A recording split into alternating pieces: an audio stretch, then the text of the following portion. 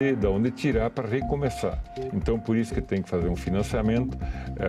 A ideia é juros baratos, juros baixos. Assunto de Estado. Hoje, 20h, aqui na TV Senado. Agora é lei. O CPF será adotado como o único número do Registro Geral no Brasil. O objetivo é ter um só número que dê ao cidadão acesso a prontuários no SUS, aos sistemas de assistência e previdência social e também às informações fiscais e tributárias. O Senado votou, agora é lei.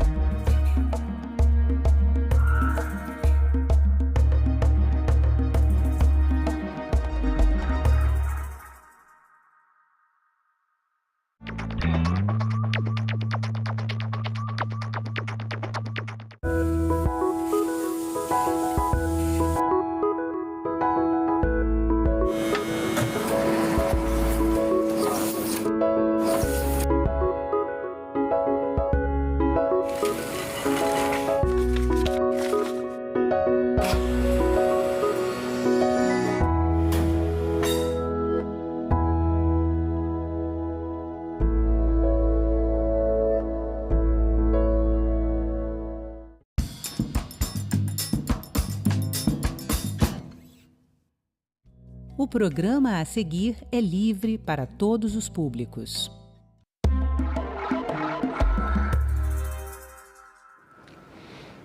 Para enfrentar a tragédia, solidariedade e mobilização.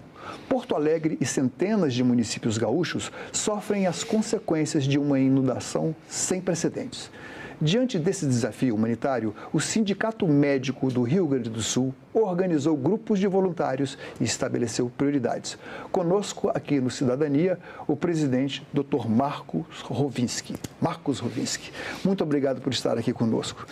Eu que agradeço a oportunidade e estou à disposição, Paulo, para responder o que for necessário e falar sobre a realidade do nosso estado. O senhor foi surpreendido por essa enchente quando estava em missão do sindicato em São Paulo, né? E como o senhor recebeu essa notícia? Qual foi o impacto? Olha, primeiro a gente ficou não acreditando no que estava acontecendo, né? Nós saímos para São Paulo para representar o sindicato num convênio que o Sindicato Médico do Rio Grande do Sul fez com o CREMESP, com o Conselho Regional de Medicina de São Paulo. E a partir daí, eu fiquei um dia a mais, porque era feriado, dia 1º de maio, e logo em seguida começou a enchente e o aeroporto ficou, de Porto Alegre, ficou inundado e cancelaram todos os voos de volta. E o senhor, no momento, está retido aqui em Brasília? E aí eu fiquei em São Paulo, né? Fiquei em São Paulo e desde lá nós tínhamos uma reunião em Brasília, né, já previamente agendada, então se eu estivesse em Porto Alegre eu não poderia ir na reunião. Como eu estava em São Paulo, eu acabei vindo a Brasília para a reunião e agora volto a São Paulo até ter condição de voltar para Porto Alegre. Hoje eu vou para voltar a Porto Alegre, a gente tem que voar para Florianópolis, pegar um carro, uma van, um ônibus e ir a Porto Alegre. Possivelmente ainda encontrar algum obstáculo em alguma certamente. Estrada, né? E a rodoviária de Porto Alegre também está embaixo d'água. Então, os ônibus os carros têm que ficar para fora da cidade ou ter um acesso por uma via terciária, que é pela cidade de Viamão, que atualmente está levando 3 ou 4 horas a mais em função do movimento, que é a única via de acesso para Porto Alegre nesse momento. O senhor mora perto da região atingida pelas enchentes? Sim, eu moro em Porto Alegre, numa zona que é uma zona mais alta, então não teve enchente onde eu moro, pelo que eu fiquei sabendo, porque mas o que está acontecendo atualmente é falta de luz, falta de água. A luz foi restabelecida, mas a água está sendo restabelecida aos poucos. A notícia que eu tenho do condomínio onde eu moro é que nós temos 40 minutos de água pela manhã e 40 minutos de água à noite. E estão utilizando, o condomínio tem uma piscina, estão utilizando a água da piscina para uso nos banheiros. Isso então, realmente é uma estratégia de guerra, né? Bom, dentro desse cenário, o Sindicato dos Médicos está mobilizado. Eu entrei no site, está havendo uma grande mobilização, inclusive com médicos voluntários, e vocês estão dando prioridade àqueles pacientes que estão em desconforto mental, pacientes psiquiátricos, que eu achei de muito bom gosto, de uma iniciativa muito apropriada. Por que essa escolha? Bem, a coisa começou quando a gente começou a recolher doações. Nós fizemos uma estrutura para recolher doações para as pessoas que estavam desabrigadas.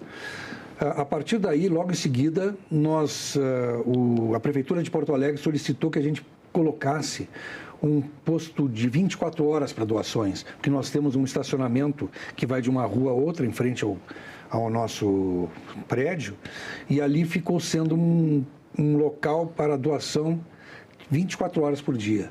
Então, nossos voluntários e também o pessoal da Prefeitura ficou trabalhando em conjunto, está trabalhando até o momento, em conjunto para recolher doações. Mas isso não foi suficiente, porque o que aconteceu?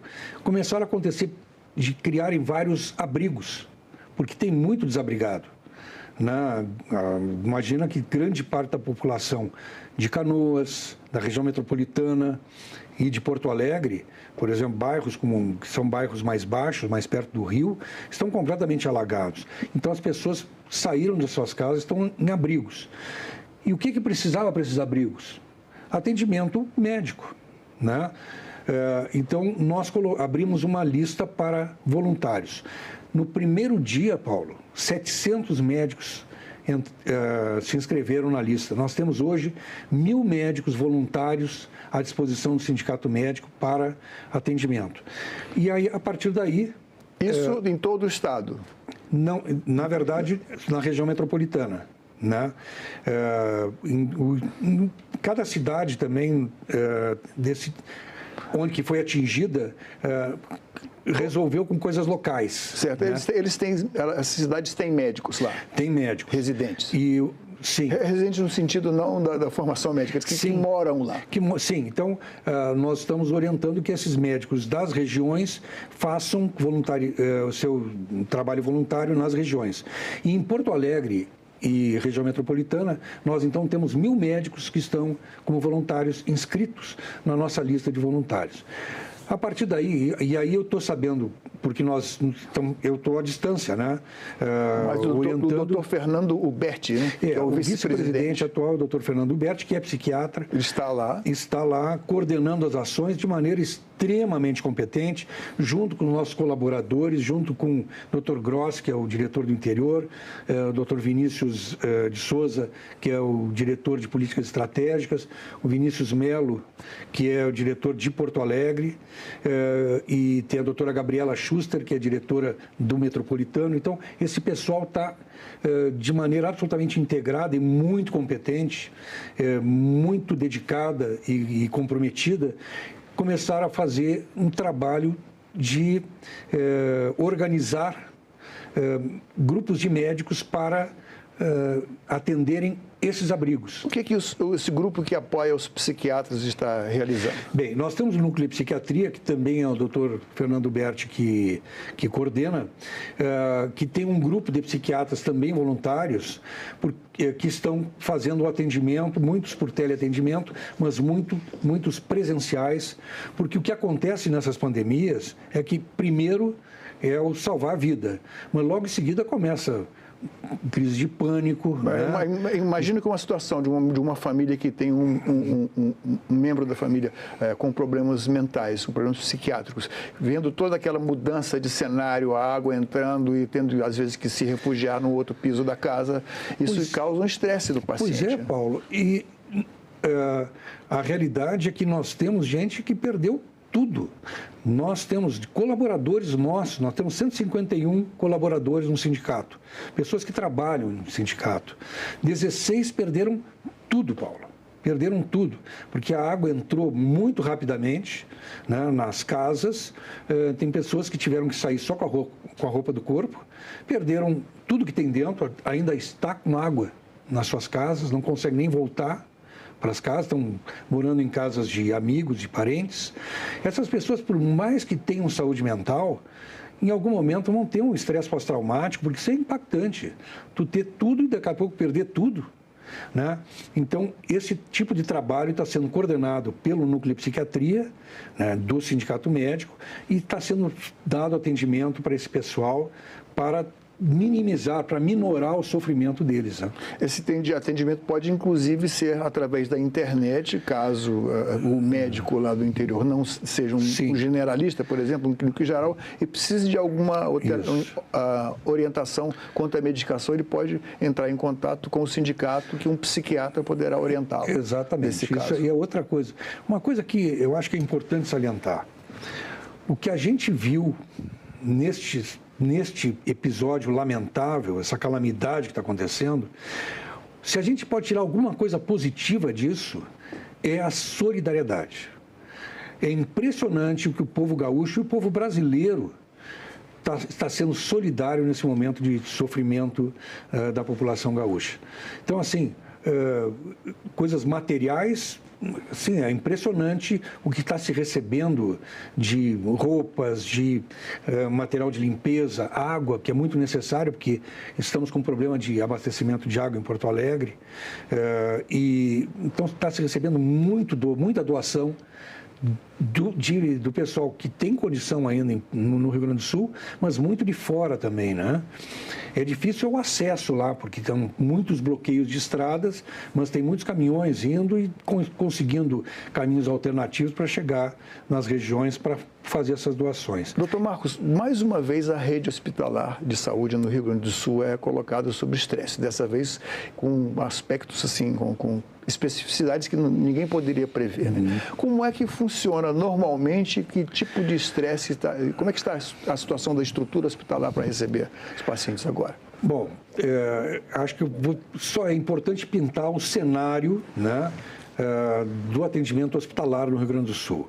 Nós temos o cenário do atendimento público, né, o SUS. Nós temos problemas graves previamente ao fato de agora, né, de financiamento do SUS. O SUS não tem reajuste do financiamento adequado há 20 anos. Né, há 20 anos que o financiamento é o mesmo, ou seja, é um subfinanciamento. Mas chega a faltar medicamentos, material de suporte nos hospitais? Normalmente não, né? Mas nós temos esse problema de subfinanciamento, nós temos problemas do tipo de gestão que é feita, com muita interferência política nas pequenas cidades, onde os hospitais são municipais, então nem sempre os gestores são muito profissionais, muitas vezes são amadores, então tem problema de gestão. Tá, financiamento, gestão e o tipo de contratação dos profissionais da saúde. Agora entra na área dos médicos. Nós temos as terceirizações, as quarteirizações, né? A pejotização pegou pesado, né?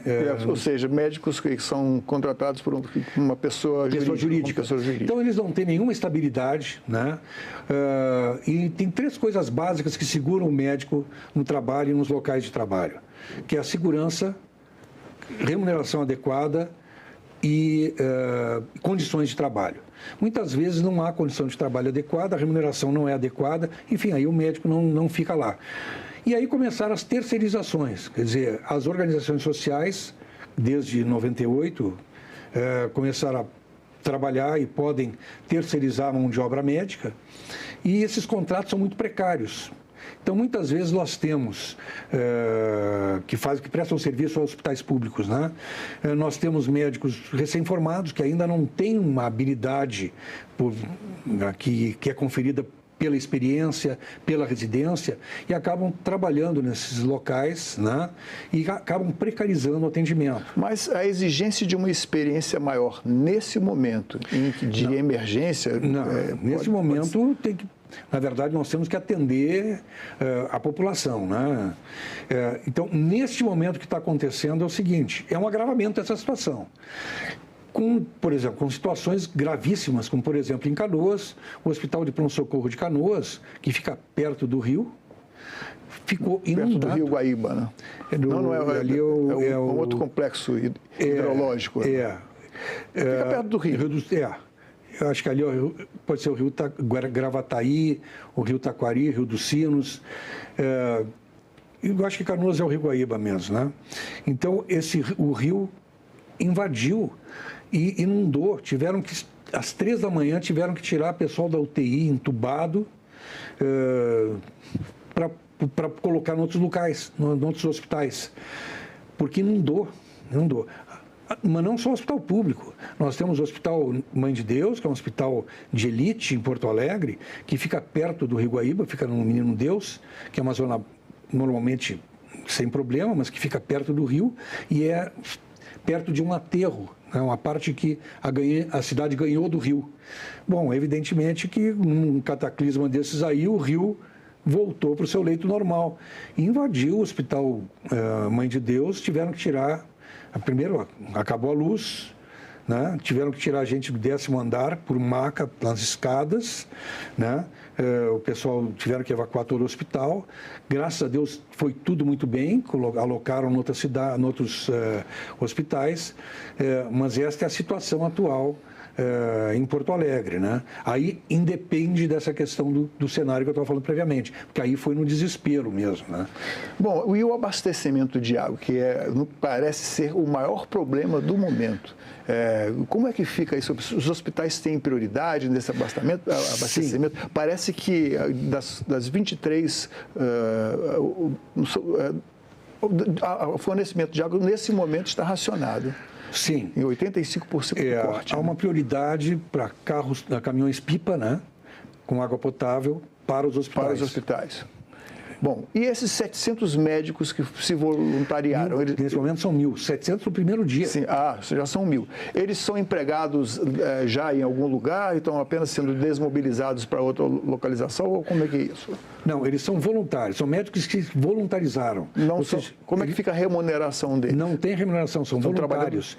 Nós fizemos a nossa estrutura, o Dr. Vinícius Melo, o Dr. Fernando Uberti, organizaram grupos de médicos voluntários de acordo com a sua disponibilidade de horário. Então, o médico diz, olha, eu moro em tal lugar, posso trabalhar em tal lugar, em tal horário do dia. Então, eles colocam esses médicos nos abrigos próximos para atender aquela população que está ali abrigada, né? Bom, temos que pensar também a médio prazo, né? Porque quando a gente vê que Porto Alegre e outros municípios inundados, a água que está inundada certamente contaminou o esgoto e vai trazer outros problemas. O sindicato pensa em apoiar ou em tomar como iniciativa uma vacinação contra os vários tipos de hepatite? Na verdade, isso o poder público vai ter que tomar essa atitude, a gente pode ajudar, orientar, né? Nós temos uma parceria muito boa com a Associação Médica do Rio Grande do Sul, a AMRIGS, que coordena vários núcleos de especialidades, então nós estamos trabalhando em conjunto, então nesse momento a gente pode chamar o pessoal da AMRIGS, da Sociedade de Infectologia, né? Mas o poder público já está tomando essa medida. Nesse momento, nós temos a possibilidade da leptospirose. Né? O pessoal que ficou dentro d'água... Que é uma doença que precisa ser diagnosticada muito rapidamente. E nesse momento pode confundir isso com a dengue também, que está graçando, né? Que é febre, aqueles sintomas de mal-estar, mas... nós temos que estar atentos. Então, já foi colocado já tem um protocolo para prevenção para quem esteve na água durante muito tempo, né? Para prevenir, para fazer a profilaxia. Já existe esse protocolo? Já existe, já está sendo adotado, né, pelo Estado, né, a partir de medicações como doxiciclina, azitromicina, né, em dose única, semanal. Isso para a leptospirose. Para a leptospirose, é uma doença que ela precisa ser diagnosticada com muita rapidez e que nem sempre é fácil, né? Exatamente. Mas devido ao histórico da inundação, ela é transmitida através da urina urina do rato. Da urina do rato, exatamente. Na verdade, hoje Porto Alegre tem, eu não sei qual é o percentual que está embaixo d'água, mas grande parte da população perto da cidade próxima ao rio está embaixo d'água por muito tempo. E aí tem ratos, animais que morreram, que vão ficar em putrefação. Por isso até, durante algum tempo, o consumo da água, mesmo a água que for processada nas hidráulicas, nas hidráulicas da cidade, por um tempo, vão ter que ter muita cautela para consumir, né? Quanto a esses animais que foram largados, que estão sem nenhum recurso, porque estão distantes de seus cuidadores, dos seus tutores, os veterinários ou os sindicatos veterinários estão tomando alguma providência com relação a tentar incentivar a vacinação ou dar uma checagem? Olha, eu não tenho conhecimento disso, mas eu sei que nós temos muitas sociedades protetoras de animais, né? Que certamente nós temos muitos canis que estão disponibilizando espaço para animais que estão na rua, né? Inclusive com pessoas que estão dando ração, vermífugos, medicações para prevenção de sarna desses animais. Então, isso a gente sabe que tem já disponibilidade desses canis e desses locais para atendimento a animais. Então, certamente já tem veterinários que estão com esse mistério aí. A experiência que o sistema de saúde do Rio Grande do Sul teve com a pandemia, de alguma forma serviu para... pode ser algo que se aprendeu com aquela experiência, pode ser aplicado agora? Sim. Na verdade, na pandemia, nós fizemos um processo semelhante, só que ainda sem a expertise. Estava começando a fazer o processo de voluntariado, de voluntários, né? Já começamos com a lista de voluntários para aquelas regiões atingidas, que foi ali em Rocaçares, Mussum, que é a região do Vale do Taquari, que ficou mais restrito, não é? E nós ajudamos com nossos médicos voluntários, só que com aquele aprendizado, nós evoluímos nesse momento, infelizmente, com essa calamidade, mas, felizmente, já tínhamos aquela expertise para prontamente fazermos a lista de voluntários e já alocarmos recursos voluntários para atendimento a essa população. Então, sim, aprendemos com a pandemia. O senhor falou anteriormente na sobrecarga das unidades de pronto atendimento, né? Isso normalmente é o primeiro atendimento. Como é que está o sistema no estado dessas unidades? Bom, eu acho que é importante. Nós temos algumas críticas em relação à organização disso. Porque o ideal seria que nós tivéssemos unidades básicas de saúde com médicos de família, com pediatra, com ginecologista, para atendimento básico. Nós não temos isso no Estado do Rio Grande do Sul. Não temos muitos médicos de família, muitas unidades básicas de saúde, às vezes não tem nem médico, né? E o resultado disso é que os prontos-socorros as emergências ficam sobrecarregadas. Principalmente no Estado do Rio Grande do Sul, que tem uma característica, o inverno. Nós estamos chegando perto do inverno. Agora, logo depois dessa inundação, vem o inverno. E no inverno, nós temos muitas doenças que são características respiratórias. Como é que está a vacinação contra a gripe lá? A adesão? Existe uma iniciativa das prefeituras e do Estado no sentido de vacinar. Eu acho que esse é um problema de educação em todo o Brasil, né? Ver que existe sempre um gap entre o que deveria e o que acontece. Mas no Rio Grande do Sul, em função dessa característica, nós temos uma adesão um pouco maior, né? Mas não é 100%. Nós deveríamos ter mais vacinação para a gripe, para prevenir essas doenças respiratórias de inverno. E nós tínhamos que ter mais emergências, principalmente pediátricas. E o poder público, às vezes, a gente vê que é um pouco lento, né? para organizar o atendimento pediátrico, principalmente no inverno. Então, nós temos esse problema. Então, as unidades básicas de saúde, às vezes, não tem médico ou tem médicos que não são adequados, porque não têm a expertise de atendimento à família e em pediatria. Muitas vezes são empresas terceirizadas que contratam médicos recém-formados, porque existe uma realidade. Nós temos aqui 80% das faculdades de medicina são faculdades privadas. Sabes quanto custa uma mensalidade, uma faculdade de medicina? 10, 12, 15 mil reais por mês. Então, muitos médicos recém-formados saem endividados com o FIES, com financiamento da sua faculdade. Não conseguem fazer residência, então eles vão trabalhar nessas empresas muito terceirizadas. Esses médicos não têm experiência, podem ser excelentes estudantes, excelentes médicos no futuro, mas vão trabalhar para sobreviver, atendendo a população nas unidades básicas de saúde. Como eles não têm experiência, ou eles solicitam muitos exames, por insegurança, ou por prevenção, ou encaminham, é a famosa clínica ao, né? Ao fulano, ao cirurgião, então não são resolutivos. E então a população acaba indo para as emergências ou para os hospitais. E acabam, então, sobrecarregando um setor que deveria ser um setor final, né? Doutor Marcos, eu gostaria de informar aqui para os telespectadores o site do sindicato, que é simers, simers.org.br, correto? Exatamente, www.simers.org.br. Muito obrigado pela sua presença aqui, desejamos sim, boa sorte no seu empreendimento, que o senhor consiga liderar a classe médica lá do Rio Grande, que todos estejam irmanados na recuperação daquele povo tão bom. Eu que agradeço o espaço e agradeço muito a solidariedade de todo o povo brasileiro que tem sido incansável nessa tragédia que assolou o Rio Grande do Sul. Muito obrigado. Esta entrevista e todos os nossos outros programas estão à disposição no site do Senado, senado.leg.br/TV, ou no nosso canal no YouTube.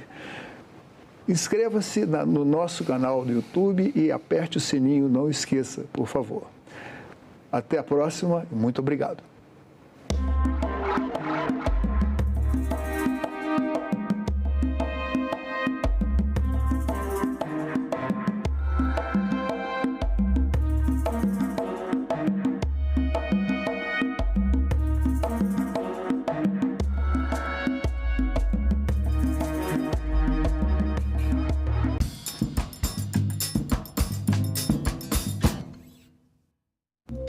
No próximo Assunto de Estado, vamos falar sobre a tragédia climática que devastou o Rio Grande do Sul e continua apresentando consequências para o povo gaúcho.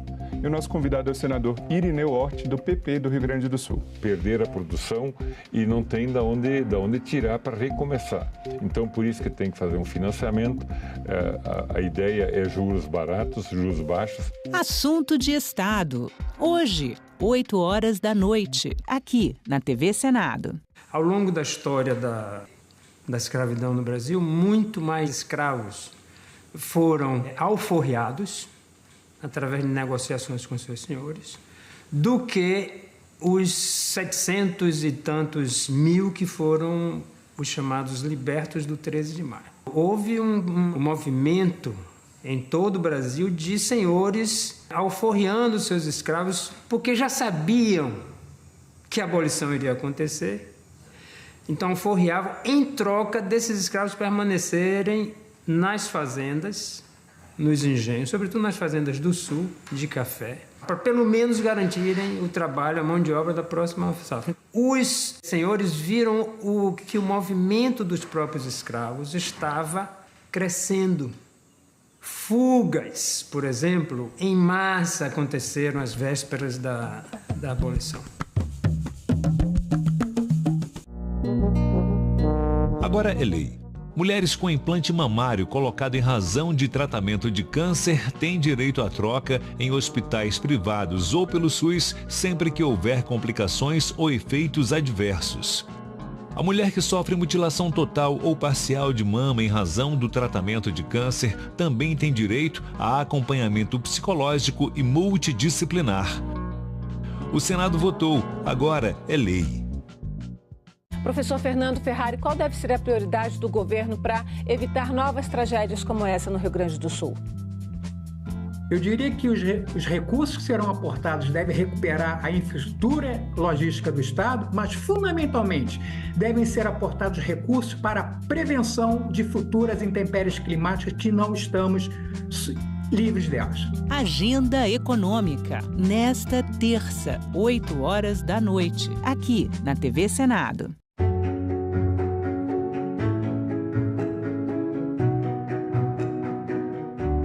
Agora está bem definido que a saúde é um direito de todos e um dever do Estado. O Plano Nacional de Imunizações atingiu o grau de excelência com a criação do Sistema Único de Saúde. O SUS é a maior política nacional responsável pela elevação da expectativa de vida da população brasileira. Todos nós aqui lembramos do que ocorreu na pandemia. Todos nós aprendemos com muita dor que sem saúde não temos nada. Acreditamos na medicina, no Sistema Único de Saúde. Nós acreditamos na ciência. Temos o sentimento de dever cumprido e de que ainda temos que cumprir, porque essa batalha e esta guerra ainda não terminaram. TV Senado. Democracia todo dia.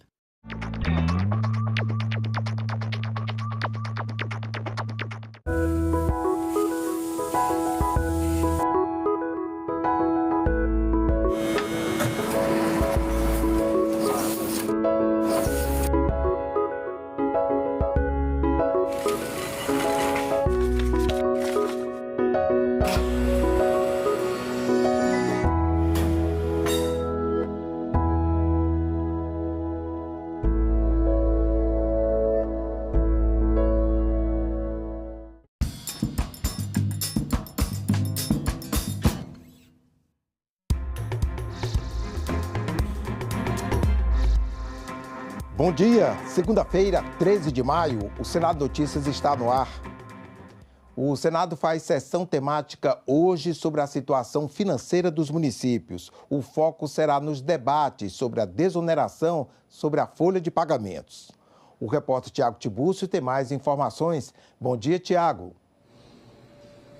Bom dia, André. A sessão temática marcada para discutir a situação dos municípios brasileiros vai ocorrer a partir das 3 horas da tarde, horário de Brasília, aqui no plenário do Senado Federal. Um dos grandes temas em debate é a questão da desoneração da folha de pagamentos.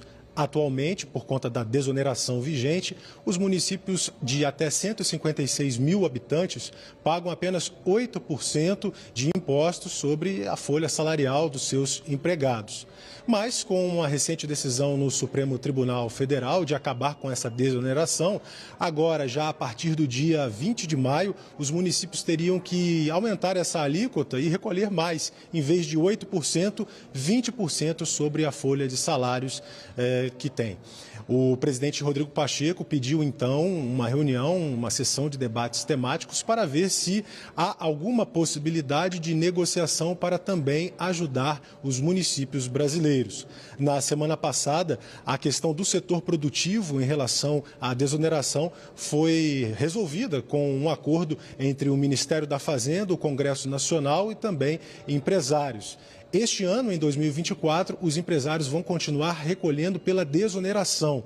E de 2025 até 2028, esse benefício passa a ser reduzido gradualmente até que as desonerações acabem. Esse, então, foi o acordo para o setor produtivo. Ficou faltando um setor para os municípios, que é o que deve ser realmente debatido hoje aqui nessa sessão, em que foram convidadas as principais entidades representativas dos municípios e dos prefeitos. Olha então nessa agenda, André, a partir das 3 horas da tarde. Vamos, inclusive, ver agora uma reportagem que mostra esse acordo em que o governo, o Congresso Nacional e empresários chegaram para a parte do setor produtivo. Vamos ver. O ministro da Fazenda, Fernando Haddad, anunciou os termos do acordo feito com o presidente da Casa, Rodrigo Pacheco, em relação à desoneração da folha de pagamento de 17 setores da economia. Quero dizer que nós vamos respeitar o prazo de 2027 que foi objeto de deliberação do Congresso Nacional, com a diferença de que, a partir do ano que vem, começa o que a gente chama de phase-out. A cada ano você tem uma reoneração gradual até 2027. Em 2028, todo o sistema de folha de pagamento fica no mesmo patamar, sem nenhum tipo de diferença de setor para setor. O assunto foi motivo de impasse entre o Legislativo e o Executivo, depois que a lei da desoneração foi aprovada pelo Congresso e contestada pelo governo no Judiciário. Resolvida a questão com os 17 setores da economia, falta agora alinhar um entendimento sobre a desoneração da folha de pagamento dos municípios, que só deverá ser tratada após a sessão de debates que o Senado promove na próxima segunda-feira com representantes dos municípios. Foram convidados os presidentes de todas as associações de municípios do Brasil e também a presidência e diretoria da Confederação Nacional dos Municípios, da Frente Nacional dos Prefeitos. Portanto, o problema previdenciário dos municípios passa a ser uma pauta muito importante e é também do Ministério da Fazenda, que vai buscar encaminhar uma boa negociação com os municípios. Eu espero que haja um bom desfecho em relação a esse tema. A semana começa com um debate sobre a valorização da trabalhadora e do trabalhador da cultura. Hoje também tem reunião secreta na CPI da manipulação de jogos e apostas. Já na quarta, a CCJ pode votar projeto que regulamenta cassinos e outros tipos de jogos. Confira os destaques da semana na agenda. Daqui a pouco, às 9 horas, a Comissão de Direitos Humanos deve se reunir em audiência pública para debater o Dia Nacional da Trabalhadora e do Trabalhador da Cultura. E logo mais às 3 da tarde, a CPI da manipulação de jogos e apostas esportivas deve fazer reunião secreta para ouvir o ex-árbitro Glauber do Amaral Cunha. Também às 3 da tarde de hoje, como vimos há pouco, o plenário do Senado deve realizar a sessão de debates temáticos. O assunto é a atual situação financeira e orçamentária dos municípios brasileiros. Às 9 horas desta terça, a CPI da Braskem tem reunião marcada para ouvir os depoimentos de Marcelo de Oliveira Cerqueira, vice-presidente executivo da Braskem, e de Paulo Roberto Cabral de Melo, engenheiro e responsável técnico da mineradora. Às 10 horas desta terça, está prevista a reunião da Comissão de Educação. O primeiro item da pauta é o projeto que prorroga até 31 de dezembro de 2028 a vigência do Plano Nacional de Educação, que valeria até junho deste ano, aprovado que foi em junho de 2014. E às 10 horas de quarta-feira está marcada a reunião na Comissão de Constituição e Justiça. Um dos itens da pauta é o projeto que regulamenta a exploração de cassinos, jogos de azar e apostas. Às 14 horas desta quarta-feira está prevista a reunião na Comissão de Defesa da Democracia. Um dos itens da pauta é o projeto que pune a invasão e apropriação de conta em rede social, bem como a extorsão mediante invasão ou apropriação de conta em rede social. O Congresso também analisou vetos presidenciais. Senadores e deputados derrubaram parcialmente um veto do presidente Lula ao orçamento deste ano.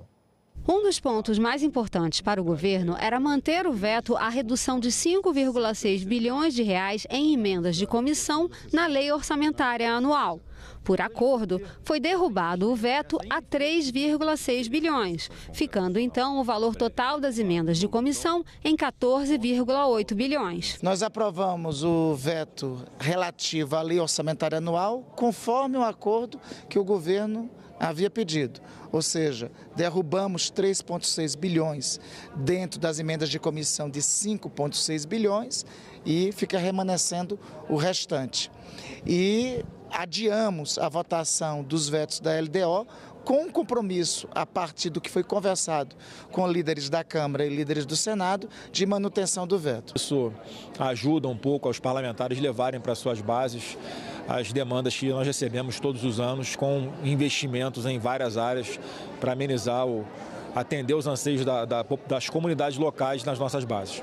A votação de parte dos vetos foi adiada para o próximo dia 28, como a votação de trechos da Lei de Segurança Nacional, vetada pelo ex-presidente Jair Bolsonaro ainda em 2021, e também o veto do presidente Lula a partes do projeto que proíbe a saída temporária de presos. Nós temos a convicção que vamos conseguir derrubar o veto do presidente Lula, que ele impôs, permitindo que os presos continuem, em algumas situações ainda, podendo sair durante os feriados. E isso foi em função de um outro veto, né, que é também tão importante quanto, que diz respeito à Lei de Segurança Nacional, que se a gente derrubar esse veto, nós estamos trabalhando para que ele seja mantido, mas o governo quer derrubar esse veto e caso o governo consiga essa vitória, simplesmente inviabiliza o trabalho da polícia em coibir certas manifestações. O ministro das Relações Institucionais, Alexandre Padilha, disse no Congresso que o adiamento da votação sobre a saída temporária de presos dá mais tempo para o governo negociar a manutenção do veto. O fato de ter sido adiado foi algo importante para que a gente possa ter mais tempo, inclusive, para dialogar com as bancadas. Tanto eu quanto o ministro da Justiça já temos conversado com várias bancadas, faremos aqui até o dia 28 uma agenda de conversas com as bancadas, não só para explicar a motivação e o escopo do veto do presidente, mostrar que o presidente acata medidas que o Congresso Nacional propôs em relação ao uso da tornozeleira, de restrição do perímetro, mas poder dialogar, inclusive, com as bancadas o impacto que a não existência desse veto possa ter no sistema penitenciário e nessas famílias. Senadores da CPI da Braskem fizeram uma diligência em Maceió na semana passada. Eles voltaram a questionar acordos e defenderam indenização para moradores dos bairros fora da área de risco. Integrantes da CPI querem revisão também dos financiamentos dos imóveis nessas localidades. Os senadores da CPI da Braskem se disseram impressionados com o que viram nos bairros desocupados em Maceió, casas abandonadas e ruas inteiras escondidas. Apesar de haver toda essa comunicação dessa mina 18 com a lagoa, a salinidade da lagoa continua preservada e o que houve aqui foi que em 2022 houve uma grande enchente do rio e isso desequilibrou a salinidade, havendo muito mais água doce aqui, o que afetou a procriação do sururu. Nós esperamos que isso seja uma realidade e que esse patrimônio daqui volte a se reproduzir com mais intensidade, com mais força, porque é a subsistência dessas pessoas que moravam aqui nesse bairro, que é um bairro muito popular, um bairro muito simples daqui. E o que me corta o coração é ver que realmente é uma área imensa que foi desalojada, com boas casas, com prédios grandes aqui. Eu imagino o sofrimento, não só o sofrimento financeiro, mas o sofrimento moral dessas pessoas. E é isso que nós estamos tentando mensurar aqui e garantir para que essas pessoas sejam efetivamente indenizadas de todos os pontos de vista. Nas reuniões com representantes da Braskem e da Defesa Civil, os senadores pediram detalhes sobre o monitoramento das áreas desabitadas e das que estão nas bordas, ou seja, bem próximas de onde houve o afundamento do solo, mas que não estão no mapa de risco, e questionaram o Ministério Público Federal sobre uma revisão dos acordos diante de fatos novos. Agora que a CPI, pela primeira vez, teve um representante da Braskem reconhecendo a responsabilidade da empresa, passa para um outro momento, que é demonstrar má-fé e, com isso, todos os acordos serem revistos, além das pessoas que são afetadas, não só economicamente, mas também psicologicamente, que vivem nas bordas de toda a região. Então, nós estamos vigilantes e eu tenho certeza que o povo alagoano não está sozinho. Os senadores também querem que a Caixa Econômica Federal revise o saldo devedor do financiamento dos imóveis das áreas monitoradas. O senador Rogério Carvalho vai incluir no relatório a sugestão de indenização para os moradores dos Flechais e do Bom Parto, que estão no ilhamento social. O imposto que se cobra dos imóveis nessas áreas de imagem, financiamento dos imóveis nessas áreas que estão na borda, pessoas que financiaram imóveis, por que é que isso não foi revisto ainda, já que essas pessoas tiveram perdas significativas e estão pagando caro prestações de imóveis que se desvalorizaram bastante. Então tem muitas coisas que podem ser feitas para diminuir as perdas as perdas materiais, revendo alguns termos do acordo que foi firmado. Agora, compensar as dores vai ser quase impossível. O presidente da CPI defendeu que a área de propriedade da Braskem volte a ser pública, mas fiscalizada pela mineradora. Ele também quer uma revisão das indenizações. Primeiro, a nossa solidariedade a essas pessoas que tiveram que sair do seu habitat, pessoas que moravam há 30, 40 anos. Nós tivemos muitos depoimentos lá que nos entristeceram bastante. E tem duas situações. Tem uma situação dessas pessoas que saíram e que foi as indenizações por danos morais. Nós temos que rever essas questões. A segunda questão é a propriedade dessas terras é do município de Maceió, não é da Braskem, correto? Quem é que vai cuidar para que nos próximos anos, até se estabilizar, e a gente não sabe se isso vai se estabilizar em 20, 30 anos, não haja invasão, se a prefeitura, se é o Estado, se é a própria empresa que vai ter que bancar isso. Já a procuradora disse aos senadores que alguns acordos poderão ser revistos e que os moradores dos bairros isolados poderão ser contemplados. O entorno ele é uma outra frente de atuação do Ministério Público Federal. É importante que a gente faça a distinção, né, da situação do flechal, em que já há todo esse processo em acontecimento, então das reparações coletivas, a reparação individual pelo rebaixamento da qualidade de vida, e aí também está a preocupação em alavancar, né, o empreendedorismo da região. Então, nessas capacitações que estão sendo feitas, elas são a partir da escuta da comunidade. Os moradores dos Flechais e do Bom Parto querem a realocação. Os senadores Rogério Carvalho e Rodrigo Cunha surpreenderam os moradores dos Flechais ao anunciarem uma visita imediata ao bairro, onde encontraram diversas casas com rachaduras. A senhora mora há quanto tempo aqui? Eu moro aqui há 30 anos. Na minha casa tem 12 pessoas. Dos 23 metros construídos, 21 está rachado, como se tivesse passado uma faca do bolo assim, tá? O Senado promoveu na última sexta-feira uma sessão especial para homenagear Ayrton Senna nos 30 anos da morte do ex-corredor de Fórmula 1. Autoridades, senadores, amigos e familiares de Senna participaram do evento. No dia 1º de maio de 1994, o Brasil e o mundo paravam com a notícia da morte do maior exponencial da época de ouro da Fórmula 1. Ayrton Senna da Silva, aos 34 anos, sofreu um acidente fatal durante o Grande Prêmio de San Marino, em Imola, na Itália. No currículo, 41 vitórias e 3 títulos mundiais conquistados em 10 temporadas de Fórmula 1, o que tornou o piloto paulista um ídolo com um legado que atravessa gerações. No mês que marca os 30 anos da morte do patrono do esporte brasileiro, o Senado promoveu sessão especial em homenagem ao atleta.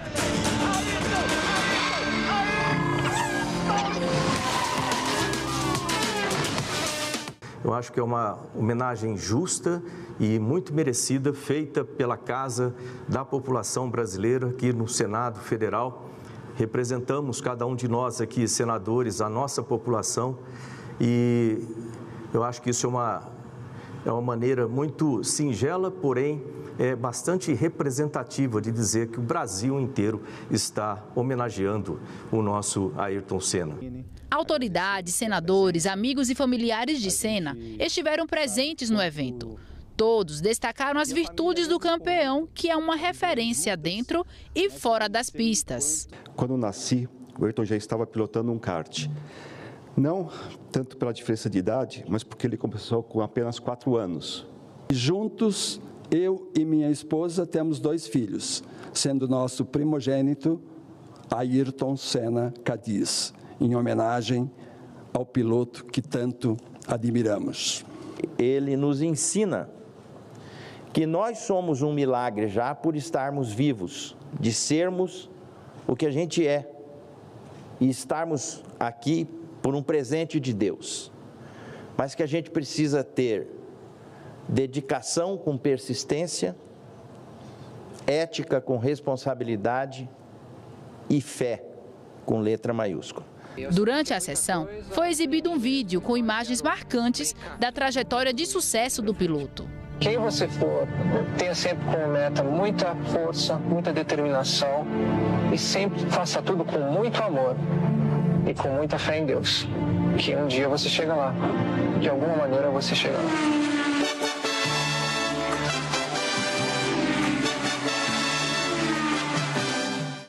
Moedas de metal foram entregues a pessoas que desempenham um papel importante na propagação do legado de Senna, um símbolo da coragem, determinação e excelência do atleta. Também foi promovida a assinatura simbólica do projeto de lei que inscreve Ayrton Senna da Silva no livro dos heróis e heroínas da pátria. 30 anos após sua morte, a contribuição de Senna para o mundo continua, por meio do instituto que leva o nome do piloto. O Instituto e as marcas Senna contribuíram com doações financeiras e mobilizaram recursos também para enviar suprimentos à população afetada.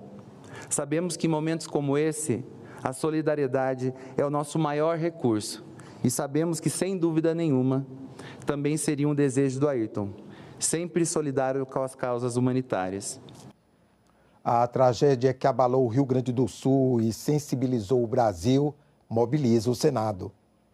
Além das ações de solidariedade com o povo gaúcho, os senadores se empenham na produção de leis para ajudar na reconstrução dos municípios devastados pelas enchentes e ajudar as vítimas das chuvas intensas a reestruturar a vida. Diante da tragédia climática que se abateu sobre o Rio Grande do Sul e afetou 85% dos municípios gaúchos, desabrigando milhares de pessoas e com mais de 100 mortes confirmadas, o Senado Federal concentrou esforços ao longo da semana para acelerar iniciativas legislativas de auxílio ao Estado.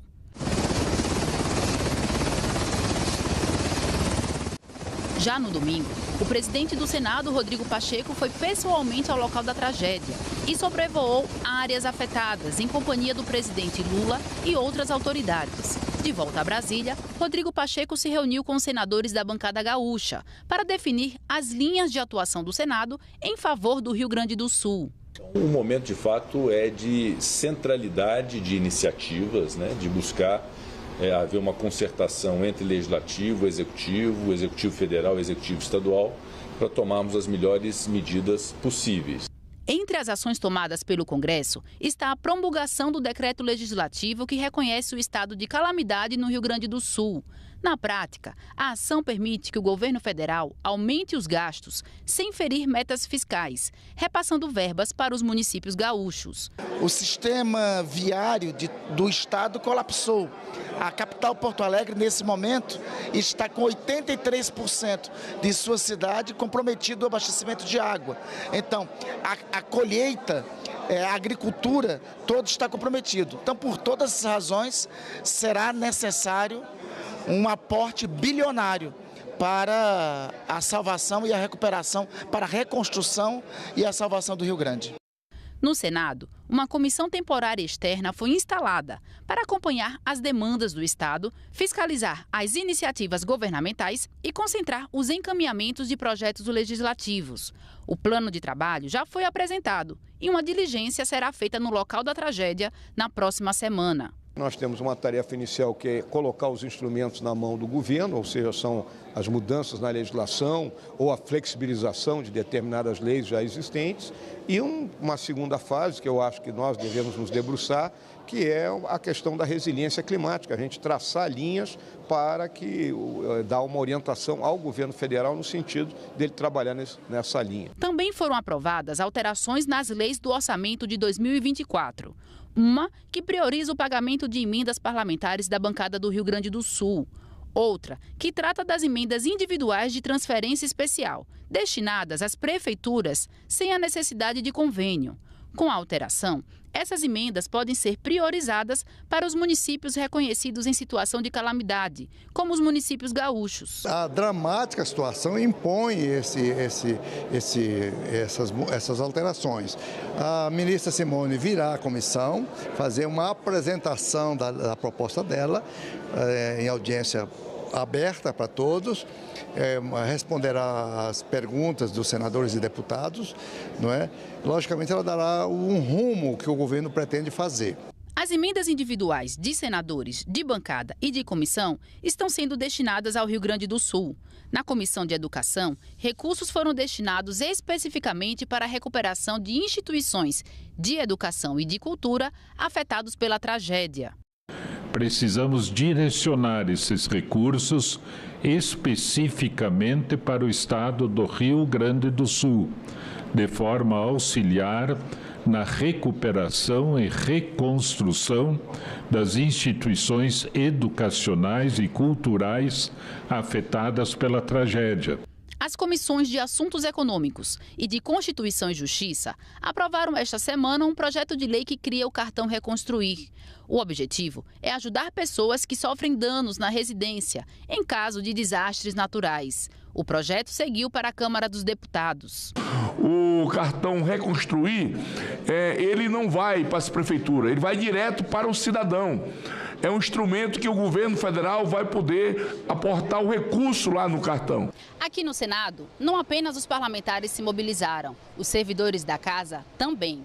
Muitos se uniram à rede de voluntários Liga do Bem, doando itens de necessidade básica que estão sendo levados pela Força Aérea Brasileira para as vítimas das enchentes. Água potável, alimento não perecível, roupas.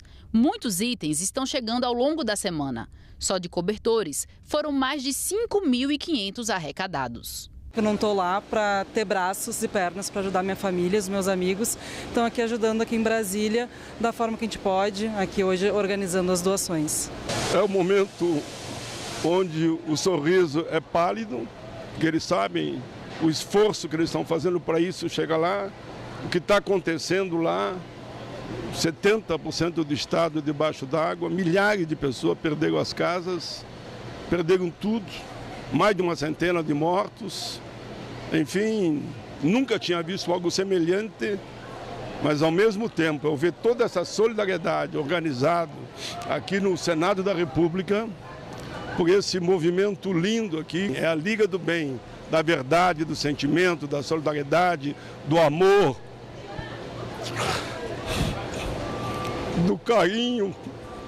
Eu tenho orgulho de dizer que eu faço parte, vocês fazem parte, cada um de vocês. Nós todos abraçamos o Rio Grande. É o Brasil abraçando o Rio Grande.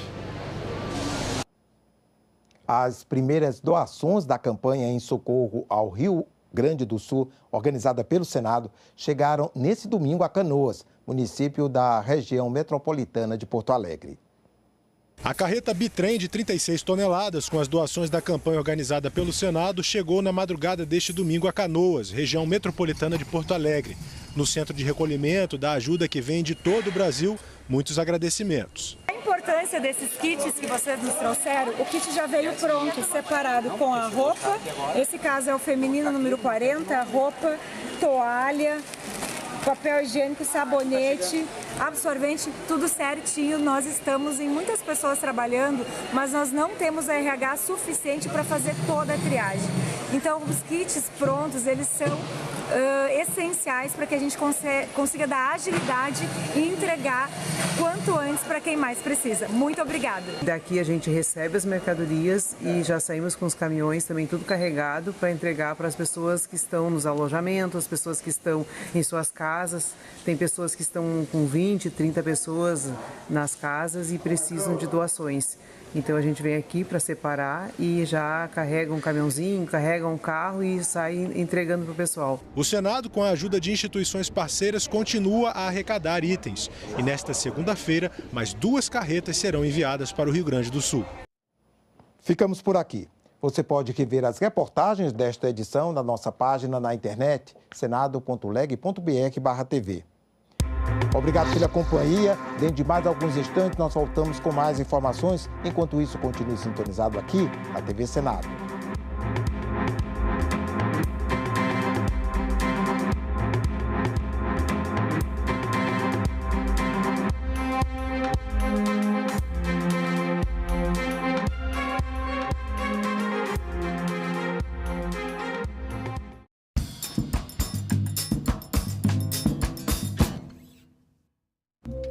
No próximo Assunto de Estado, vamos falar sobre a tragédia climática que devastou o Rio Grande do Sul e continua apresentando consequências para o povo gaúcho. E o nosso convidado é o senador Irineu Hort, do PP do Rio Grande do Sul. Perder a produção e não tem de onde tirar para recomeçar. Então, por isso que tem que fazer um financiamento. A ideia é juros baratos, juros baixos. Assunto de Estado. Hoje, 20h, aqui na TV Senado. Proposta de emenda à Constituição prevê a criminalização do porte e posse de substância ilícita entorpecente, que são aquelas ditas pela administração pública como tais, e faz a ressalva da impossibilidade de privação da liberdade do porte para uso, ou seja, o usuário não será jamais penalizado com o encarceramento. Nós estamos questionando, ao mesmo tempo, a justiça, mas dando a servidores públicos do judiciário ou da polícia o poder discricionário para definir quem é dependente químico e quem é traficante. E essa discricionariedade é a base de toda ou da maior parte da corrupção que a gente tem em todos os países. Se você amputar essa possibilidade discricionária, você retira também do policial, da polícia que deveria reprimir o ilícito, a condição de fazer o seu trabalho de forma digna, de forma consciente. Aqui fala em separar o usuário de traficante, mas na prática não faz isso, porque admite pena para quem é usuário ou dependente, pena alternativa, obrigatoriedade de tratamento. Isso já é a punição. No nosso parecer, encaminhamos favorável à PEC, contrária à descriminalização das drogas, por entender que é um tema que a sociedade brasileira não quer, o Estado brasileiro não está preparado, as casas de saúde mental, de tratamento de dependência, de reabilitação, elas não estão prontas.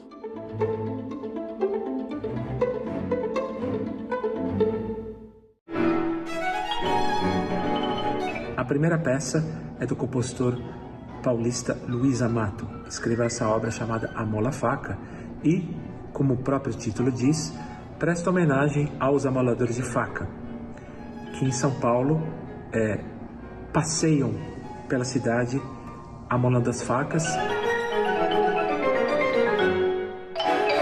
A segunda peça do programa é do compositor John Adams, norte-americano, que escreveu a obra Gnarly Buttons para clarineta e orquestra de câmara.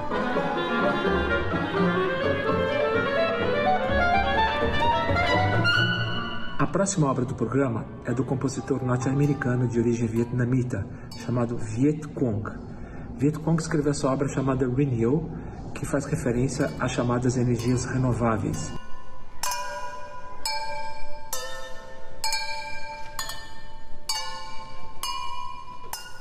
Professor Fernando Ferrari, qual deve ser a prioridade do governo para evitar novas tragédias como essa no Rio Grande do Sul? Eu diria que os recursos que serão aportados devem recuperar a infraestrutura logística do Estado, mas, fundamentalmente, devem ser aportados recursos para a prevenção de futuras intempéries climáticas que não estamos livres delas. Agenda Econômica, nesta terça, 20h, aqui na TV Senado.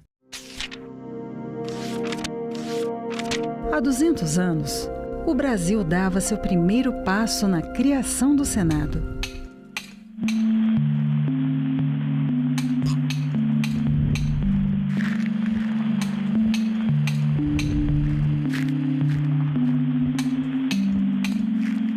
E começava a pavimentar o caminho para uma democracia representativa.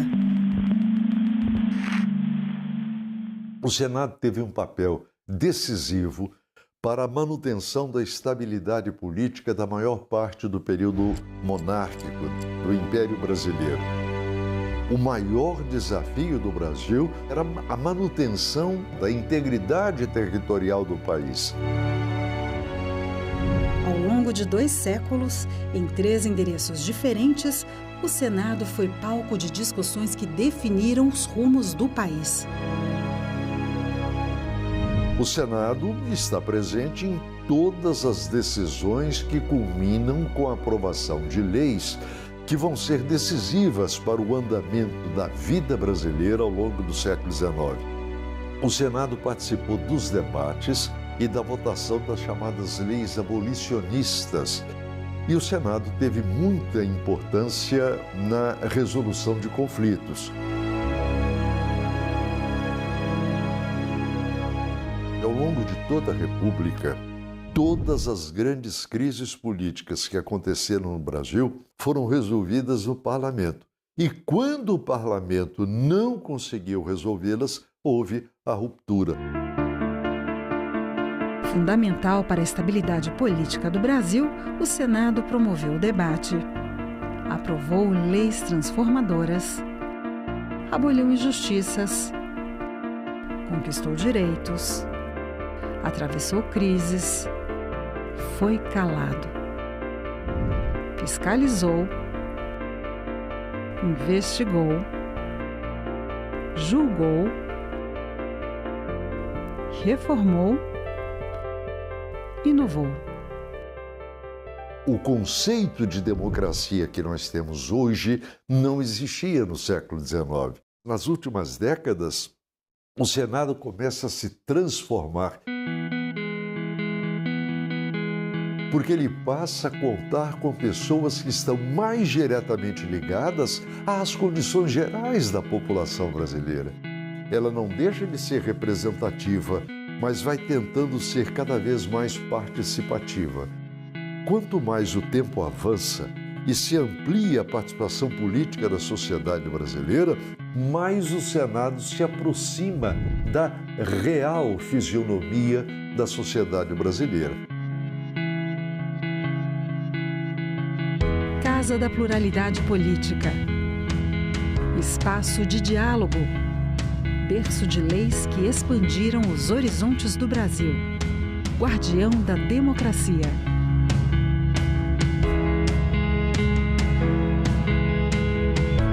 Senado Federal. 200 anos de história.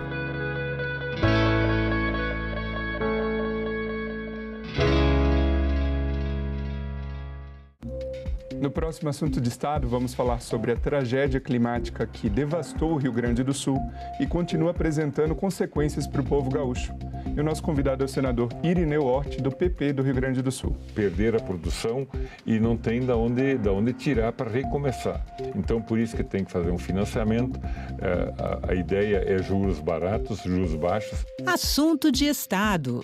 Hoje, 8h, aqui na TV Senado. Eu fico ainda pensando no desafio que nós temos em ver um parlamento hoje colocando como agenda prioritária um debate sobre participação no orçamento. Ora, querer gerir 25% do orçamento da União, isso está equivocado. O papel fundamental das grandes diretrizes do Poder Legislativo qual é? Defender a democracia, assegurar um grande debate de uma grande agenda nacional, fiscalizar o Poder Executivo e o Poder Judiciário e assegurar o processo legislativo. Quando eu estou como legislador com uma missão tão linda dessas, transferindo minha função tão linda para querer administrar recursos do orçamento, tem algo errado. Porque se eu quiser administrar orçamento, eu tenho que ser prefeito, ou governador, ou presidente da República. E não deputado federal e não senador.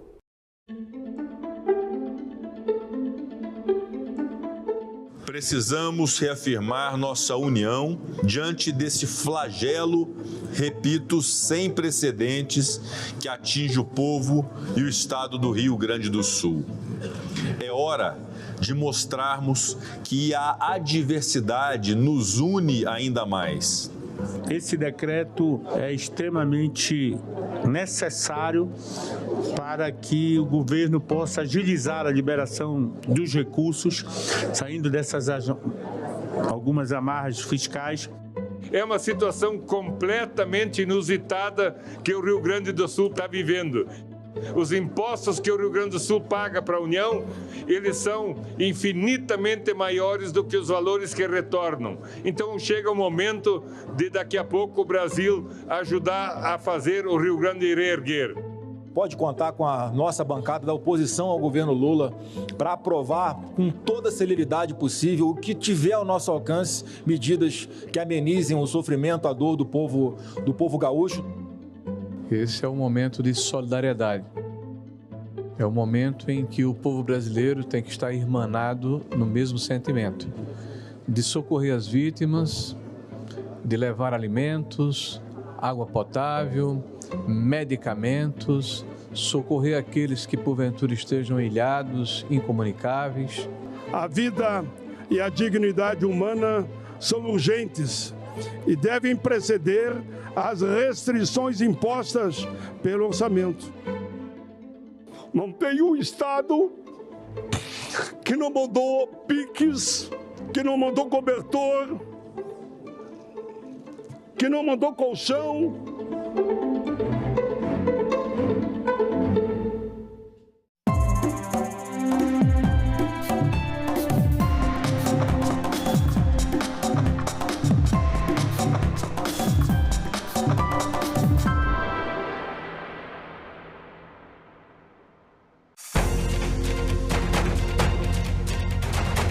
O Rio Grande do Sul vive o maior desastre climático de sua história. Para saber onde, como e o que doar para as famílias atingidas pelas chuvas, acesse sosenchentes.rs.gov.br. Você também pode contribuir via Pix pela chave CNPJ 92 958 800 1000 invertido 38. Ao realizar a operação, confirme que o nome da conta é SOS Rio Grande do Sul e que o banco é o Banrisul. O Rio Grande do Sul precisa de ti.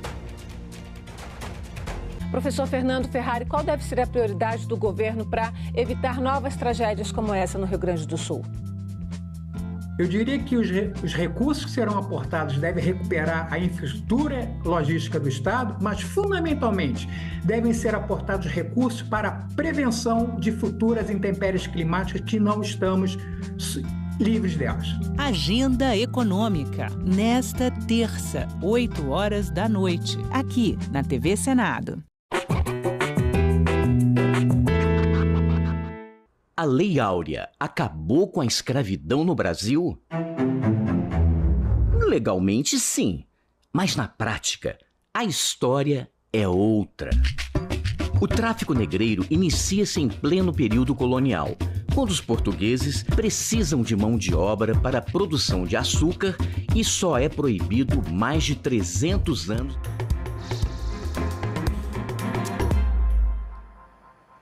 Estamos de volta, são 9 horas e 10 minutos. Nós vamos voltar ao vivo com o repórter Tiago Tibúrcio, que tem mais informações. Tiago? É isso mesmo, André. Bom dia. Eu estou aqui ao lado do senador Paulo Paim. Ele é o presidente da Comissão Temporária Externa do Senado, criada para acompanhar essa crise terrível no Rio Grande do Sul e também propor soluções legislativas para ajudar a população que está lá. Bom dia, senador. Esse final de semana foi um final de semana de muito trabalho lá nos municípios gaúchos, né? 447 dos 497 já tem algum tipo de impacto com essas enchentes. Ampla maioria, né? Você lembra, são 497, a não ser alguns, todos os outros são estados de calamidade pública. E pior, que a água que voltava recuando, choveu muito esse fim de semana e está voltando. O receio é que ela chegue a 5,50 metros. Seria o recorde de todos os tempos, infelizmente, né? Já chegou a 5,35, mas 5,50 nunca chegou. Isso significa que, principalmente Porto Alegre e cidades da Grande Porto Alegre, serão outra vez ou mais invadidas ainda pelas águas. Já são 145 mortos, todos sabem que esse número, infelizmente, tende a aumentar. Milhares de pessoas perderam as suas casas, cidades totalmente cobertas de água. Tem uma ideia, só a Ubra de Canoas, no único local que está acolhendo as pessoas, tem 1.000 pessoas lá. 1.000 pessoas é uma faculdade que está lá e aqueles conflitos naturais quando você recebe 1.000 pessoas. Canoas, que é essa mesma cidade onde essa comitiva vai, ela tem 96 pontos de acolhimento de pessoas. É um desespero total. Mesmo os caminhões que nós mandamos aqui do Senado, Jamanta, pela Liga do Bem, né? Chegando lá não tinha mais espaço onde colocar, mas, enfim, conseguiu com a ajuda dos bombeiros.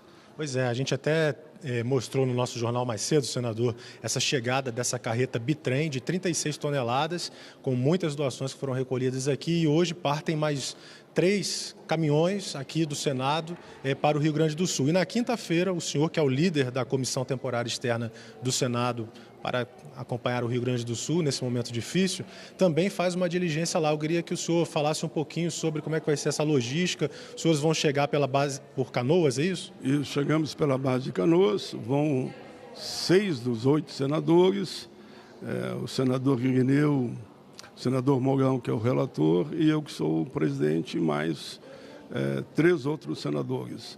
O importante nesse momento é que a gente vai lá para somar, não é só para visitar. A gente vai lá para ouvir as pessoas, vamos nos encontrar com o governador, vamos nos encontrar com a Associação dos Prefeitos, vamos conversar com o prefeito de Canoas, né, que a base aérea é lá também, e também com o prefeito de Porto Alegre. Nós queremos que eles nos digam o que o Congresso, né? Aqui é o Congresso, o Executivo está cumprindo seu papel, para mim, de forma muito cuidadosa, e já chegando a mais de 65 bilhões de investimento nessa área, mas vai precisar ainda muito mais, tudo indica, né? Agora, nós precisamos saber o que o Congresso poderá fazer a mais para ajudar o Rio Grande nesse momento tão difícil. Certo. E como é que o senhor tem visto esse trabalho conjunto entre as forças de resgate, o Exército Brasileiro, a Força Aérea e também a população? Porque a gente vê muitas pessoas também, né, assim, no meio da água ali, muitos médicos voluntários que se dispararam para lá no Rio Grande do Sul, juntamente com bombeiros voluntários. Como é que o senhor vê essa integração? Apenas o Estado daria conta sozinho numa situação dessa? Olha, inegavelmente, o governador, os prefeitos, o presidente da República estão fazendo tudo o que eles podem fazer, mas as Forças Armadas têm sido fundamental.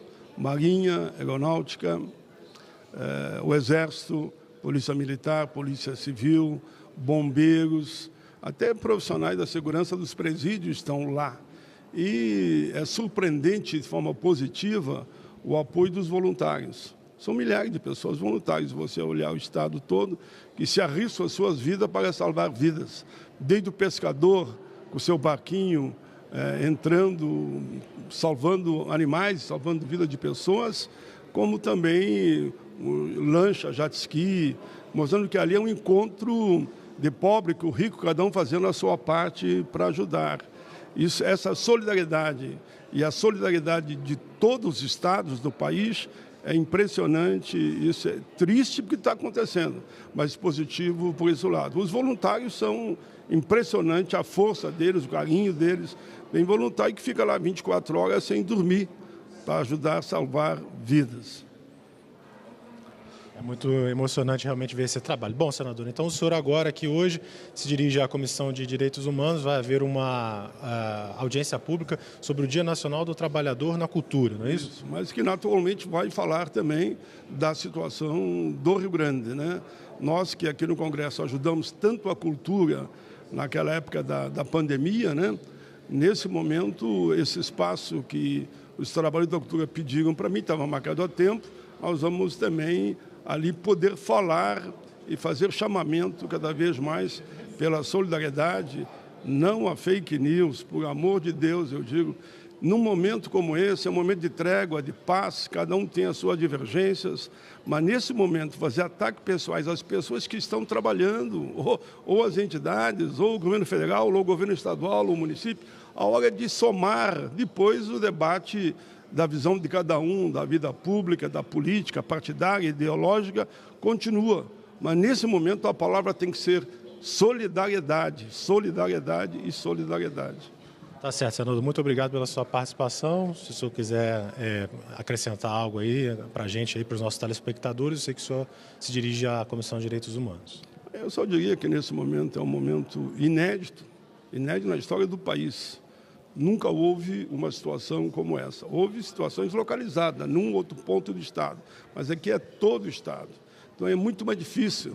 Por isso você que está assistindo nesse momento se puder ajudar de qualquer forma, com piques, R$1, R$10, R$20, cada um dá a sua contribuição, vai estar ajudando a salvar vidas. E, pelo outro lado, também vai começar lá o inverno, né? O inverno lá é muito forte. Quem puder mandar roupas quentes, cobertor, colchão, roupas, né? Muita roupa pode chegar muito bem-vindo. E vejo, nesse momento, falta até água. Se puderem mandar água também, mandem. A orientação que está sendo dada, se dirija no seu estado, na sua cidade, ao Corpo de Bombeiros. O Corpo de Bombeiros faz com que a doação chegue nos aeroportos. Vamos dar um exemplo, São Paulo, Rio de Janeiro, né? Ou mesmo Brasília, e daqui as companhias aéreas se encarregam de fazer que chegue no Rio Grande do Sul. Tá certo. Muito obrigado, então, senador. Um abraço. Bom, então o Senado hoje... Obrigado, muito obrigado mesmo, senador. Tá certo. Então, o Senado hoje vai mandar mais 3 caminhões para o Rio Grande do Sul, muitas toneladas. Quem quiser ajudar aqui via Senado Federal pode entrar no site em que está a informação sobre o grupo de voluntários do Senado, que, junto com o apoio do Senado Federal e de diversas instituições no Distrito Federal, recolhe as doações. O endereço é instagram.com/Liga do Bem SF. Repetindo, instagram.com/Liga do Bem SF. O Senado, na semana passada, juntamente com o Congresso Nacional, aprovaram modificações aí na Lei de Diretrizes Orçamentárias para permitir, inclusive, um maior envio de dinheiro também para o Rio Grande do Sul. Então, essas duas situações, a população ajudando como pode de um lado em todo o Brasil e do outro lado as instituições trabalhando para poder tentar socorrer o Estado, fazem aí a sua parte e é necessário um apoio de todos aqui. Vamos, então, dar uma olhadinha agora na Comissão de Direitos Humanos, né? O senador Paulo Paim, então, se dirigiu ao recinto para fazer essa abertura dessa audiência pública que vai falar sobre o Dia Nacional do Trabalhador na Cultura, né? Com ênfase naquelas pessoas que, por conta dessa situação de calamidade pública decretada aí pelo Congresso Nacional, no Rio Grande do Sul, também na área de cultura, não poderão realizar seus espetáculos nos finais de semana, enfim, ficam também com a sua renda prejudicada. Já se estuda, inclusive, um auxílio emergencial para vários trabalhadores que, nesse momento inicial, ficam com dificuldade de obter a sua renda para trazer o sustento para as suas casas. Bom, André, eu vou voltar a você, né? Essas são as informações no momento e qualquer novidade, o jornalismo da TV Senado vem para informar. Ok, Tiago. Muito obrigado aí por sua participação ao vivo com o senador Paulo Paim, que é presidente da Comissão Temporária do Senado, comissão externa que acompanha o que está sendo feito no Rio Grande do Sul em atendimento às vítimas dessa catástrofe. Nós estamos aguardando o início da audiência pública na Comissão de Direitos Humanos, que deve debater a situação do trabalhador e da trabalhadora na área de cultura. Começou a comissão agora, nós estamos acompanhando. Legislação participativa do Senado Federal, segunda sessão legislativa ordinária, 57ª legislatura. A audiência pública será realizada no termo do requerimento número 26, de minha autoria, para debater, e outros senadores, para debater Dia Nacional da Trabalhadora e do Trabalhador na Cultura. A reunião será interativa, transmitida ao vivo e aberta à participação dos interessados por meio do portal E-Cidadania, na internet, em senado.leg/BR E-Cidadania, ou pelo telefone ouvidoria 0800 061 2211. Eu sei que hoje o debate aqui na comissão, marcado há muito tempo, é sobre a cultura. Pediram para mim que eu suspendesse essa reunião, como pediram que eu suspendesse todas as outras da semana. Eu tomei a decisão de manter, eu sei que vocês vão entender que a gente vai falar da cultura, mas vamos falar também do que está acontecendo no Rio Grande do Sul. Então, todos nós aproveitaremos aqui a TV Senado, a Agência Senado, porque só ficar nos gabinetes não resolve, né? Então, daqui nós poderemos passar mensagens, informes do que está acontecendo. Já chegou a 147 mortos. Quando estava menos que 100, nós dizíamos, infelizmente, isso vai muito além dos 100. Já está 147, mas eu vou aqui fazer uma introdução, e sem falar os desaparecidos, né? Então, a situação é gravíssima e aumentou, o volume de água no Rio Guaíba está aumentando. Há quem diga que poderá chegar a 5,50 metros, que vai ser o pior momento de todos os tempos de alagar ou da força das águas em Porto Alegre e nas regiões mais próximas, né? Milhares, veja, não digo centenas, milhares de pessoas perdendo tudo, desde o seu fogão, sua geladeira, enfim, perdendo roupa, documentos. Só na Ubra, em Canoas, só num ponto, são 96 pontos, tem mais de 1.000 pessoas que estão lá. Mais de 1.000 pessoas lá. Calcule 1.000 pessoas junto, no desespero de filhos, mães e netos. Infelizmente, a gente tem que... Eu disse ontem, Dia das Mães, mãe perdendo filhos, filhos perdendo mães. Essa foi a frase que eu usei muito no dia de ontem, que é essa realidade. Então, se vocês permitirem, no primeiro momento eu vou fazer essa minha introdução, depois eu entrarei no assunto do tema e cada um de vocês poderá fazer um comentário, enfim, fazer um apelo para os seus estados que puderem doar, que doar virá sempre bem, seja alguns reais, seja cobertor, seja colchão, seja alimentação. Mas vamos em frente. Senhoras e senhores, infelizmente, as chuvas e enchentes continuam muito fortes no Rio Grande do Sul. Dos 497 municípios gaúchos, 446 municípios foram atingidos, causando inundações, cidades inteiras devastadas, estradas destruídas, pontes, são dezenas e dezenas de pontes que já foram rio abaixo, falta de água para as pessoas tomarem, falta de energia elétrica. Milhares de pessoas estão sem dinheiro e daí você não tem acesso ao banco. Como é que você vai no banco se a ponte, se as ruas da cidade estão cheias d'água, né? Sem acesso ao banco e caixas eletrônicas. Pessoas estão sem remédio, principalmente descontrolados. Vejam bem, parece um detalhe importante, muita gente no meio da água perdeu os óculos. E nós que usamos óculos sabemos a importância do óculos. Se não fosse o óculos, eu não poderia estar fazendo nesse momento esse pronunciamento. As pessoas precisam urgentemente do auxílio emergencial, como nós fizemos na época da pandemia, né? E o governo, o Congresso fez a sua parte, votou, aprovou. Eu tenho certeza que agora também nós teremos o auxílio emergencial. A dívida do Rio Grande, tudo indica que hoje ainda o governador Eduardo Leite e o ministro Haddad têm uma conversa, vai ser por teleconferência, devido à situação do Rio Grande, e provavelmente o presidente Lula, durante essa semana, ele deve anunciar essa negociação, porque a dívida do Rio Grande é quase 94 bi, né? Então, se tirar a mensalidade que nós temos que pagar, ajudaria muito, né? Se fosse por 2 anos, como está sendo proposto, não sei se 3, mas 2 anos foi o que mais me falaram. Enfim, e outra preocupação grande que nós registramos aqui, há um avanço de fake news. Eu queria pedir, por amor de Deus, né? Pedir pelos familiares, pedir pelo povo brasileiro, pedir pelo povo gaúcho, no caso específico, né? Elas não ajudam nada, só atrapalham, só criam um confronto direto, ideológico ou não é a questão aqui, né?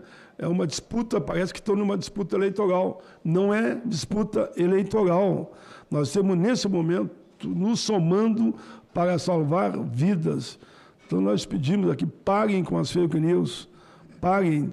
As fake news, nesse momento, estão matando, porque é tanta desinformação que é dito que as pessoas se apavoram, né? Para mim, foi dito também essa questão do pessoal que tem que receber o dinheiro no banco, o aposentado, o que tem o benefício, né? Os que têm os benefícios. E isso, de fato, está difícil, porque ele não tem como chegar na caixa, no posto, para retirar o seu dinheirinho. Então, nesse aspecto também, nós temos que ser solidários para que eles possam fazer com que as agências abram e eles possam receber o dinheirinho deles. Municípios em calamidade pública, 397. Pessoas afetadas, mais de 2 milhões. Mortos, repito aqui, 147 mortos. Em torno de 900 pessoas feridas, há pelo menos 131 desaparecidos. Nesses 131 desaparecidos, pode ter certeza, infelizmente, que muitos estão mortos. O Estado tem 538 mil desalojados. Eu diria que, dá para arredondar aqui, no mínimo, porque cada dia aumenta, né? 540 mil desalojados. Olha, 540 mil. 82 mil pessoas em abrigos.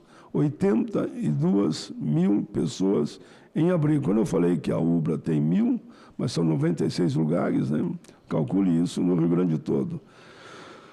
Quase 200 mil pessoas sem abastecimento de água em 18 cidades. 134 mil sem energia. O nível do Guaíba chegou a 4,63 metros. Os governos federal e estadual estão trabalhando juntos. Isso é muito importante e é muito bom diante de toda essa situação, né? Tem que dizer que é bom mesmo. Até ontem, apenas 69 municípios atingidos solicitaram o auxílio emergencial do governo federal. Aí é toda uma preocupação, né? Em muitos casos a prefeitura está invadida d'água, né? O cara não sabe nem como fazer, onde é que estão os papéis para ver. Mas o governo está agilizando, pedindo a todas as prefeituras que, dentro do possível, entrem em contato com o governo do Estado, com a União, com o governo federal, para falar do que está acontecendo para garantir o auxílio emergencial. Daí vem qual é a forma de comunicar, né? Isso tem diversas formas, celular, WhatsApp. Na semana passada, o presidente Lula anunciou 50,9 bilhões. Já falo que está em torno de 60 bilhões, que de uma forma ou de outra é dinheiro que está sendo encaminhado para o Estado. O governo federal já anunciou a suspensão da dívida do Estado com a União, né? O governo federal já anunciou a suspensão da dívida do Estado com a União. Isso se fará, creio eu, ainda esta semana. Estão apenas entrando nos últimos detalhes, qual é o período, se é 1 ano, se é 2 anos, se é 3 anos. O governo federal, pelas informações que eu tenho, está fazendo tudo que pode. Segundo o presidente Lula, não vai faltar apoio para o povo gaúcho. A Comissão Externa do Senado, criada pelo presidente Rodrigo Pacheco, para acompanhar a tragédia climática do Rio Grande do Sul, vai viajar ao Estado na próxima quinta-feira. Essa comissão, eu presidir já a Comissão de Direitos Humanos, eles pediram que eu ficasse de presidente, sendo o vice o senador Irineu e o relator o senador Mourão. São 3 senadores do Rio Grande, né? Você pode ver que aqui não há nenhuma disputa ideológica partidária. E as divergências que existem, é natural que existam na política e na democracia, né? Eu vejo que alguns não me entendem. Já vi cidadão do meu estado, militante da causa, cidadão de esquerda, e ele me botou, não vou citar o nome naturalmente, eu entendo o nervosismo dele, pai, não consigo te ver ao lado do Mourão. Mas eu consigo me ver. Eu sento com qualquer parlamentar. Se for para salvar vidas, ajudar o povo gaúcho, eu não tenho problema nenhum de sentar ao lado de cada um e discutir os encaminhamentos. Eles têm que entender, vocês estão assistindo, que é uma comissão de 8. Cada partido indicou o seu representante. E quem indicou o vice e o relator foi outros partidos. É natural que nós vamos trabalhar junto. E vamos trabalhar junto e fazer tudo o que for possível. Tanto que estamos programando essa viagem para quinta-feira ao Estado e todos os senadores estão ajudando na forma de organizar, onde vamos, é Canoas, dá para sobrevoar ali as cidades do Vale do Taquari, que mais foram atingidas, como é que vai ser o contato com o governador, como é que vai ser o contato com a Defesa Civil. Isso é que nós queremos fazer. Nós vamos lá só para ajudar, inclusive os ministros do governo Lula que estão lá, que eles nos digam, olha, vocês ajudam mais se lá no Congresso vocês aprovarem isso e aquilo, né? E mesmo o governo está nos monitorando e nos encaminhando documentos nesse sentido. Integro o colegiado que vai para o Rio Grande do Sul na quinta, além dos 3 que eu já citei, o senador Cajuru, Esperidião Amin, astronauta Marcos Pontes, Alexandro Vieira e Leila Barros. Vamos ouvir o governador, prefeitos, a Defesa Civil, visitar alguns abrigos, como o da Ubra, que eu já citei, onde estão mais de 1000 pessoas, e, dentro do possível, vamos visitar algum outro município, Porto Alegre, naturalmente. Vamos ter um encontro também, tentar falar com o prefeito de São Leopoldo, Ari Vanazzi, que é ali mais perto, né? Porque os que estão longe nem vão conseguir vir. E vamos conversar com o presidente da Associação dos Municípios. Repito aqui, queremos só nos somar, ver o que podemos fazer como congressistas. Todas as iniciativas que forem viáveis, Senado e Câmara, votarão, tenho certeza absoluta, com urgência. Nossos pensamentos estão voltados para o Rio Grande, que enfrenta a pior tragédia climática da história do Brasil. Expressamos nossa solidariedade aos nossos conterrâneos, oferecemos nossa ajuda dentro daquilo que estiver ao nosso alcance a todos, demonstramos nossa resiliência e compaixão e elevamos nossas preces com comunhão cósmica. Indo para o finalmente da abertura, lembro a todos que essa audiência pública da Comissão de Direitos Humanos terá como objetivo debater o Dia Nacional dos Trabalhadores e Entidades da Cultura, a ser comemorada na segunda-feira do mês de maio, mas já conversamos aqui que vamos tratar também da questão do Rio Grande. Esse é um momento de reflexão que tem como seus objetivos ouvir, dialogar, apontar e construir propostas que atendam a todos os brasileiros, inclusive os gaúchos que estão nesta triste realidade. Eu queria ainda na abertura, como já fiz o outro dia, e o resultado foi muito positivo, mostrar aqui, inclusive eu falo, SOS Rio Grande do Sul, um abraço e um cobertor. Essa campanha vai aquecer os corações das famílias gaúchas, que o inverno lá agora está começando, hoje já está muito frio lá. Mande sua solidariedade de forma de um cobertor. Custa só R$20 cada cobertor, mas vai ajudar e muito quem está desabrigado e está passando frio. Se quiser doar, doe pelo PIS com a chave apcnsosocial, @gmail.com. E a gente dá um jeito de fazer o seu cobertor esquentar um irmão ou uma irmã gaúcho. Mas, enfim, fica na tela aqui, a TV Senado está filmando, muito mais bem colocado do que a minha própria fala aqui, até pela emoção que toma conta de todos nós, né? Quero também mostrar aqui o Pix, porque eu tenho muito cuidado com o Pix para evitar qualquer tipo de picaretagem, malandragem, que infelizmente se vê lá as águas empurrando as pessoas para fora de casa e, infelizmente, alguns assaltando as casas, né? E até violentando, agredindo pessoas. Pix SOS Rio Grande do Sul. Ajude doando qualquer valor. E aqui tem a chave do Pix, todos os dados, número, a TV está mostrando. Eu posso aqui só soletrar para efeito de ajuda, né?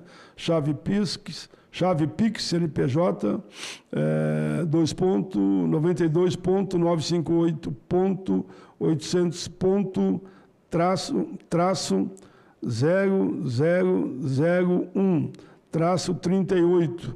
Instituição Banrisul, que é o Banco do Estado do Rio Grande do Sul, que um pool de outros bancos estão administrando as doações. Só para dizer, não vou dizer o número exato, mas é impressionante a solidariedade do povo brasileiro.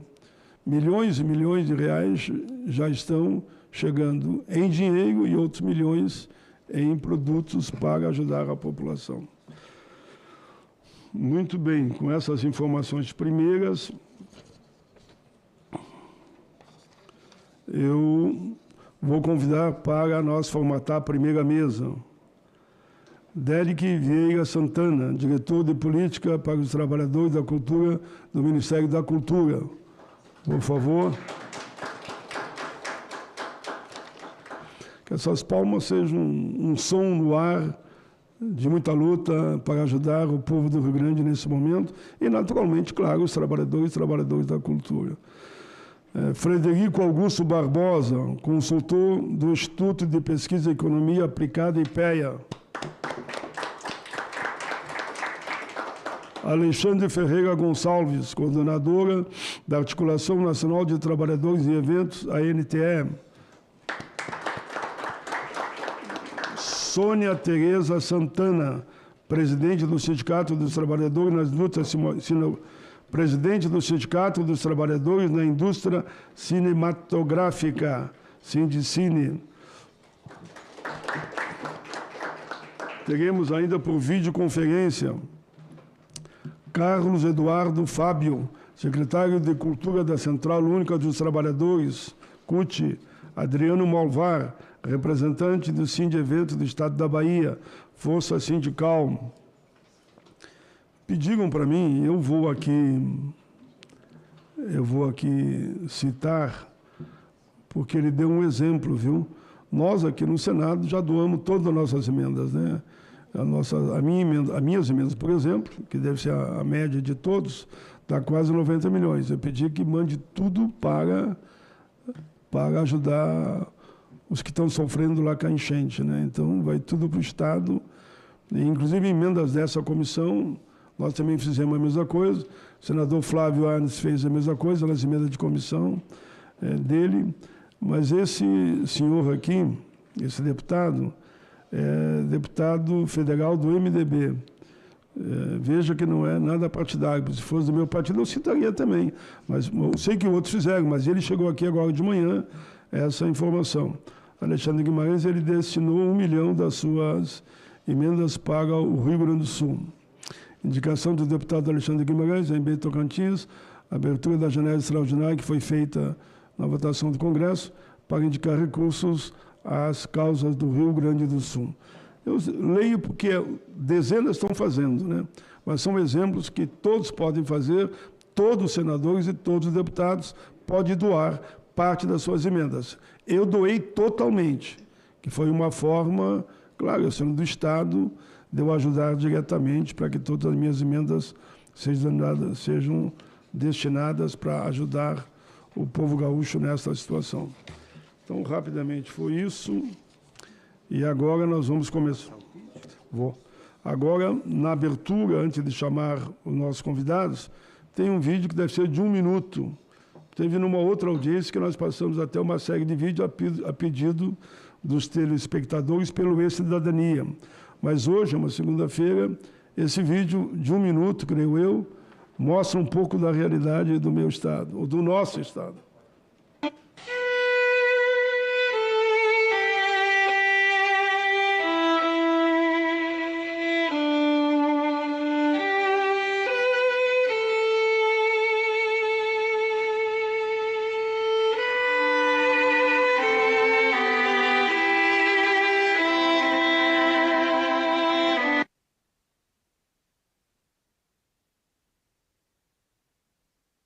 Eles que produziram esse vídeo estavam lá, peleando, lutando para ele acontecer. Então, uma salva de palmas aos que produziram esse pequeno vídeo. É de 1 minuto, mas causa emoção. Vamos de imediato, então, chamando Derek Vieira Santana, diretor de Política para os Trabalhadores e Trabalhadoras da Cultura do Ministério da Cultura. Primeiramente, um bom dia a todos e todas. Agradecer ao senador pela oportunidade, pela sensibilidade de ter mantido a pauta, demonstrar também nossa solidariedade ao povo do Rio Grande do Sul, todo o povo gaúcho, que nesse momento tanto precisa, e dizer que é nítido E é muito importante a gente ver essa humanidade transparecendo, senador. E não é de hoje que a gente está vendo, desde que começou essa tragédia, a gente tem acompanhado você, tem visto na sua voz, no seu semblante, o quanto esse momento está exigindo muito de você e o quanto nós precisamos realmente ajudar o povo gaúcho nesse momento tão difícil. Nós teremos ações do nosso ministério, tanto emergenciais, que nós já estamos articulando junto aos Correios, junto às entidades culturais, como ações a médio prazo e longo prazo, para que a gente consiga reconstruir realmente o Rio Grande do Sul, que isso para a gente será fundamental.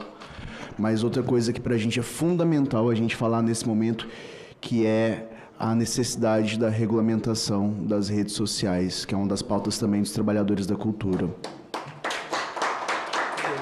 É absurdo a gente pensar que nós temos que lutar ao mesmo tempo contra uma catástrofe climática e contra uma rede de mentiras muito bem articulada e financiada.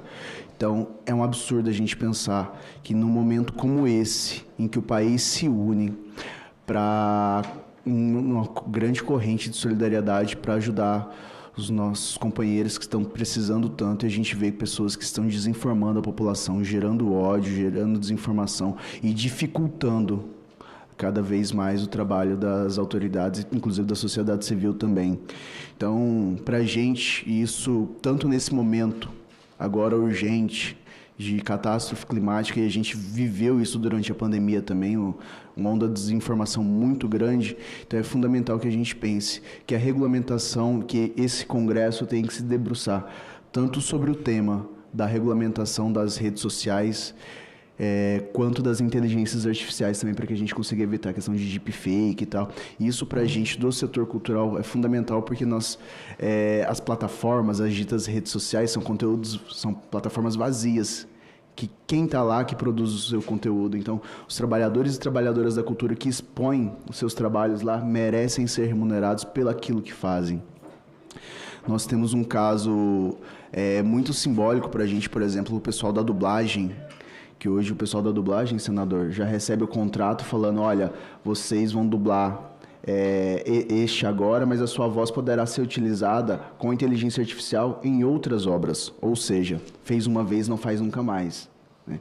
Então a gente está num momento muito sério, então a gente precisa realmente entender e esse Congresso precisa se debruçar sobre o tema da regulamentação das plataformas, tanto no aspecto da gente conseguir combater essa indústria, que é uma indústria de mentiras mesmo, quanto também a gente pensar remuneração digna e direitos autorais para trabalhadores e trabalhadoras da cultura.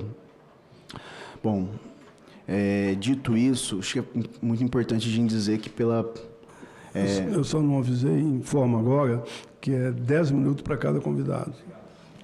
Começando agora? Começando agora. Não, começando agora. Sem problema nenhum. Que alguns minutos tu dedicou ao Rio Grande do Sul, e se tu quiser dedicar todos os 10 minutos, pode dedicar. Mas pode ver que ele fez uma ligação, né? Fez uma ligação muito interessante, que atinge os trabalhadores da cultura, que é mentira, a sacanagem, isso que querem fazer com a inteligência artificial, e o que os picareta, malandro, bandido, assassinos estão fazendo, mentindo para o Brasil em relação àquilo que está acontecendo no Rio Grande do Sul. E o auxílio que as Forças Armadas estão dando, que a Marinha está dando, que a Aeronáutica está dando, que os policiais civis estão dando, que os policiais dos presídios estão dando, que os bombeiros estão dando. Eles estão atacando um setor que eles mesmos diziam que defendiam. Eles não defendem ninguém. Eles querem faturar nas redes. Que quanto mais entra, você entende muito mais que eu, né? Mas eles ganham no esquema de divulgação. Mas vou te botar os 10 minutos agora, porque eu te atrapalhei. Isso é importante a gente frisar, que a maior parte dessas pessoas não são pessoas inocentes, que estão apenas compartilhando, viu um vídeo emocionante, tocante e resolveu compartilhar. Não, existe uma rede financiada de gente muito mal intencionada espalhando mentiras para lucrar, para dividir o país, para gerar desinformação e ódio. Então é fundamental que a gente consiga avançar e que esse parlamento tenha esse compromisso nesse momento. Nós passamos por uma pandemia de uma forma extremamente danosa por conta dessas, muito agravada por conta dessa disseminação de falsas informações. E essa diretoria da qual eu faço parte, ela surge exatamente para atender uma demanda que ficou muito evidente nesse momento da pandemia, e o que infelizmente vai bater na nossa porta novamente, que é a questão do trabalhador da cultura quando ele não pode exercer a sua função, que é o que nós estamos vivendo agora no Rio Grande do Sul. Para além das perdas materiais, a gente tem também a perda simbólica, a gente tem a impossibilidade das pessoas exercerem seu ofício. Durante a pandemia nós tivemos isso, e foi no momento então que nós tivemos uma dicotomia muito grande. Tanto a população entendeu o papel que a arte e a cultura têm no dia a dia delas, né? Não dá para a gente pensar o que a gente teria passado naquele período sem consumir arte, sem consumir cultura, mas também ficou evidente que os trabalhadores que produzem essas manifestações são trabalhadores que são muito precarizados, que têm relações trabalhistas extremamente frágeis, baixa remuneração e um alto índice de informalidade. Então, quando chegou a pandemia, as pessoas se viram sem condição de exercer o seu ofício, sem condição de trabalhar. Então, ficou muito evidente a necessidade que nós temos também de debater políticas para trabalhadores da cultura. Então, o presidente Lula, quando a gente apresenta para ele o organograma do Ministério da Cultura, ele fala assim, olha, é fundamental que a gente mantenha dentro da estrutura um órgão para que a gente possa debater políticas para trabalhadores da cultura. E nós estamos agora completando o nosso primeiro ano, então a gente vem nesse dia, nessa celebração, um dia tão atípico, né? Mas é importante a gente celebrar, a gente lembrar em coletivo o Dia do Trabalhador e da Trabalhadora da Cultura, que a gente chega nesse momento, então, tendo um organismo dentro do Ministério da Cultura que foi criado no ano passado, para que a gente possa realmente elaborar políticas públicas para trabalhadores da cultura. E nós temos a nossa missão dada pelo nosso decreto institucional, que são 4 artigos, então temos 4 missões, 2 delas voltadas para a formação, o Programa Nacional de Formação e Qualificação para o Mundo do Trabalho e das atividades que dão suporte às atividades culturais, e o Programa Nacional de Bolsas. A nossa terceira diretriz, que é construir propostas de regulamentação para as profissões ligadas à cultura e à arte, e a nossa quarta missão, que cuidar do Vale Cultura, o Programa de Cultura do Trabalhador. A partir disso, nós estabelecemos 4 diretrizes para que a gente conseguisse dar conta dessa missão que nos foi dada. A primeira delas é a formação. Então, a gente entende a formação como um direito, como uma necessidade para que a gente consiga tanto qualificar o nosso setor, quanto trazer boa parte do nosso pessoal, eles aprenderam os seus ofícios na lida, nem sempre é no banco da academia, a maioria não foi no banco da academia.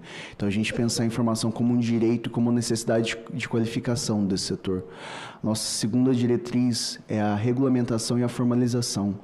Nós somos, a grosso modo, regulamentados por 2 legislações, a 6533, de 1978, e a 3857. A 6533 é que que regulamenta os SATEDs, né, os conhecidos, Sindicine também, que faz presente aqui a nossa presidente Sônia Santana, e que é de 1978, que regulamenta a profissão de artista e técnico de espetáculos. E a 3857, que regulamenta a profissão de músico profissional. Então, e tem a 13180 também, que é do artesanato, mas a grosso modo são essas as legislações, uma de 1960, uma de 1978. São legislações muito antigas que a gente precisa de atualizá-las e fazer um debate com a sociedade sobre qual é o tipo de legislação para que consiga garantir direitos para esses trabalhadores da cultura.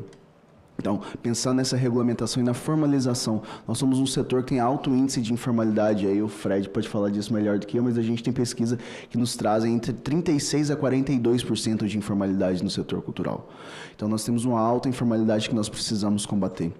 A outra questão nossa, outra diretriz nossa, é a estruturação das cadeias produtivas, das cadeias criativas, como o Sandro, nosso coordenador geral, que é lá do Rio Grande do Sul, também sempre nos recorda da importância de estruturar essas cadeias produtivas.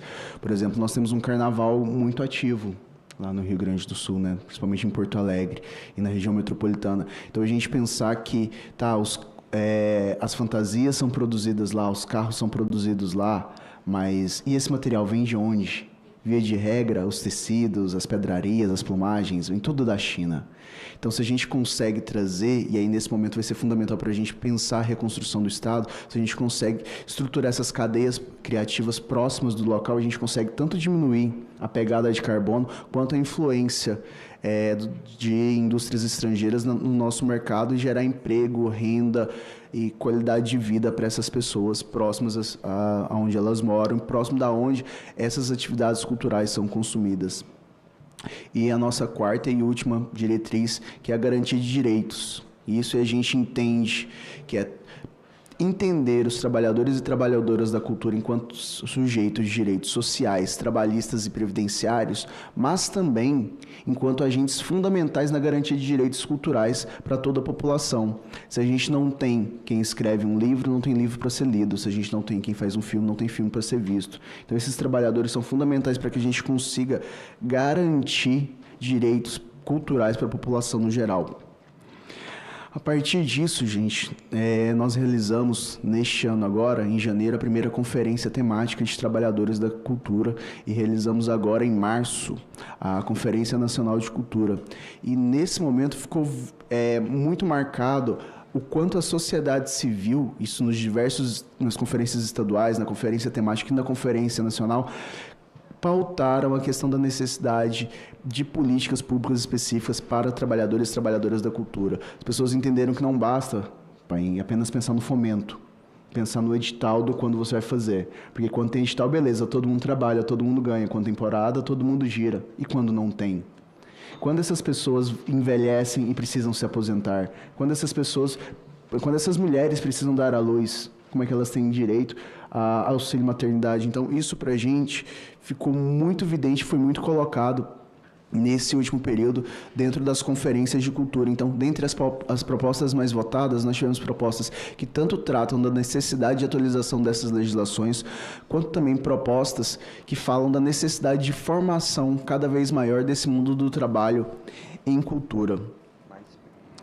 A partir disso, nós estamos lançando, nos próximos dias, uma consulta pública para atualização do anexo da Lei 6533, que é o quadro anexo, onde constam as ocupações que podem ser abarcadas por essa lei. E o decreto anexo também é de 1978, né? Então, todas as profissões que surgiram depois daquilo não estão abarcadas por essa lei. Então, nós vamos lançar uma consulta pública pela nossa plataforma Brasil Participativo, não é isso, gente? Participa Mais Brasil? Participa Mais Brasil. É uma consulta para que a gente possa entender essa nova realidade do mundo do trabalho. Estamos também em parceria aqui com o Fred, com a Lei. O pessoal está trabalhando numa pesquisa também para a gente entender melhor esse mercado do trabalho, esse mundo do trabalho em cultura, a gente entender essas profissões existentes, essa nova relação que existe dentro do mundo do trabalho na cultura. Nós realizamos também, nesse último período, uma pesquisa internacional para a gente compreender como... Isso quer dizer o quê? Eu tenho 1 minuto para concluir? Meu Deus do céu! Bom, então vamos acelerar, aí eu começo a falar bem rápido, mas é importantíssimo... Não, tu tem 1 minuto, mas a presidência, ela sempre tem feito isso com todos, e falei com vocês também. Se necessário, eu dou mais 5. Vou tentar ser breve. Então, nós realizamos uma pesquisa... Mais 5 tá bom, tá bom. Tá ótimo, mais 5 tá bacana. Eu vou avançar. Nós realizamos uma pesquisa internacional para entender como que essas legislações, como que essas profissões foram regulamentadas fora do Brasil. Então, nós pesquisamos 11 países e estamos agora analisando esses dados de como essas profissões foram regulamentadas mundo afora, para que a gente possa abrasileirar isso e conseguir avançar nessa garantia de direitos para esses trabalhadores. A partir disso, outra coisa que para a gente é fundamental a gente debater nesse dia do trabalhador e trabalhadora da cultura é a questão do concurso público. Nós temos necessidade agora, nós temos dinheiro chegando em 98% dinheiro para a cultura em 98% dos municípios. Então, a gente tem a necessidade, sim, de estruturar organizações, diretorias de cultura, secretarias de cultura, organismos que deem conta de atender essa demanda crescente por políticas culturais. Então, isso para a gente é fundamental. Atualizar a Classificação Brasileira de Ocupações, o CBO, a Classificação Nacional de Atividades Econômicas, o CNAE, estabelecer uma política de crédito e microcrédito para os trabalhadores e empreendimentos da cultura e reestabelecer o Vale Cultura enquanto a única política de consumo cultural pensada nesse país. O Vale Cultura que consegue fazer um ciclo completo dentro da cultura, porque ele trabalha tanto na formalização dos empreendimentos culturais, fazendo com que eles formalizem para poder aceitar o Vale Cultura, como garante renda para o trabalhador, quanto também atua na formação de público e na garantia de direitos culturais, trazendo a oportunidade de que esse trabalhador tenha um ticket, um vale para gastar, não, isso é importante dizer, para investir exclusivamente em cultura, para que aí sim a gente consiga formar público para consumidor de cultura, para que entenda que a cultura é feita por um sujeito de direitos. Acho que a gente avançou bem nesse último período, as pessoas entendendo esse papel da cultura no dia a dia delas. Agora, o que a gente precisa avançar, senador, é que elas entendam que as pessoas que produzem essas manifestações, atividades, são trabalhadores e são sujeitos de direitos. Elas não fazem isso só porque gostam, fazem isso porque é a sua profissão, a sua dedicação de vida, é seu ofício, e merecem ser remuneradas por isso. Nós lançamos também nesse último período, para fechar esse nosso ciclo, a nossa Escola de Formação e Qualificação Solano Trindade, a SCUT, que está disponível no endereço, vocês podem entrar aí, scut.cultura.gov.br, que a ideia é que a gente consiga abarcar boa parte das formações que a gente precisa ter nesses mais de 5 mil municípios do país, que a gente consiga chegar até lá com qualificação para que as pessoas consigam escrever editais, entender sobre acessibilidade cultural, o que a gente consegue fazer dentro do que a gente consegue formar essas pessoas para que elas sejam uma referência realmente na profissionalização desse mundo do trabalho em cultura. Temos também outras parcerias com o MEC para que a gente consiga nacionalizar as formações em cultura. É importante a gente, por exemplo, no Rio Grande do Sul, o único local onde nós temos os cursos de produção cultural é lá em Jaguarão, sabe? E no Sul, nós só temos no Rio Grande do Sul, Santa Catarina, não temos no Paraná, não temos isso na rede pública. Então a gente pensar que a gente precisa cada vez mais nacionalizar essa formação para que a gente consiga entregar um produto de cada vez maior qualidade para a sociedade e consiga também elevar a renda e a formalização desses trabalhadores, né? Outra coisa que nós estamos desenvolvendo também, a retomada do Pronatec, um Pronatec voltado para a cultura, para que a gente consiga ter bolsas para que esses trabalhadores consigam se qualificar e se apresentar ao mercado de trabalho. E também vamos estabelecer nesse ano um programa nacional de bolsas para que a gente consiga trabalhar em 3 eixos. Um deles é a garantia que esses estudantes se formem, então atuar no auxílio estudantil. O segundo, que é a entrada no mercado de trabalho, então a gente facilitar que esses trabalhadores tenham essa primeira experiência mediada aí pelo governo, então que elas fiquem ligadas a um ponto de cultura, a uma instituição educacional, para que possam exercer pela primeira vez oficialmente ali a sua profissão. E a terceira, para os mestres e mestras da cultura popular, para que elas possam difundir os seus saberes e seus fazeres. Então, gente, para concluir, agradecer mais uma vez o senador pelo espaço cedido, mesmo num momento tão delicado. Acho que é importante a gente, é fundamental que a gente entenda que, inclusive, tem muitos trabalhadores da cultura que vão necessitar de ações do Ministério, ações do Congresso, no Rio Grande do Sul nesse momento, e que nós precisamos sim, para unir e reconstruir esse país, investir e muito nos trabalhadores e trabalhadoras da cultura e nos seus saberes, nos seus fazeres. Meu muito obrigado e um bom dia a todos e todas. Muito bem, Derek Veiga Santana, diretor de Política para os Trabalhadores da Cultura do Ministério da Cultura, e ajudar naturalmente, pela tua fala, eu entendi isso também, a reconstruir o Rio Grande, né? A cultura é fundamental para ajudar na reconstrução do Rio Grande. Parabéns pela tua fala, viu? Muito bom. Eu passo a palavra agora, vamos intercalando por videoconferência e a presença aqui, Carlos Eduardo Fábio, secretário de Cultura da Central Única dos Trabalhadores, CUT. Bom dia a todas e todos e todes. Sou também conhecido aí pelo pessoal aí como Índio. Estou hoje na Secretaria de Cultura da CUT São Paulo. Agradeço o convite do senador Paulo Paim, ao qual quero cumprimentar e parabenizar aí pela audiência e pela solidariedade que colocou dentro desse momento, nesse momento oportuno, né? da audiência colocar a questão dos nossos amigos e amigas do Rio Grande do Sul, que estão precisando muito da nossa ajuda, e todos os momentos, todos os locais são muito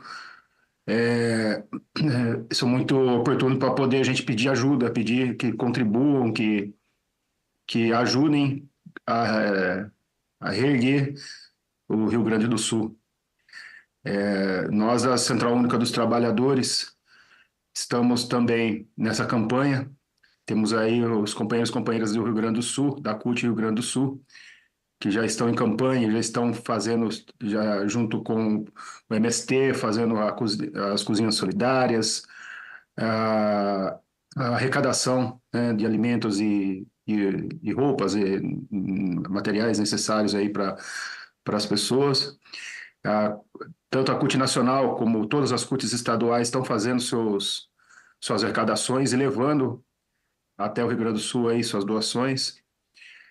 Os sindicatos que são filiados à Central Única dos Trabalhadores também estão em grande campanha e fazendo também o deslocamento para levar, que além da arrecadação, né, tem a questão de chegar essas doações nos locais. Então, tem uma mobilização muito grande para que isso aconteça. Aliás, estamos na semana que vem, no dia 22, estaremos fazendo uma marcha até Brasília, que já estava agendada, que foi deliberada no nosso Congresso, e é uma marcha da classe trabalhadora, onde estamos levando as pautas que estão pendentes há anos aí. Tivemos uns grandes desmontes aí nos governos anteriores, aí, aprovando vários projetos que nós entendemos que tem que ser revogados, assim como a reforma da Previdência, a reforma trabalhista e a da lei da terceirização, que muito impacta também os trabalhadores da cultura, os trabalhadores e trabalhadoras da cultura. E estamos aproveitando esse momento dessa marcha para poder fazer uma grande mobilização a nível nacional, para poder, em relação a doações e também mobilizações para poder ajudar a reerguer também o estado do Rio Grande do Sul, que ainda há muito para poder ajudar, e temos aí que estar bem mobilizado, muito juntos para poder fazer de tudo, né, para salvar as vidas, salvar os companheiros e companheiras lá do Rio Grande do Sul. E tudo, qualquer necessidade também, o que for precisar, o senador Paulo Paim, a Central Única dos Trabalhadores está à disposição para qualquer necessidade que nós podemos ajudar, além dessas ações que nós já estamos fazendo, estamos sempre à disposição. Bom, assim como o Derek falou, né, a ajuda que se faz lá no Rio Grande do Sul também está sendo necessária também para os trabalhadores e trabalhadoras da cultura também, que nós estamos presenciando lá, que esses trabalhadores também estão precisando de auxílios lá também, e está sendo feito umas grandes mobilizações dentro dos grupos que nós participamos. Aí a lei está fazendo, doante, está fazendo uma grande mobilização e precisamos ajudar esses trabalhadores e trabalhadoras. Tivemos aí, como foi passado aí pelo Derek, uns momentos muito importantes que vai em relação a essa ajuda, essa mudança, né, que nós fizemos na estrutura para os trabalhadores e trabalhadoras da cultura. E esses momentos que nós tivemos foi muito importante para poder destacar várias necessidades que aconteciam nesse meio. E o importante também de tudo isso é trazer esse nome que está sendo falado sempre, que é o trabalhador e a trabalhadora da cultura, porque muitos sabem aqui que sempre uma forma de se direcionar a eles, assim como se direciona até nós sindicalistas, né? Quando a gente chega e fala assim, alguém pergunta, o que você faz? Você fala assim, eu sou sindicalista, você não trabalha, não? E acontece isso com os trabalhadores da cultura, que é importante destacar o trabalhador e a trabalhadora da cultura, porque eles trabalham e têm direitos, e têm que ter condições de trabalho, têm que ter o piso salarial, a questão de saúde e segurança, a questão previdenciária, tudo isso tem que ser destacado para poder chegar e colocar dentro de vamos colocar assim, dentro de uma legislação que possa permitir essa seguridade, essa segurança para esses trabalhadores e trabalhadoras. E esses momentos que nós passamos aí, que foi citado, que foi a primeira conferência dos trabalhadores e trabalhadoras da cultura do Ministério da Cultura e a conferência nacional, nós tivemos grandes debates e com muita felicidade a semana passada, as propostas, né, as 30 propostas foram aí colocadas como prioridade pelo Ministério da Cultura para que elas possam ser aprovadas, elas possam ser aprovadas dentro do Congresso. E isso tem que ser mais que urgente. E a gente fica muito feliz sabendo aí que dentro dessas propostas que nós construímos há, vamos dizer assim, mais de um ano debatendo em vários fóruns para poder combinar nas conferências, essas propostas ela vêm de uma forma transformadora para esse meio, trazendo aí, como foi falado, a questão da previdência, que é uma coisa que é muito carente dentro do setor, trazendo a questão dos direitos, das condições de trabalho. A gente vê muito que os trabalhadores, as trabalhadoras, o tanto de, assim como acontece em diversos setores, metalúrgico, químico, eletricitário, que no caso eu sou eletricitário, né? Muitos acidentes assim acontecem também nesse setor, muitos acidentes com os trabalhadores e que acaba muitas vezes não tendo como assim, um apoio imediato, porque às vezes está sendo representada, não tem uma representatividade, por exemplo, num sindicato que é diretamente ligado à cultura, ou está sendo representado por um outro sindicato que não está ali por perto para poder acolher, e a importância de estar enquadrando essas novas profissões que vieram lá dos anos 70 para cá, para poder chegar e estar dentro dessa legislação, reconhecendo ela, é muito importante para poder esses trabalhadores estar enquadrados e ter a sua segurança no trabalho, né? Assim também temos aí a questão da organicidade desses trabalhadores. Foi apontado lá até a criação do ramo da cultura, que para poder ter maior organicidade desses trabalhadores e poder chegar e, assim como acontece em outros ramos de atividade, né, como foi citado aqui, metalúrgico, químicos, eletricitário, tem a sua organicidade, os trabalhadores da cultura também poder ter a sua organização e as suas pautas serem atendidas com mais urgência, com mais eficácia também.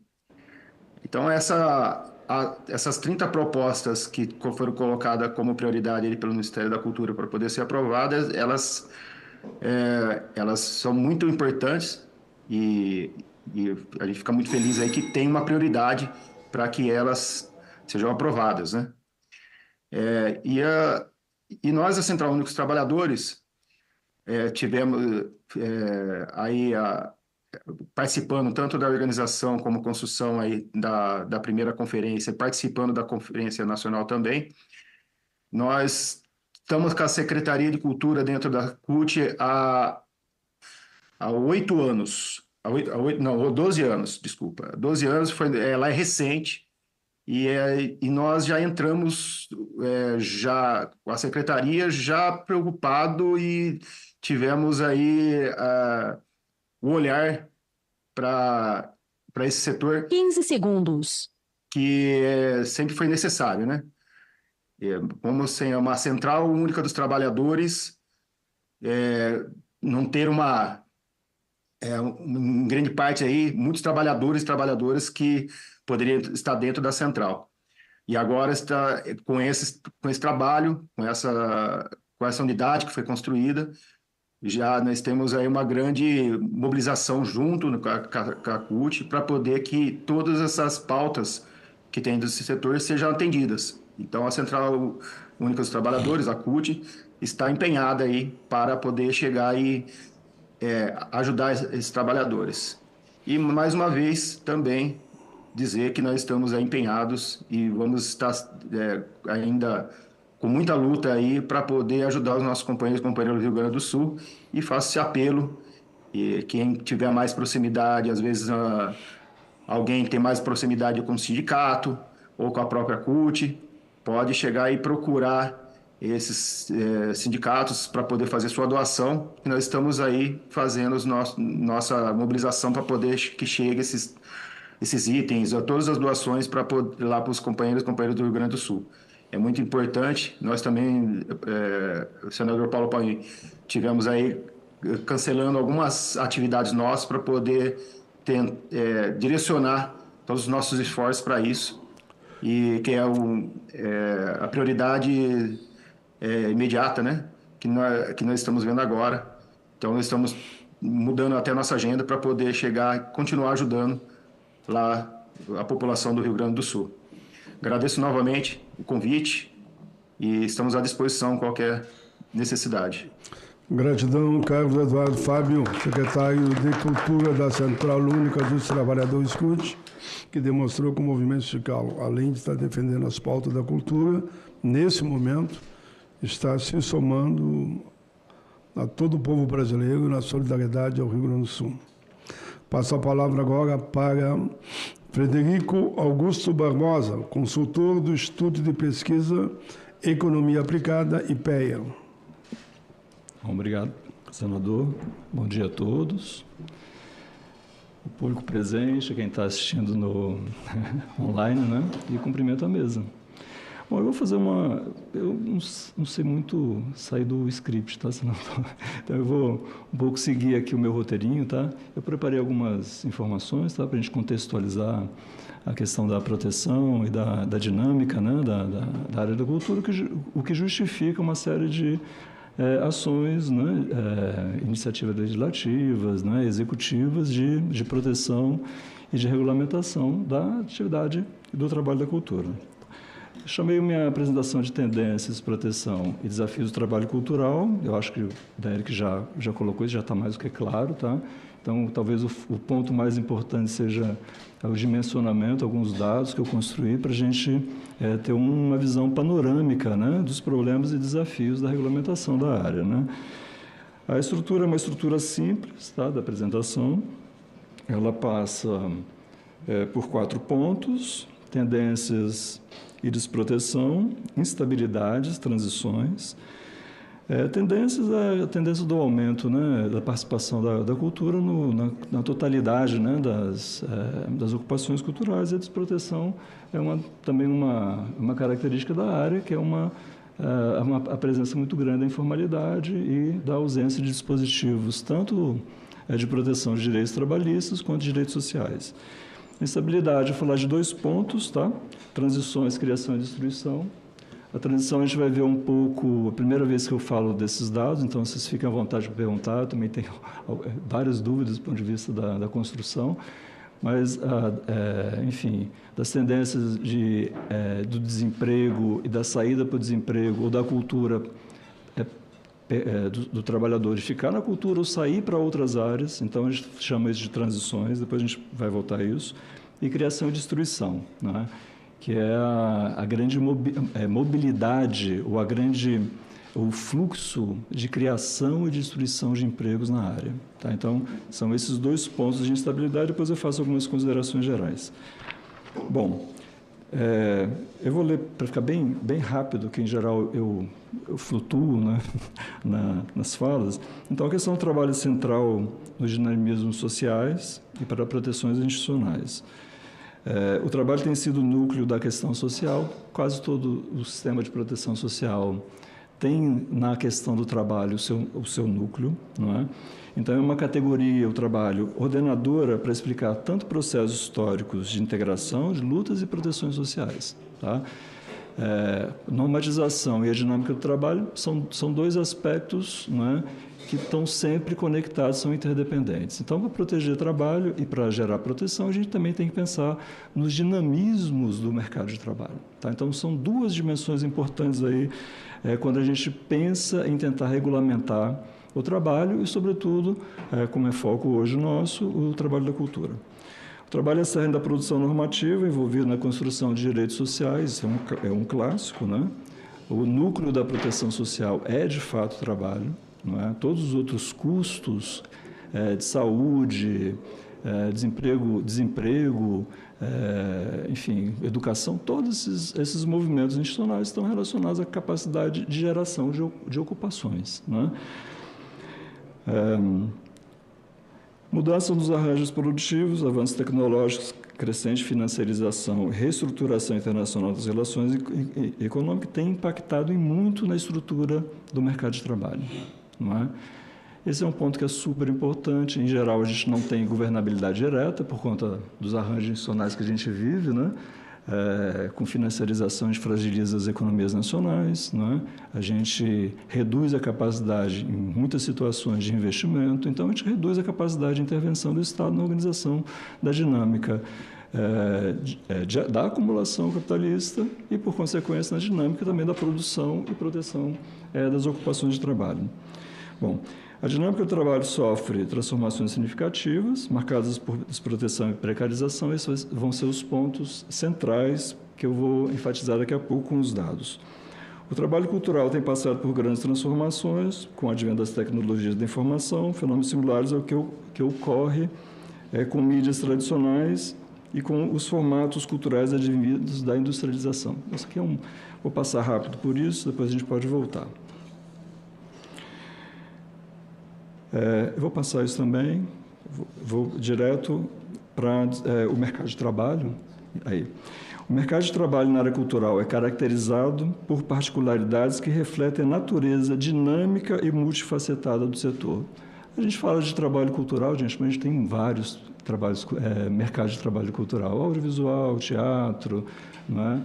Enfim, o Derek aqui está ampliando a coisa para as culturas tradicionais. Então, a gente tem um mundo de heterogeneidades, então é uma área multifacetada.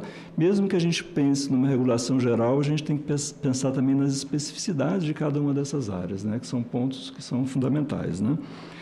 Entre as principais características e interferências, destacam-se a intermitência, a flexibilidade, a realização de múltiplos empregos ou atividades, em formatos diversificados e em múltiplas funções, a organização do trabalho por projetos, a informalidade, os riscos e incertezas inerentes, a ênfase na inovação e criatividade, a formação de redes e colaboração, a necessidade de alta qualificação e formação continuada, além da significativa dependência de subvenção estatal no fomento público.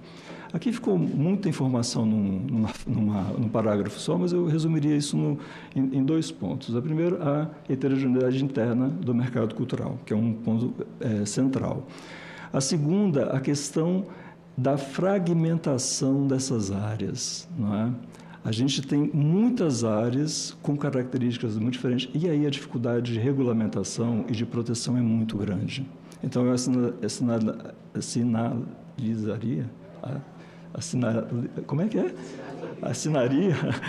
esses pontos, né? Agora, tem um ponto que eu queria chamar a atenção, que é importante, que a gente fala muito da questão da intervenção do Estado, né? Mas a gente também tem um ponto que eu vou só dar uma desdobradinha rápida, depois a gente pode conversar, inclusive porque o tempo está voando, que é o seguinte: a política de fomento, às vezes, acentua a fragmentariedade da área, a heterogeneidade da área, porque ela não consegue dar uma, como você chamou a atenção, o Índio, uma organicidade para a área.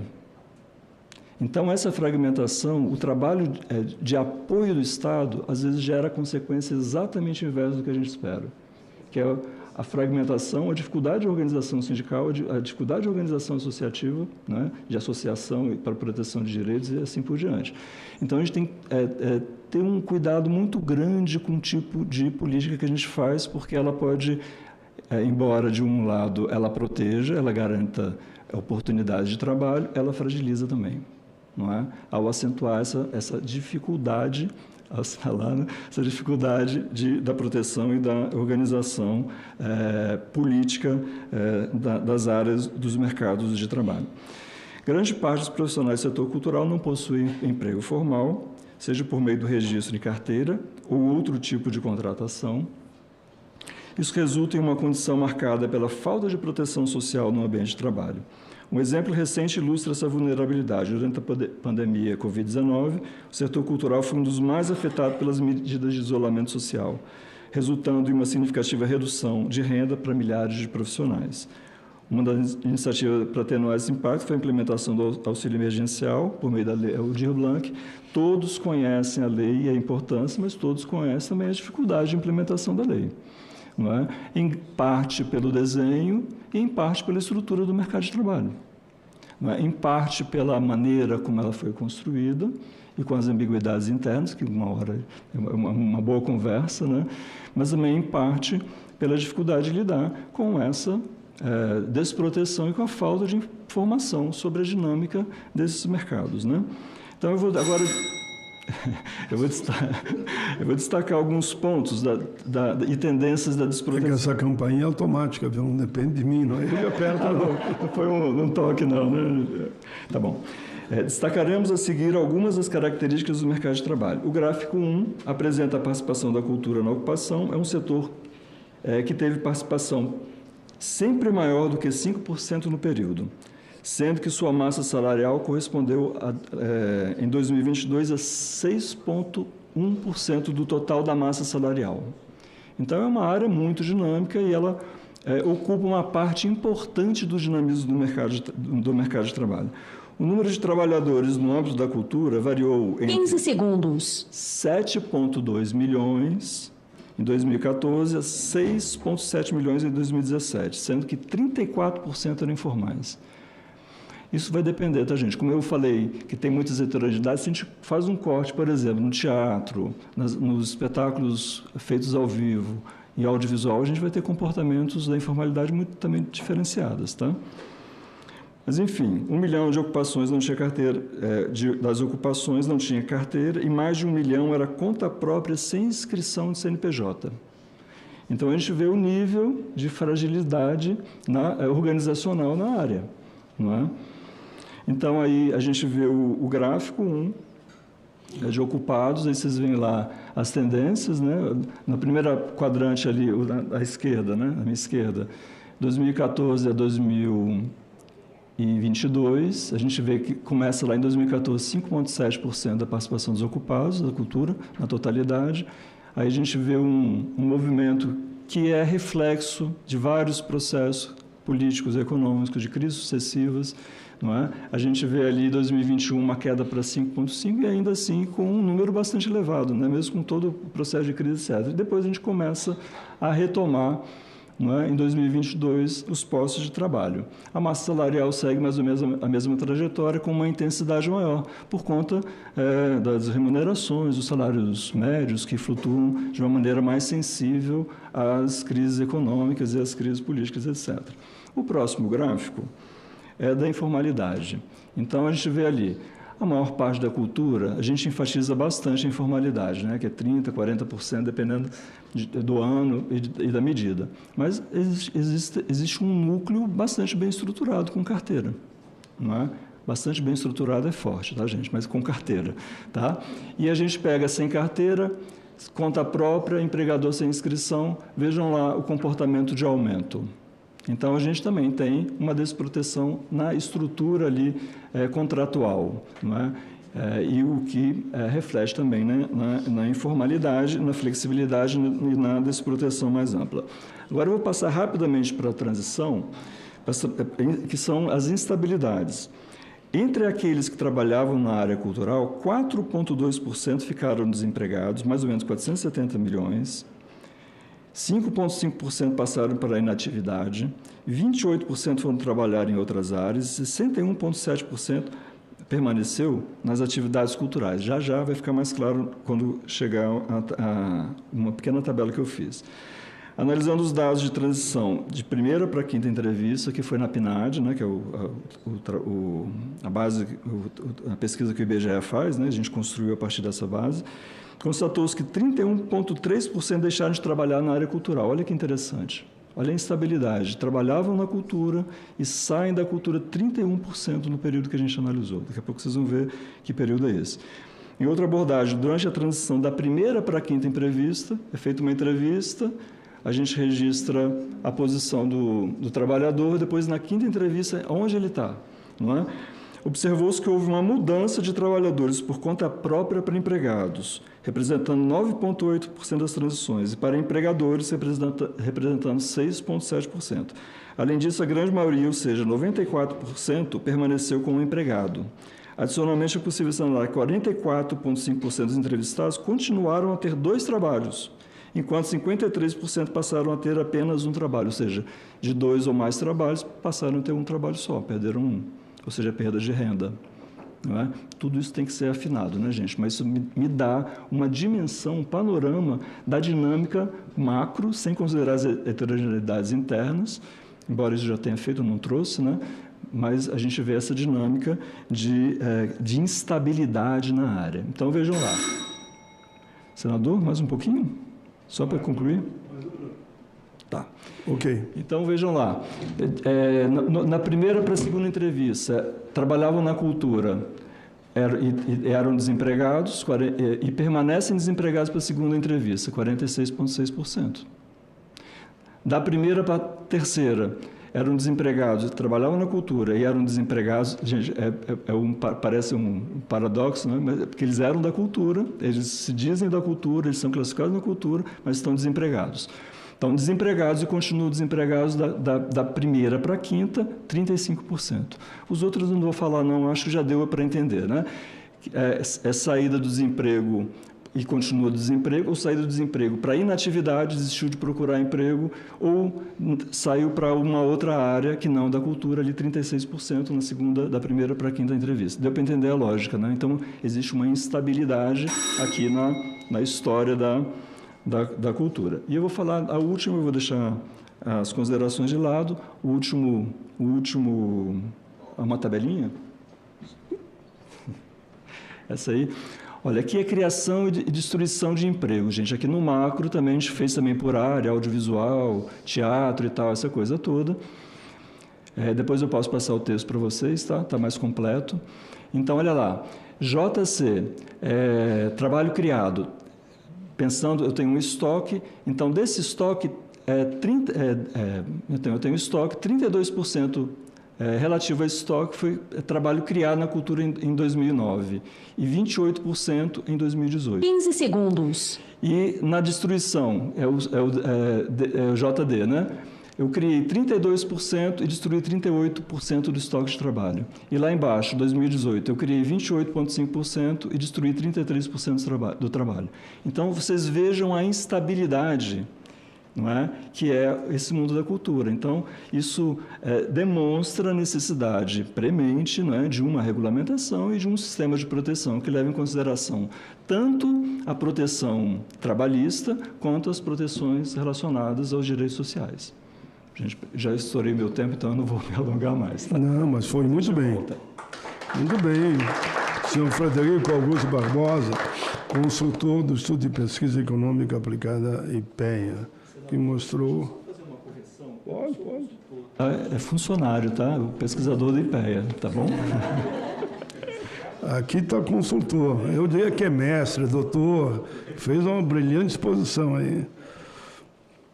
Agora vamos para Adriano Malvar, representante do Sind Eventos, Estado da Bahia, Força Sindical.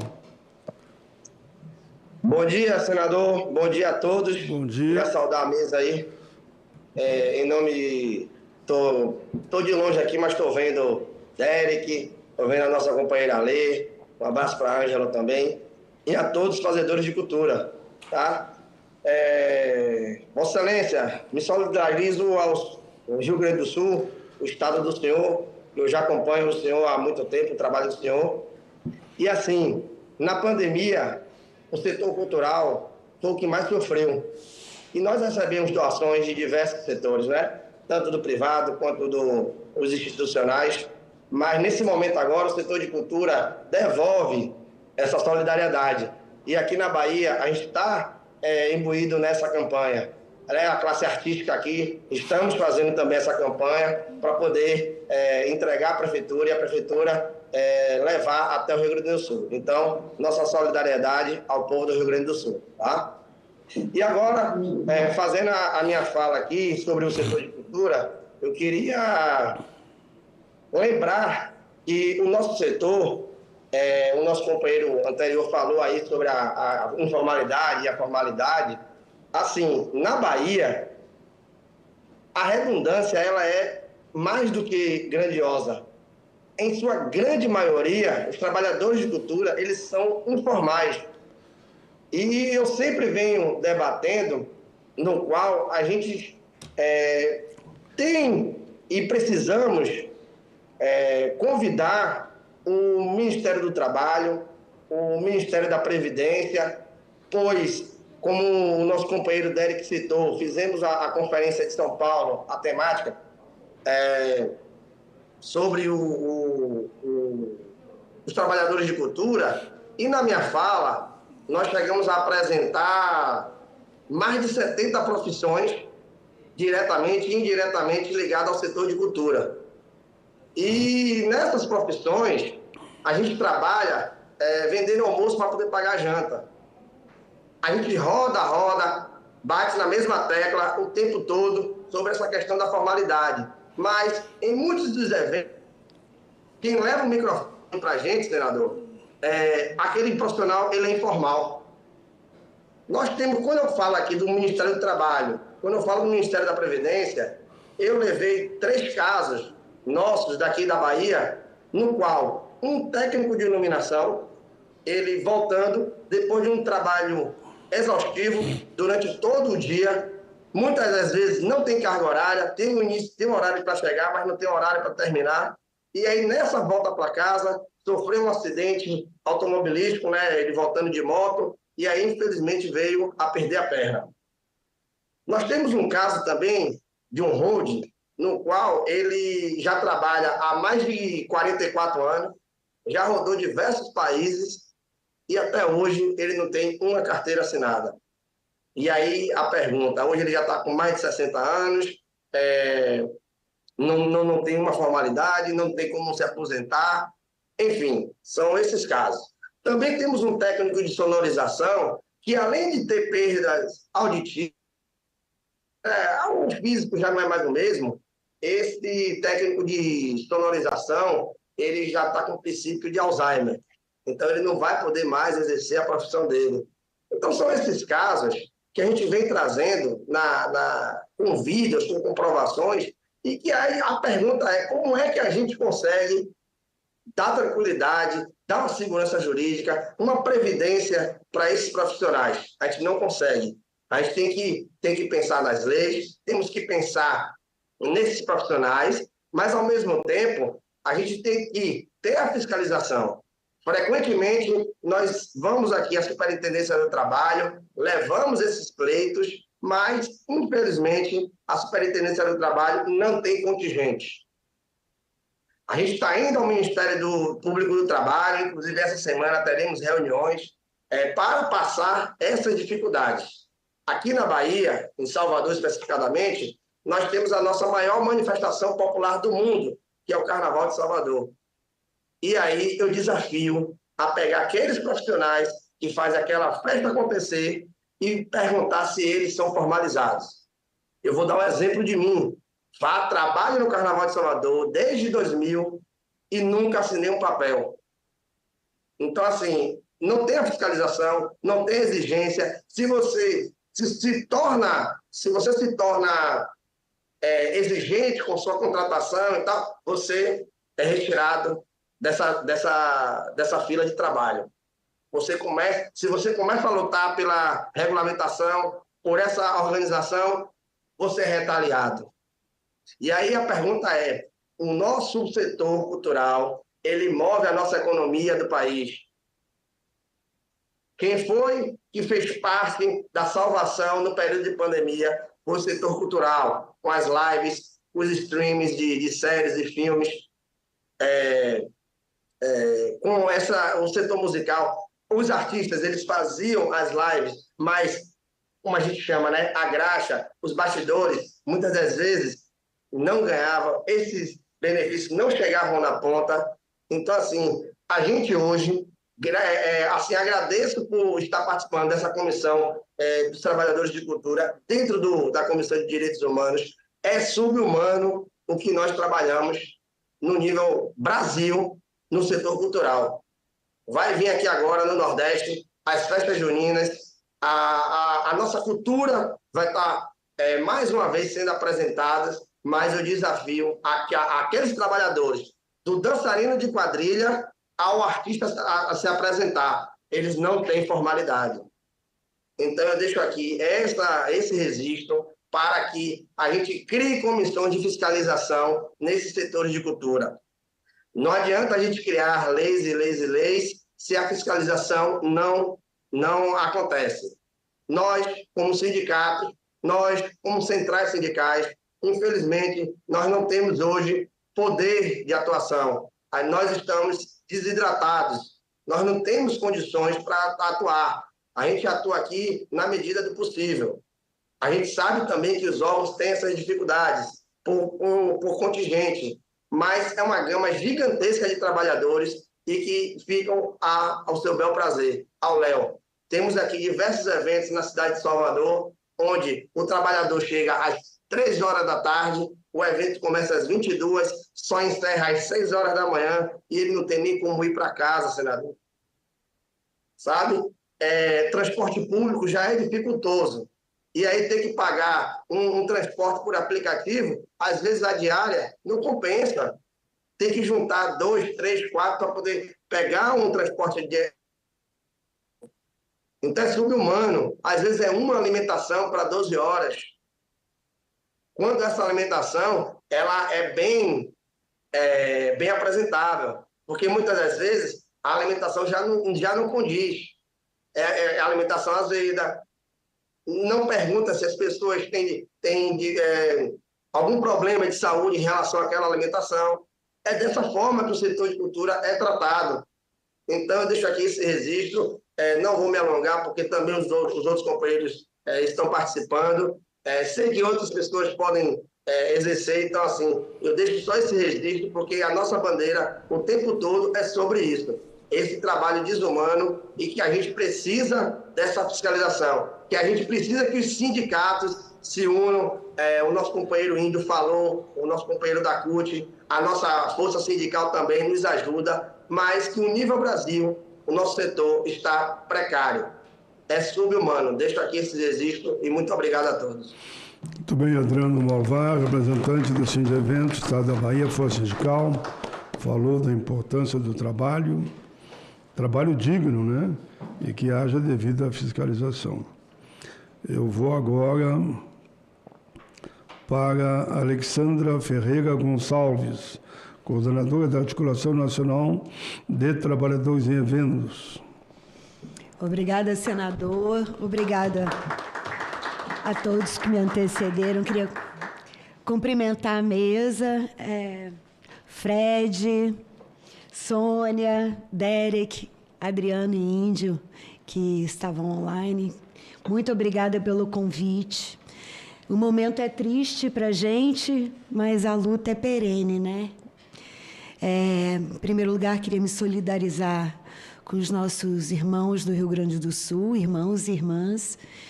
Né? A ANTE também está apoiando as campanhas, principalmente a gente está junto com o Salve a Graxa do Rio Grande do Sul, né? Quem quiser entrar na nossa página no Instagram, Instagram/articulante, nós também estamos com esse movimento, junto com os artistas e técnicos do Rio Grande do Sul, que também perderam tudo, né?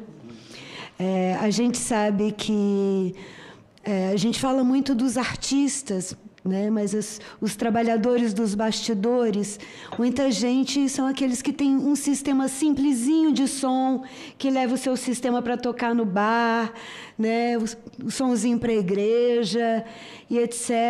Enfim, que subsistem ali de montar, que são os sons da periferia dos bailes e etc. E esses também perderam sua única fonte de sustento, né? Então, queria mandar meu abraço solidário e dizer que nós, da ANTE, no que pudermos ajudar, estamos à disposição. Né? Aqui em Brasília também, enfim, as forças sindicais, o Simpro, os sindicatos bancários também estão recebendo doações, vão fortalecer esses movimentos. Eu também sou mãe de 2 autistas e sou do movimento da pessoa com deficiência. O senhor falou dos óculos, mas eu queria lembrar também que as pessoas com deficiência estão precisando de muletas, de bengalas, de cadeiras de rodas.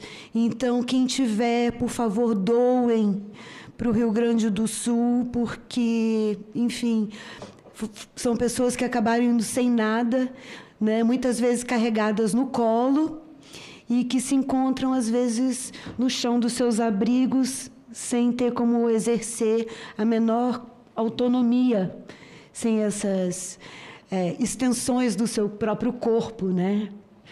Então, enfim, eu poderia gastar meus 10 minutos falando de tudo que o Rio Grande do Sul está precisando. Você falou de um tema que pouco é falado. A assistência, no momento desse, às pessoas com deficiência, né? Isso. Eles têm o dobro de dificuldade dos outros, no mínimo isso, né? Exatamente, inclusive, né, idosos com deficiência e, enfim, todas as pessoas que têm limitação, às vezes, inclusive de fala, né? Autistas e outros que são socorridos e que, às vezes, são não verbais. Né, as pessoas que têm deficiências ocultas, as pessoas surdas, que não conseguem nem procurar seus pais e seus filhos pela dificuldade de comunicação, né? Então, vamos olhar por essas pessoas também. Bom, voltando para a pauta dos trabalhadores, mas sem deixar de estar nela, né? Porque estávamos falando dos trabalhadores gaúchos. Bom, gostaria de falar sobre quem são os trabalhadores e trabalhadoras, né? Porque, em primeiro lugar, a gente sempre pensa nos artistas, mas essa gama de profissionais, enfim, são centenas de profissões.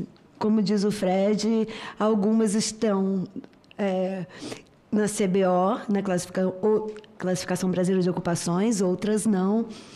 Mas a maioria delas passa por essa condição de informalidade. Eu falo aqui em nome da Graxa, quem está aí do movimento da Graxa nos assistindo, né, que são os holds, os técnicos, os cenógrafos, os iluminadores, os carregadores, enfim, todos os trabalhadores que fazem a cena. Falo também dos servidores do Ministério da Cultura, né, que são trabalhadores, também estão lutando pela estruturação das suas carreiras, né, que estão num movimento muito digno, enfim, passaram por maus bocados nesses últimos anos, né, e que, se não fossem eles, nós teríamos perdido muito da nossa memória e das nossas conquistas, que fizeram essa salvaguarda aí dos nossos... enfim, de tudo que foi construído, né, do nosso plano, de toda a memória, de todas as conferências. Obrigada, Sérgio, você está aqui representando esses servidores. Agora, eu gostaria de falar, pegando o gancho do Derek sobre o estudo, né, da regulamentação das profissões, falar sobre a importância de termos um Estatuto da Cultura do Brasil. né? Vários países, como a França, Portugal, a Bélgica, ou mais importante, mais próximos, né? Nossos irmãos da Colômbia, do Uruguai, têm uma lei de proteção, que é um estatuto que rege, né, a profissão, enfim, de todas as condições, a previdência, etc., dos trabalhadores e das trabalhadoras da cultura, e que nós precisamos lutar pelo nosso, né? Como o Adriano disse, tem trabalhadores que entram às 8 horas da manhã, saem às 4 horas da manhã no dia seguinte, comem em cima de um palco, dormem dentro de um caminhão, quando comem e quando dormem. Estamos aqui com alguém que entende bastante sobre estatutos, né, Ale? Pai, não é? A nossa referência sobre isso. Sabe, a gente precisa... Ninguém tinha me levantado isso. Eu sou autor do Estatuto do Idoso, trabalhei na formulação, mas não fui autor, mas participei junto. Criança e adolescente, fui autor do Estatuto da Igualdade Racial, fui relator do Estatuto da Juventude, e foram 4 estatutos, enfim. Agora sou autor do Estatuto do Cigano. Então, segue o nosso apelo. Mas não podemos conversar tranquilamente. Eu já entrei porque eu gostei do tema, eu gosto do tema estatuto. Se vocês façam aquilo que a gente chama de fazer o boneco, né? Encaminham para mim, eu encaminho para a consultoria e nós demos entrada aqui na Comissão de Direitos Humanos e aí começa a tramitar com o projeto de lei. E pela força que tem, e tem que ter mesmo, né? A força que tem vocês da cultura, os artistas, enfim, todos esses profissionais que às vezes não aparecem, mas estão nos bastidores e que estão filmando, né, Porto Alegre, estão todos eles preparando. Exatamente. Lá, um retrato daquela triste realidade, né? Vocês produzam o básico, baseado em outros estatutos, encaminhem para mim e eu aqui no Congresso... Muito obrigada. Já saio daqui feliz hoje. Mas esse estatuto ele é muito importante para a gente, senador, porque, como o Fred disse, a nossa profissão ela é sazonal, ela é irregular, a gente exerce várias ocupações, a gente trabalha em diversos projetos ao mesmo tempo e não existe nada que nos ampare. Né? A gente tem poucos exemplos de sindicatos organizados no Brasil, e aqui eu queria dizer que o Sindicine é um deles, o SATED do Paraná e de São Paulo, mas a maioria dos estados não tem um sindicato que os represente, não existe fiscalização, evento é terra sem lei. A partir do momento que você entra dentro de um evento, né, um trabalhador que tem fome não tem como pagar o sanduíche a R$30. E não tem como sair do evento para comer. Não tem como pagar uma água a R$10. E a gente viu, né?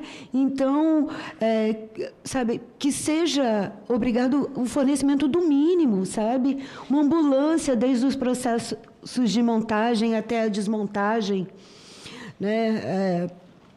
1/3, a gente fez uma pesquisa aqui pelo LabFaz, com 485 respondentes. Oi. Obrigada. E 1/3 dos trabalhadores já tinham sofrido algum tipo de acidente no trabalho. Sabe? É um número assustador. E, né, as pessoas trabalham 20, 30 anos em cima de um palco e nunca fizeram uma audiometria. Então, vão perdendo a audição ali, expostos a altos ruídos. E não tem, como o Adriano disse, não tem nada que os proteja depois disso. Então, e dentro do evento é isso, né? Você está lá trabalhando, você tem que subir e tal. Eu disse, a gente perdeu várias pessoas nos últimos anos, né? E cito o exemplo sempre de um amigo que faleceu e que era super corajoso, entre aspas, né? E quando faleceu, eu falei, poxa, mas se ele tivesse usado um dos 3 equipamentos de proteção, ele não teria falecido. Né? Se ele tivesse de luva, ele não teria tomado choque. Se ele tivesse com a cadeira de suporte, ele não teria caído. Se ele tivesse de capacete, ele não teria batido a cabeça no meio-fio. Então, é por uma cultura de segurança, sabe, senador? Para que os gestores e organizadores de eventos também se sintam responsáveis pelas pessoas que nele trabalham. Né? Assim, não vale o artista ter um camarim cheio de pompas e cerimônias, enquanto tem pessoas que passam 18 horas sem comer dentro de uma arena. sabe? Então, é o mínimo. Não tem banheiro, às vezes, para os trabalhadores, sabe? Uma pessoa que está dentro da cabine, do palco não tem... Então, o que a gente pede é que que as necessidades desse trabalhador sejam olhadas, né? Sobre as leis de incentivo, né? Sobre editais, isso que você falou, Fred, sobre a política de fomento, eu concordo plenamente. Vou até parafrasear meu amigo Gog, que se edital fosse bom, chamava de todos. Né? Porque aí você vê o exemplo do hip hop, mais de 3.000 projetos concorrendo para 300. O que acontece com esses 2.700? Aonde eles vão buscar? Né? Então, acaba elitizando, né, os melhores projetos, os mais bem inscritos. E, né, quem diz quem é bom e quem não é? Quem é o dono dessa verdade, sabe? Que tipo de política mais democrática a gente pode criar de acesso para todas as pessoas, né? Então, os profissionais da graxa e da técnica, por exemplo, eles não tiveram acesso. Embora tenha sido preconizado na lei que os estados e municípios deveriam fazer busca ativa dos trabalhadores da técnica, ninguém fez. E as pessoas que recebem, vamos supor, eu tenho uma produtora, eu recebi uma Aldir Blanc, R$50 mil. Quando eu recebo isso, eu não vou pagar para os meus técnicos que fizeram os eventos durante o ano para mim. Eu vou pagar meus aluguéis, meus impostos, a minha equipe. Então, o que a gente pode fazer para que aqueles trabalhadores da ponta sejam realmente atendidos? Sabe? O que mais aqui? Sobre as mulheres trabalhadoras, né? A gente fala que na técnica, dependendo do estado e da pesquisa, que as nossas pesquisas foram todas informais durante a pandemia, né? Mas que 15% a 25% dos trabalhadores da graxa são formados por mulheres. Por quê? Porque elas não têm creche no contraturno para trabalhar de noite, né? As mulheres também não têm seguro maternidade. As mulheres não têm, sabe, sem contar o preconceito que existe, né, esse ambiente masculino, etc. Então, que haja formação para mais mulheres trabalhadoras e um incentivo para que elas possam buscar na cultura e na técnica, na arte, na técnica, enfim, todos os setores da arte, da cultura e da economia criativa também o seu sustento. Que mais?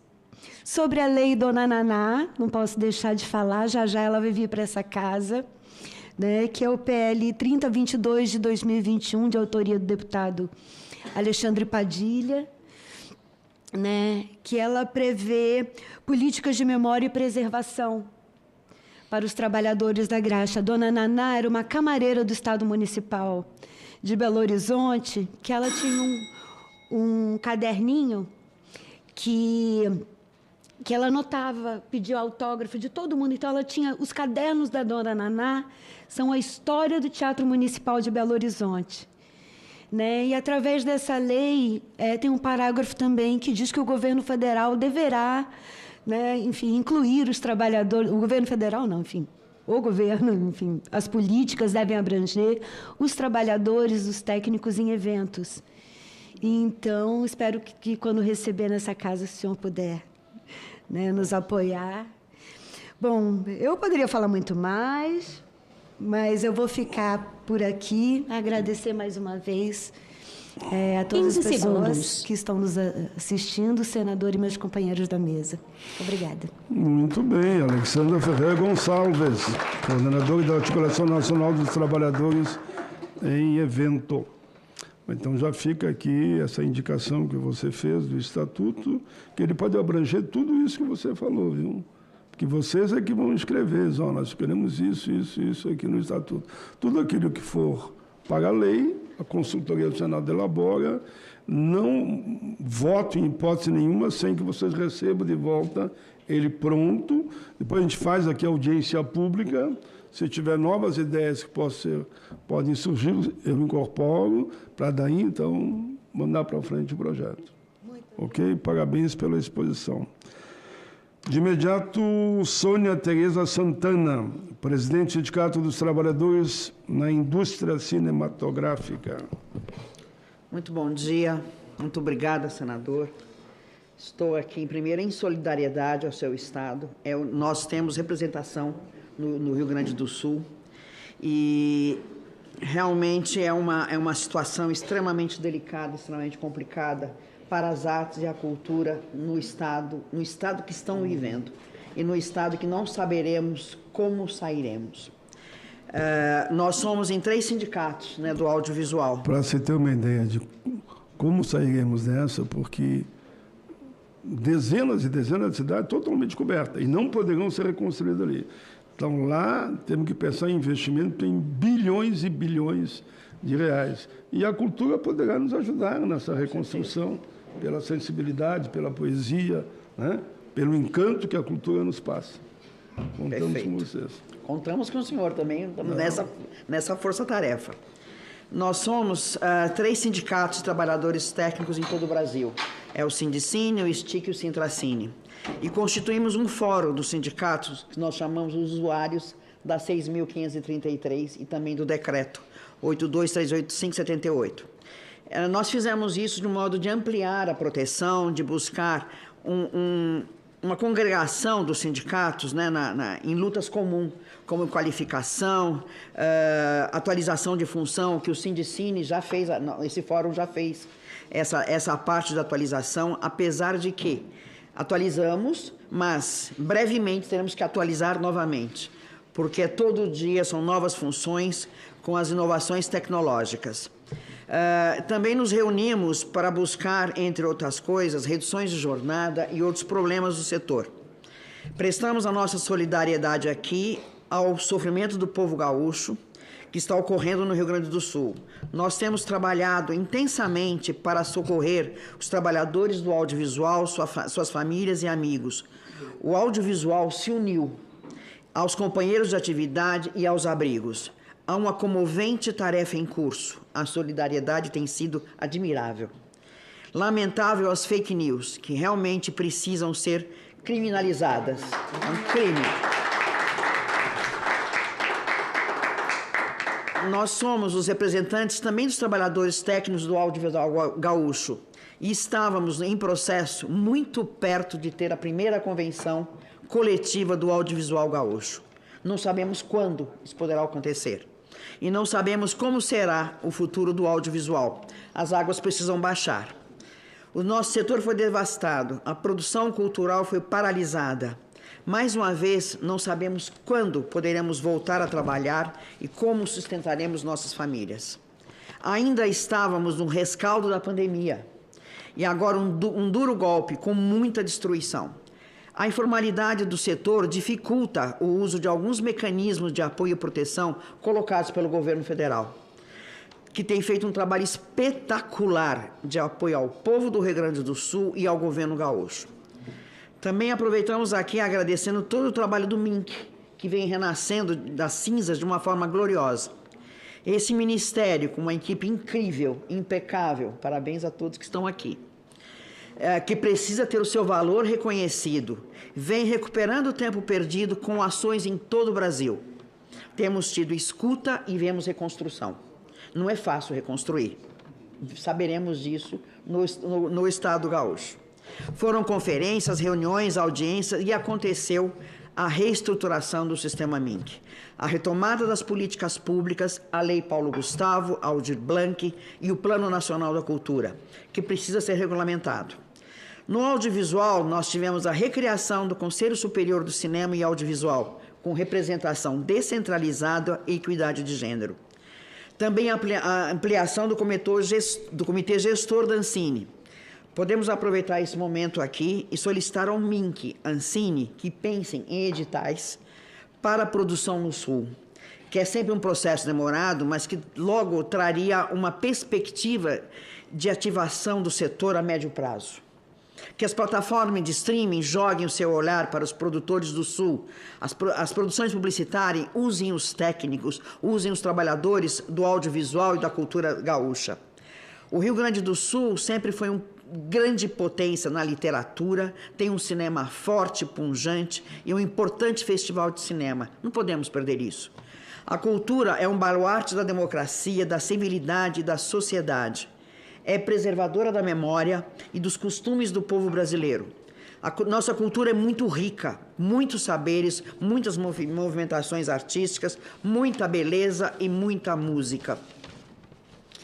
Somos um país etnicamente diverso, inclusivo, que vem recuperando a sua autoestima, que vinha sendo abalada por desmontes e precarizações de governos anteriores.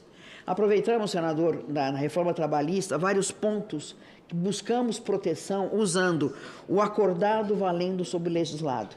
Então, reduzimos a intermitência, reduzimos uma série de condições em acordo com os sindicatos patronais, introduzimos um ponto que é muito importante, até numa atualização da lei, que é a introdução da possibilidade de contratação de forma jurídica, de pessoa jurídica, como forma de contratação. É o que trata o PL, que está em discussão agora, o PL 152, que dá regularidade, porque isso é uma realidade no mercado, não adianta a gente lutar, ser hipócritas em ignorar uma realidade, e sim buscar uma proteção para essa realidade. Nós conseguimos isso num momento onde os técnicos tinham seguro de vida, contratos definidos, prazo de pagamento, jornadas estabelecidas, que é um outro ponto bastante complexo para a gente, que é o tamanho da nossa jornada. Então, nós temos sim a contribuir com este PL, apoiamos ele, porque ele traz uma regularidade, uma proteção maior, desde que se encare como forma de contratação. Não existe uma pessoa jurídica de fato, e sim um trabalhador que emite um documento fiscal para receber de forma acelerada e de uma forma segura para o profissional. Trabalhar na informalidade realmente é muito ruim, e uma nota fiscal e dá segurança jurídica de um protesto. Tivemos uma produtora que quebrou agora no mercado e deixou um monte de gente. Então, através de seus documentos fiscais, estamos conseguindo protestar e buscar a reparação dos trabalhadores. Nós temos agora, há que se buscar ampliar os avanços em políticas de preservação, as novas tecnologias que vão impactar o modo de trabalhar o cinema e outras áreas artísticas. Isso vem sendo com a inteligência artificial, que de repente ela deu um salto gigantesco e está nos assustando com a velocidade e com a sua competência. Mas, ao mesmo tempo, nós temos que procurar qualificação, formação para esses trabalhadores. Muitos perderão trabalho e muitos serão criados. Não temos a menor ideia do que será isso. Saberemos, sim, que muita gente vai perder o seu posto de trabalho, e aí, sim, a busca de uma renda mínima, a preservação das condições de trabalho e qualificação, buscar o máximo de qualificação. Nós combatemos o etarismo, temos questões das mulheres também que não conseguem ter filhos no audiovisual. No teatro, no cinema, não consegue realmente, porque não temos padrão, não temos um dia igual ao outro. Isso também é uma coisa que nos fascina, né? Essa liberdade, mas também nos traz muitos prejuízos do ponto de vista do trabalho. Nós temos um novo Brasil agora, com Lula, um presidente sensível às artes, às culturas e às dores do povo. Parabéns a todos os trabalhadores, gestores culturais, produtores, profissionais da cultura, artistas, músicos, trabalhadores nos eventos, estúdios, palcos, que estão aqui buscando o seu reconhecimento. Agora, com o Dia Nacional dos Trabalhadores e Trabalhadoras da Cultura, se tem um reconhecimento da importância de todos os que operam diante e atrás das câmeras, em cima e atrás dos palcos, dos teatros, dos shows, dos circos, nas ruas e praças. Os trabalhadores são a espinha dorsal do espetáculo, de todo tipo de montagem. Muitas dessas áreas precisam de reconhecimento e qualificação. O Dia Nacional de Luta dos Trabalhadores e Trabalhadoras da Cultura também vem dar um sentimento de pertencimento, de fazer parte dessa história. Eu agradeço aqui a oportunidade, em nome dos sindicatos parceiros, das representações dos trabalhadores aqui presentes, que foram ouvidas, e nos colocamos, senador, à disposição para novas audiências, onde possamos acompanhar e colaborar nas atualizações, nas condições que a cultura vai lidar, com evoluções tecnológicas que estão tomando corpo e podem impactar em diversas áreas. Parabéns ao corpo técnico do MINC, a ministra Margarete Menezes, Márcio, Roberta, Joelma, Derek, Ângelo, Sandra, Luciano, todos, muita gente boa reunida, um grande propósito. Muito obrigada. Muito bem, muito bem. Sônia Tereza Santana, presidente do Sindicato dos Trabalhadores na Indústria Cinematográfica. Deixa eu te falar outra... o apelo que você faz para ter o mínimo, né, de regulamentação foi o caso dos aplicativos, que o presidente Lula e o ministro Marinho fizeram um esforço sobre-humano, diria, né, para tentar encontrar caminhos devido à situação específica deles, né? Nem todos querem ser CLT, isso é verdade. O presidente Lula colocou isso, algumas pessoas não entenderam, o presidente Lula está certo, não querem. Então você tem que encontrar alguns caminhos como vocês estão propondo. Sabe que eu sou relator aqui do Estatuto, o outro Estatuto. O Estatuto do Mundo do Trabalho, né, que fala no CLT do século XXI, e eu posso comprometer com vocês, dentro da realidade de vocês, tem um capítulo específico sobre essa atividade, que vocês vão ajudar a escrever. O Estatuto é isso, busca abranger aí o mundo do trabalho, mas cada um dentro da sua realidade, inclusive o pessoal dos aplicativos, né? Para que eles não fiquem, como eles dizem, engessados. Tem muita gente que é engenheiro de dia, é motorista à noite, né? Então ele quer saber como é que ele faz. Então, enfim, contem com o nosso apoio aí, com certeza absoluta. Mas todos vocês terão ainda as considerações finais. E eu abrirei, como sempre abro, a possibilidade de 1, 2, não muitos, né, poder falar do plenário, se assim entenderem. Mas eu tenho que fazer agora, por ofício, antes de passar para essa rodada, as perguntas vêm do E-Cidadania, né? E olha que tem bastante pergunta aqui.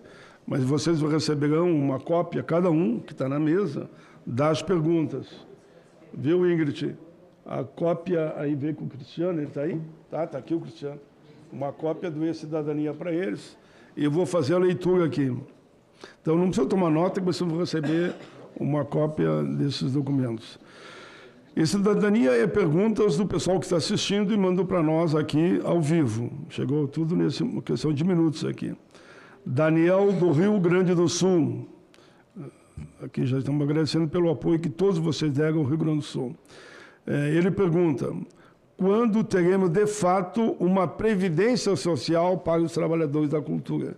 Que vocês colocaram muito bem aqui, poderão agora aqui falar. Emanuele, do Mato Grosso.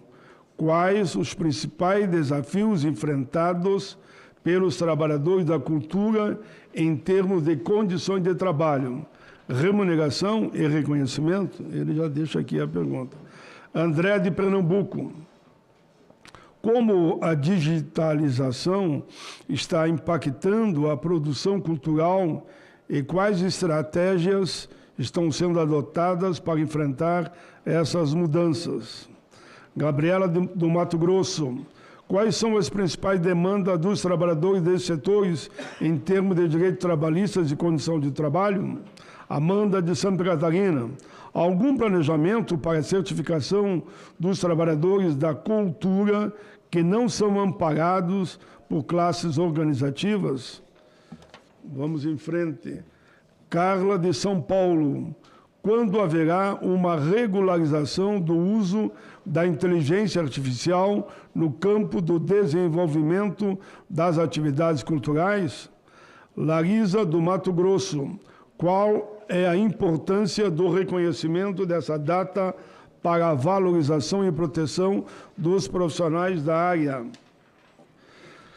José, de São Paulo. Eventos culturais são quase que exclusivos da elite. Quando nos manifestaremos para mudar os patrocínios para as periferias das cidades?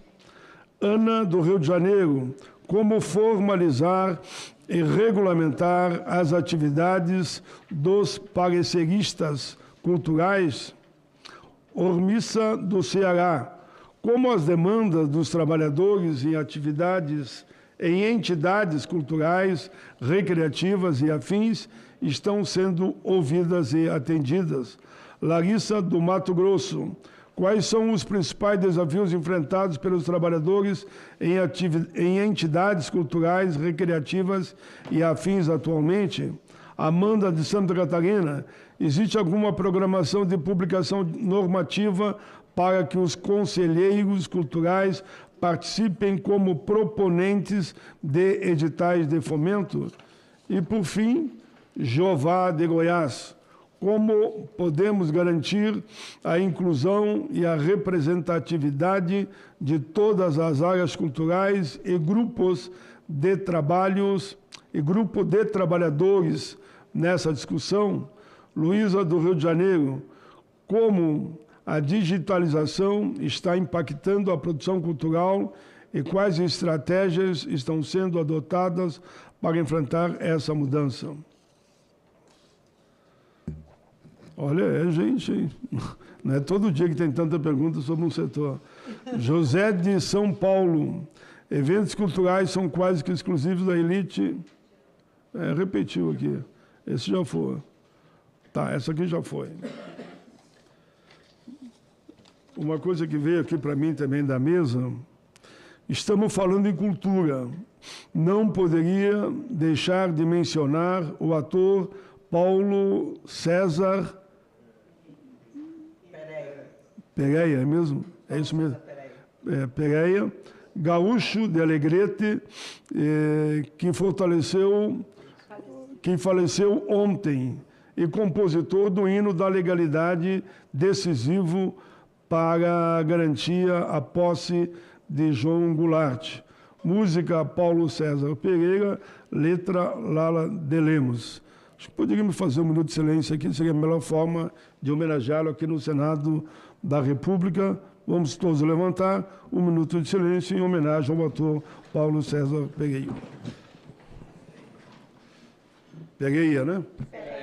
Pereira. Paulo César Pereira.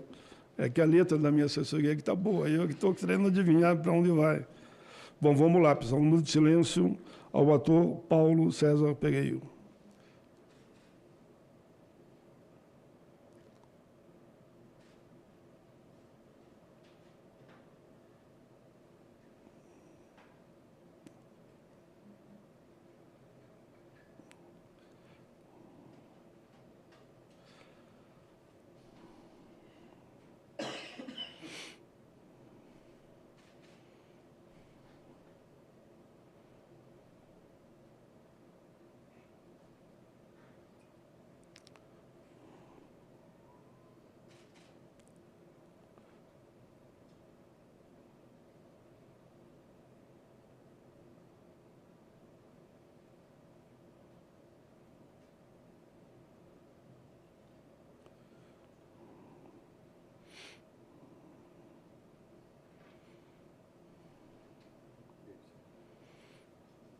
Ok.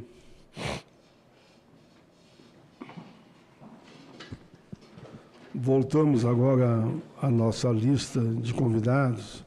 Esse é o momento que, em média, a gente destina 5 minutos para cada um, para as considerações finais, e cada um escolhe, naturalmente, são tantas perguntas, alguma pergunta, uma, duas, e quem quiser responder 3, responda, que entenda que vão responder, mas aí vocês é que decidem. É o que eu ia fazer agora.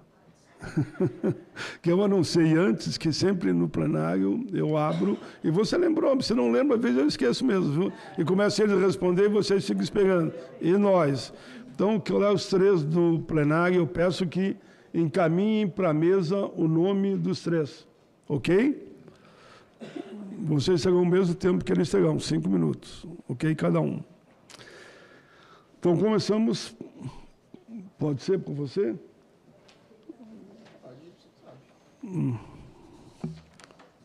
Teve alguém que me disse, os últimos são os primeiros, os primeiros são os últimos. Então, vou deixar você para o final, agora, já que você que abriu.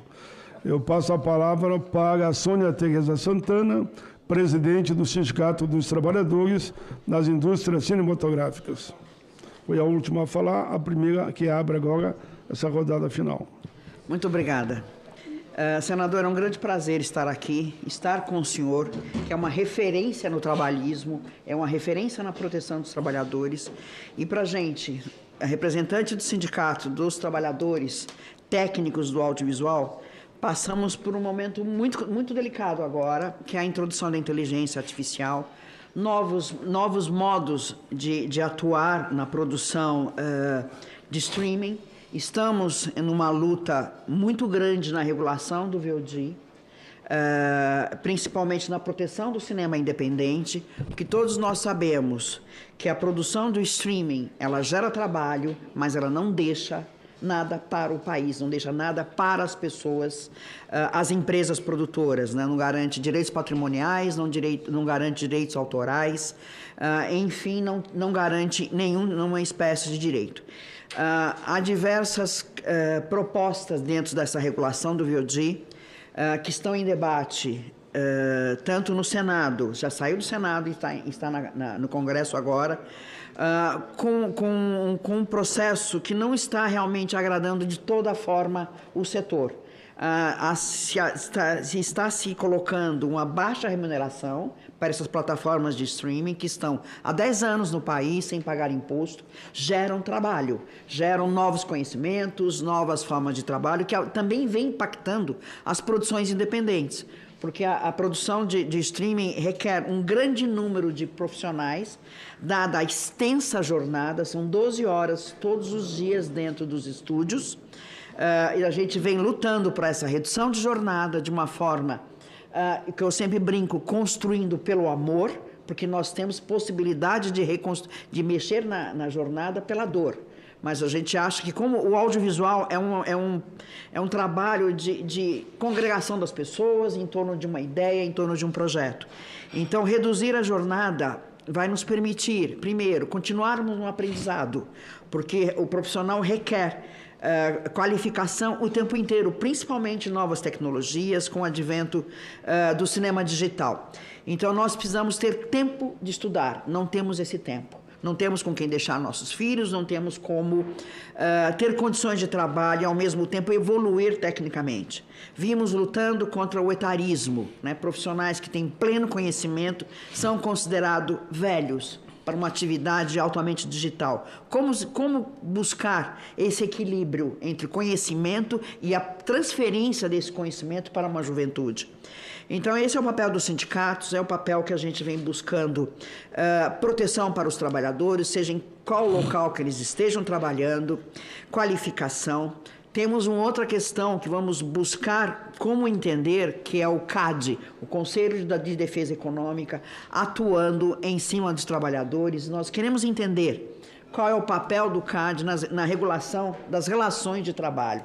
É uma discussão que a gente vai trazer junto, porque estamos enfrentando alguns sindicatos com associações. Eu acho inacreditável que cerca de 60, 70 profissionais causem um impacto econômico tão relevante que seja necessário colocar um CAD nessa disputa. São discussões que podem ser levadas em outras esferas, não necessariamente num órgão que vai condenar, penalizar e principalmente multar os profissionais que ousam, né, ter um valor de trabalho um pouco diferente dos pisos salariais dos sindicatos. Então, ao mesmo tempo que nós queremos profissionais preparados, nós não admitimos que ele tenha valores de acordo com a sua preparação.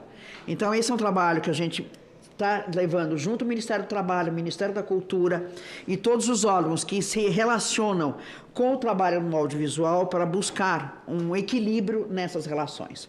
Muito obrigada. Nós estamos também trabalhando em busca de apoio e colaboração para a situação do Rio Grande do Sul. O sindicato tem um ponto de coleta específico do audiovisual, que são um estúdio de cinema da local, uma produtora de cinema, de locadora de equipamentos, que está com espaço aberto, recebendo doações para profissionais técnicos da cultura e do audiovisual brasileiro.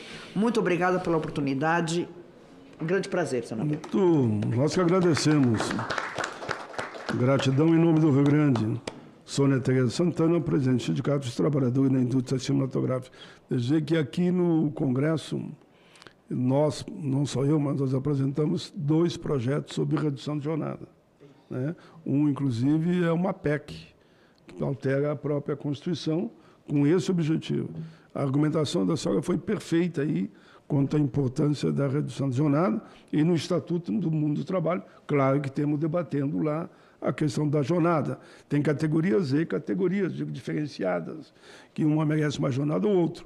O mundo todo hoje está discutindo 4 dias por semana, que seria 40 horas semanais ou 36. É todo um debate que tem, mas baseado em cada realidade. A realidade de vocês é uma, que pode ser horas que eu não vou aqui nem falar, porque vocês é que vão indicar, né? Como tem os enfermeiros que trabalham 12 por 36, por exemplo, né? Não é possível. Isso, né? Então, cada realidade é uma realidade, que nós vamos olhar com todo o carinho, tá bem?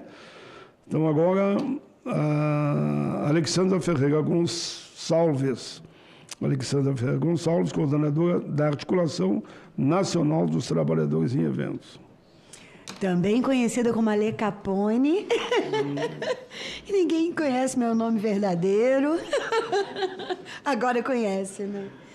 Bom, senador, mais uma vez, obrigada pelo convite. Bom, eu estava olhando aqui as perguntas, né? Primeiro, eu vou me perder aqui. Mas falaram muito sobre quais são as... Discute aquela que achar melhor, porque alguma que não for respondida, nós encaminharemos via comissão. É porque a maioria das perguntas eu acho que são para o Ministério da Cultura mesmo. Então, agora, sobre as demandas dos trabalhadores e das trabalhadoras, quem quiser se juntar à ANTE, pode procurar Articulante no Instagram, já nós vamos ter nosso site também.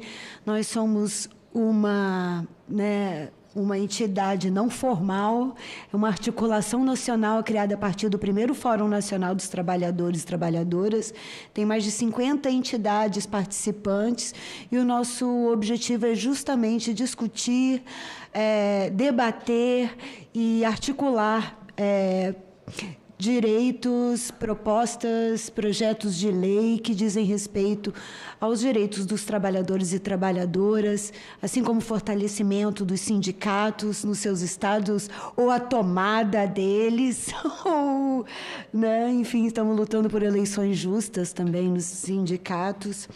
E as nossas demandas são a discussão mesmo das realidades locais, entender como está... A gente sabe que a exploração do trabalho é comum, mas a gente quer mudar essa realidade e, para isso, a gente precisa entender como isso se dá nos estados. O Adriano falou sobre a Bahia, eu conheço a realidade do Distrito Federal, mas a gente tem técnicos que ganham R$60 por 18 horas de trabalho. Sem direito à alimentação, sem direito à água, sem direito a transporte. Eu digo sempre, porque eu sou relator de um projeto que combate o trabalho escravo. Se tiver um estado que não tenha trabalhador sob regime de escravidão, eu mudo o meu relatório. Mas não tem, eu já pesquisei. Em todos os estados existem trabalhadores. E eu vou lhe... É quase, o caso é caso, como é que chama? Análoga ao trabalho escravo. É isso que eu ia lhe dizer, senador. Tem muitos trabalhadores da cultura que trabalham em situações análogas à escravidão, sabe? É muito sério o que acontece. Tem gente que chega a trabalhar 20 horas por dia. Em época de festival, às vezes dorme ali embaixo do palco mesmo, tem 4 dias de evento, passa os 4 dias. E muitas vezes a produção do evento nem se dá conta disso. Ela vai para o hotel descansar, junto com os artistas, e dentro daquela arena tudo é possível, sabe? E por isso também essa quantidade de acidentes, por falta de alimentação, por falta de descanso.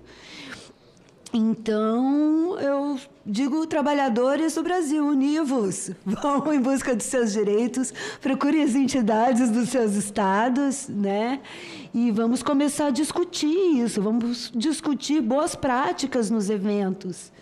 Vamos discutir que a pessoa, a hora-pessoa, a gente chamava hora-máquina, Agora é hora-pessoa, hora-máquina, que a hora-pessoa vale muito mais. Não adianta você cobrar 120 mil em 2 diárias de equipamento de som e pagar R$100 a diária da pessoa que vai estar cuidando desse equipamento 24 horas, sabe? Então,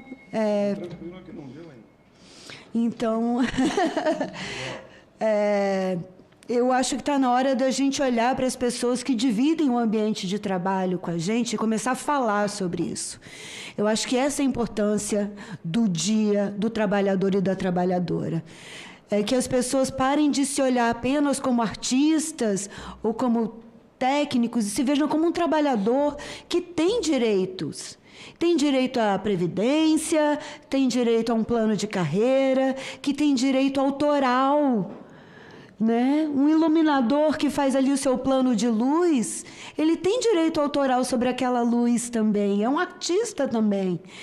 Então, que a gente passe a valorizar mais as pessoas que trabalham, né? E menos os equipamentos, porque o equipamento é muito caro e o trabalhador está completamente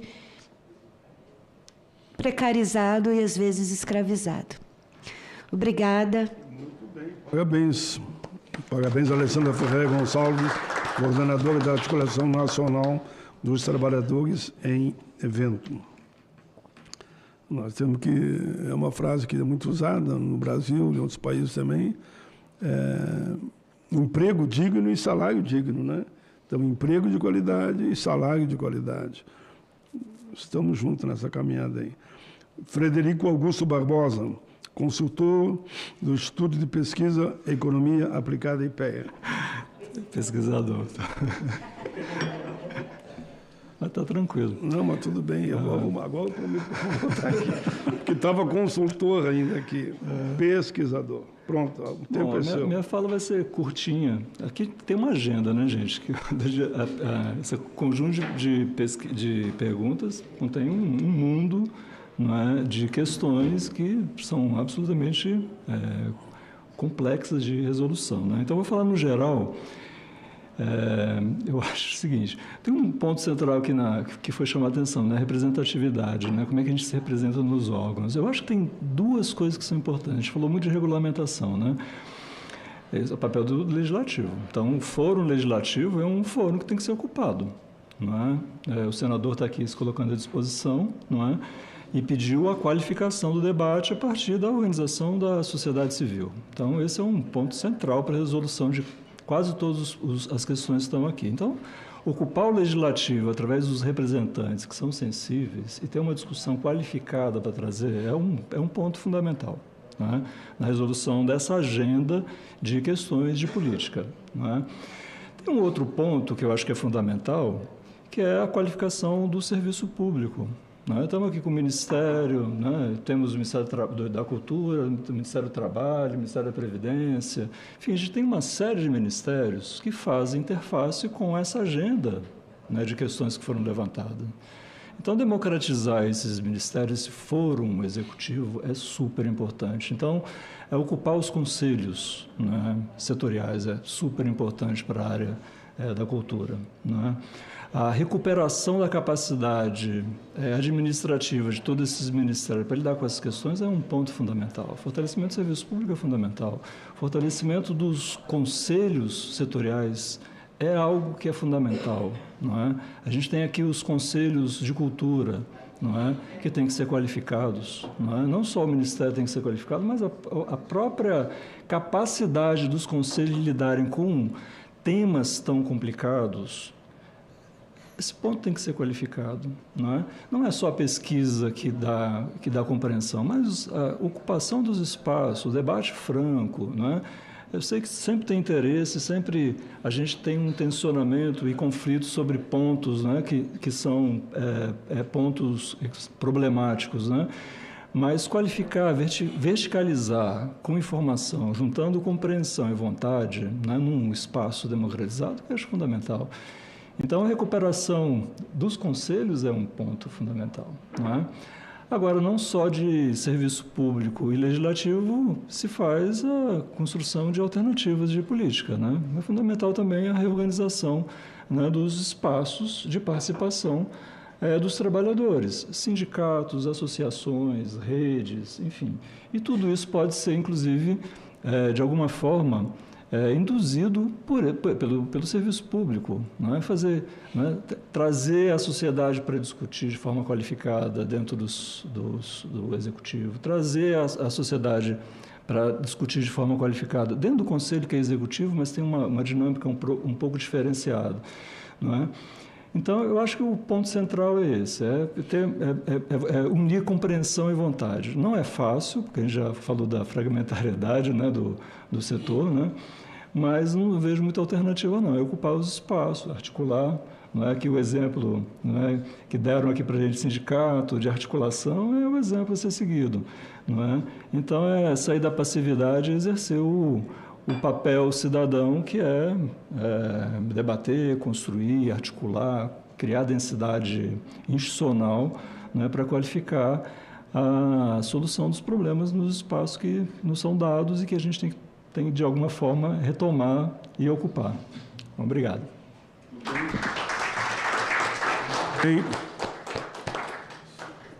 O senhor Frederico Augusto Barbosa, pesquisador. Viu? Se alguém tiver dúvida, eu estou lembrando aqui. Pesquisador do Instituto de Pesquisa Economia Aplicada do IPEA. Muito bem, eu gostei muito, aí, por incrível que pareça, nós temos no momento que a palavra debate qualificado. É incrível, às vezes as pessoas vão para o debate e não viram um debate qualificado, mesmo um debate de ódio. Chama o outro de tudo que vocês imaginar para cima, né? Mas o debate qualificado, seja aqui, seja numa Câmara de Vereadores, seja na Assembleia, seja no espaço da cultura mesmo, né? O debate qualificado, que alguns que não admitem, é o seu pensamento único, me parece, divergia natural. E na hora de votar, cada um vote com a sua consciência. Eu já voltei atrás em posições que eu tinha, mas na linha de um debate qualificado. E fiquei pelo lado certo da história, né? É isso que nós temos que conviver aqui e não achar que cada um é dono da verdade. Se cada um é dono da verdade, não chega a lugar nenhum, né? O cara se protege de tudo que imaginar e fica ali plantado. E não admite flexibilizar em nada. Por isso que o debate qualificado foi o que eu vi aqui, meus cumprimentos. Eu vou deixar você concluir, vou deixar você encerrar. E vou passar, conforme combinamos, para o plenário. Rita Andrade, conselheira de Cultura. Rita Andrade, 5 minutos, por favor. Oi. Obrigada, senador. Um prazer começar a semana, né, debatendo sobre esse ponto tão importante, que é a questão da regulamentação desse setor, e muito especial gerar dignidade, né, para esses trabalhadores e trabalhadoras que são fundamentais, né, para o bem-estar social do Brasil, desenvolvimento e tudo mais, né, para esse processo de reconstrução. Eu gostaria de dialogar a respeito da questão das políticas públicas que estão sendo implementadas. O Fred muito bem colocou que elas existem, mas que a gente tem visto muita dificuldade nesse processo de implementação. E tudo está muito ainda nesse processo de reconstrução, tudo está muito no campo ali dos decretos, né, das portarias, mas o setor precisa que o recurso de fato chegue. Então, eu gostaria de dialogar com o MINC, né, com relação à questão da fiscalização. A gente compreende o papel, o poder discricionário dos entes da federação, mas é fundamental, né, que o Congresso, né, legisle sobre a política, né, que o Executivo implemente a política, mas que ele fiscalize essa política nos estados e nos municípios. E aí eu gostaria de citar aqui o caso da Lei Paulo Gustavo, que foi uma lei que nasceu aqui, a gente veio para cá, lutou, né? Eu lembro de eu ainda ali no aeroporto, esperando o senador e deputado chegar. Me permita lembrar o nome, porque ele não é mais senador, mas se tivesse também lembrava, o senador Paulo Rocha foi fundamental, viu? Exatamente, né? No entanto, esse recurso até hoje não chegou na cadeia de produção, senador. É um absurdo isso. né? Ele foi depositado nos estados em agosto do ano passado.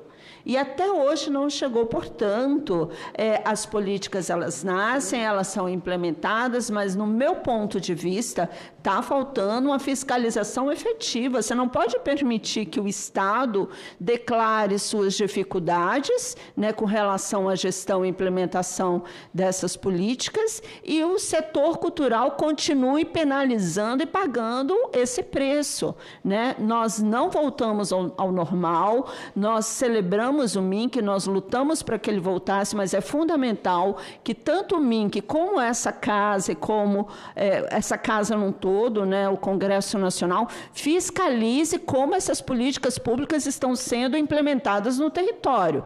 Não basta a gente ter a política, não basta o dinheiro estar na conta do Estado, não basta o dinheiro estar na conta do município, e o setor cultural, trabalhadoras e trabalhadores, continuarem mendigando que esses recursos cheguem para que a gente possa executar nossos trabalhos. Então, eu gostaria de fazer essa sinalização, isso é muito sério. A gente continua com o setor cultural passando por grandes dificuldades, a gente continua sofrendo grandes precariedades nesse setor, e a gente lembra que, ao fim e ao cabo, quem entrega a cultura é o trabalhador e a trabalhadora da cultura, uma grande cadeia de trabalhadores e de trabalhadoras. Então, eu gostaria de fazer gostaria de agradecer o espaço para fazer essa sinalização, tanto ao Ministério, desse papel de fiscalização, como ao Congresso Nacional. Muito obrigada. Foi Rita Andrade, conselheira de Cultura, que faz uma denúncia que eu entendo grave e é um alerta, e verdadeira, né? Não tem nenhuma dúvida pela forma que você falou. Gravíssimo. E não chegou lá na ponta? Não chegou. Aqui no Distrito Federal, a gente ainda está com os editais que só poderão ser... o recurso já está sendo encaminhado, né, nesse processo de editalização, mas o setor só pode mexer no recurso depois do dia 13 de junho. Foi uma imposição que foi posta para o setor cultural. E eu chego a dizer, senador, que mais de 70% dos estados, o recurso ainda não chegou na mão do trabalhador e da trabalhadora, dos produtores e dos artistas, nem do cinema, nem de nenhum outro setor. Então, é um absurdo que uma política que nós lutamos ainda na pandemia, que tinha um caráter emergencial, né? Até hoje, a gente ainda não tem acesso a esse recurso. E aí nos preocupa muito porque está aí a PNAB, né? Que ela é uma lei mais perene, ela vai ficar por 5 anos, a princípio. A gente vai lutar para que ela permaneça, mas ela tem 5 anos. E como que vai se dar essa implementação? O recurso da PNAB já está na conta dos gestores nos estados. Mas a gente não sabe como isso ainda vai acontecer. O processo é lento, burocrático e precisa de uma fiscalização mais efetiva para que os estados e os municípios avancem com esses processos. Ok, fica nos encaminhamentos da comissão, quando formos para encerrar, o seu pedido, né?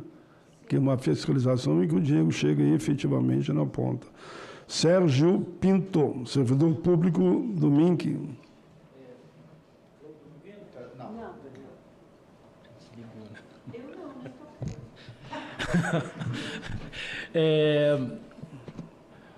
Bom dia, mesa, tá? Cumprimento aos palestrantes, ao senador. Eu acho que eu já tive umas 2 vezes com você discutindo a carreira. Aliás, agradecer e cumprimentar você pelas ajuda que você teve lá atrás, na implementação da carreira. Na verdade, é o começo que a gente efetivamente não implementou a carreira da gente até hoje. Continuamos negociando, continuamos discutindo com a MGI, estamos em negociação, queremos a implantação de uma mesa específica, eles misturando a gente com uma carreira administrativa geral, que acho que é um pouco do que eu quero discutir aqui, que acho que é o que a Lê começou a discutir, que é que a gente se vê com uma identidade de trabalhador e trabalhador da cultura. Eu acho que isso é fundamental. O Fred traz aqui a importância do setor. Eu acho que o governo não consegue ver isso ainda. como o setor é importante e como ele é específico. Ele é fundamental para um desenvolvimento do país, porque ele traz as questões da nossa identidade, dos nossos valores, e como Estado ele ainda não traz o mesmo suporte, a mesma estrutura, que é o que a Rita está trazendo. O Ministério da Cultura, a gente briga por concurso, a gente tem tentado brigar pela carreira, só que as pessoas não ficam no Ministério. Aí eu te dou uma resposta que é difícil mesmo o Ministério, com a estrutura que tem, fazer toda uma fiscalização que é necessário para a implantação de um Sistema Nacional de Cultura que está se trazendo agora. O que a gente tem hoje é uma federalização das políticas a partir do Ministério, que tem uma necessidade de chegar lá na ponta. Agora, e para isso precisa do Estado presente. O Estado presente precisa de servidor, precisa de órgãos efetivamente com estrutura, e para a gente fazer, precisa funcionar.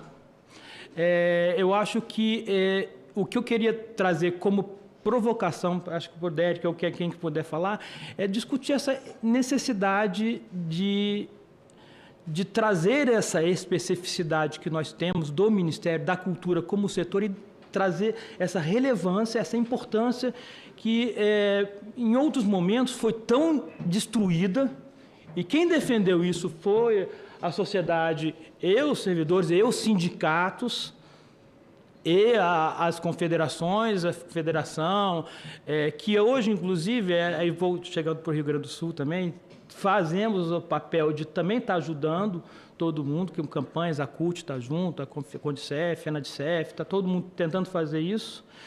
E então a gente está chegando nesse momento de ter a necessidade de discutir realmente a importância real do setor da cultura. É isso que a gente quer? Então vamos enfrentar isso trazendo estrutura, discutindo o setor como um setor de efetiva importância para o desenvolvimento do país. Então, é isso que eu queria trazer à discussão. Senador, eu tenho uma documentação que depois eu queria entregar para os seus assessores, e, se possível, até pedir uma conversa com você para as suas questões. Nós estamos no meio de uma negociação, essas questões a gente conversa à parte. Tá? Sem problema, mas você pode me entregar a mim mesmo no encerramento do trabalho aqui. Sim, sim. Ok? Sérgio Pinto, servidor público do MINC. Sandro Santos, coordenador-geral de Política dos Trabalhadores da Cultura, MINC. Bom dia a todos e todas. Sou Sandro Santos, estou na coordenação geral da Política dos Trabalhadores do Ministério da Cultura, e também sou gaúcho. Sou servidor público da Prefeitura de Porto Alegre e agora desenvolvendo esse trabalho aqui junto ao Ministério com os companheiros que também estão aqui presentes, mais o Derek. Sou lá da comunidade da Restinga, senador. O senhor conhece muito bem. Sei que tem muitos conhecidos lá e muito caminho. Um abraço aqui para a Restinga. A Restinga é uma comunidade muito bem organizada, né? Isso. Se defende como pode, mas fica um pouco afastado do centro da cidade. Eu não sei como é que está a Restinga em matéria de água nesse momento. Não foi afetada. Não foi afetada. Não foi afetada. E a Restinga é uma das comunidades que faz da cultura o seu processo identitário, né? Muito forte a questão da cultura na Restinga. Talvez a comunidade que mais busque na cultura a sua afirmação da identidade. E é complicado assim falar um pouco porque tem muitos movimentos culturais hoje em Porto Alegre, e a gente está fazendo esse acompanhamento, que estão ajudando, né, os movimentos culturais, e nós do Ministério, em conjunto com os Correios, a gente fez uma ponte com a rede de pontos de cultura para que os Correios pudessem levar, né, uma assistência a esses pontos de cultura, aos trabalhadores da cultura que Estão na situação, né? Isso. Permita que eu diga que os Correios muito elogiados. Isso. Eu, quando falei na abertura, não citei os Correios. Isso. Parceria que vocês estão fazendo lá. Isso. E a gente tem feito isso acompanhando aqui, né? E, inclusive, a direção dos Correios mandou uma servidora daqui, que é gaúcha também, foi coordenar, iniciar esse processo lá, que é a Ângela Rosa, que é a superintendente de gestão de pessoas aqui. Está lá, está voltando. Conheço ela, um enorme quadro, competente, preparada. Isso mesmo. E a gente também está acompanhando o levantamento feito pelo Instituto Cultural da PUC, junto com o Vitor Ortiz, que também deve conhecer. Conhecidíssimo. Né? Então, eles estão fazendo um levantamento do impacto das enchentes no setor cultural. E eles lançaram uma pesquisa na internet. Até sexta-feira tinha mais ou menos 1.000 questionários respondidos assim pela internet. Então, eles identificaram assim, alguns eventos cancelados, né? Noite dos Museus, que ia acontecer agora esse final de semana, palco giratório, festival Multiartes, espetáculo de transição, que estava na 30ª edição, né? Um espetáculo de transição entre o Porto Alegre em Cena, né? que era o início do Porto Alegre em Cena, que vai ser realizado no segundo semestre, Gramado Natural, o Núcleo de Arte e Imprensa, o show da Negras Encantos, que ia ser no Teatro Renascença, que está ali à frente, totalmente alagada. Né? Identificaram alguns locais também que foram alagados, mais de 20 espaços culturais identificados a partir da pesquisa, né? Entre eles, assim, o Museu de Artes, o Memorial do Rio Grande do Sul, o Museu Hipólito da Costa, o Museu do Trabalho, a Terreira da Tribo, o Teatro Bruno Kiefer, a Cinemateca Paulo Amorim, a Casa de Cultura Mário Quintana, o Centro Cultural Vila Flores, né? E um conjunto de outros assim que eu não vou citar aí. E também um conjunto de acervos e arquivos também alagados, né? Sabe do prejuízo que tem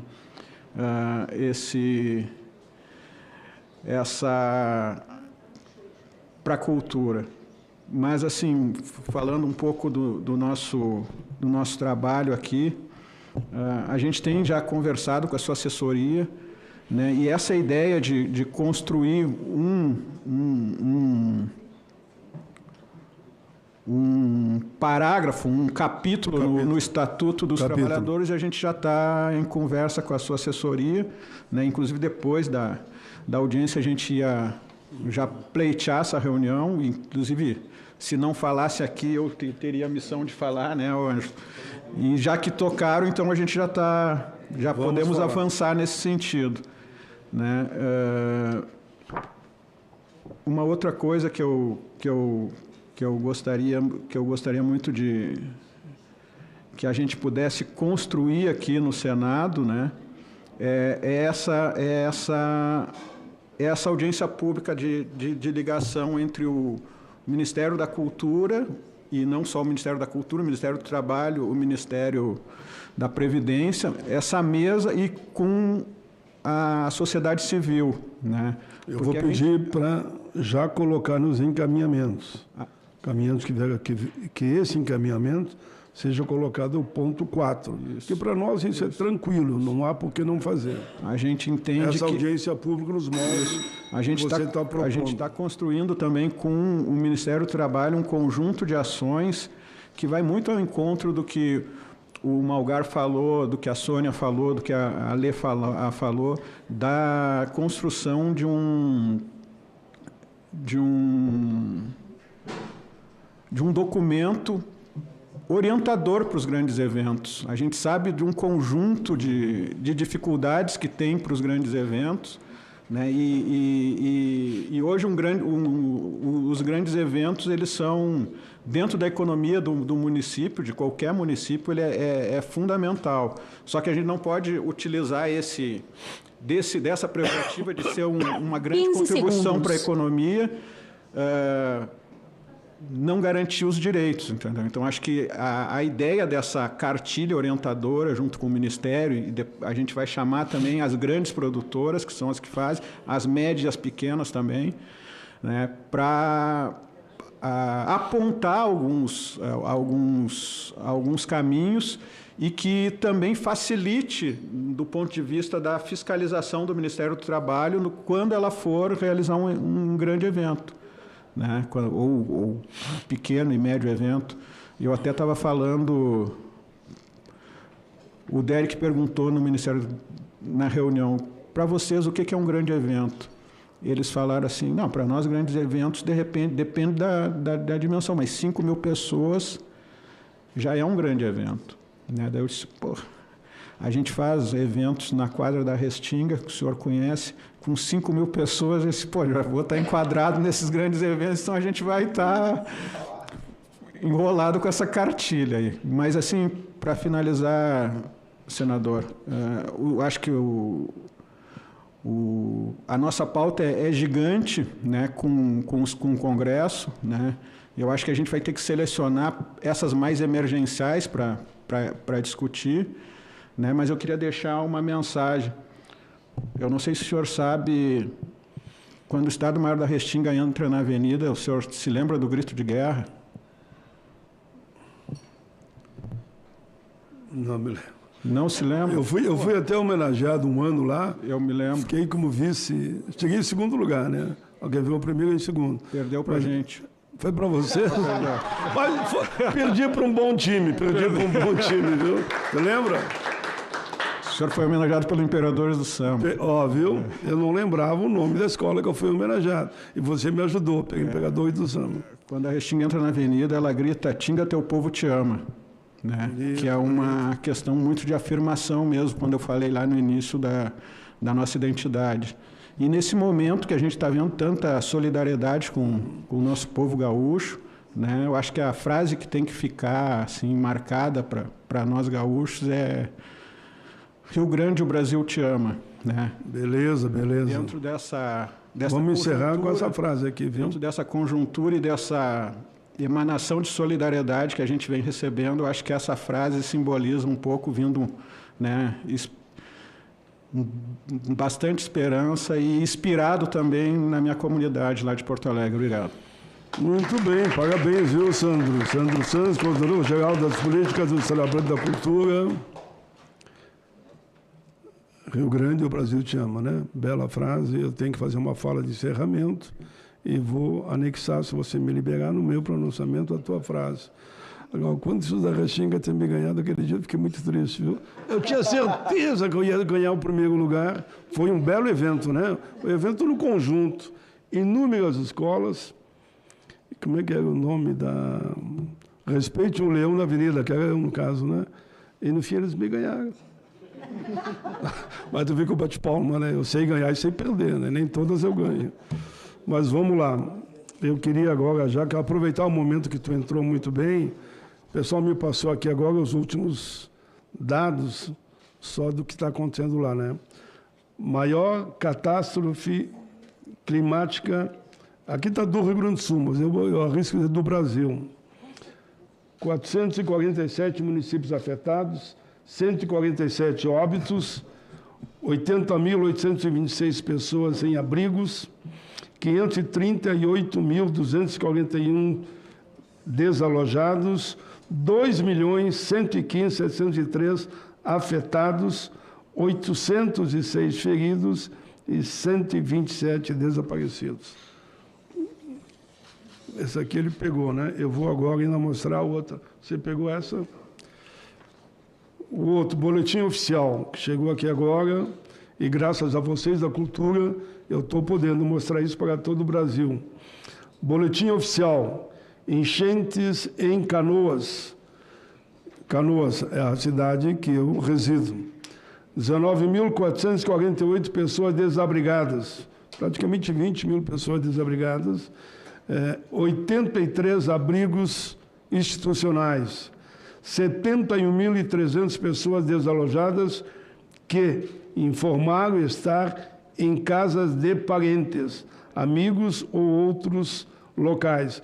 Quando eu falo aqui quase 20 mil pessoas desabrigadas, 83 abrigos institucionais, que é quase 20 mil em abrigos. Mas depois tem mais desalojados, e depois tem 19 óbitos só em Canoas, confirmados, 17 pessoas desaparecidas oficialmente, fonte atualização das 9 horas do dia 13/5. Hoje, SOS Canoas, aqui tem o telefone, 513226-2000, informar pessoas desaparecidas, se puderem, delegacia online, governo BR, consultas desaparecidas, DRS, também para o mesmo endereço, PRS, governo BR. Juntos por Canoas, Prefeitura de Canoas, prefeito lá, o Jairo Jorge. Sabe que o Jairo Jorge é um homem da cultura também, viu? Ele foi jornalista durante um longo período, e nesse momento, eu sei que é a divergência, uma divergência natural. Ele trabalha dia e noite.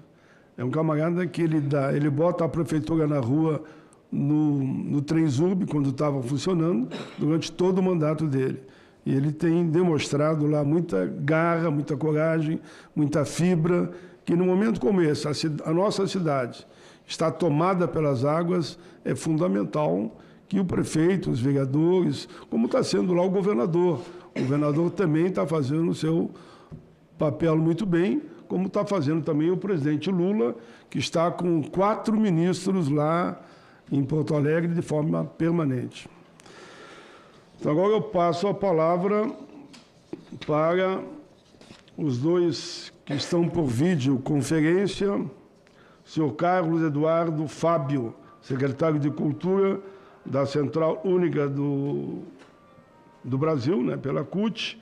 Ele fez questão de entrar nesse encerramento, como também em seguida o Adriano Malvar. Depois você encerra. Carlos Eduardo, por favor. Queria agradecer novamente o convite, senador Paulo Paim. Foi muito importante essa audiência, porque destacou exatamente os pontos que nós discutimos durante todo esse período para ter os direitos, né, ampliar os direitos aí, fortalecer os direitos dos trabalhadores e trabalhadoras da cultura. Quero aqui deixar um grande abraço para o senador, assim como também para o Adriano, que está aí, e aí também para quem está aí na mesa, minha querida amiga Ale Capone, a Sônia, companheiro Derek, quem está no plenário aí também, o Rafa, o Sandro, o Ângelo, e parabenizar novamente aí pelo evento. Queria deixar destacado que todo esse... eu queria aproveitar esse momento, e para quem é de São Paulo e quiser também ajudar aí, achar mais fácil ir lá no Brás, que fica a CUT, a Central dos Trabalhadores, onde a gente está arrecadando aí as doações, na rua Caetano Pinto, número 579, no Brás. E estamos intensificando também as doações em materiais de higiene, materiais em itens de higiene pessoal, como absorventes, fraldas, fraldas descartáveis, né, papel higiênico, que está tendo uma grande necessidade desses itens também. Então, aproveitando esse momento. Em relação às perguntas, aí eu queria chegar e dar um destaque em 2 questões, que dentro dos debates que nós fizemos para a elaboração das propostas que foram elencadas, e que está especificamente destacado no eixo 5, aí dessas propostas, das 30 propostas com prioridade para o MINC, está dentre essas propostas, a questão que foi uma das coisas perguntadas, que é a questão da previdenciária, que eu abro mais o leque, que não é só a questão da aposentadoria, que é muito importante para os trabalhadores e trabalhadoras da cultura, mas também da questão da seguridade social, que se você olhar dentro do setor da cultura, vamos dizer assim, o artista ele tem que chegar, quando ele não está apresentando seu espetáculo, apresentando seu show, ele está produzindo também. E nesse momento, qual que é o tipo de remuneração que esse artista tem? Então, tem que fazer um olhar direcionado a esse esquema. Quando o trabalhador, como está acontecendo aí nas tragédias, ou sem a tragédia, muitos trabalhadores que montam palco, que dão iluminação, pessoal técnico, não estão trabalhando, qual que é a seguridade que esse trabalhador tem? Quando se acidenta, onde é que busca recurso? Quando, na maioria, o instrumento de trabalho desses trabalhadores, ele é um instrumento pessoal. Quando quebra um violão, quebra qualquer instrumento desse artista, como que faz para poder ter sustento? Então, dentro dessa lógica, dessa perspectiva, nós dialogamos bastante, debatemos bastante a questão da previdência, olhando para isso e mais um pouco para ter essa seguridade, esses trabalhadores e trabalhadoras. E a outra coisa também, que é essa questão da representatividade, organicidade que nós comentamos. Não sei se o senador sabia, mas só que o setor da cultura, ele não tem um ramo hoje. E hoje ele fica dentro do ramo da comunicação. O que foi apontado lá é a criação do ramo da cultura. E, às vezes, nem no ramo da comunicação certos trabalhadores ficam. Eles vão parar no ramo dos serviços, que vão lá na hotelaria, essas coisas assim, para poder... E aí, então, fica essa falta de identificação para esses trabalhadores. E eu acreditando aí que a criação do ramo da cultura, a organicidade vai ser maior, os sindicatos que existem hoje da cultura vai ter que se adaptar aos seus estatutos para poder abraçar esses novos CBOs que vêm, essas novas profissões que têm que ser regulamentadas através dessa pesquisa. E as federações, confederações serem criadas para poder, o senhor sabe muito bem, todo mundo sabe aí, que quanto mais organizados os trabalhadores estão, mais fácil para poder atender as suas pautas. E aí a Central Única dos Trabalhadores está aí junto nessa construção, nessa luta, e vamos continuar junto por todo esse período que esperamos concluir Estatuto dos Trabalhadores e Trabalhadoras da Cultura, e aí fortalecer também que foi comentado aí também, para a fiscalização, que ter maior autonomia, os sindicatos têm autonomia para poder chegar e fazer a fiscalização e impedir aí os acidentes, impedir a precarização do trabalho junto a esses trabalhadores e trabalhadoras. Um grande abraço a todos e conte com nós para o que precisar. Muito bem, Carlos Eduardo Fábio, secretário da Cultura da Central Única dos Trabalhadores da CUT. Me permita que eu diga duas coisinhas só. Primeira, eu fui, quando eu estava na fábrica, presidente de CIPA, votado pelos trabalhadores, não indicado, e fui técnico de segurança no trabalho. Então, a prevenção é algo que me diz muito, inclusive num momento como esse, não ter prevenção adequada em relação a essas enchentes no Brasil e no mundo, né? Que o mundo todo está passando por esse ataque que há ao meio ambiente. E dizer a você, Eduardo, gratidão em nome do Rio Grande do Sul por tudo aquilo que o movimento sindical está fazendo para atender essas milhares e milhares de pessoas que perderam a sua propriedade, seus bens, né? E aqueles que perderam a vida, a solidariedade que fica. Então, passo a palavra agora ao Adriano Malvar, representante do Sindevento do Estado da Bahia, Força Sindical. Achei legal porque está aqui as duas centrais, mas são então de 10 centrais, e graças a Deus, nessa comissão, nós temos espaço e diálogo com todas as centrais sindicais. A palavra é sua, Adriano. Obrigado, senador. Mais uma vez, tem o senhor como referência, né? Em se tratando da população, em se tratando de um setor, não existe divergência, né? A situação em oposição, ela serve para poder crescer, tá? Então, muito obrigado por o senhor ser essa referência para todos nós. Gostaria de deixar um abraço também, porque através da videoconferência a gente não consegue enxergar os nossos companheiros, mas um abraço para a Sônia, para o Sandro, o professor Rafael. Esse abraço aqui. Senador, gostaria de deixar também registrado, caracteriza um povo, costumes, suas tradições e sua cultura. E que, através do Derek, que a equipe, Ângelo, o Sandro e todo o pessoal do Ministério da Cultura, que se crie uma comissão permanente para que isso que o nosso companheiro Índio falou, a cultura, hoje parece que ela é subgrupo do turismo, subgrupo hoje da comunicação.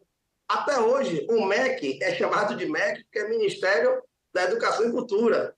Então, assim, que também crie-se uma lei para nunca mais o Ministério da Cultura ser extinto. Tá? Então, essa aqui é a minha consideração final. Pego todas as perguntas aí que foram direcionadas à questão da Previdência, a questão no caso da Seguridade, né? Sobre a questão das fiscalizações dos nossos trabalhos. Dizer também que existem muitos Brasis dentro do Brasil. Quando a nossa companheira Sônia fala de carga horária, sobre a indústria cinematográfica, como é que a gente discute carga horária no período de carnaval? 6 dias, no caso para nós baianos, que são 6 dias seguidos. Então, assim, realmente essa comissão ela tem que ser permanente. Parabenizo demais aos fazedores de cultura, no caso, se esforçam demais para poder manter esse ministério vivo, atuante. Derek, parabéns. Mais uma vez eu deixo aqui. Senador, muitíssimo obrigado. Parabéns, muito obrigado pela sensibilidade do senhor. Sei que o Estado está passando por dificuldades, mas, ao mesmo tempo, o senhor teve essa sensibilidade de continuar com essa comissão aqui, tá? E dizer aos companheiros também que participaram, a nossa amiga e o amigo também falou sobre a questão dessa fiscalização em relação às leis de incentivo. Essas leis, senador, tem que chegar na ponta, ela não chega, tem uma dificuldade, o setor cultural tem essa dificuldade, sabe, de conhecimento, infelizmente, editais, burocráticos. A gente tem que criar um meio onde essas pessoas que estão aqui se esforçando para poder fazer com que a nossa cultura ela seja referência mundial como nós somos, pela música, pela dança, pelo teatro, pelo cinema, enfim, pelo carnaval. Quero agradecer aqui, muito obrigado, tenham uma boa semana aí a todos. Muito bem, Adriano Malvar, representante do Sindevento do Estado da Bahia, Força Sindical. Também agradeço muito o apoio que as centrais aqui representada por vocês dois, pelo Carlos e por você, Adriano, estão dando aos flagelados, enfim, a situação do Rio Grande do Sul. Lembro aqui na mesa que a doutora Sônia disse que ela representa aqui a UGT. A UGT é do lá de São Paulo, o Patá. Patá teve diversas vezes aqui, um grande guerreiro, companheiro nosso. Então, mande um abraço para o Patá, que eu mandei, e ficou registrado. Todas as centrais estão fazendo a sua parte nesse momento tão triste. Bom, agora vamos, então, para a fala final. Depois eu vou para os encaminhamentos dos nossos convidados, que é o Derek Vieira Santana, diretor de políticas para os trabalhadores da cultura do Ministério da Cultura. O tempo é seu.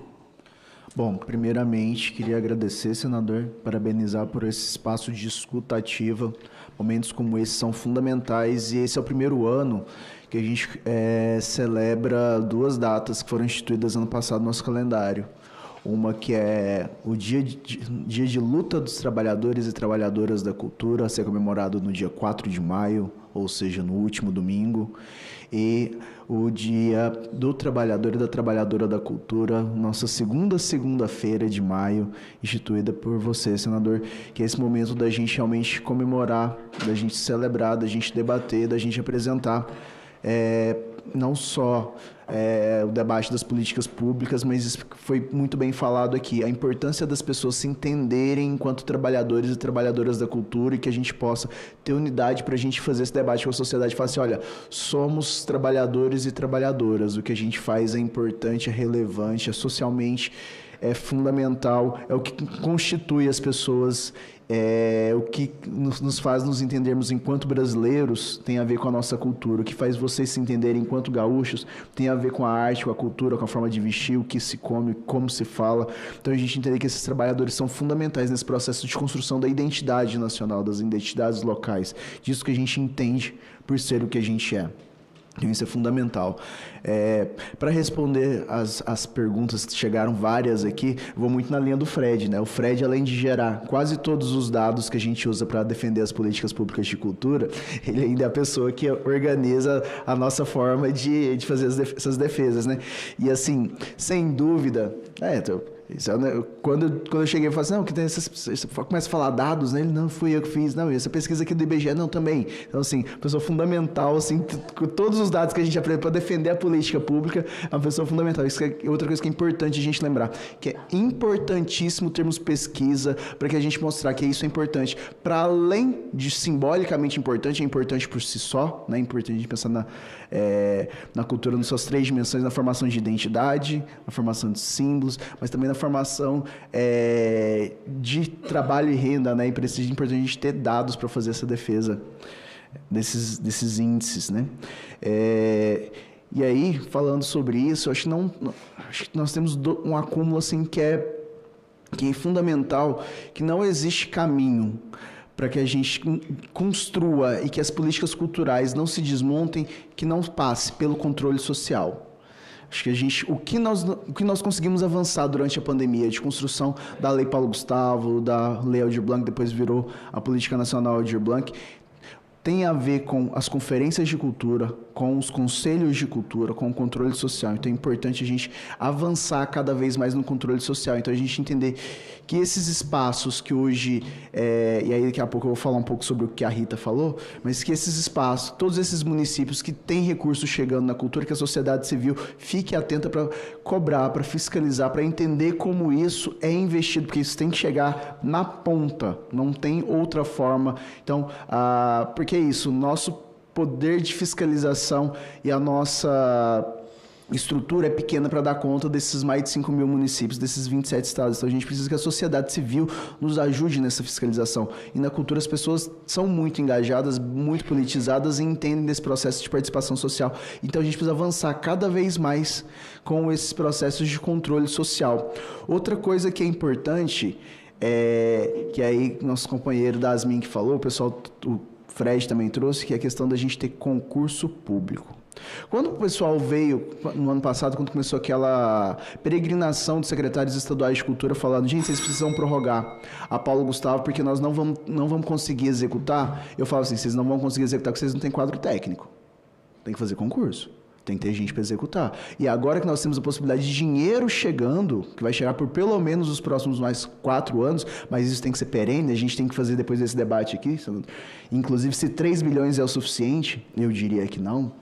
Acho que a gente tem que lutar pela nossa meta histórica de 2% da arrecadação para a cultura, que, como diz o presidente Lula, quem comeu pão com manteiga não quer voltar a comer pão seco nunca mais na vida, não.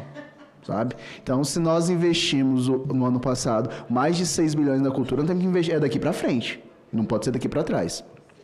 Então, ter concurso e carreira é fundamental para que essas políticas públicas sigam e sejam implementadas. Tem um exemplo que eu sempre gosto de citar, quem me acompanha sempre está de saco cheio de ouvir isso, mas para mim é muito simbólico e importante, que é da posse do João Jorge na Palmares, que ele, um dos servidores leva para ele o tapete de Xangô e fala, com o machado de Xangô, e fala para ele, um tapete tinha um machado de Xangô e fala assim, me mandaram jogar fora, mas eu escondi, porque eu sabia que eles passariam e nós voltaríamos. E a cultura voltou. E esses servidores, eles são fundamentais para garantir que para que a estrutura não seja desmontada. Então, a gente pensar que outra coisa, além de ter concurso, tem que ter uma carreira interessante. Porque na cultura a gente tem quem está lá é porque gosta muito do que faz. Porque as outras carreiras no Executivo Federal são muito mais interessantes que a nossa. E quando o Fred apresenta para a gente lá onde estão os trabalhadores da cultura, você vai ver que quem é estatutário é mínimo dentro do contexto geral, né? Então, como é que a gente vai executar a política pública nesse país dessa dimensão sem servidores públicos? Então, o servidor público é fundamental, a carreira é fundamental. Agora, entrando nisso que a Rita falou, nós lançamos na semana passada ou na anterior um painel em que você pode acompanhar, quase que em tempo real, a execução dos recursos da Lei Paulo Gustavo. Nós temos municípios que utilizaram 0. Nós temos estados que utilizaram muito pouco, ou seja, o dinheiro está lá, está parado, A sociedade civil está precisando. Existe uma cadeia cultural e criativa imensa em volta, esperando que esses recursos sejam repassados, e eles não são repassados. Aí, senador, isso nós vamos ter que compartilhar a responsabilidade, porque a gente precisa de uma legislação que tenha mais possibilidades, não só de fiscalização, que, por exemplo, para a gente, enquanto está valendo o prazo, eles têm que executar dentro do prazo, até o último dia do prazo. Se eles não fizerem, a gente negativa. Se fizerem até o último dia do prazo, estão dentro da condição mínima que é exigida. Então, se eles atendem o mínimo, infelizmente, nós não podemos fazer muita coisa. Por exemplo, quando alguns estados, aí não precisa citar nomes, recusaram os céus da cultura, recusaram equipamento público. Então, assim, eu acho que a coisa mais feia que tem para um gestor público é não querer recurso. Fala assim, não preciso disso, sabe? Uma coisa é você que fala assim, olha, eu quero fazer política pública, mas não tenho condição. Outra coisa é você recusar. É além de você ser incompetente e não conseguir executar. É você falar assim, não quero, para mim não é interessante. Então, isso é a pior coisa que a gente pode pensar, é o gestor público recusar recurso. Respondendo algumas perguntas que vieram aqui, muitas falando sobre edital, sobre pareceristas e tal, nós temos uma possibilidade que foi aberta com a nova instrução normativa do fomento, que é a possibilidade de que a gente induza, a partir da Lei Rouanet, não só a partir do fomento direto, mas também a partir da Lei Rouanet, editais que aí as pessoas já sendo aprovadas, elas já saem captadas. Então, por exemplo, nós lançamos ano passado a Rouanet Favelas, a Rouanet Norte. Nosso secretário, que estaria aqui agora, não está conosco, e aí vou só dar um pequeno spoiler aqui, né? Qual que é o nome em português para spoiler, gente? Vamos lá. Um adiantamento de notícia, que nós estamos, nesse momento, furo de reportagem, que nós estamos nesse momento, ele está nesse momento reunido com o Comitê de Patrocínio das Estatais, porque nós vamos lançar também uma Rouanet para o Rio Grande do Sul, e aí não vou falar volume, tá, porque está sendo negociado agora. Então, isso está sendo negociado com o governo para que a gente consiga reestruturar essas cadeias criativas que estão sendo duramente prejudicadas nesse momento no Rio Grande do Sul. Então, nós temos a possibilidade, várias possibilidades nós estamos criando para descentralizar e nacionalizar os recursos públicos da cultura. E aí a gente tem que entender, e aí na minha visão, nós temos que superar a era dos editais. Porque, por exemplo, a Funarte, ela apresenta a conta que na Funarte, em média, 2,68% das pessoas que se inscrevem são aprovadas. Ou seja, você tem 97% das pessoas que ficam tristes com o edital. Tem 2% felizes e a maioria estão tristes com ele. Dentro do Ministério, a gente, dependendo do edital, quando a gente chega muito bem, a gente tem algo em torno de 10% a 12% do público atendido. Então, a gente tem que pensar numa política que ela vai muito além do edital. E ela trabalha principalmente nisso que a gente está falando aqui, na ideia de entender esse trabalhador, entender as suas funções, seus empreendimentos enquanto algo fundamental. Então, a gente precisa superar realmente essa era, que a gente chama assim, né, a era dos editais. E a gente pensar que nós estamos resolvendo um problema lá de trás, né, que os editais não chegavam na maior parte dos municípios. Então, pela primeira vez, como diz o presidente Lula, nunca antes na história desse país, você vai ter gente sendo contemplada em quase todos os municípios com recurso para fazer cultura, mas, ao mesmo tempo, nós temos que entender que isso não é o suficiente. A gente tem que avançar em muito e pensar em como superar esse momento. Eu tenho mais tempo, né? Já te dei 10, os outros foi 5. Nossa!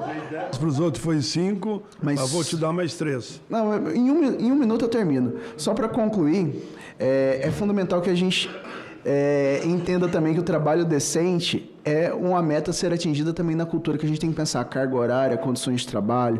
E nós estamos em parceria com o Ministério do Trabalho e Emprego e com a Previdência, estamos construindo alguns acordos de cooperação técnica, tanto para a gente pensar as diretrizes para a estruturação desse estatuto, como programas de estruturação de cadeias criativas, geração de emprego, formação, inclusive as questões previdenciárias também desse pessoal, porque para a gente é impressionante assim, o quanto a gente se perde dentro dessas cadeias produtivas, dentro da terceirização indiscriminada. Nós estamos tendo, nesses últimos anos, nós tivemos do ano passado e no ano anterior, nós tivemos muita denúncia de grandes eventos, de mega eventos, com condições de trabalho análogo à escravidão. Isso é um absurdo, não é lá na Restinga, não é no pessoal que faz cultura popular, não, é nos mega eventos. Então a gente precisa nos locais em que o ingresso custa mais de um salário mínimo, né? Então a gente tem que pensar que isso é um absurdo que não pode ser normalizado.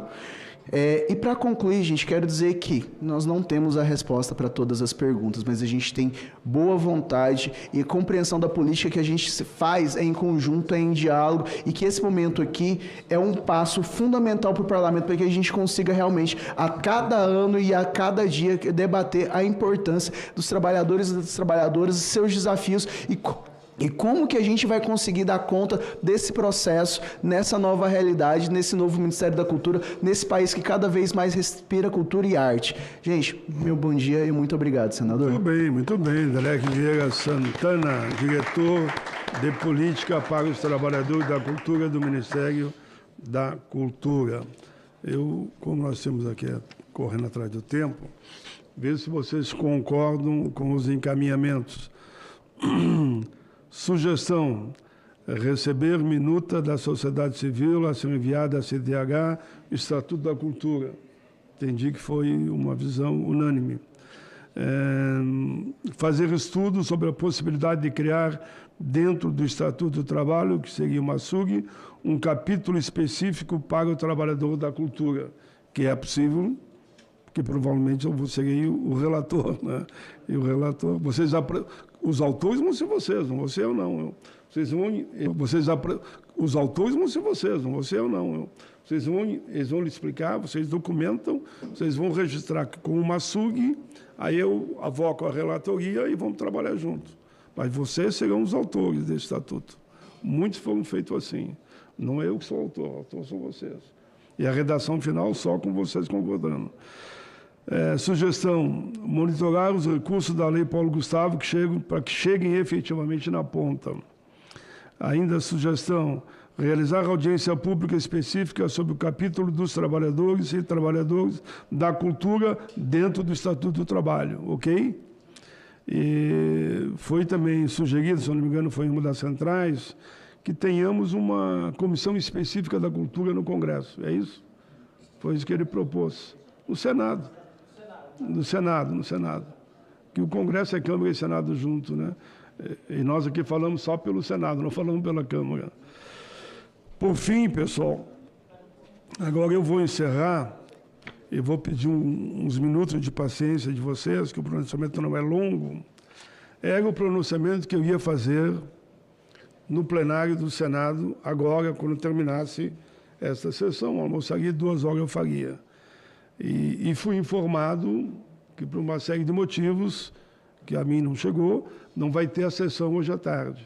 Se não vai ser a sessão hoje à tarde, eu vou fazer aqui o pronunciamento em relação ao Rio Grande do Sul. Primeiro, agradecer a todos vocês. Foi uma sessão aqui de debate sobre a cultura, como foi dito aqui, num debate qualificado. E vocês souberam colocar junto do debate a questão do Rio Grande do Sul. É aquilo que eu disse na abertura. Eu ia perguntar para mim, mas você discutindo nesse momento outro tema, não só o Rio Grande? Nós temos que discutir todos os temas, mas também o Rio Grande. E foi isso que vocês fizeram aqui, permitindo que a gente debatesse cultura, mas também a realidade do Rio Grande do Sul. Nós fizemos já 1 minuto de silêncio. Eu vou fazer essa fala rápida. Pode ver que aqui estava escrito senhor presidente, né? Naturalmente eu ia fazer no plenário. Então eu falarei, senhores e senhoras, tragédia climática no Rio Grande do Sul. Senhores e senhoras, esta é a maior tragédia climática do nosso estado, Rio Grande do Sul, infelizmente. As chuvas e as enchentes continuam no estado. As águas de alguns dos rios sobem de forma assustadora. Tudo por lá é dor, é desespero, mas a esperança continua firme. Nosso povo gaúcho é persistente e não desiste. Assim, para mim, é todo o povo brasileiro. A solidariedade e a ajuda do Brasil é de emocionar a todos. Todos os estados, os 27, estão ajudando de uma forma ou de outra. Aqui no Senado, nós... 3 jamantas já foram para lá. E outras vão de todo tipo de ajuda que o povo do Rio Grande precisa. Desde cobertor, travesseiro, colchão, alimentos, água. Aqui do Senado já foi 3 jamantas. Estou dando como exemplo, todos os estados estão mandando. Dos 497 municípios gaúchos, até o momento, 446 municípios foram atingidos pelas inundações.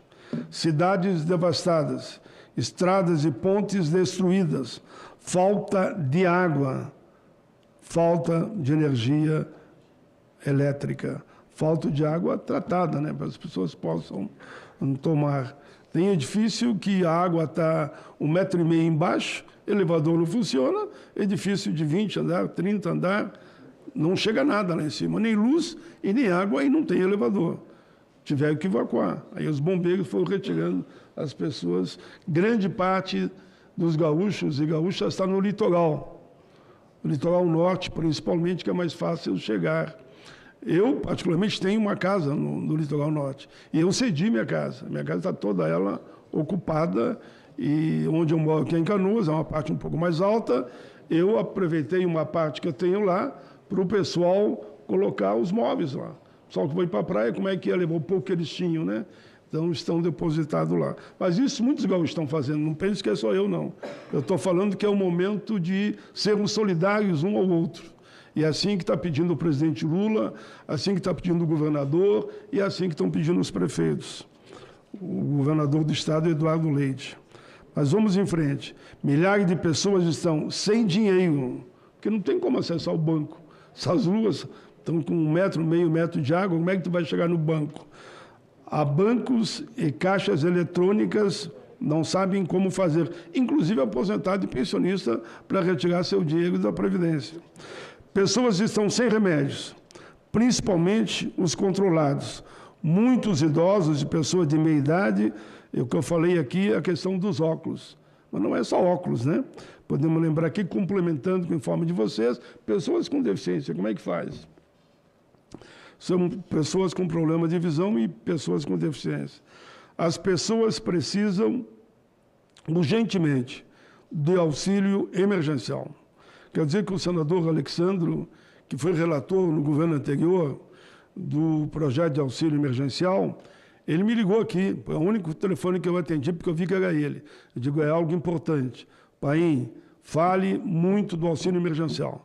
Ele disse que já conversa com o Haddad, o Haddad é simpático a essa ideia, o presidente Lula é simpático à ideia. Eu não vou aqui anunciar, mas posso dizer que dentro do governo Lula está sendo discutido o auxílio emergencial para gaúchos e gaúchos, que são milhares e milhares que perderam tudo. Foi fundamental no tempo da pandemia. São 397 municípios que decretaram calamidade pública. Mais de 2 milhões de pessoas afetadas. É cenário de guerra. Até o momento, 147 mortos. Mas vamos lembrar que há 131 desaparecidos. Há muito tempo já, desde que começou essa pandemia. Significa que, infelizmente, a tendência é esse número aumentar. Pelo menos 806 pessoas feridas. O Estado tem mais de 500 mil de desalojados. Quase 100 mil estão em abrigos. São 200 mil pessoas sem abastecimento de água em 18 cidades. Mais de 134 mil estão sem energia elétrica. Foram resgatados até o momento, resgatados, devido a que eu estou agradecendo os voluntários, os bombeiros, o Exército, Polícia Civil, Polícia Militar. Quando eu falo voluntários, pessoal, eu faço questão de dizer, é tanto aquele do jet ski, aquele da lancha e o pescador com o seu reminho. Ele também entra nas vielas, nas ruas da cidade e vai acolhendo as pessoas e vem trazendo para as partes mais altas. Mais 75 foram resgatados, até o momento, cerca de 76 mil pessoas. Aqui eu vi um outro número embaixo, eu digo, mas lá fala 76 mil, aqui fala em 10 mil, merece também nossas palmas. 70 mil pessoas resgatadas e 10 mil animais resgatados. Eu acho que esse gesto, né, de saber olhar para os cachorros, para o gato, para todos os animais. O nível dos rios estão subindo. Notícia que chegou aqui agora. Eu já tinha essa visão que os especialistas falavam. Guaíba está subindo, poderá chegar, e você que é de lá sabe, né, a 5,50 metros. Até poucos dias, com tudo que deu, ele tinha chegado em 5,25 metros, né? Agora estão dizendo que... Então, aproveita esse momento que vocês aqui estão proporcionando, porque se não fosse vocês, eu não estava aqui, eu não podia inventar uma reunião aqui. É graças a vocês da cultura que eu estou aqui podendo falar tudo isso. Pedindo para as pessoas que não voltem para as casas. Esse é o pedido do presidente Lula, é o presidente do governador, é o presidente dos prefeitos. Não volte para as casas ainda, que não é o momento. Porque se parou momentaneamente a chuva, como eu disse aqui, a chuva que vem dos rios, choveu na cabeceira dos rios e vai caindo no Guaíba. Até o Guaíba poder diminuir, muita coisa vai acontecer, diminuir o volume das águas. O nível dos rios está subindo, Guaíba, Gravataí, Sinos, tudo Caí, Taquari, Uruguai, Lagoa dos Patos. As enchentes já chegaram à região sul, Pelotas e Rio Grande, que num primeiro momento não chegava lá. Chegava na Grande Porto Alegre, nessa região que eu falei aqui, ali do Taquari, o Vale dos Sinos, já está invadindo Pelotas e Rio Grande. Além das vidas ceifadas, famílias desestruturadas, desaparecidos, desabrigados, pessoas que perderam tudo, até os documentos.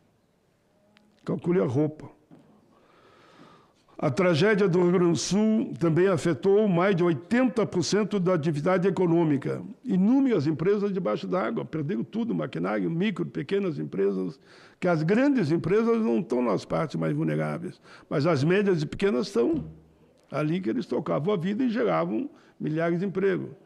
Tem um dado que é histórico, que eu sempre repito, as micros e pequenas empresas são os maiores geradores de emprego. Calculem 80% da atividade econômica, principalmente dessas empresas, estão pagadas. Está se estudando aqui também um auxílio de emergência com o governo Lula, está sendo debatido para essa atividade econômica, a fonte geradora de emprego. Segundo a Fiergs, Federação das Indústrias do Estado, as perdas são inestimáveis. Prossegue a Fiergs. Em seu levantamento, uma infinidade de empresas teve suas dependências completamente comprometidas.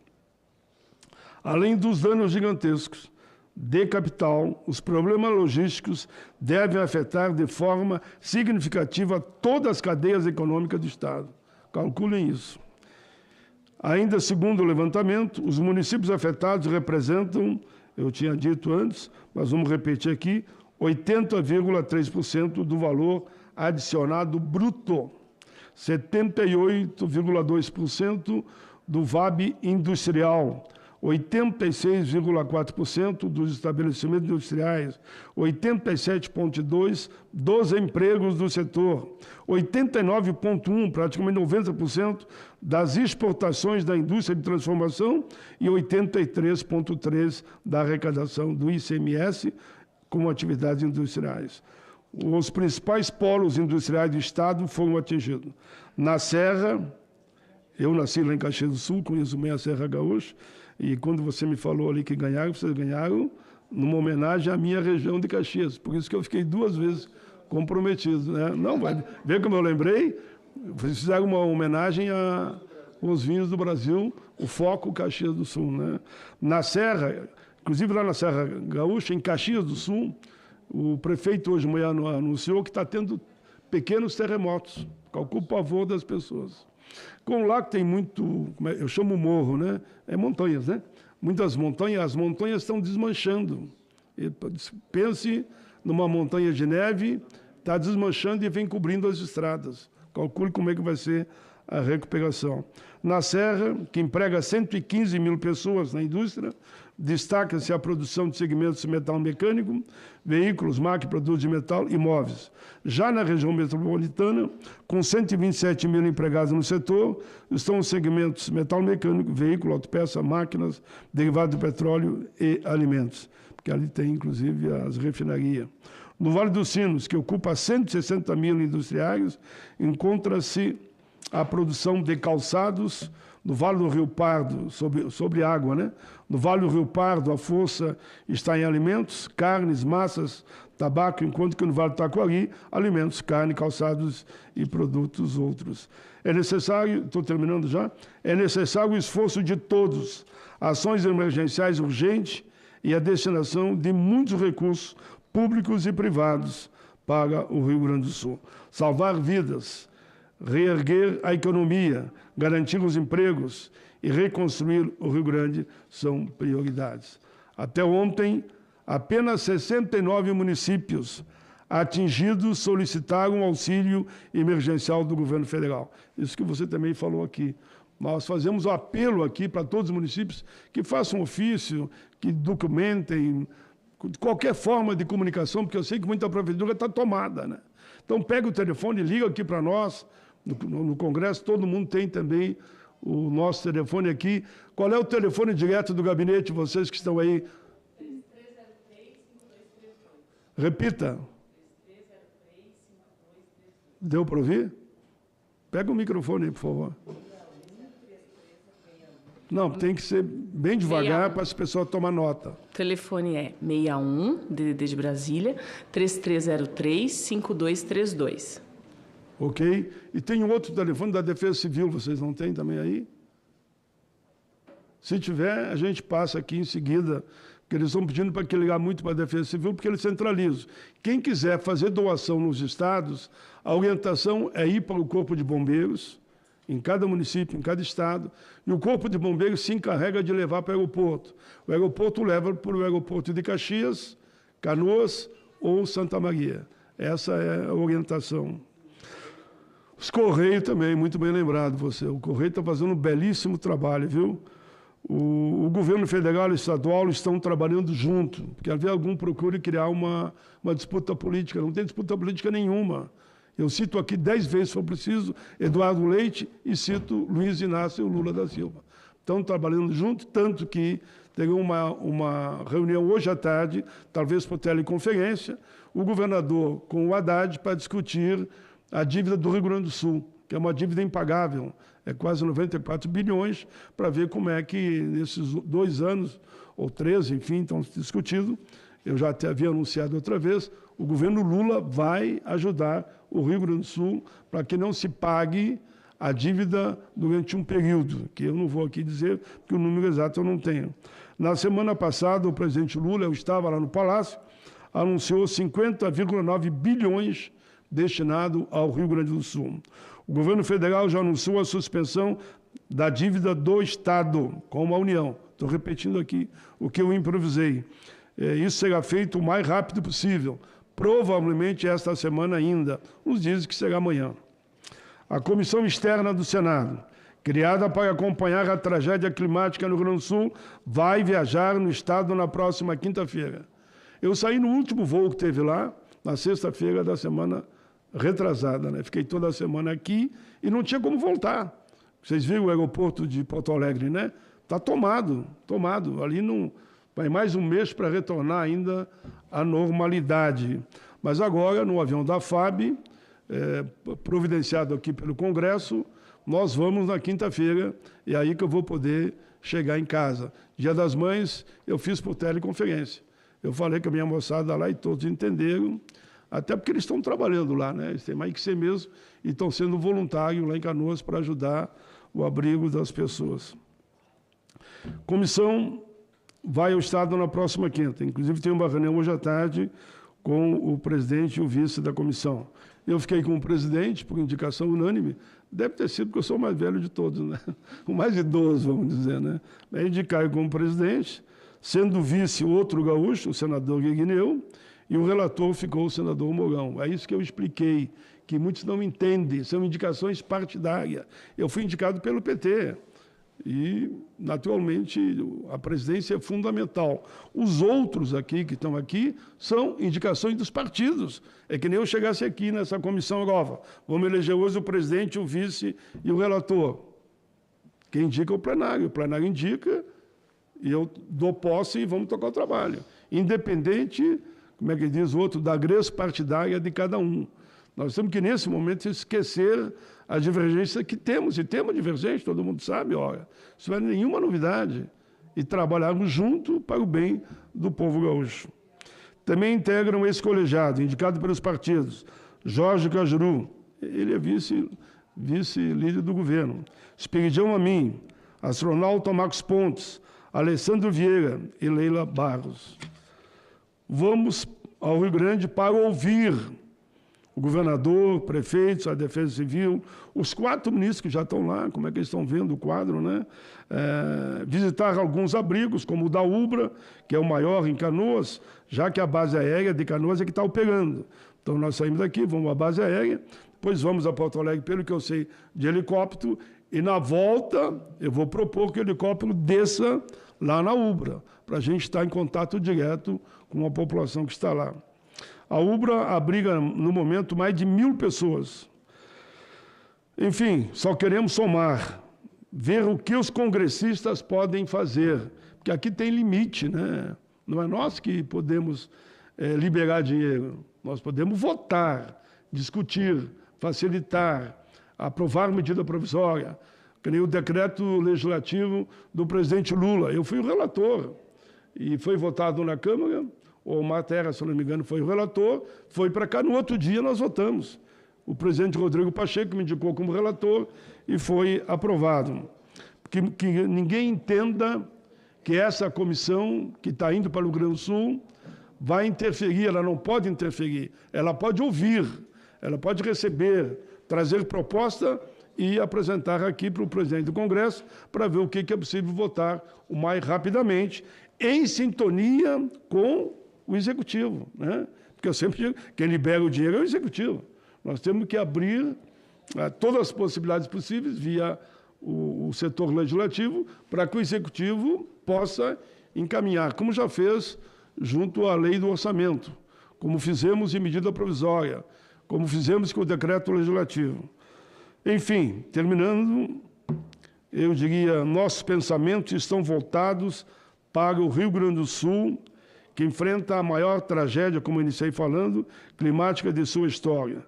Expressamos aqui, nós, todos os brasileiros, nossa solidariedade aos nossos conterrâneos, oferecemos nossa ajuda aos necessitados, demonstramos nossa resiliência e compaixão e elevamos nossas preces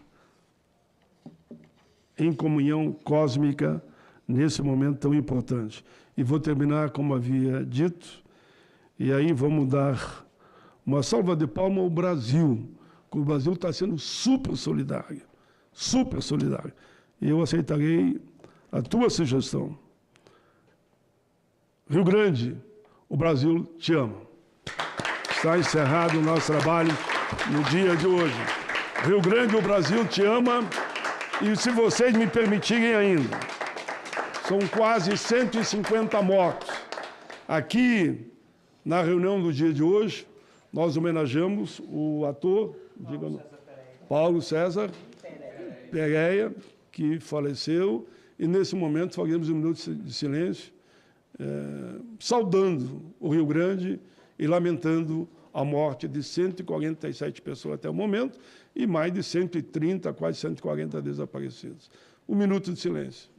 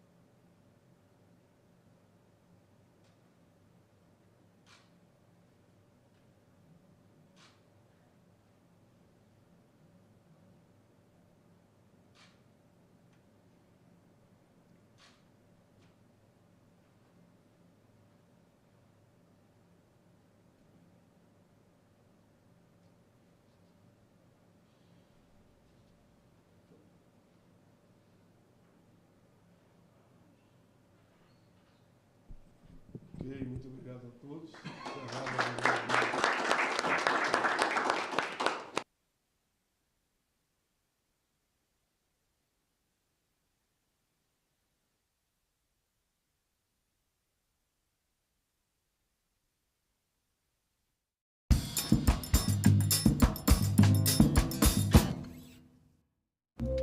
No próximo Assunto de Estado, vamos falar sobre a tragédia climática que devastou o Rio Grande do Sul e continua apresentando consequências para o povo gaúcho. E o nosso convidado é o senador Irineu Hort, do PP do Rio Grande do Sul. Perder a produção e não tem de onde tirar para recomeçar. Então, por isso que tem que fazer um financiamento. A ideia é juros baratos, juros baixos. Assunto de Estado. Hoje, 20h, aqui na TV Senado.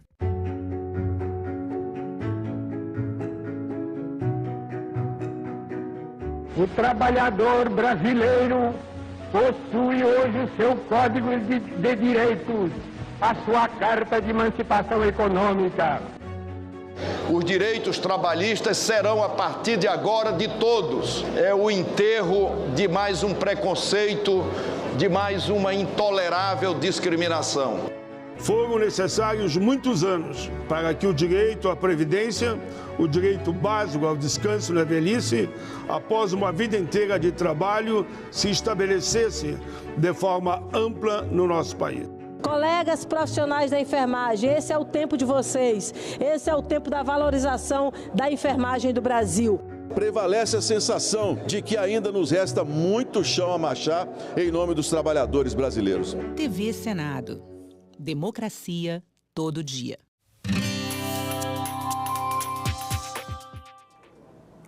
Olá, eu sou a Carla Benevides e está começando mais um programa Argumento. O Senado aprovou um projeto de lei que permite a criação do Cadastro Nacional de Pedófilos e Predadores Sexuais que foram condenados por estupro ou por pedofilia. Aqui conosco no estúdio está a senadora Margarete Busetti, do PSD de Mato Grosso, que foi a autora dessa proposta. Senadora, muito obrigada pela sua presença aqui no programa. Eu que agradeço. Vamos estar aqui falando um pouquinho mais sobre esse projeto, que para mim é muito importante. Com certeza. Senadora, explica para a gente qual é o critério para formar esse cadastro. Quais são os dados que irão abastecer esse cadastro? A primeira mudança que a gente quis fazer é, condenado em primeira instância, ele vai ficar com o nome disponível nas consultas processuais. Hoje, se você for fazer uma consulta de qualquer processo por pedofilia ou por estupro, você não encontra nada, porque tudo corre em segredo de justiça.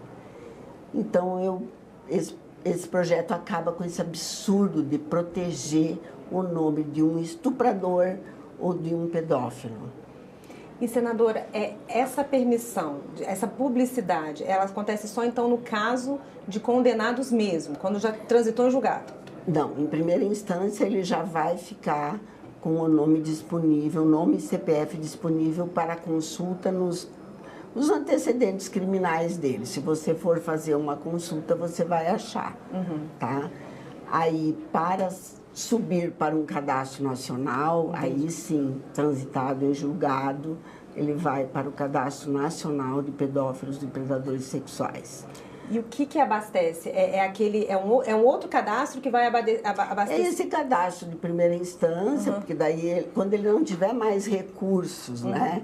Porque ele tem o recurso, acho que do CNJ e acho que até STF. Entendi. Se ele recorrer a todos esses, todas essas instâncias, quando não tiver mais e ele foi condenado, ele vai para o Cadastro Nacional. Mas a partir da primeira condenação, em primeira instância, o nome dele, o CPF dele já fica disponível para consulta nos seus processos. Isso pode ser útil de que forma para a sociedade? Na contratação de profissionais? Conta para a gente, senadora. Veja bem, hoje um dado, uma menina é estuprada a cada 8 minutos. E aonde um pedófilo vai trabalhar? Você tem certeza que no colégio do seu filho não tem um pedófilo trabalhando? Na creche, no condomínio, a gente não sabe, porque você não tem como consultar. Eu ouvi até que, mas o nome dele tem que permanecer no cadastro só enquanto ele estiver preso, porque depois ele pode prejudicar a ressocialização dele. E a sociedade aqui fora, como que fica? Até hoje, e aí fiquei pensando, sou uma novata na política, nós temos a maior bancada feminina, mas muitas são suplentes, como eu, somos 4, acho que suplentes, e é uma bancada extremamente masculina. Será por isso que nunca pensaram em fazer uma lei dessa, onde fique disponível o nome de um pedófilo ou um estuprador? É o mínimo que a gente tem que fazer. Se eu quiser, com essa lei em vigor, se eu quisesse, esse projeto em vigor, consultar um nome, vou contratar um funcionário para minha casa, ou para minha empresa e tal, eu conseguiria, com essa lei aprovada, saber se ele tem algum histórico, então, em relação a esses 2 tipos de crime? Isso. Você procura no estado, né, que você está, e você pode procurar em qualquer outro estado, jogar eventualmente num outro estado e ver se ele não está condenado num outro estado, entendeu? Porque no seu estado, sim, você pode colocar o nome, o CPF dele, vai aparecer os antecedentes criminais dele. Então isso evita que, por exemplo, uma pessoa que cometeu um crime em outro estado mude cometeu um crime aqui no Distrito Federal. Aí ele muda para o Rio de Janeiro e aí, como lá não tem como fazer essa consulta, o Cadastro Nacional facilitaria. Facilitaria, porque daí você vai fazer uma consulta só. Agora, o que você faz? Você pede de onde que ele vem e você vai tirar os antecedentes criminais dele, onde ele mora e de onde ele veio, para você ter um pouquinho de segurança. Porque, para mim, um pedófilo, um estuprador não tem conserto. Senadora, o STF já validou a criação desses cadastros em nível estadual, inclusive lá no seu estado, não foi isso? Isso, é uma lei estadual que o governador até entrou porque não sabia se era possível, porque não existia uma lei federal, e o STF validou. Porém, não valida deixando disponível o nome. Entendeu? É só transitar de julgado. E o nosso não. Em primeira instância, ele já vai aparecer.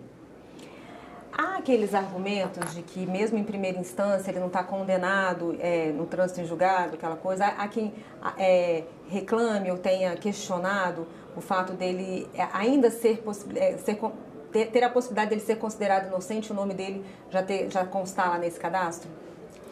Nós temos vários casos que é flagrante. Uhum. Como que você vai duvidar de um flagrante? Uhum. Olha o caso de Sorriso. O cara entrou, degolou 4 mulheres, estuprou as 4, então 3 delas. E o que vai impedir ele dele aparecer na primeira instância? Uhum. A maioria dos casos de estupro, eles são em flagrante, são pegos em flagrante. A não ser aqueles casos que é em casa, que muitas vezes é o pai, é o tio, aí a criança começa a se mutilar na escola, aí o professor vê, denuncia, chama conselho tutelar. Esses casos não é flagrante.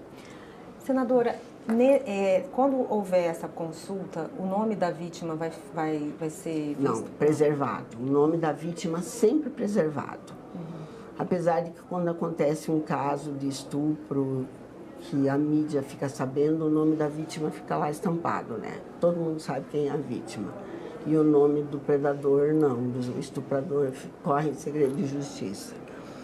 É uma injustiça isso com a gente, com as mulheres. Senadora, a gente está no mês de maio, né? Tem o Maio Laranja, que é o mês de conscientização para o abuso e para a exploração sexual de crianças e adolescentes. Essa proposta vem, então, num mês que é importante a gente lembrar dessa situação que é muito comum, né, infelizmente. Infelizmente, dia 18 de maio é o dia que se comemora, se lembra, né? Se lembra, porque comemorar não dá, né? Se lembra essa questão da pedofilia. Eu espero e gostaria muito que a Câmara aprovasse esse projeto em maio, para que fosse sancionado e isso entrasse em vigor. Porque nós já passamos da hora, Carla, de ter alguma coisa para ter uma proteção melhor das nossas crianças, das mulheres. As adultas, vamos lá, nós mulheres ainda temos como nos defender, certo? Mas criança é Mas criança não tem como se defender. Então, é uma coisa que... Só que os feminicídios também cada vez aumentam mais, é uma coisa absurda. Então... Essa pode ser uma ferramenta importante de proteção, então, né? Eu acredito que sim. Existe alguma conversa com os deputados ou com o presidente Arthur Lira para a gente se tentar aprovar essa proposta exatamente nesse mês para fazer essa conscientização, de certa forma celebrar essa conscientização? Eu não consegui falar com ele ainda, porque foi agora recentemente para a Câmara. E eu tenho o projeto do antifeminicídio que está lá, com 3 requerimentos de urgência para ser aprovado também. E agora esse. Então é mais um, né? Mas eu vou tentar mostrar para ele que seria muito importante a gente aprovar nesse mês, que é um mês simbólico, que fala da pedofilia, de combate e proteção, né?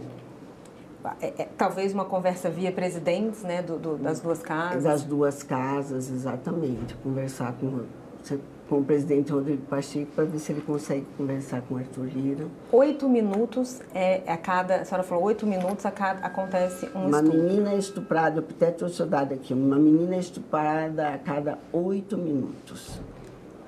E no primeiro semestre de 2023 foram 34 mil estupro e pedofilia. É um dado que precisa ser mudado, né, senadora? Assim, quando você olha o primeiro semestre, 34 mil, quer dizer, se continuar da mesma forma, nós vamos para 68 mil no ano. É muita coisa. É uma coisa, assim, absurda. Eu fico pensando, né, por que não fizeram uma lei antes? Né? Vamos proteger nossas crianças, e são crianças, mulheres e idosos que hoje estão sofrendo, assim, coisas absurdas. Tá certo, senadora. Obrigada pela sua presença, pelos seus esclarecimentos, e vamos torcer aí para essa matéria ser aprovada ainda esse mês. Se Deus quiser. Vamos lá, vamos conversar com os presidentes para ver se a gente consegue aprovar. Tá certo, senadora. Obrigada.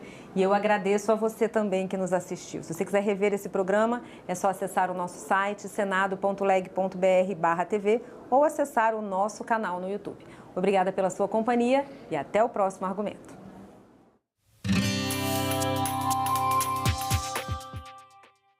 Professor Fernando Ferrari, qual deve ser a prioridade do governo para evitar novas tragédias como essa no Rio Grande do Sul?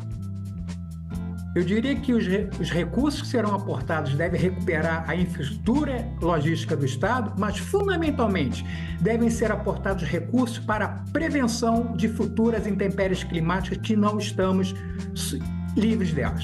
Agenda Econômica, nesta terça, 20h, aqui na TV Senado.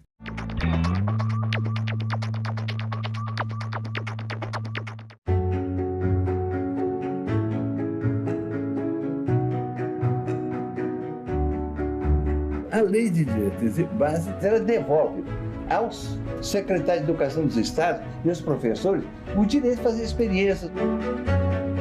Aprovamos uma segunda libertação para negros e negras. A lei de cotas raciais e sociais nas universidades públicas federais. Que não é um ganhou, o outro ganhou, mas que ganha a educação. Valorizar o Fundeb para aumentar os recursos para a qualidade da educação e da educação pública nesse país. Nós só seremos de fato uma grande nação quando para essa geração de 0 a 18 anos não faltar absolutamente nada no quesito de educação. TV Senado. Democracia todo dia.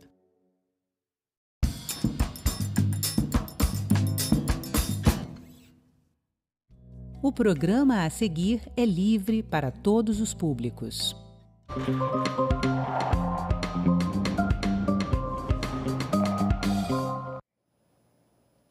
Olá, você sabe o que é e para que serve o Código Civil? Os estudiosos e profissionais do direito costumam dizer que ele é uma espécie de constituição que regula toda a vida de cada um de nós. Define a organização das famílias, das empresas, as regras dos contratos e até mesmo os direitos dos animais. Neste TV Senado Live, nós vamos conversar com 2 dos integrantes da comissão que preparou o projeto da reforma do Código Civil. A desembargadora e professora Rosa Maria de Andrade Neri, que relatou a proposta, e o professor de Direito Civil José Simão, que também participou do trabalho. A colega Sara Reis conduz o programa comigo. Bem-vindos, desembargadora, bem-vindo, professor, bem-vinda, Sara. Vamos começar, então, a nossa conversa com uma pergunta que parece óbvia para os senhores, mas certamente para nós e para a audiência não é simples, que é exatamente o que é o Código Civil, porque ele é uma parte, de fato, muito importante da nossa legislação. Então, eu queria que vocês definissem um pouquinho melhor o que é o Código Civil. A todos e todas, os meus cumprimentos. Muito obrigada pela audiência. Nós poderíamos dizer que o Código Civil responde perguntas como quem, o que e por quê.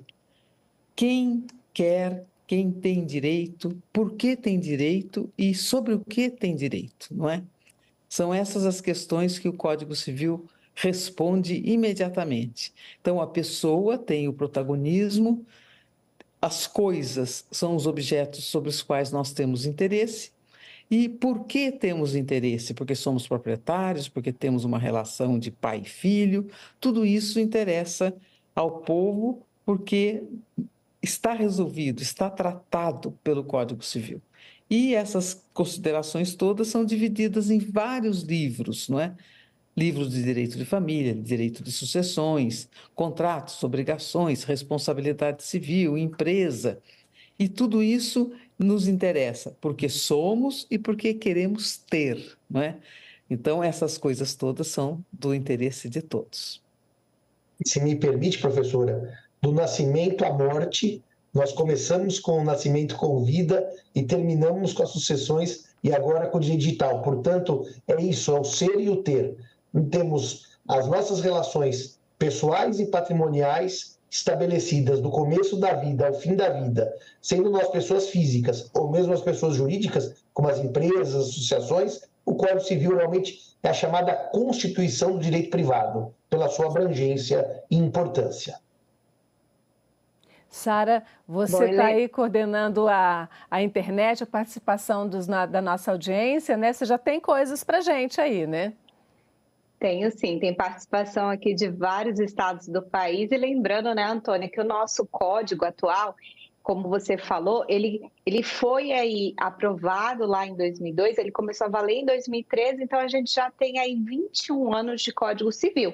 Só que a nossa sociedade mudou muito, né, gente? Imagina, hoje a gente tem aí as redes sociais, a gente tem aí muita gente com animal de estimação em casa, então o código tem que acompanhar também essa mudança das dinâmicas. E a gente perguntou para os nossos internautas o que eles achavam, né? Será que o Código Civil precisa mesmo mudar? Vamos dar uma olhada, olha só, no resultado dessa enquete. 79% dos internautas disseram que sim, 21% acham que não é o momento. E a gente já tem 2 perguntas aqui, do Giovanni, que é lá de Tocantins, e também da Isabela, que é de São Paulo. Eles estão perguntando, né, quais são as principais mudanças propostas nessa proposta de reforma, né, do Código Civil. como a professora, como você bem lembrou, a professora foi uma das relatoras aí da comissão. Professora, eu sei que é uma pergunta muito ampla, mas assim, objetivamente, né, quais são as principais mudanças? Assim, qual é a grande mudança dessa proposta? Sara, existe uma frase bíblica que diz que não há nada de novo debaixo do sol, mas nós vemos as mudanças necessárias para o nosso tempo, não é? Nós poderíamos dizer que na parte geral do código nós tratamos com mais precisão alguns momentos de nossa vulnerabilidade, como quando somos incapazes ou como quando estamos doentes e no fim da vida. Tratamos de uma maneira mais precisa sobre as circunstâncias em torno da nossa capacidade de querer determinar assuntos relacionados com a nossa personalidade, sobre se aceitamos ou não aceitamos doações de órgãos, como é que essa doação se dá, de que maneira isso se viabiliza de maneira mais prática.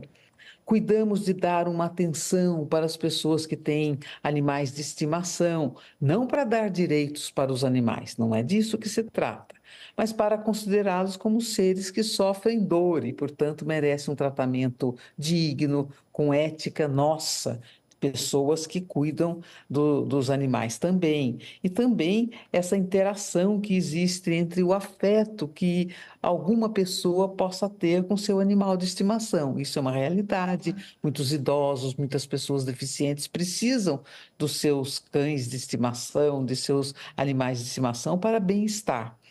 Na parte de direito de obrigações, não houve mudanças profundas, mas houve mudanças estruturais no sentido de tornar mais técnico o livro, assim como no direito de contratos. Agora, em família e sucessões, que são livros que cuidam da nossa vida familiar e da transmissão da herança de quem já faleceu, houve mudanças mais próprias para o nosso tempo, mas nada que possa significar que nós alteramos as nossas tradições, que nós tenhamos mexido nas estruturas básicas dos nossos relacionamentos. Não existe, por exemplo, nenhuma possibilidade de se compreender que tenha havido, por exemplo, a admissão de casamento poligâmico ou poliândrico, não é?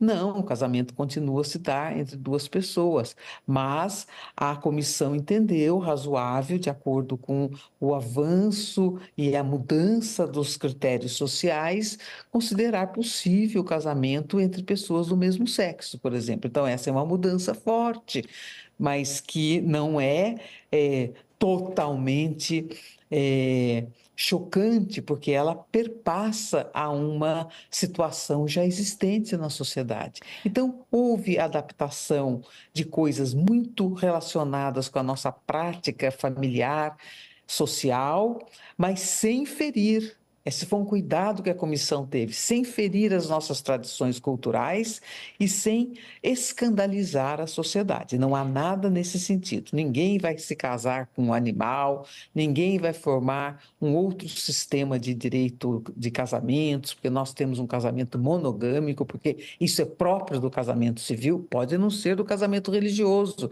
e isso deve ser respeitado. Mas o casamento civil é monogâmico porque há igualdade entre os cônjuges. E essas coisas todas reverberaram também no direito de sucessões, porque nós temos o direito de herança como um direito constitucional. E isso faz com que nós tenhamos que ter ritmos muito próprios e seguros para fazer o transpasse da herança. Mas, professora, tem muitas modalidades que nós precisamos ver aos poucos. Professora Rosa Maria, antes da gente detalhar isso aí, eu queria passar uma pergunta para o professor José Fernando, que é o seguinte: esse código que a gente está reformando agora, ele é de 2002. Em 2002 foi finalizada a reforma, na verdade, aí foi a escrita mesmo de um novo código, porque o código anterior era de 1916. Então, a gente levou aí mais de 80 anos para fazer um novo código. E agora a gente leva pouco mais de 20 para reformar esse novo código. Isso significa que a gente vai ter que passar a ter daqui para frente atualizações menos espaçadas, já que a sociedade está mudando numa velocidade tão importante, tão grande, professor? Eu queria fazer uma nota aos nossos ouvintes. A primeira nota foi feita pelo professor Pablo Stolze, que o código atual que se reforma, ele é de 2002, o nascedouro, mas o projeto, ou anteprojeto, é de 1969. Então, não podemos desconsiderar que o código nascido em 2002 e vigência em 2003 teve uma tramitação no Congresso por muitas décadas. Então, ele é um código que, para muitos, já tinha nascido velho. Portanto, talvez, Antônia, para responder a sua pergunta, nós estamos reformando um sistema que foi pensado nos anos 70 para nascer nos anos 2000. A segunda nota, em direito digital, as atualizações são permanentes, constantes, e a nossa imaginação não as alcança. Mas porque isso está num livro próprio de direito digital, eu honestamente acredito que esse livro possa ser atualizado periodicamente de acordo com as necessidades da sociedade. Mas as grandes questões desses 20 anos, eu lembrava, professora Rosa, enquanto a senhora falava, que nós prevemos a chamada herança digital, que era uma demanda da sociedade, nós prevemos o não acesso ao WhatsApp, e-mail, se não por ordem judicial, quando do falecimento, nós prevemos o testamento por vídeo. São demandas que nós atualizamos o código, que me parecem perenes para uma sociedade em transformação. Mas, respondendo rapidamente a sua pergunta, se nós analisarmos o que o mundo mudou do tempo dos romanos até o século XIX, portanto, 1.500 anos, ele mudou muito mais nos últimos 20 do que nos últimos 1.500, para dar uma dimensão de como a sociedade está em transformação perene. Agora, o código realmente respeitou as balizas do direito privado, sendo ético, pensando na socialidade e dando operabilidade, concretude aos institutos. Nós não inventamos a roda. Não há nada de novo debaixo do sol. Professor, agora você falou aí, né, da questão do direito digital, e essa sim foi apontada como uma das grandes mudanças, né, dessa proposta de Código Civil. E a gente também perguntou aí durante a semana para os internautas o que eles achavam dessa questão, né, de se tratar do direito digital aí no Código Civil. Vamos dar uma olhada no resultado? Deixa eu ver se a gente tem essa enquete na tela. Bom, se não tiver tudo bem, eu vou trazer aqui para vocês, porque 59% disseram que concordam plenamente com essa mudança, 26% parcialmente e 15% disseram que discordam dessa mudança. Então, a gente tem, assim, uma grande maioria... agora sim chegou. Então, olha só, a gente tem uma maioria aí falando, é isso mesmo, a gente tem que tratar desses ambientes digitais, tem que tratar dessas relações nesses ambientes e também nessa segurança jurídica, porque as pessoas talvez estão se sentindo também inseguras nesses ambientes. E a gente recebeu a pergunta do Giovanni também, como é que essa proposta ele aborda, né, a questão do direito digital e da proteção de dados pessoais. Professora, qual que é a grande mudança? Temos essa pergunta de milhões, qual que é a grande mudança aí quando a gente tem um capítulo inteiro dedicado ao direito digital? Veja, Sara, as questões técnicas do direito digital são secretas, né? São verdadeiramente difíceis de nós percebermos em sua inteireza.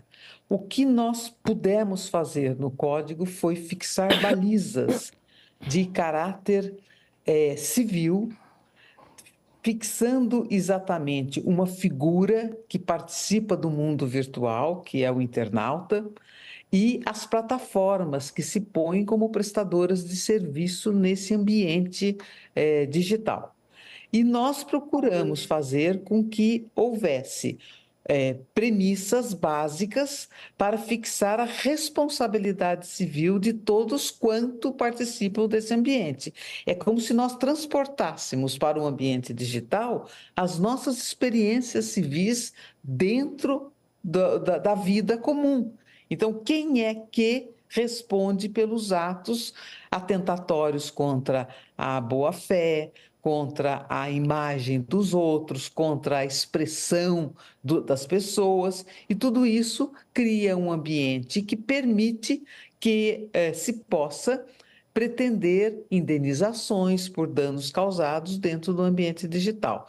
E o livro é dividido em vários setores, a parte de direito digital é dividida em vários setores, e todas essas etapas são consideradas de maneira técnica do direito civil, própria do direito civil, com a terminologia, com os aspectos do direito digital, que tem peculiaridades que não são as comuns dos outros livros. Então eu vou emendar uma... João, que é mais moço, ele sabe explicar melhor essa parte. Eu vou aproveitar, professor José Fernando, eu vou aproveitar para você explicar aí na sua fala, que a gente tinha aí um projeto em tramitação no Congresso Nacional que exatamente regulamentava a questão aí de toda a parte de direitos, estava sendo chamado de a Constituição Digital Brasileira, né? Essa parte do direito digital. Agora, o Código Civil traz aí princípios básicos, imagino que seja isso. Então, uma lei a ser feita vai ter de se adequar ao Código. O Código, com essa reforma, ele vai exigir a adequação de outras leis, não só digital, mas de outras leis que existam aí,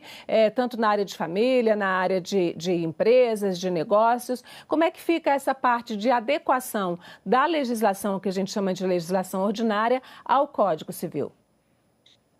Um dos cuidados que a comissão teve foi propor a chamada revogação do Marco Civil da Internet, que é uma lei razoavelmente recente, que não conversaria com o Código se o nosso projeto de reforma fosse aprovado.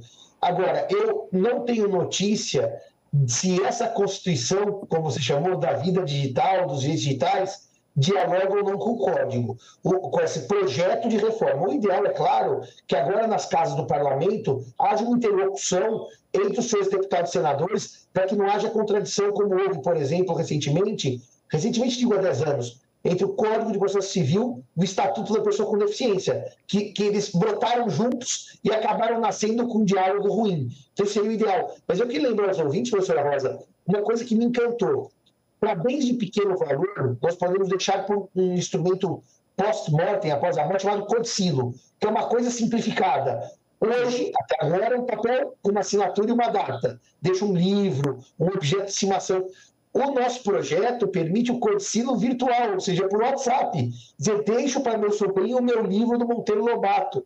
Isso é uma simplificação que pode parecer boba, mas no mundo atual, quem vai se preocupar em ter um papel na gaveta? Provavelmente a pessoa vai fazer um WhatsApp e mandar para a família toda. Olha, quando eu morrer, eu quero que o piano fique com a Maria, o livro com o José. O testamento por vídeo também parece uma coisa boba, mas as pessoas têm uma dificuldade em escrever e redigir sua vontade e tem uma simplicidade ao falar que vai dar uma clareza ao testamento, que isso me parece um ganho incrível. Agora, sobre a privacidade do meu e-mail e do meu WhatsApp, e o projeto diz claramente que só o juiz pode autorizar acesso da família a essas informações privadas, que contém muitas vezes sigilo, direito de intimidade. Isso é um avanço que eu chamaria inédito no direito brasileiro. Ou seja, nós cuidamos do novo, professora Rosa, com perspectiva do velho, como cuidaremos das cartas, como cuidaremos das fotografias, só que agora cuidamos de e-mails, cuidamos de mensagens de WhatsApp, por exemplo. Agora, você falou da questão de gravar um vídeo, deixando um testamento, mas como que a gente tem aí do avanço da inteligência artificial, não fica muito fácil de alguém fazer um vídeo com a voz e o rosto, né, da pessoa falecida dizendo isso ou aquilo? É por isso que eu pergunto como é que fica esse diálogo com as novas tecnologias e com essa regulamentação que possa vir. O projeto, professora Rosa, eu não me recordo em detalhes, mas ele faz esse testamento ser entregue a um notário depois, ou seja, isso não vai ficar exclusivamente numa mídia, isso vai passar por vamos chamar, controle do Estado, para que isso não fique nesse grau que eu chamaria de perigo, né? Refazendo imagens, ou sons, ou vídeos. Mas a simplificação da forma, com um pequeno controle estatal, dá um grau de autenticidade no sentido de clareza do meu pensamento, porque o problema, Antônio, é que muitas vezes se discute se o testador que assinou o testamento estava ou não em sã consciência, tinha alguma fragilidade, e ele falando, ela falando de própria voz, isso confere uma autenticidade grande, mas nós não descuramos desse cuidado estatal, não é isso, professora Rosa? Sim, sim. Sempre há no direito uma forma dos atos, não é? E essa forma, a lei diz qual seja, e nós tornamos aquilo que está simplificado e mais facilmente acessível às pessoas em geral, com uma forma mais sucinta, mais simples, mas ela existe. Então, há sim maneiras de você conter esse risco que a Antônia agora sugeriu que possa acontecer. Evidentemente, nada é perfeito, né? Então, mas, inclusive, a questão da inteligência artificial, né, professora? O código também, ele trouxe esse avanço, né? Já exigindo aí uma identificação clara do uso de inteligência artificial, enfim. Então, esse também já é um tema que está sendo tratado no código, não é isso?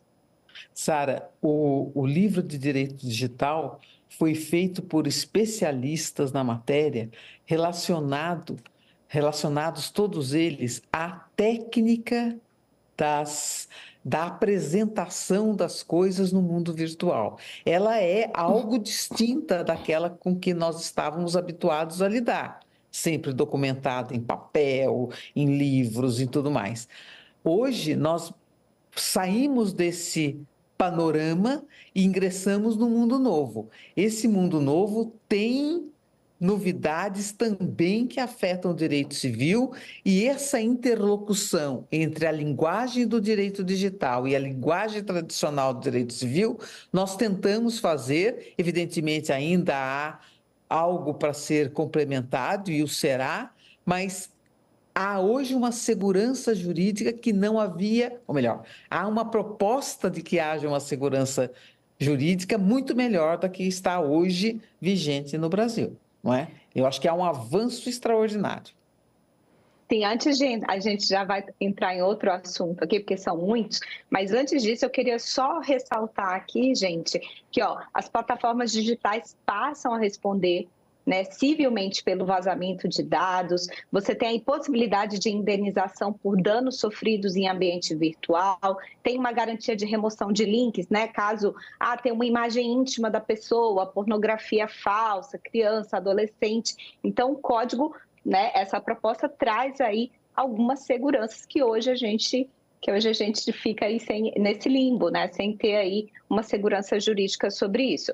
Mas a gente vai passar para outro assunto agora, porque a gente também perguntou para os internautas aí sobre essas mudanças em relação a como hoje se declara aí o que é casal, o que é família, né? Então, a gente teve mudanças nesse sentido, no conceito de casal e família. E olha só, 50% disseram que concordam plenamente, 23% parcialmente, 27% disseram que discordam dessa mudança.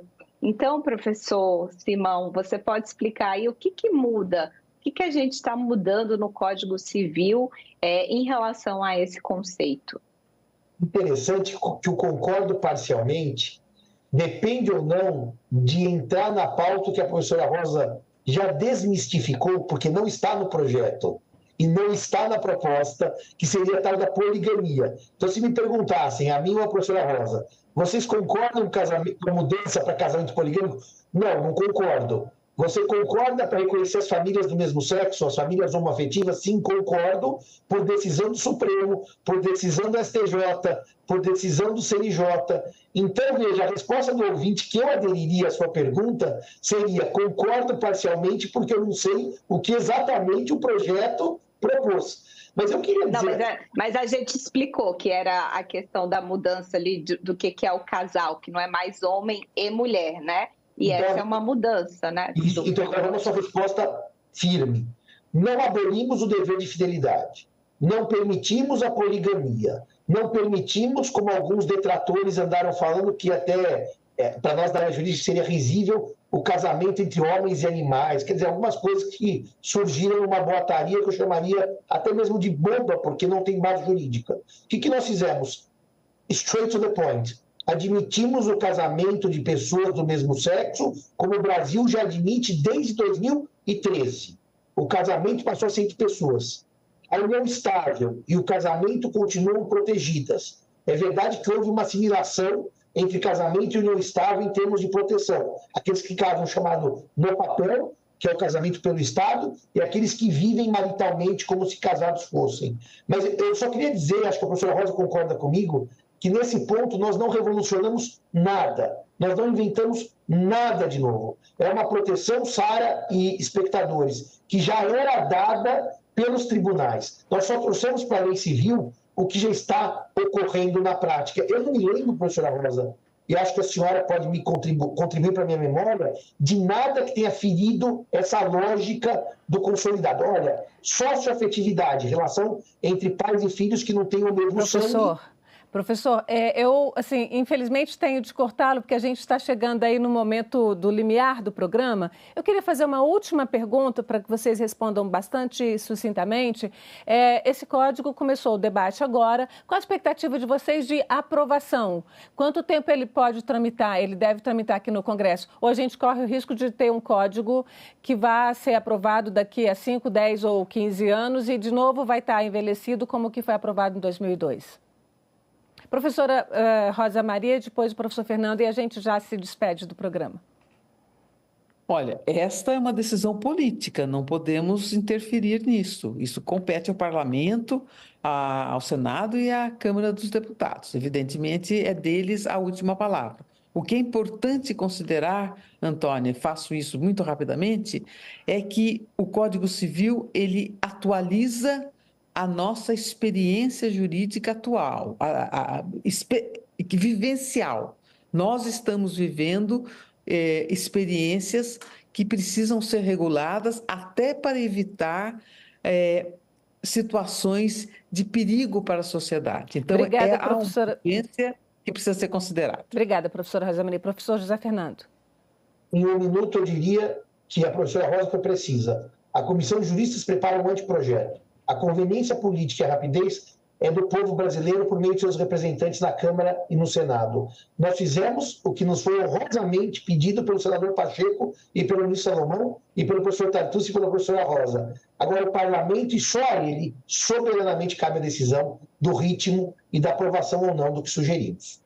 Bom, eu agradeço muito a presença de vocês aqui neste TV Senado Live, professora Rosa Maria, professor José Fernando, Sara Reis aí comigo na condução do programa, sempre, todas as sextas-feiras, quando eu estou, né? Você está sempre. E eu agradeço também a você, telespectador, a audiência da internet que esteve conosco até aqui. Essa conversa está disponível nos canais da TV Senado no YouTube, no Twitter e no Facebook, para você compartilhar com quem você quiser.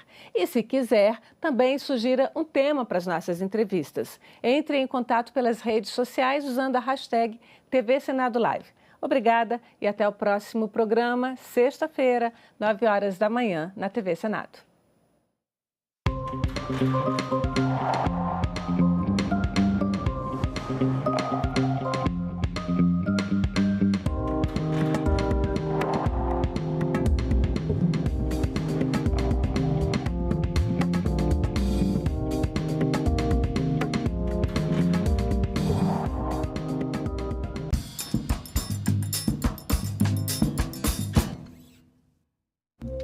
No próximo Assunto de Estado, vamos falar sobre a tragédia climática que devastou o Rio Grande do Sul e continua apresentando consequências para o povo gaúcho.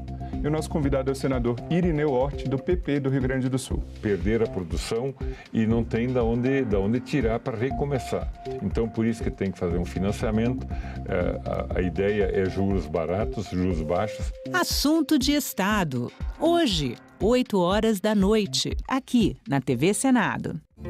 A luta quilombola é a luta encabeçada por todos que reivindicam seu lugar de humanidade. A gente fala muito de zumbi, né, em relação a Palmares, mas a gente não fala de Acotirene, de Dandara, de Aqualtune, Acuteluche, né? Então, tivemos, assim como Teresa de Benguela, muitas líderes, mulheres quilombolas. São as mulheres pretas que são responsáveis pela mudança estrutural da sociedade. olhar a própria luta quilombola, né, como um projeto de emancipação, é entender que a África e as Américas ancestrais tinham projetos outros de sociedade que, inclusive, correspondem a uma emancipação e um lugar de poder à mulher.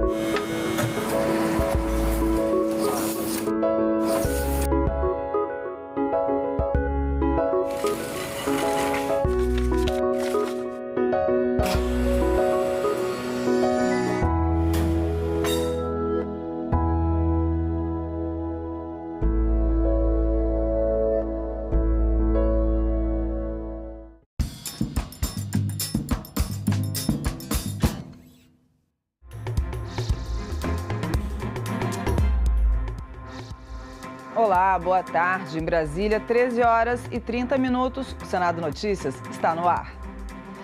A comissão temporária de senadores que está acompanhando a situação do Rio Grande do Sul deve visitar Porto Alegre e Canoas nesta quinta-feira. O senador Paulo Paim, que preside a comissão, falou sobre as atividades previstas durante a visita. Chegamos pela base de Canoas, vão 6 dos 8 senadores, o senador Irineu, o senador Mourão, que é o relator, e eu que sou o presidente, mais 3 outros senadores. O importante nesse momento é que a gente vai lá para somar, não é só para visitar. A gente vai lá para ouvir as pessoas, vamos nos encontrar com o governador, vamos nos encontrar com a Associação dos Prefeitos, vamos conversar com o prefeito de Canoas, né, que a base aérea é lá também, e também com o prefeito de Porto Alegre. Nós queremos que eles nos digam o que o Congresso, né? Aqui é o Congresso. O Executivo está cumprindo seu papel, para mim, de forma muito cuidadosa, e já chegando a mais de 65 bilhões de investimento nessa área, mas vai precisar ainda muito mais, tudo indica, né? Agora, nós precisamos saber o que o Congresso poderá fazer a mais para ajudar o Rio Grande nesse momento tão difícil. E olha só, infelizmente a chuva voltou com força no fim de semana no estado e agora se junta às baixas temperaturas. Quem traz as informações diretamente do Rio Grande do Sul é o repórter Marcelo de Gregória, da TV Câmara de Caxias do Sul. É isso, Marcelo, boa tarde.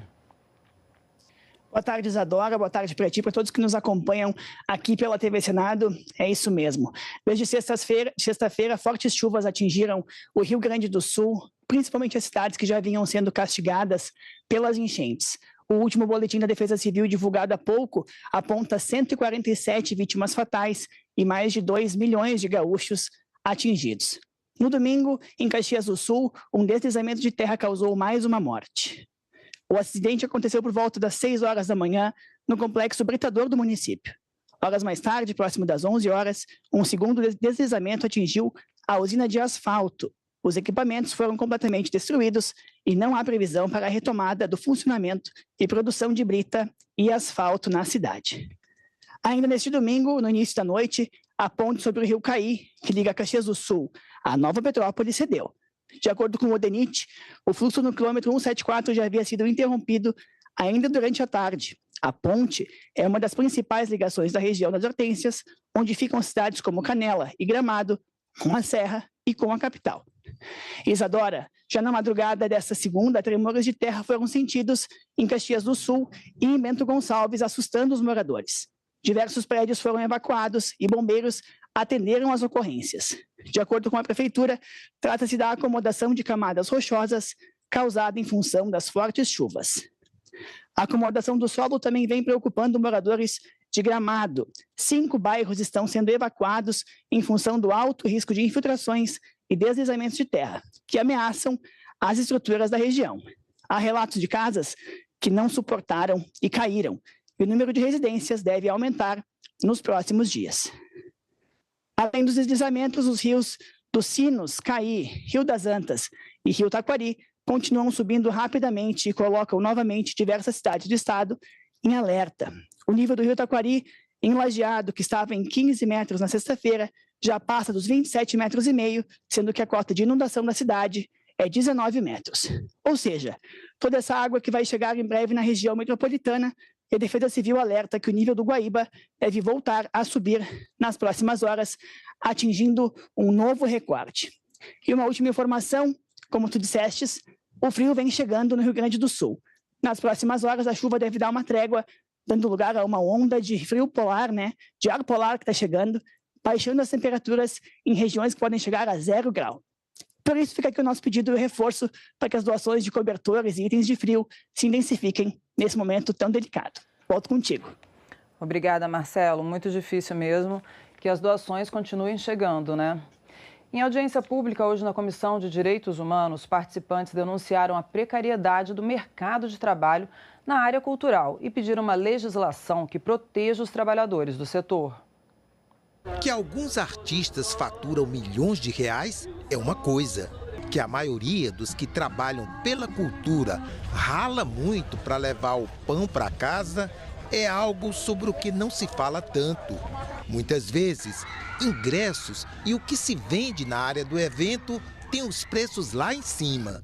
Já os operários da cultura... E nessas profissões, a gente trabalha vendendo almoço para poder pagar a janta. A gente roda, bate na mesma tecla o tempo todo sobre essa questão da formalidade. Não existe fiscalização, evento é terra sem lei. A partir do momento que você entra dentro de um evento, um trabalhador que tem fome não tem como pagar o sanduíche a R$30. E não tem como sair do evento para comer. Não tem como pagar uma água a R$10. Não vale o artista ter um camarim cheio de pompas e cerimônias, enquanto tem pessoas que passam 18 horas sem comer dentro de uma arena.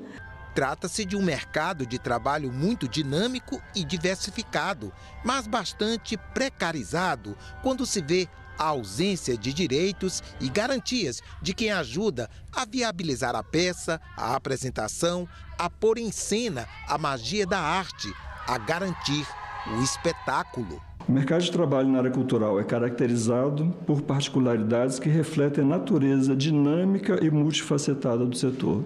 A gente fala de trabalho cultural, gente, mas a gente tem vários trabalhos, mercados de trabalho cultural, audiovisual, teatro, né? Porque quando tem edital, beleza, todo mundo trabalha, todo mundo ganha. Quando tem temporada, todo mundo gira. E quando não tem? Quando essas pessoas envelhecem e precisam se aposentar? Quando essas mulheres precisam dar à luz, como é que elas têm direito a auxílio maternidade? Afora a ralação e a remuneração baixa, os trabalhadores também ficam doentes, precisam se afastar para tratar da saúde, sofrem acidentes. E aí não existe glamour. Disse que o show tem que continuar. Mas para alguns operários da linha de montagem, algumas vezes ele é simplesmente interrompido. 1/3 dos trabalhadores já tinham sofrido algum tipo de acidente no trabalho. Sabe? É um número assustador. E, as pessoas trabalham 20, 30 anos em cima de um palco e nunca fizeram uma audiometria. Então vão perdendo a audição ali, expostos a altos ruídos. E não tem, como o Adriano disse, não tem nada que os proteja depois disso. Um técnico de iluminação, ele voltando, depois de um trabalho exaustivo, durante todo o dia, muitas das vezes não tem carga horária, tem um início, tem um horário para chegar, mas não tem horário para terminar. E aí, nessa volta para casa, sofreu um acidente e aí, infelizmente, veio a perder a perna. Nós temos um caso também de um holding, no qual ele já trabalha há mais de 44 anos, já rodou diversos países e até hoje ele não tem uma carteira assinada. Tem como se aposentar. Também temos um técnico de sonorização que, além de ter perdas auditivas, o físico já não é mais o mesmo. Esse técnico de sonorização, ele já está com o princípio de Alzheimer. Em meio a essa grita, reivindicações. Passa de hora de garantir direitos, dar proteção a quem faz a sociedade se encantar com arte e cultura. A estruturação das cadeias produtivas, das cadeias criativas. Assim como acontece em outros ramos de atividade, né, como foi citado aqui, metalúrgico, químicos, eletricitário, tem a sua organicidade, os trabalhadores da cultura também poder ter a sua organização e as suas pautas serem atendidas. O Senado faz sessão temática hoje, a partir das 13h30 da tarde, sobre a situação financeira dos municípios. Um dos focos do debate vai ser a desoneração da folha de pagamentos. O repórter Tiago Tiburcio tem mais informações. Um dos grandes temas em debate é a questão da desoneração da folha de pagamentos. Atualmente, por conta da desoneração vigente, os municípios de até 156 mil habitantes pagam apenas 8% de impostos sobre a folha salarial dos seus empregados. Mas, com uma recente decisão no Supremo Tribunal Federal de acabar com essa desoneração, agora, já a partir do dia 20 de maio, os municípios teriam que aumentar essa alíquota e recolher mais, em vez de 8%, 20% sobre a folha de salários que tem. O presidente Rodrigo Pacheco pediu, então, uma reunião, uma sessão de debates temáticos para ver se há alguma possibilidade de negociação para também ajudar os municípios brasileiros. Na semana passada, a questão do setor produtivo em relação à desoneração foi resolvida com um acordo entre o Ministério da Fazenda, o Congresso Nacional e também empresários. Este ano, em 2024, os empresários vão continuar recolhendo pela desoneração. E de 2025 até 2028, esse benefício passa a ser reduzido gradualmente até que as desonerações acabem. Esse, então, foi o acordo para o setor produtivo. Ficou faltando um setor para os municípios, que é o que deve ser realmente debatido hoje aqui nessa sessão, em que foram convidadas as principais entidades representativas dos municípios e dos prefeitos. Além dessa sessão de debates para discutir a situação financeira de municípios, daqui a pouco tem também a reunião secreta na CPI da manipulação de jogos e apostas. Já na quarta, a CCJ pode votar projeto que regulamenta cassinos e outros tipos de jogos. Confira os destaques da semana na agenda. Logo mais, às 3 da tarde, a CPI da manipulação de jogos e apostas esportivas deve fazer reunião secreta para ouvir o ex-árbitro Glauber do Amaral Cunha. Às 9 horas desta terça, a CPI da Braskem tem reunião marcada para ouvir os depoimentos de Marcelo de Oliveira Cerqueira, vice-presidente executivo da Braskem, e de Paulo Roberto Cabral de Melo, engenheiro e responsável técnico da mineradora. Às 10 horas desta terça está prevista a reunião da Comissão de Educação. O primeiro item da pauta é o projeto que prorroga até 31 de dezembro de 2028 a vigência do Plano Nacional de Educação, que valeria até junho deste ano. E às 10 horas de quarta-feira está marcada a reunião na Comissão de Constituição e Justiça. Um dos itens na pauta é o projeto que regulamenta a exploração de cassinos, jogos de azar e apostas. Às 14 horas da quarta-feira está prevista a reunião na Comissão de Defesa da Democracia. Um dos itens na pauta é o projeto que pune a invasão e apropriação de conta em rede social, bem como a extorsão mediante invasão ou apropriação de conta em rede social. As primeiras doações da campanha em socorro ao Rio Grande do Sul, organizada pelo Senado, chegaram neste domingo a Canoas, município da região metropolitana de Porto Alegre. A carreta bitrem de 36 toneladas, com as doações da campanha organizada pelo Senado, chegou na madrugada deste domingo a Canoas, região metropolitana de Porto Alegre. No centro de recolhimento da ajuda que vem de todo o Brasil, muitos agradecimentos. A importância desses kits que vocês nos trouxeram, o kit já veio pronto, separado com a roupa, esse caso é o feminino número 40, roupa, toalha, papel higiênico, sabonete, absorvente, tudo certinho. Nós estamos em muitas pessoas trabalhando, mas nós não temos RH suficiente para fazer toda a triagem. Então, os kits prontos, eles são essenciais para que a gente consiga dar agilidade e entregar quanto antes para quem mais precisa. Muito obrigada. Daqui a gente recebe as mercadorias e já saímos com os caminhões também tudo carregado para entregar para as pessoas que estão nos alojamentos, as pessoas que estão em suas casas. Tem pessoas que estão com 20, 30 pessoas nas casas e precisam de doações. Então a gente vem aqui para separar e já carrega um caminhãozinho, carrega um carro e sai entregando para o pessoal. O Senado, com a ajuda de instituições parceiras, continua a arrecadar itens. E nesta segunda-feira, mais 3 caminhões vão ser enviados ao Rio Grande do Sul. A Comissão de Defesa da Democracia vota nesta quarta o projeto que torna crime a apologia da tortura e da ditadura no país. A proposta, que está pronta para ser votada na comissão, muda o artigo do Código Penal que trata da apologia do crime e do criminoso. Pelo texto, passa a ser crime fazer publicamente ou disseminar virtualmente apologia de tortura ou de torturadores, como também de instauração de regime ditatorial no país. A pena prevista é de detenção, de 3 a 6 meses, e é dobrada caso seja praticada por agente político ou membros do Poder Judiciário ou do Ministério Público. A punição ainda pode ser aumentada pela metade se o autor se utilizar de perfis falsos ou de robôs de disseminação de notícias pelas redes sociais. A proposta foi apresentada pelo senador Rogério Carvalho e tem relatório favorável na comissão da senadora Tereza Leitão.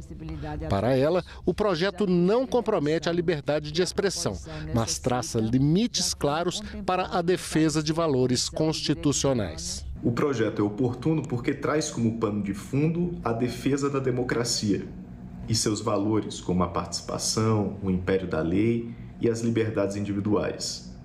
Mas, ao mesmo tempo, a proposta é muito desafiadora, porque não é fácil aferir, mensurar e filtrar as opiniões contidas, especialmente no âmbito digital, que possam fazer alguma apologia à defesa de instauração de regimes ditatoriais.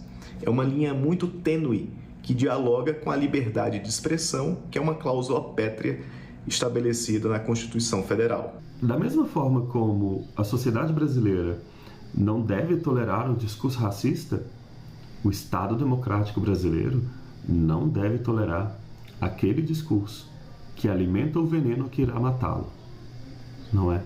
Esse é o paradoxo da tolerância. Então, onde vai a tolerância? Eu devo tolerar aquilo que não me tolera?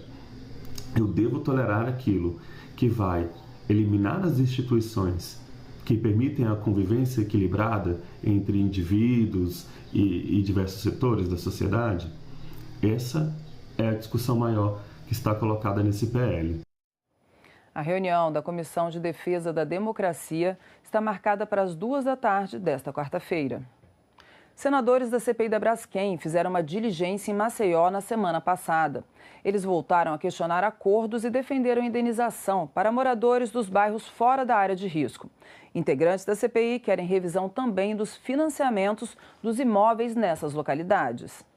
Os senadores da CPI da Braskem se disseram impressionados com o que viram nos bairros desocupados em Maceió, casas abandonadas e ruas inteiras escondidas. Apesar de haver toda essa comunicação dessa mina 18 com a lagoa, a salinidade da lagoa continua preservada e o que houve aqui foi que em 2022 houve uma grande enchente do rio e isso desequilibrou a salinidade, havendo muito mais água doce aqui, o que afetou a procriação do sururu. Nós esperamos que isso seja uma realidade e que esse patrimônio daqui volte a se reproduzir com mais intensidade, com mais força, porque é a subsistência dessas pessoas que moravam aqui nesse bairro, que é um bairro muito popular, um bairro muito simples daqui.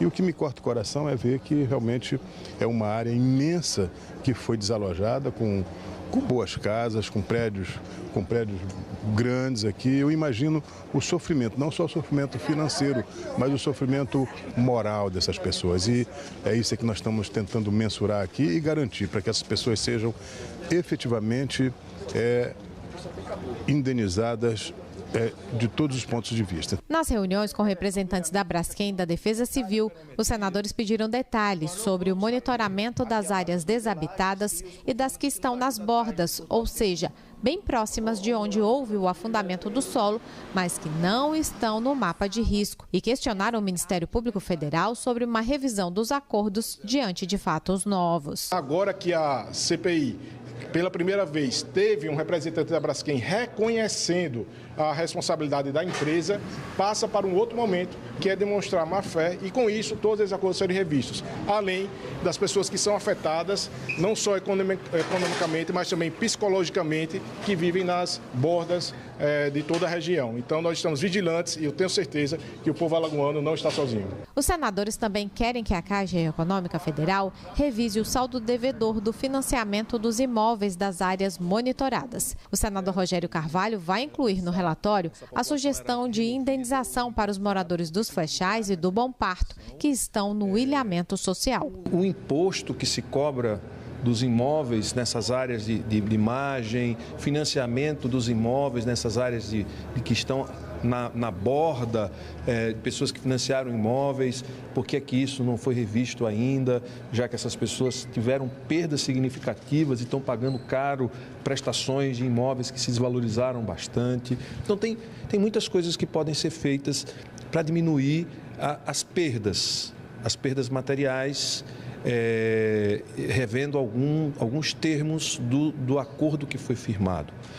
Agora, compensar as dores vai ser quase impossível.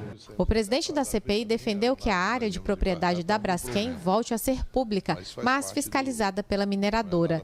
Ele também quer uma revisão das indenizações. Primeiro, a nossa solidariedade a essas pessoas que tiveram que sair do seu habitat, pessoas que moravam há 30, 40 anos. Nós tivemos muitos depoimentos lá que nos entristeceram bastante. E tem duas situações. Tem uma situação dessas pessoas que saíram e que foi as indenizações por danos morais. Nós temos que rever essas questões. A segunda questão é a propriedade dessas terras é do município de Maceió, não é da Braskem, correto? Quem é que vai cuidar para que nos próximos anos, até se estabilizar, e a gente não sabe se isso vai se estabilizar em 20, 30 anos, não haja invasão, se a prefeitura, se é o Estado, se é a própria empresa que vai ter que bancar isso. Já a procuradora disse aos senadores que alguns acordos poderão ser revistos e que os moradores dos bairros isolados poderão ser contemplados. O entorno ele é uma outra frente de atuação do Ministério Público Federal. É importante que a gente faça a distinção, né, da situação do Flechal, em que já há todo esse processo em acontecimento, então das reparações coletivas, a reparação individual pelo rebaixamento da qualidade de vida, e aí também está a preocupação em alavancar, né, o empreendedorismo da região. Então, nessas capacitações que estão sendo feitas, elas são a partir da escuta da comunidade. Os moradores dos Flechais e do Bom Parto querem a realocação. Os senadores Rogério Carvalho e Rodrigo Cunha surpreenderam os moradores dos Flechais ao anunciarem uma visita imediata ao bairro, onde encontraram diversas casas com rachaduras. A senhora mora há quanto tempo aqui? Eu moro aqui há 30 anos. Na minha casa tem 12 pessoas. Dos 23 metros construídos, 21 está rachado, como se tivesse passado uma faca do bolo assim, tá?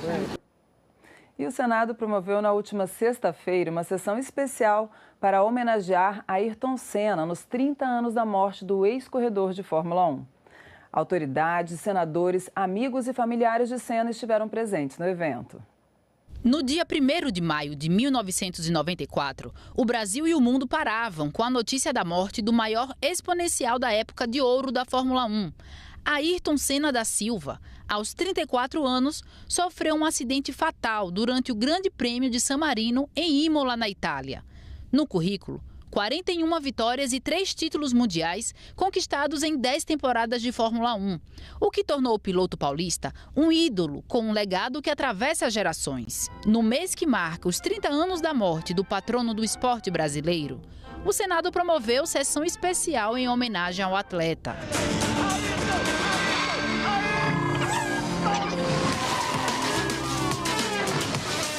Eu acho que é uma homenagem justa e muito merecida, feita pela Casa da População Brasileira aqui no Senado Federal. Representamos, cada um de nós aqui, senadores, a nossa população, e Eu acho que isso é uma maneira muito singela, porém bastante representativa de dizer que o Brasil inteiro está homenageando o nosso Ayrton Senna. Autoridades, senadores, amigos e familiares de Senna estiveram presentes no evento. Todos destacaram as virtudes do campeão, que é uma referência dentro e fora das pistas. Quando nasci, o Ayrton já estava pilotando um kart. Não tanto pela diferença de idade, mas porque ele começou com apenas 4 anos. Juntos, eu e minha esposa temos 2 filhos, sendo nosso primogênito Ayrton Senna Cadiz, em homenagem ao piloto que tanto admiramos. Ele nos ensina que nós somos um milagre já por estarmos vivos, de sermos o que a gente é e estarmos aqui por um presente de Deus, mas que a gente precisa ter dedicação com persistência, ética com responsabilidade e fé com letra maiúscula. Durante a sessão, foi exibido um vídeo com imagens marcantes da trajetória de sucesso do piloto. Quem você for, tenha sempre como meta muita força, muita determinação e sempre faça tudo com muito amor e com muita fé em Deus, que um dia você chega lá, de alguma maneira você chega lá.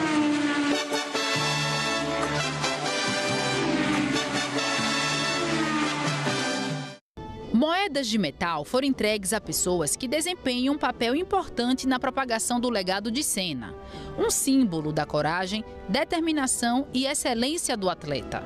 Também foi promovida a assinatura simbólica do projeto de lei que inscreve Ayrton Senna da Silva no livro dos heróis e heroínas da pátria. 30 anos após sua morte, a contribuição de Senna para o mundo continua, por meio do instituto que leva o nome do piloto. O Instituto e as marcas Senna contribuíram com doações financeiras e mobilizaram recursos também para enviar suprimentos à população afetada. Sabemos que em momentos como esse, a solidariedade é o nosso maior recurso e sabemos que, sem dúvida nenhuma, também seria um desejo do Ayrton, sempre solidário com as causas humanitárias. E nós ficamos por aqui. Você pode rever as reportagens desta edição na nossa página na internet, senado.leg.br/tv. Muito obrigada pela companhia e até a próxima.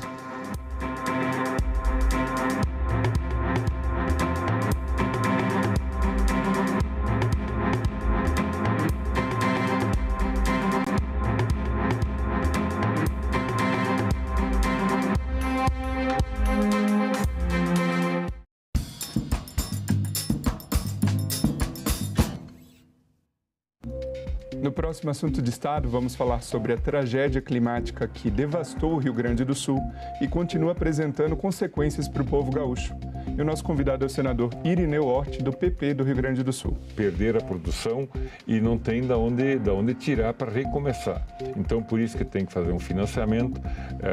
A ideia é juros baratos, juros baixos. Assunto de Estado. Hoje, 20h, aqui na TV Senado. Professor Fernando Ferrari, qual deve ser a prioridade do governo para evitar novas tragédias como essa no Rio Grande do Sul? Eu diria que os recursos que serão aportados devem recuperar a infraestrutura logística do Estado, mas, fundamentalmente, devem ser aportados recursos para a prevenção de futuras intempéries climáticas que não estamos livres delas. Agenda Econômica, nesta terça, 20h, aqui na TV Senado.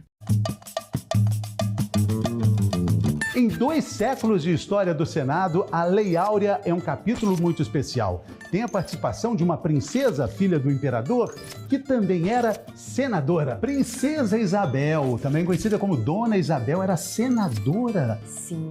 Por ser filha de Dom Pedro II, ela acabou tendo esse cargo, apesar de não ter sido oficialmente nomeada senadora, mas sim, ela tinha um cargo, tanto que ela foi a pessoa que assinou a Lei Áurea. Oi, eu sou a Débora Aladim, professora de História história e youtuber, e hoje a gente vai falar um pouco sobre a abolição da escravidão no Brasil. Existia também um movimento forte contrário à Lei Áurea. O que acontece é que durante o segundo reinado, que foi o governo do Dom Pedro II, tinha um grande desequilíbrio, porque a elite brasileira dependia economicamente e queria a escravidão mantida, enquanto grandes setores da sociedade, principalmente os militares, os republicanos, os abolicionistas e principalmente os próprios escravizados, lutavam pelo fim da escravidão. A partir de 1830, começaram a ser promulgadas algumas leis que reduziam, mas não acabavam, com a escravidão no Brasil. Nessa última regência da princesa Isabel, ela consegue aprovar a Lei Áurea num tempo recorde. De 5 dias. Realmente,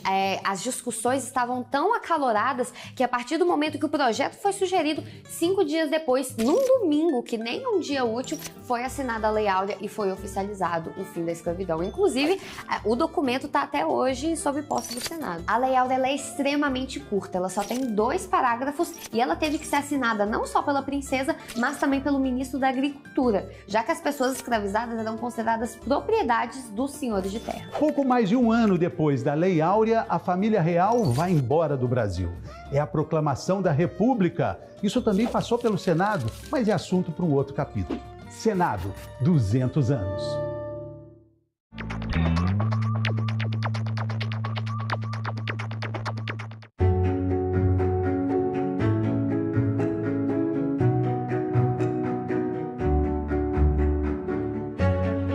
Poucas mulheres se aventuravam na carreira política, não era considerado de bom tom.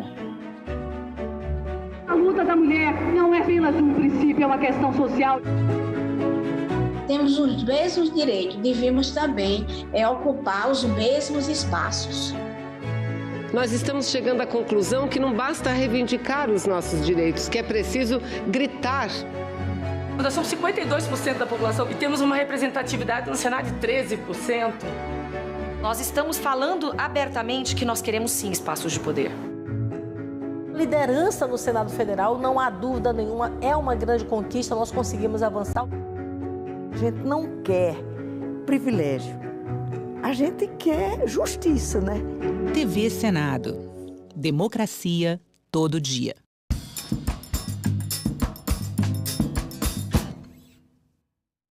O programa a seguir é livre para todos os públicos.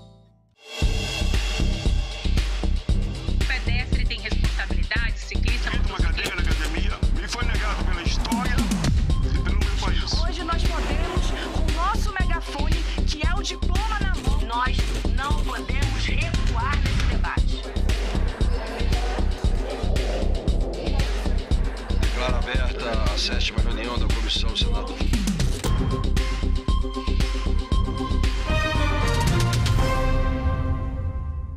Olá, rodovias, ferrovias, hidrovias, portos. O Brasil é um dos maiores produtores agrícolas do mundo, mas o escoamento da produção ainda é um dos principais problemas do setor. No Senado, especialistas discutiram alternativas para enfrentar os gargalos logísticos no transporte de grãos no país.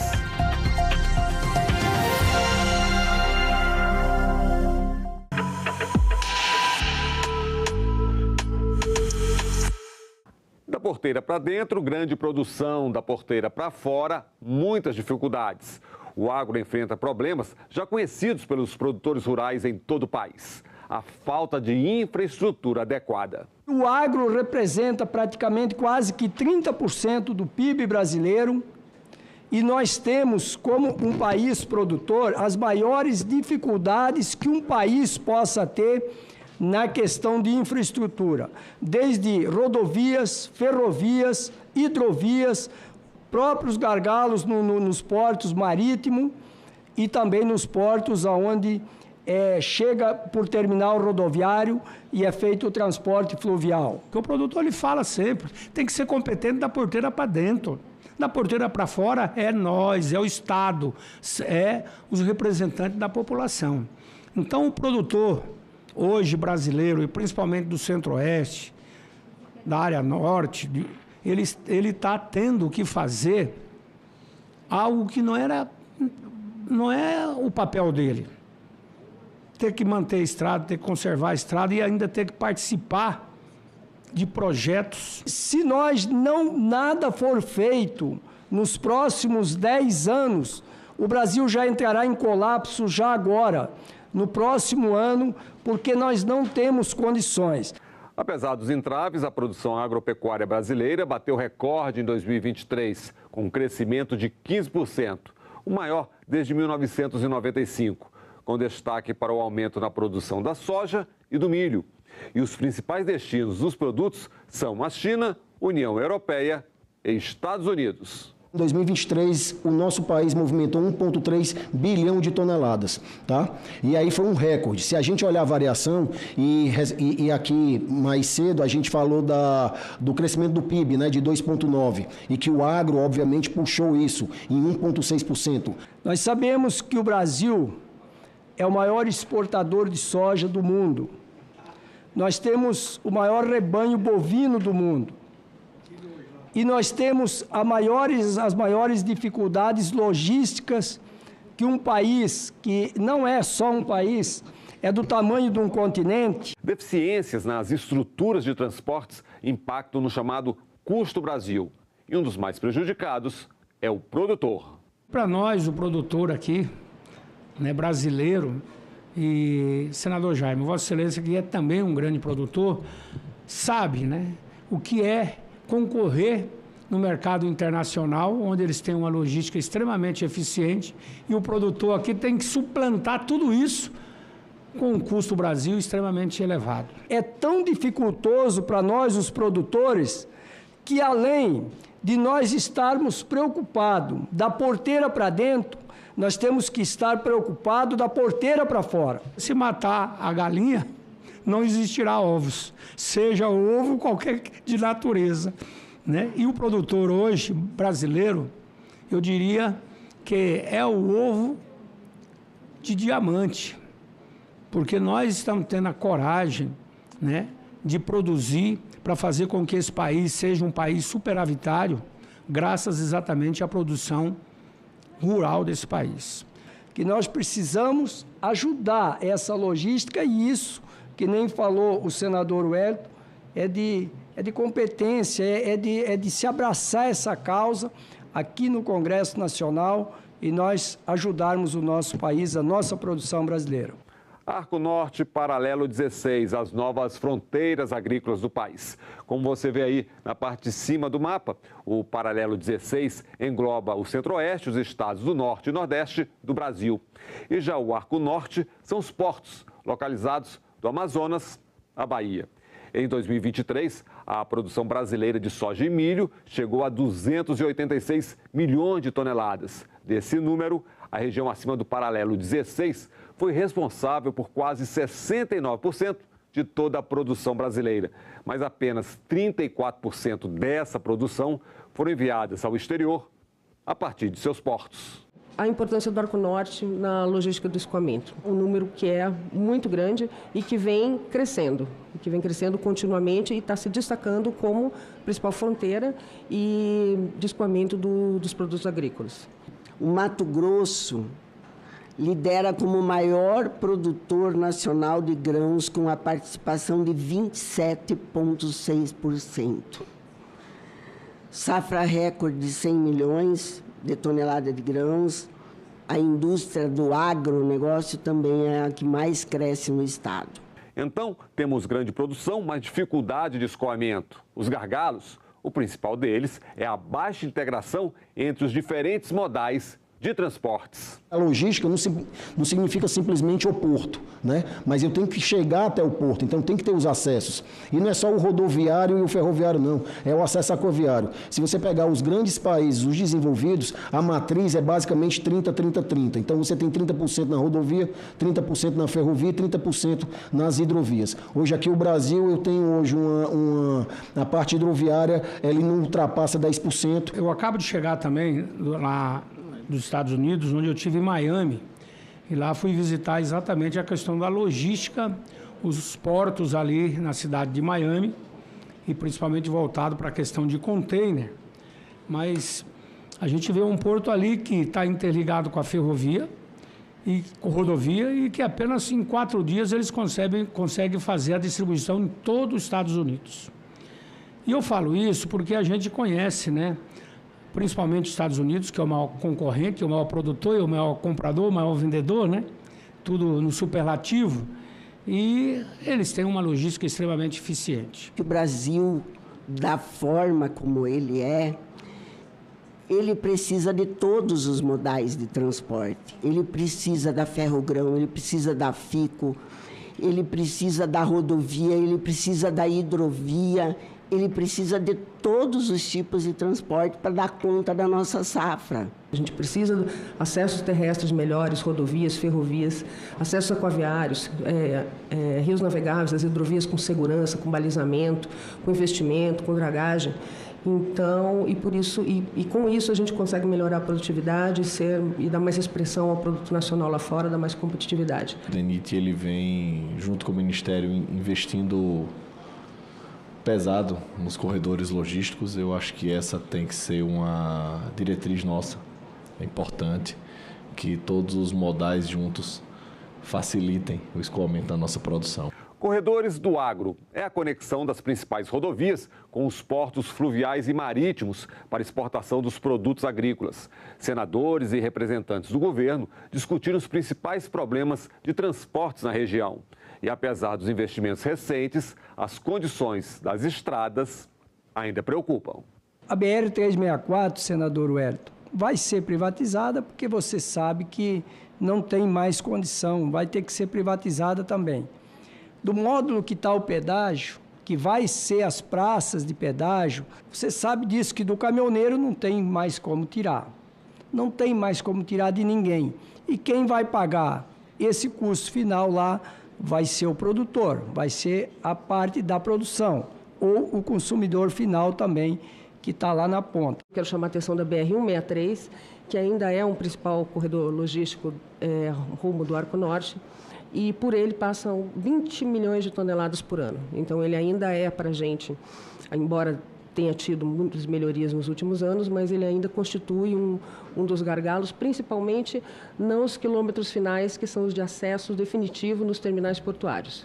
O senador Bagato lhe falou da concessão da 364, são duas. Uma na região nossa de Jataí até Rondonópolis e a outra lá no Nortão. Então, para nós, interessamos sim a concessão da 364 nos dois trechos, né? Tanto do norte como aqui da região, indo para o centro-sul do país. O principal via de escoamento do oeste da Bahia, a BR-242. Embora também, do mesmo modo, a gente tenha tido melhorias nos últimos anos, mas ainda faltam. Alguns trechos ainda falta pavimentação e falta principalmente a criação de uma terceira via de pavimento em alguns trechos de aclive. Aquela situação nossa, daquele acesso saindo da 364 para chegar aos portos privados lá de Porto Velho, aquilo dá em torno de aproximadamente 25, 26 km, eu acho que é o que está dando lá, que precisa fazer essa pavimentação. Sobre essa obra que a gente chama do contorno de Porto Velho, né, que pode dar acesso ao porto, o DENIT, eu já tive em Rondônia, inclusive com o governo do estado, e a gente tem interesse sim em executar essa obra. A nossa ideia é executar um novo projeto. Então, se a gente vai investir em um acesso, que esse acesso já seja feito em via dupla, né, que já seja um acesso que garanta que todas essas carretas consigam chegar com tranquilidade ao porto e àquela região portuária. Vamos se debruçar nessa situação lá, porque precisamos ver o que precisa fazer, o que o Senado pode ajudar, a Câmara dos Deputados, o Congresso pode fazer. Todas as rodovias do Arco Norte, as principais rodovias, vocês conseguem perceber que a gente melhorou a qualidade boa e reduziu os seus trechos de ruim ou péssimo. Hoje, nós fechamos 2023 com 80% dessa qualidade boa. E isso em números, são mais de 2.000 quilômetros que entraram numa qualidade de rodovia como boa, e a gente ainda reduziu em 1,2 mil quilômetros o resultado do ruim ou péssimo. Agora, ferrovias, uma das opções de transporte mais baratas, mas com oferta insuficiente. Durante décadas, o país tem priorizado o meio rodoviário e a opção de transporte por trilhos ficou em segundo plano. Mas em 2021, o Congresso aprovou o Marco Legal das Ferrovias, permitindo a exploração de serviços de transporte ferroviário pelo setor privado. Fica criada a figura do usuário investidor, ou seja, empresas que vão apostar na melhoria da infraestrutura. Hoje nós temos aquela ferrovia que interliga Rondonópolis a Santos. Aquela ferrovia, ela embarca e desembarca, ali chega através do terminal rodoviário, que chega as cargas ali no terminal ferroviário de Rondonópolis. Aquilo ali é feito um transbordo de praticamente 50 mil toneladas por dia. E nós precisamos ampliar esse transporte ferroviário. Nós precisamos construir essa situação de Sinop a Miritituba. Nós temos que interligar a ferrovia de Rondonópolis, ligando com Cuiabá e aquela extensão chegando até em Lucas do Rio Verde. Já existem os projetos, já tem os estudos feitos. Como o senador Braulio sempre dizia, ferrovia de carga tem que ir na roça, no caso de Mato Grosso, onde está a produção. Por isso, a Norte-Sul, ela tem essa importância desse ramal que seria a FICO, Ferrovia de Integração do Centro-Oeste, e que estamos trabalhando muito para que ela chegue à Água Boa, que depois também possa chegar em Lucas do Rio Verde, que a gente tenha também a Ferrogrão e a Ferronorte. Senador Bagatoli, eu falo aqui para todos que estão nos assistindo. É a primeira ferrovia por autorização estadual do Brasil e tudo isso só foi possível porque nós aqui aprovamos o marco regulatório das ferrovias que todos nós participamos. Hidrovias. Com muitos rios navegáveis, principalmente na região norte, o transporte fluvial é um importante elo na cadeia de escoamento dos produtos agrícolas. Mas é um modal que também precisa ser melhorado. A cabotagem, a gente olha que é de portos que estão ao longo da costa, mas eu tenho também uma cabotagem com navegação interior também, e aí, obviamente, que eu preciso das hidrovias. Eu acho que é interessante no transporte interior. A gente está falando aqui das regiões hidrográficas, das bacias hidrográficas, o que é que a gente tem movimentado, e uma preocupação da ANTAC também é da gente aumentar essa nossa matriz do transporte hidroviário. Vou falar sobre o Rio Madeira, aquele problema que nós tivemos lá agora na seca. Não é esse problema, eu conheço aqui lá há praticamente 50 anos. Todo ano ele tem o mesmo problema. Lá naquele rio tem um problema de umas pedras, ele tem um problema que precisa ter uns locais que precisa ser feito dragagem no rio. Ouvi falar até uns tempos atrás em querer fazer um módulo de privatização, seria mais um custo. Eu acho que isso não pode ter mais um custo, isso cabe à União, cabe à ANTAC se debruçar em cima disso e nós vermos o que vai fazer para solucionar o problema. Nós precisamos urgentemente de investimentos nessa infraestrutura aquaviária para prover os levantamentos hidrográficos que devem ser periódicos naquela região. Aquela região sofre muito com a sua própria característica natural, de sazonalidade, das cheias, fazer uma gestão do tráfego aqui naquela região, principalmente ali na Barra Norte do Rio Amazonas, realizar a manutenção e a silização náutica e, enfim, fazer a implantação das estruturas de resposta para incidentes ambientais. E aí, só respondendo a sua pergunta, senador, o Madeira, a gente está estudando sim o trecho do Madeira, obviamente que em geral, pela construção da hidrelétrica, nos barrou a questão da navegabilidade, mas para cima a gente está estudando e eu faço um compromisso aqui com o senhor, quando a gente acabar o estudo, antes de botar na audiência pública, de receber as contribuições, a gente apresentar aqui nessa comissão. E no meio de problemas, um lado bom nessa história, os portos ali. O cenário é outro. Com mais investimentos, o setor vem se modernizando. E o Legislativo também tem ajudado. Além de alterações na lei dos portos, em 2023 foi sancionada a lei que prevê ampliação até 2028 do prazo de incentivos fiscais para investimentos no setor, como compra de máquinas e equipamentos. Acabamos de aprovar o reporto, Todos sabem a importância que foi isso para o setor. E foi muito feliz o legislador também aqui, com o aperfeiçoamento da Lei 12.815, em abrir a possibilidade do privado, do empresário, investir no seu porto. Porque veja que a gente só conseguiu dar vazão a essa movimentação com as nossas autorizações nos portos privados, ali na região, principalmente ali do Arco Norte, que a gente chama, acima do paralelo 16. Sobre a situação dos portos. Nossos portos não devem nada a ninguém, não, aos do exterior. Eles vêm se modernizando. Se fosse 20 anos atrás, a gente até poderia falar alguma coisa. A gente teve a ajuda do Reporto, que possibilitou um aumento, uma melhoria da produtividade dos portos na utilização de equipamentos mais modernos, que melhoraram a produtividade, melhoraram o escoamento das nossas cargas. E a gente não deve nada para ninguém, não. Então, e os portos estão aumentando, depois também da lei de portos, com os TUPs. Só para a gente saber, da questão de gargalo logístico. Hoje nós temos gargalo logístico em questão de portos. Número de portos, eu estou apresentando que não. Nós temos um número de portos aí que atende, sim. A gente tem capacidade instalada, capacidade dinâmica. Eu acho que a gente não tem um país no mundo que tem essa quantidade de terminais autorizados, de arrendamentos. Dos portos para o exterior, tudo ok.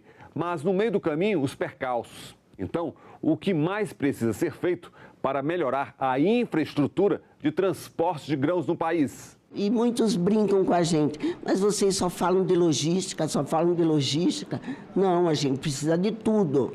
Mas para que as coisas funcionem dentro de uma cidade, a logística é primordial. Não tem outro jeito. E para que as coisas funcionem dentro do nosso agronegócio, nós precisamos da hidrovia, da ferrovia. Atualmente em andamento na ANTAC temos 17 empreendimentos em fase de anúncio público, né, que são candidatos a potenciais terminais autorizados, e uma previsão de investimento de pouco mais de 10 bilhões desses em anúncio público. Precisa olhar também para a questão hidroviária. Ela é muito importante hoje na questão que a gente discute, os green ports, a hidrovia, a gente tira o caminhão. Teve uma discussão muito boa na CNT, em que a CNT apoia a hidrovia, porque eu não estou tirando o caminhão vai ficar no porta a porta. A gente vai fazer aqueles longos percursos pela hidrovia, o que é mais sensato, obviamente. Então, assim, eu acho que tem todo esse panorama. Nós estamos estudando alguns trechos hidroviários e, de novo, reafirmo aqui meu compromisso de apresentar aqui para essa comissão a questão das hidrovias e sempre com o pilar de que nunca a tarifa pode abalar a questão do frete, que aí não teria sentido da gente estar discutindo isso. Se a gente levar em consideração só os corredores do agro, os principais investimentos, a gente chegou a 2023 num investimento de 3,6 bilhões liquidados contra 1,98, que foi o máximo em 2022 que vinha sendo investido na infraestrutura dos corredores do agro. Nossa perspectiva para 2024 é alcançar 4,7 bilhões nesses corredores. A gente vai ter uma secretaria de hidrovias muito importante para a região norte e do Arco Norte e que tem a participação do Ministério de Portos, né? E a gente vai ter não só as hidrovias, como também a concessão de potenciais vias navegáveis, que isso é muito importante para a segurança da navegação. Eu acho que a gente tem sim que olhar para a questão das embarcações de cabotagem, priorizar nas atracações, entendeu, senador? Que eu acho que assim, cabotagem é porto a porto e é consumo imediato nosso. O governo tem investido, o legislativo tem feito a sua parte, mas a produção aumenta ano a ano. E as demandas também, ou seja, há muito ainda a ser feito. E isso é urgente, não pode ficar na promessa. Nós vimos aí a fala da ANTAC e do DENIT, que são promissoras. A gente tem visto o esforço do governo em melhorar a infraestrutura. No ano passado e neste ano foram lançados programas para garantir o escoamento da safra, onde nós estivemos presentes. Estamos vendo resultados, mas, como dito anteriormente, ainda muito aquém do que o agro necessita. Nós temos que solucionar esses problemas nós temos que se debruçar. O Congresso Nacional, o Executivo, o próprio Judiciário, e nós entendermos que nós precisamos avançar, porque senão nós vamos ter seríssimas dificuldades nos próximos anos agora. E o Brasil tem condição de crescer em muito a produção brasileira. Então, nós vamos votar o orçamento novamente, queremos colocar o recurso, porque sabe-se que a infraestrutura é a melhor forma de retomada da economia. Nós fizemos uma peregrinação no STF, pedindo para desbloquear um estudo da Ferrogrão. Eu nunca vi um país que bloqueie um estudo, seja para dizer não, mas faça. Hoje nós temos essa previsão de licitações de aproximadamente 20 terminais, tá? Isso aí, de novo, somente para dentro do porto organizado, fora as nossas autorizações, o que é que está lá já rodando na ANTAC, e uma previsão para 2025 também de 6. Então é um desafio grande frente ao que a gente fez nos últimos 10 anos. Reforçando as palavras iniciais do senador, de que nós somos eficientes da porteira para dentro, mas quando depende de um passo além da porteira, nós enfrentamos grandes gargalos que precisam ser equacionados com a maior urgência possível. Realmente o agro é muito eficiente da porteira para dentro e fica faltando, né, outras iniciativas, principalmente por parte do governo, da porteira para fora. E sabemos que são gargalos que nós precisamos realmente resolver e não pode ficar só numa discussão para nós marcarmos outra audiência, outra reunião. Nós temos aqui, que nem eu venho falando sempre, é um compromisso do Congresso, do Executivo, do próprio Judiciário, cada um fazer a sua parte, para nós melhorarmos essa questão de infraestrutura no país. É isso, estradas em boas condições, rios navegáveis, mais ferrovias, portos bem equipados para garantir o escoamento da safra brasileira nos próximos anos. O agro, o Brasil, não pode parar. O Em Discussão fica por aqui. Até o nosso próximo programa.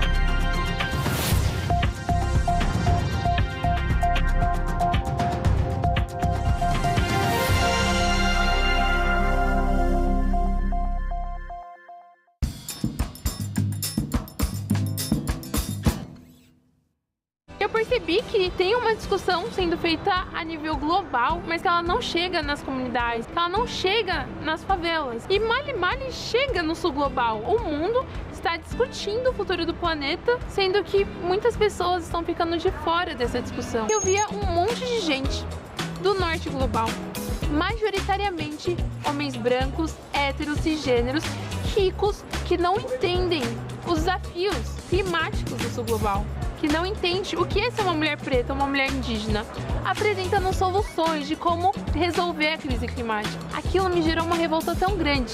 E aí, quando eu volto pro Brasil, quando eu volto pra minha comunidade, eu decido comunicar a crise climática. Eu decido fazer alguma coisa para engajar as pessoas do meu território e mostrar que a gente pode ser parte da solução, sim. Porque outras pessoas que não vivem a nossa realidade, que não entendem os nossos desafios, estão prototipando soluções que não são eficazes.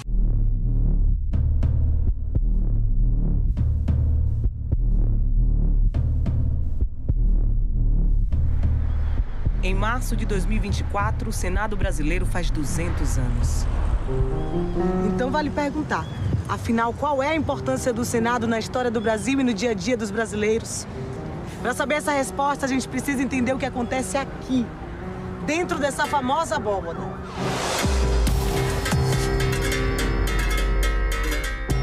O trabalho do Senado Federal é um trabalho, antes de mais nada, de representação popular sobre a vontade do povo em relação àquilo que devem ser as leis de um país, como a sociedade se organiza. Aqui você precisa aprender economia, aqui você precisa entender de saúde, entender de educação, entender de meio ambiente. O projeto de lei que aqui é discutido, votado e aprovado na Câmara, no Senado, muitas vezes vai e volta, né? Ele muda a vida do cidadão. Ele pode mudar significativamente. Aqui se decide tudo. O pão que você recebe, a educação que chega para os seus filhos, o transporte, a roupa, a tua casa. Nessas mesas e cadeiras foi analisado e debatido o projeto da Lei Áurea, a pedido da Princesa Isabel pelos senadores, entre os dias 8 e 13 de maio de 1888. O clima era tenso, os debates eram quentes, inclusive tinha uma bancada que era a favor da escravidão. Quando a gente fala muito de escravidão, de exploração, do massacre que eles passaram, a gente também tem que pontuar que houve resistência. A decisão do Senado naquele dia mudou o meu destino, o destino de muitos de nós e o futuro do Brasil. No último censo do IBGE, 112.700.000 brasileiros se autodeclararam pardos ou pretos, ou seja, descendentes de escravizados. 55% da população brasileira. Por aí você já pode imaginar a importância e o impacto que uma lei votada no Senado tem no cotidiano de cada um de nós. Esse trailer é apenas um aperitivo da série Senado, a história que transformou o Brasil. Você vai ver que o destino do país passa por aqui. Coisas fundamentais do seu dia a dia foram debatidas e decididas no Senado. Além do fim da escravidão e inclusão racial, o voto feminino e questões sobre igualdade de direitos entre homens e mulheres, educação obrigatória e acessível a todos. Aposentadoria, por exemplo. Você acha importante?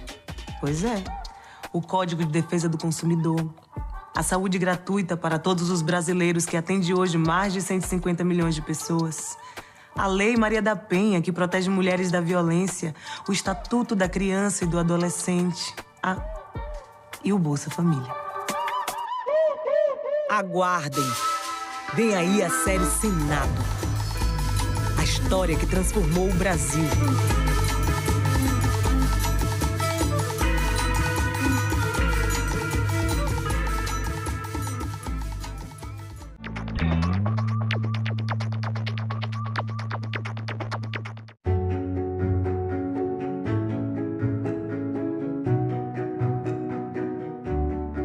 Tem condições fundamentais para a sua existência e para a manifestação da sua tradição, da sua vida, da sua cultura, que não colocam em risco e nunca colocaram a existência sequer dos animais que vivem ao redor das áreas indígenas, quanto mais de outros seres humanos.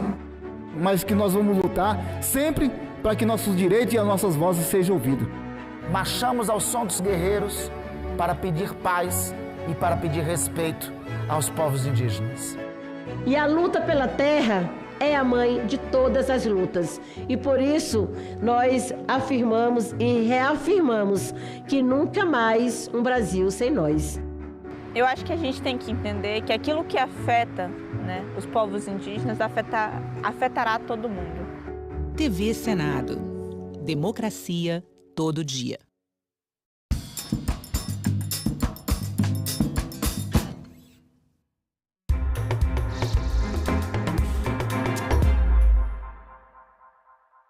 O setor de indústrias gráficas de Brasília abriga o Museu da Imprensa Nacional, uma preciosa coleção de prensas, tipos, formas e letras de chumbo e pesadas máquinas que imprimiram os primeiros jornais em solo brasileiro. Foi nesse cenário inspirador que um historiador e um repórter conversaram sobre a origem do país e a trajetória de uma de suas mais importantes instituições. Olá, essa é mais uma entrevista especial a propósito dos 200 anos do Senado. Conosco aqui no Museu da Imprensa Nacional, cedido gentilmente para a nossa entrevista, o consultor legislativo Dario Alberto de Andrade Filho. Seja bem-vindo, Dario. Obrigado, Paulo. Dario, você com seus conhecimentos de mestre em História vai nos ajudar a recuperar a trajetória desse Senado, que foi Senado do Brasil, Senado do Império, hoje Senado Federal, que começou em 1824, justamente com a primeira das nossas constituições. O que dizia essa Constituição que estabeleceu o nascimento do Senado? Paulo, essa é a primeira Constituição brasileira que ela nasce exatamente após a independência, Você tem a independência do Brasil em 22, que é um processo que vai se estender por mais alguns anos. A gente sabe que a gente tem alguns conflitos com Portugal que se desenvolvem em algumas regiões, por exemplo, na Bahia, Maranhão, Pará, Evidentemente, naquele momento, você tinha que criar um ambiente institucional. E a Constituição, a carta, o documento necessário para criar exatamente essas regras mínimas para o funcionamento do país, O que dizia essa Constituição que foi outorgada pelo imperador Dom Pedro I? Paulo, essa é uma questão interessante, porque após a independência você tem a convocação de uma Assembleia Constituinte, Você tem deputados vindos de todas as províncias que se reúnem no Rio de Janeiro, mas essa Constituinte vai adquirindo feições, ou essa carta que vai sendo elaborada pela Constituinte vai adquirindo feições que são contrárias aos interesses do imperador. Então, em novembro de 23, ele fecha a Constituinte e, a partir daí, ele começa a elaborar, a partir com uma comissão, um documento que vai resultar na Carta de 24.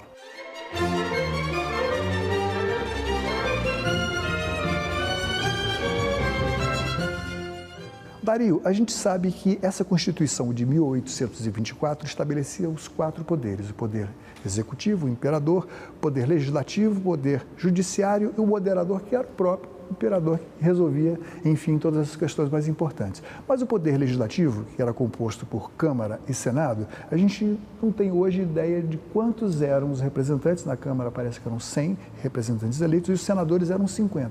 Como funcionava essa escolha? Paulo, essa pergunta é interessante porque o Senado, eu acho que é importante a gente falar sobre a natureza do Senado durante o Império, né? Hoje a gente pensa o Senado como a casa da federação. Quer dizer, os senadores são representantes da federação, de cada estado aqui em Brasília. No Império era um pouco diferente, né? No Império o Senado era visto como um contrapeso à Câmara dos Deputados. Os deputados eram eleitos pelas províncias, os senadores não. Os senadores eram indicados pelo próprio imperador a partir de uma lista tríplice enviada por cada província. E tinha diferentemente da Câmara, eles tinham um mandato vitalício. Quer dizer, o sujeito era senador para toda a vida. Então, isso dava uma característica mais conservadora ao Senado e também, por outro lado, uma certa independência aos humores políticos da época. Então, na verdade, o Senado, dessa maneira, ele funcionava como um contrapeso à Câmara. Também não tinha, assim, não eram 3 senadores por estado, ou 2 senadores por estado. Na verdade, o número de senadores variava em relação à quantidade de deputados. Cada província tinha a metade de senadores em relação ao número de deputados. Por exemplo, se uma província tivesse 10 deputados, teria 5 senadores. Se uma província tivesse 14 deputados, teria 7 senadores. Tá? Essa era a questão, né? A propósito dessa primeira Constituição, parece que no artigo 4º ela estabelecia que os herdeiros diretos do imperador, quando alcançassem a maioridade, seriam nomeados senadores. O que aconteceu exatamente com a princesa Isabel, que lá na frente vai ter, que foi a nossa primeira senadora, lá na frente vai ter uma importância decisiva na questão da Lei Áurea.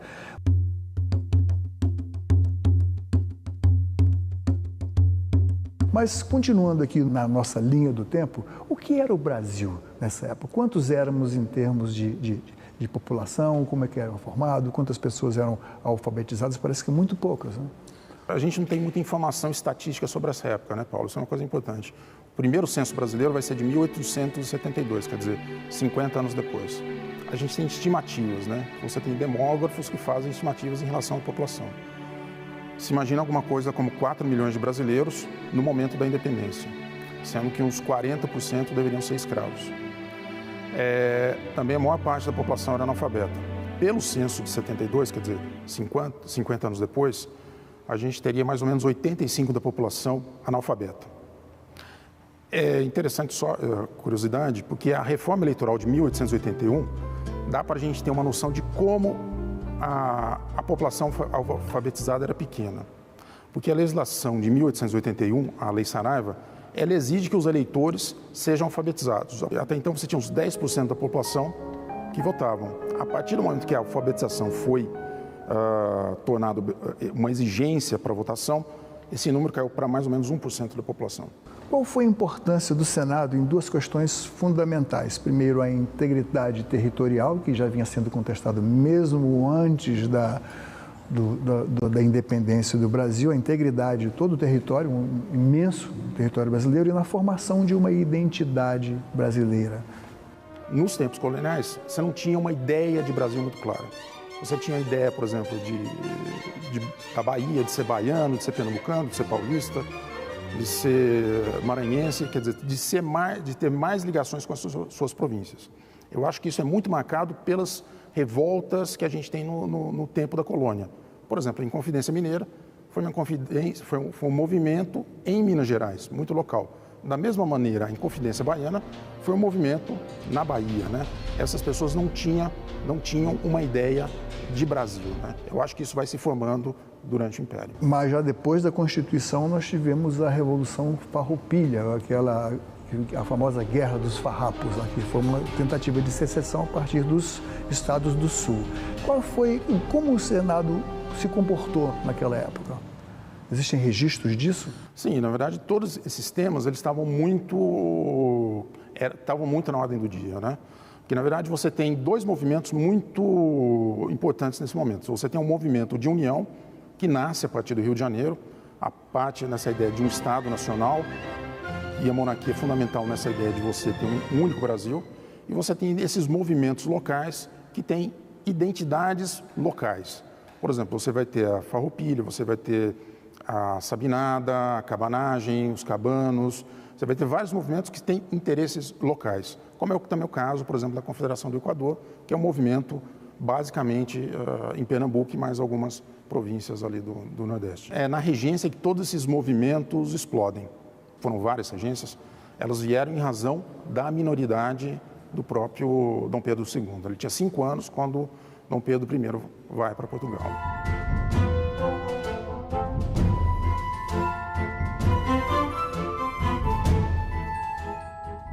Aí é um movimento no sentido de que a maioridade responsável, digamos assim, fosse concedida ao imperador aos 15 anos de idade. Ele parece que havia se preparado para isso. Como que era o Brasil nessa época? A gente sabe que em 1889, na época da decretação, da proclamação da República, havia ainda uma desigualdade social muito grande, muito embora um outro movimento abolicionista já tivesse chegado à consecução com a abolição da escravatura. Como é que foi o papel do Senado nesse demorado combate à escravatura? Paulo, essa é uma das grandes, talvez essa seja a grande questão do Brasil no século XIX, a escravidão, né? Porque, na verdade, desde 1823, você já tem algumas iniciativas favoráveis ao fim da escravidão. Por exemplo, o Bonifácio já é um proponente do fim da escravidão lá em 23. Só que esse é um tema que vai continuar durante todo o Império, mas vai continuar de uma maneira bastante lenta. Tá? E aí a gente vai... Como é que isso vai se dando? Vai se dando primeiro pelo fim do tráfico de escravos, primeiro em 1831, mas de uma maneira que a lei não pegou, né? E, finalmente, em 1850, você tem uma outra lei que vai dar fim ao tráfico de escravos. Depois, você vai ter outras leis, como a Lei do Ventre Livre, em 1871, e depois a Lei do Sexagenário, em 1885, até, finalmente, a gente ter a Lei Áurea, em 1881.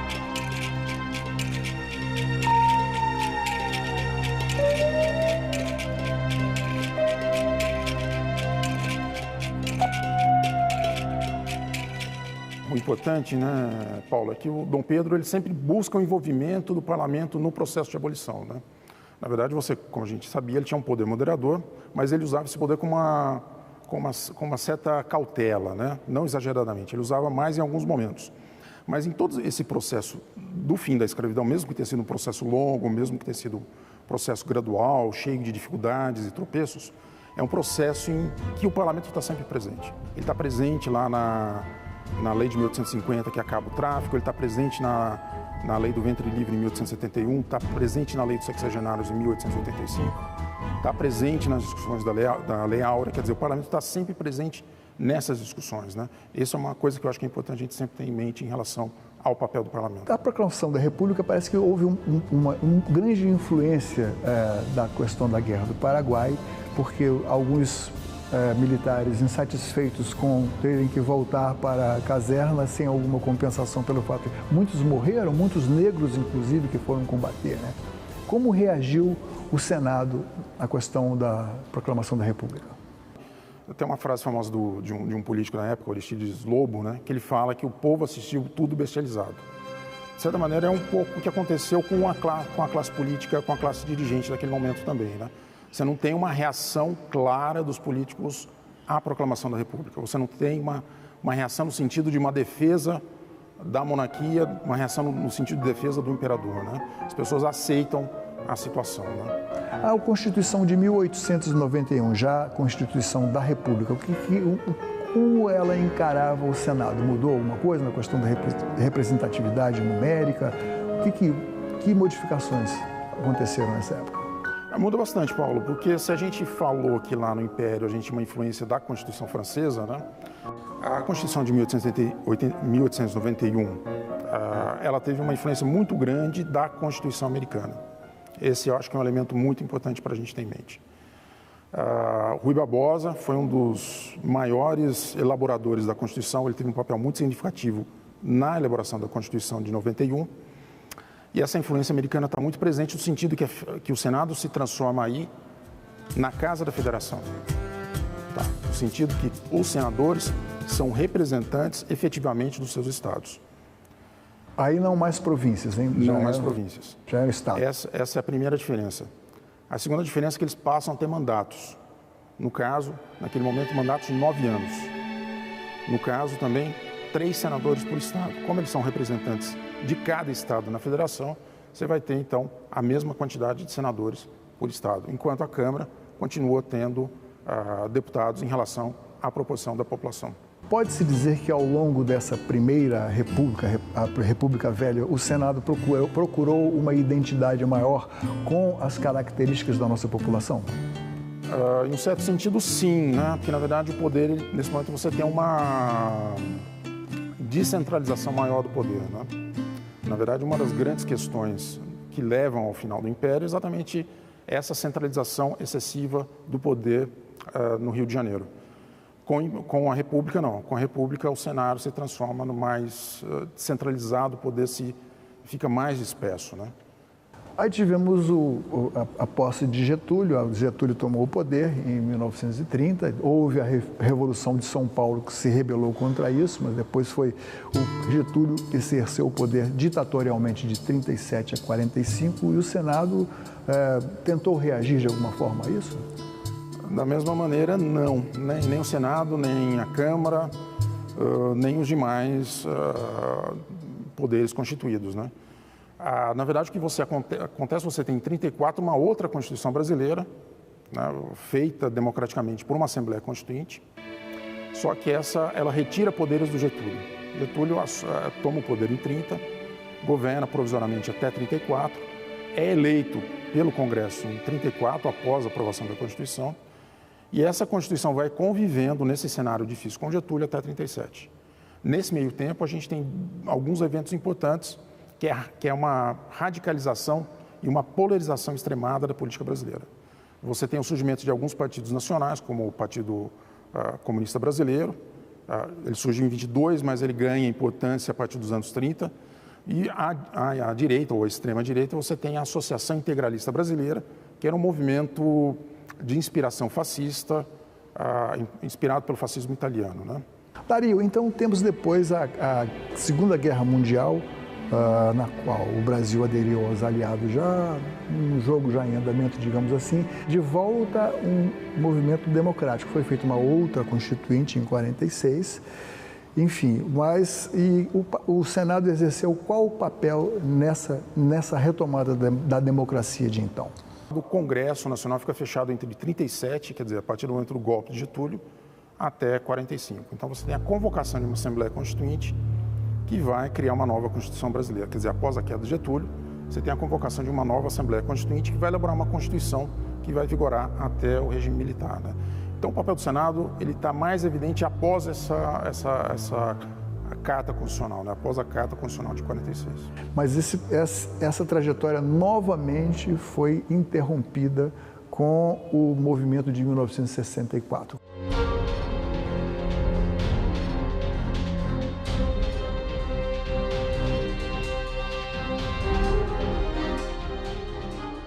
Eu lembro que nessa época também o Senado, de alguma forma, se contrapôs, foi desaguadouro da vontade popular contra aquele regime de exceção, e eu lembraria aquela eleição de 1974.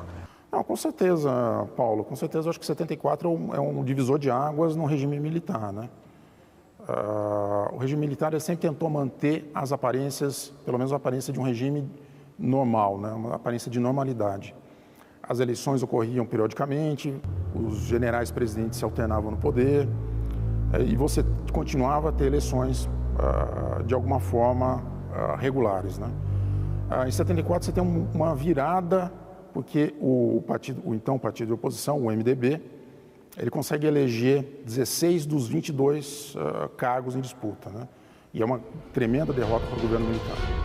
Em consequência disso, o presidente Geisel editou o pacote de abril de 77, e tornando elegíveis alguns senadores, não pelo voto popular, mas pelo voto das assembleias legislativas nos estados.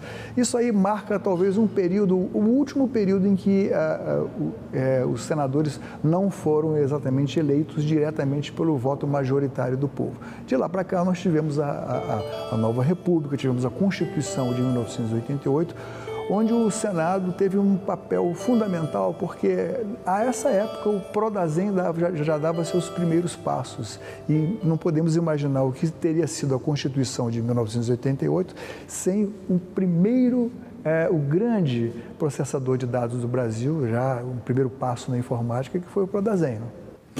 Não, com certeza, né? Eu acho que o Prodazem significa uma modernização do Senado. Eu acho que, de certa maneira, ele já vislumbra um Senado mais conectado a uma realidade completamente diferente que a gente tinha até então, né? Acho que, de certa maneira, também um Senado que mais adiante vai se conectando por meio dos meios de comunicação, TV Senado, Rádio Senado, Jornal do Senado, né? Você tem o Diário da Constituinte, que é muito importante, né? Eu acho que isso já está presente nesse movimento que vai acontecendo lá na década de 1980. Como é que você destaca essas ações mais recentes do Senado? Na verdade, eu acho que o mais importante aqui é a gente olhar que a gente vive talvez o período democrático mais longo da história do Brasil, né? Se a gente pegar de 88 para cá, a gente tem mais de 30 anos de experiência democrática, né? Muito mais do que o período que a gente teve entre 46 e 64, e nem se compara com o período oligárquico da República Velha, então até com o período do Império, que era também, de certa maneira, uma oligarquia, né? Então, acho que essa experiência democrática é muito rica no sentido de a gente perceber a importância do Parlamento, a importância do Senado e da Câmara dos Deputados. Eu acho que a gente vê cada vez mais a presença dos senadores, cada vez mais a presença dos deputados também, na vida pública do brasileiro. A população, o cidadão, se dirigir diretamente aos órgãos de comunicação do Senado, através do E-Cidadania, por exemplo, e poder opinar nas leis, poder opinar, inclusive durante o andamento das reuniões, das sessões deliberativas que estão resolvendo as leis do país. Isso não significa mais uma busca da representatividade, de uma interatividade com a população? Eu acho que a experiência democrática ela só se aprende fazendo, né? Eu acho que talvez esse seja o grande legado que a gente tem aí de 88, que essa experiência democrática é cada vez mais fazendo parte da vida das pessoas. Eu acho que, por exemplo, esses instrumentos de comunicação que o Senado põe à disposição da população são úteis para as pessoas conseguirem entender de uma maneira mais concreta a existência do próprio Senado, né? O Senado não se tornar só uma abstração, só um prédio que existe em Brasília, né? Não, o Senado é uma coisa viva, que tem um significado político que afeta a vida de todas as pessoas, né? Eu acho que essa é a grande riqueza dessas transformações, dessas inovações na comunicação. Você acha que todas essas modificações dão maior proximidade, maior representatividade e também numa outra análise, elas tornam irreversível o movimento no sentido de manter e defender a democracia? Isso é irreversível? Essa é uma das grandes questões da história, né? Na verdade, é muito difícil a gente prever o futuro, né? Muito difícil a gente imaginar. O que a gente pode é ter esperança, ter otimismo, que essa experiência democrática ela fique arraigada nas pessoas, né? Que as pessoas entendam que a democracia é um valor importante, é um valor universal, é um valor fundamental para a existência do país, né? Na verdade, a gente já sabe o que é não viver em democracia, a gente sabe o que é viver no arbítrio, né? Principalmente as gerações mais passadas têm essa noção muito clara do que é a vida num regime de arbítrio. Talvez as gerações mais jovens, elas precisem ser um pouco mais lembradas de como foram os períodos de arbítrio do Brasil, né? Dario, muito obrigado mais uma vez pela sua presença aqui no nosso programa. Obrigado a você, Paulo. Você pode rever essa entrevista ou indicar para os seus amigos que acessem através do senado.leg.br/TV ou no nosso canal do YouTube. Muito obrigado e até a próxima.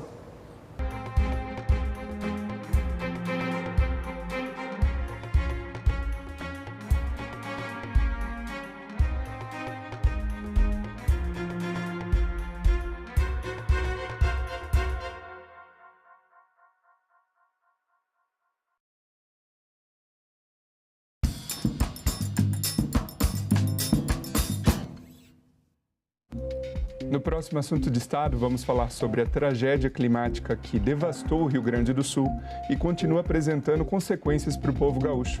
E o nosso convidado é o senador Irineu Orti, do PP do Rio Grande do Sul. Perder a produção e não tem da onde tirar para recomeçar. Então, por isso que tem que fazer um financiamento. A ideia é juros baratos, juros baixos. Assunto de Estado. Hoje, 8 horas da noite, aqui na TV Senado. Ao longo da história da escravidão no Brasil, muito mais escravos foram alforriados através de negociações com seus senhores do que os 700 e tantos mil que foram os chamados libertos do 13 de maio. Houve um movimento em todo o Brasil de senhores alforriando seus escravos porque já sabiam que a abolição iria acontecer. Então, alforriavam em troca desses escravos permanecerem nas fazendas, nos engenhos, sobretudo nas fazendas do sul, de café, para pelo menos garantirem o trabalho, a mão de obra da próxima safra. Os senhores viram que o movimento dos próprios escravos estava crescendo. Fugas, por exemplo, em massa aconteceram às vésperas da abolição.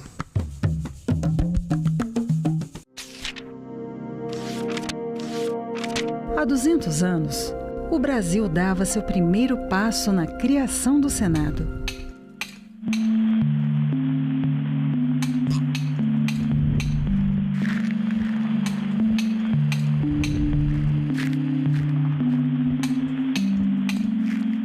E começava a pavimentar o caminho para uma democracia representativa.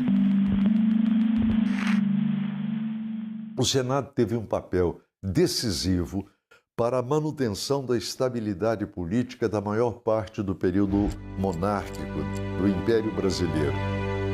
O maior desafio do Brasil era a manutenção da integridade territorial do país. Ao longo de 2 séculos, em 3 endereços diferentes, o Senado foi palco de discussões que definiram os rumos do país. O Senado está presente em todas as decisões que culminam com a aprovação de leis que vão ser decisivas para o andamento da vida brasileira ao longo do século XIX. O Senado participou dos debates e da votação das chamadas leis abolicionistas.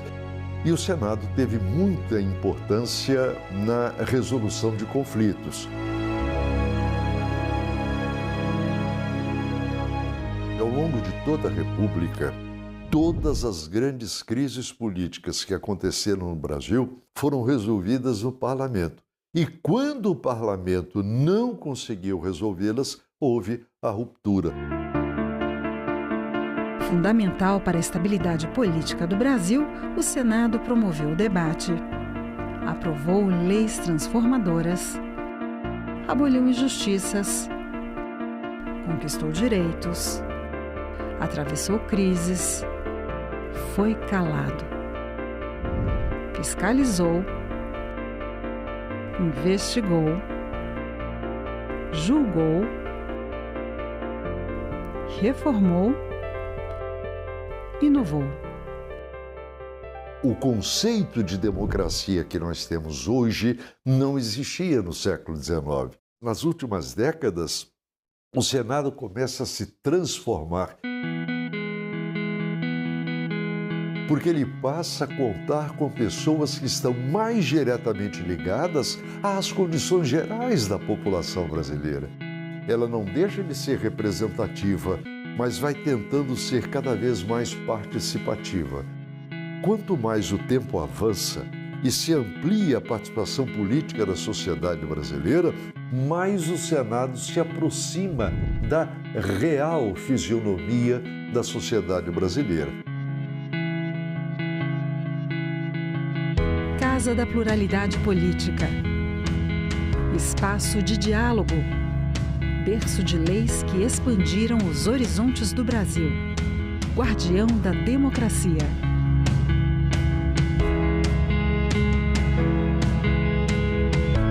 Senado Federal. 200 anos de história.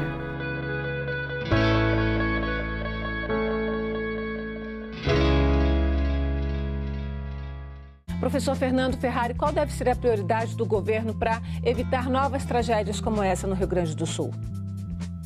Eu diria que os recursos que serão aportados devem recuperar a infraestrutura logística do Estado, mas, fundamentalmente, devem ser aportados recursos para a prevenção de futuras intempéries climáticas que não estamos livres delas. Agenda Econômica, nesta terça, 20h, aqui na TV Senado.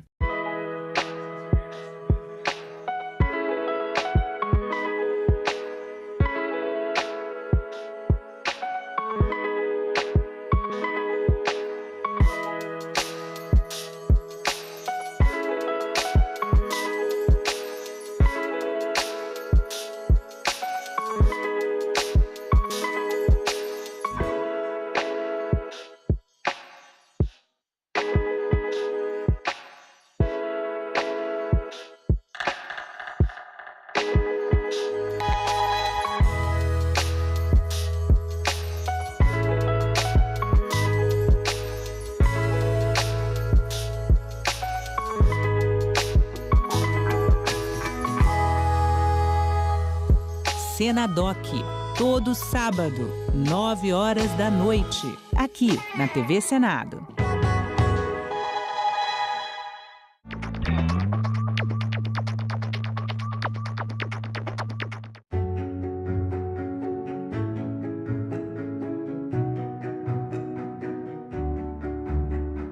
Queremos proclamar a nossa abolição. Não é ódio, nem rancor. Apenas um grito de liberdade! A luta não vai parar! Os exploradores do negro não vão ter descanso enquanto toda a nossa nação negro-africana não for definitivamente livre. O Estatuto da Igualdade Racial significa um avanço, passos à frente na defesa daqueles que são discriminados. O Estado, infelizmente, criminaliza a cor da pele. Não há sonho impossível. Seremos o que queremos ser. TV Senado. Democracia todo dia.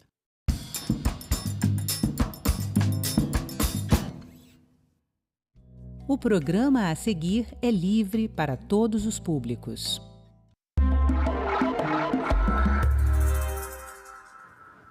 O livre exercício de cultos religiosos e a liberdade de crença são realidades protegidas pela Constituição Federal.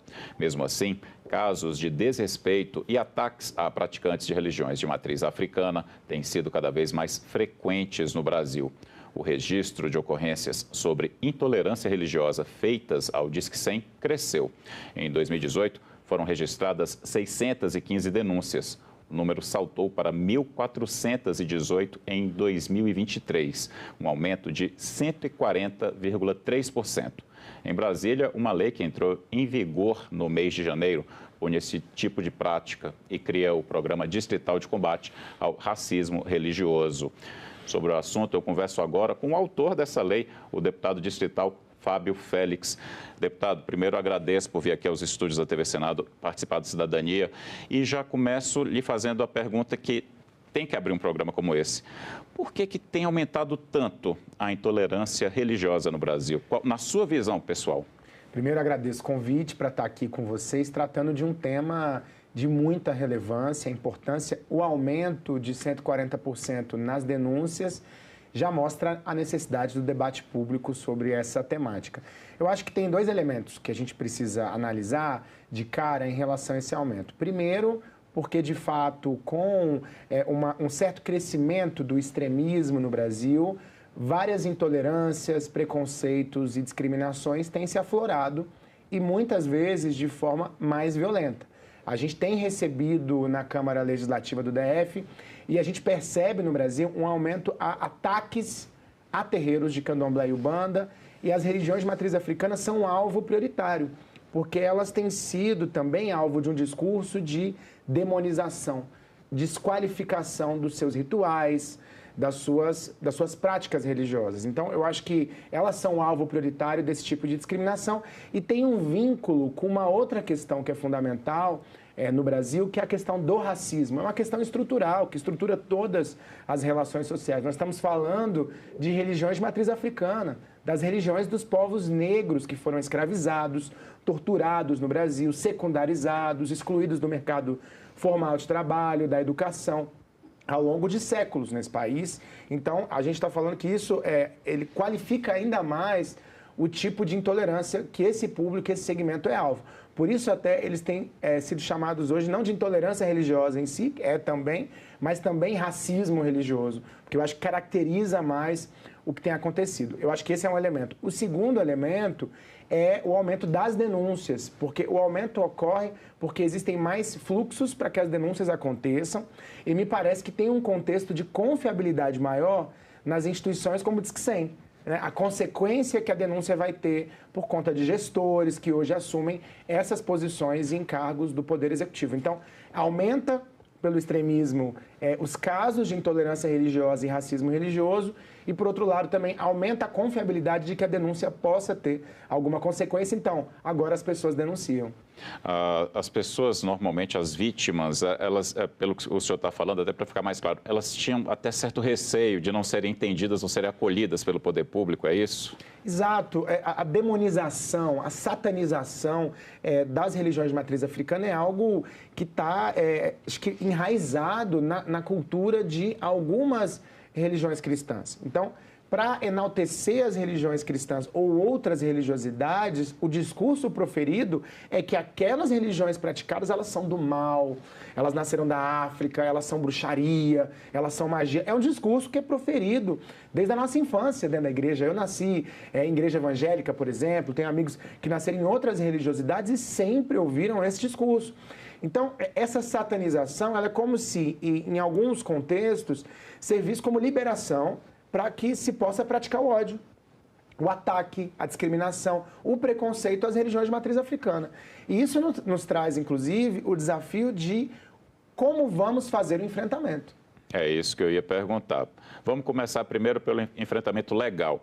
Desde janeiro, aqui no Distrito Federal, tem uma lei de sua autoria que já está em vigor e que torna crime, de fato, esse tipo de conduta. Explica um pouquinho como funciona essa lei. Na verdade, é uma lei que tem dois aspectos. O primeiro, ele é um tanto quanto pedagógico, dá diretrizes para a criação de uma política pública de enfrentamento ao racismo religioso no âmbito do Distrito Federal. Então, a gente precisa debater isso na escola, a gente precisa desmistificar o que são as religiões de matriz africana, a sua história de resistência. A criança e o adolescente precisam entender isso, porque todo mundo tem acesso a religiosidades de outras matrizes, mas não de matriz africana.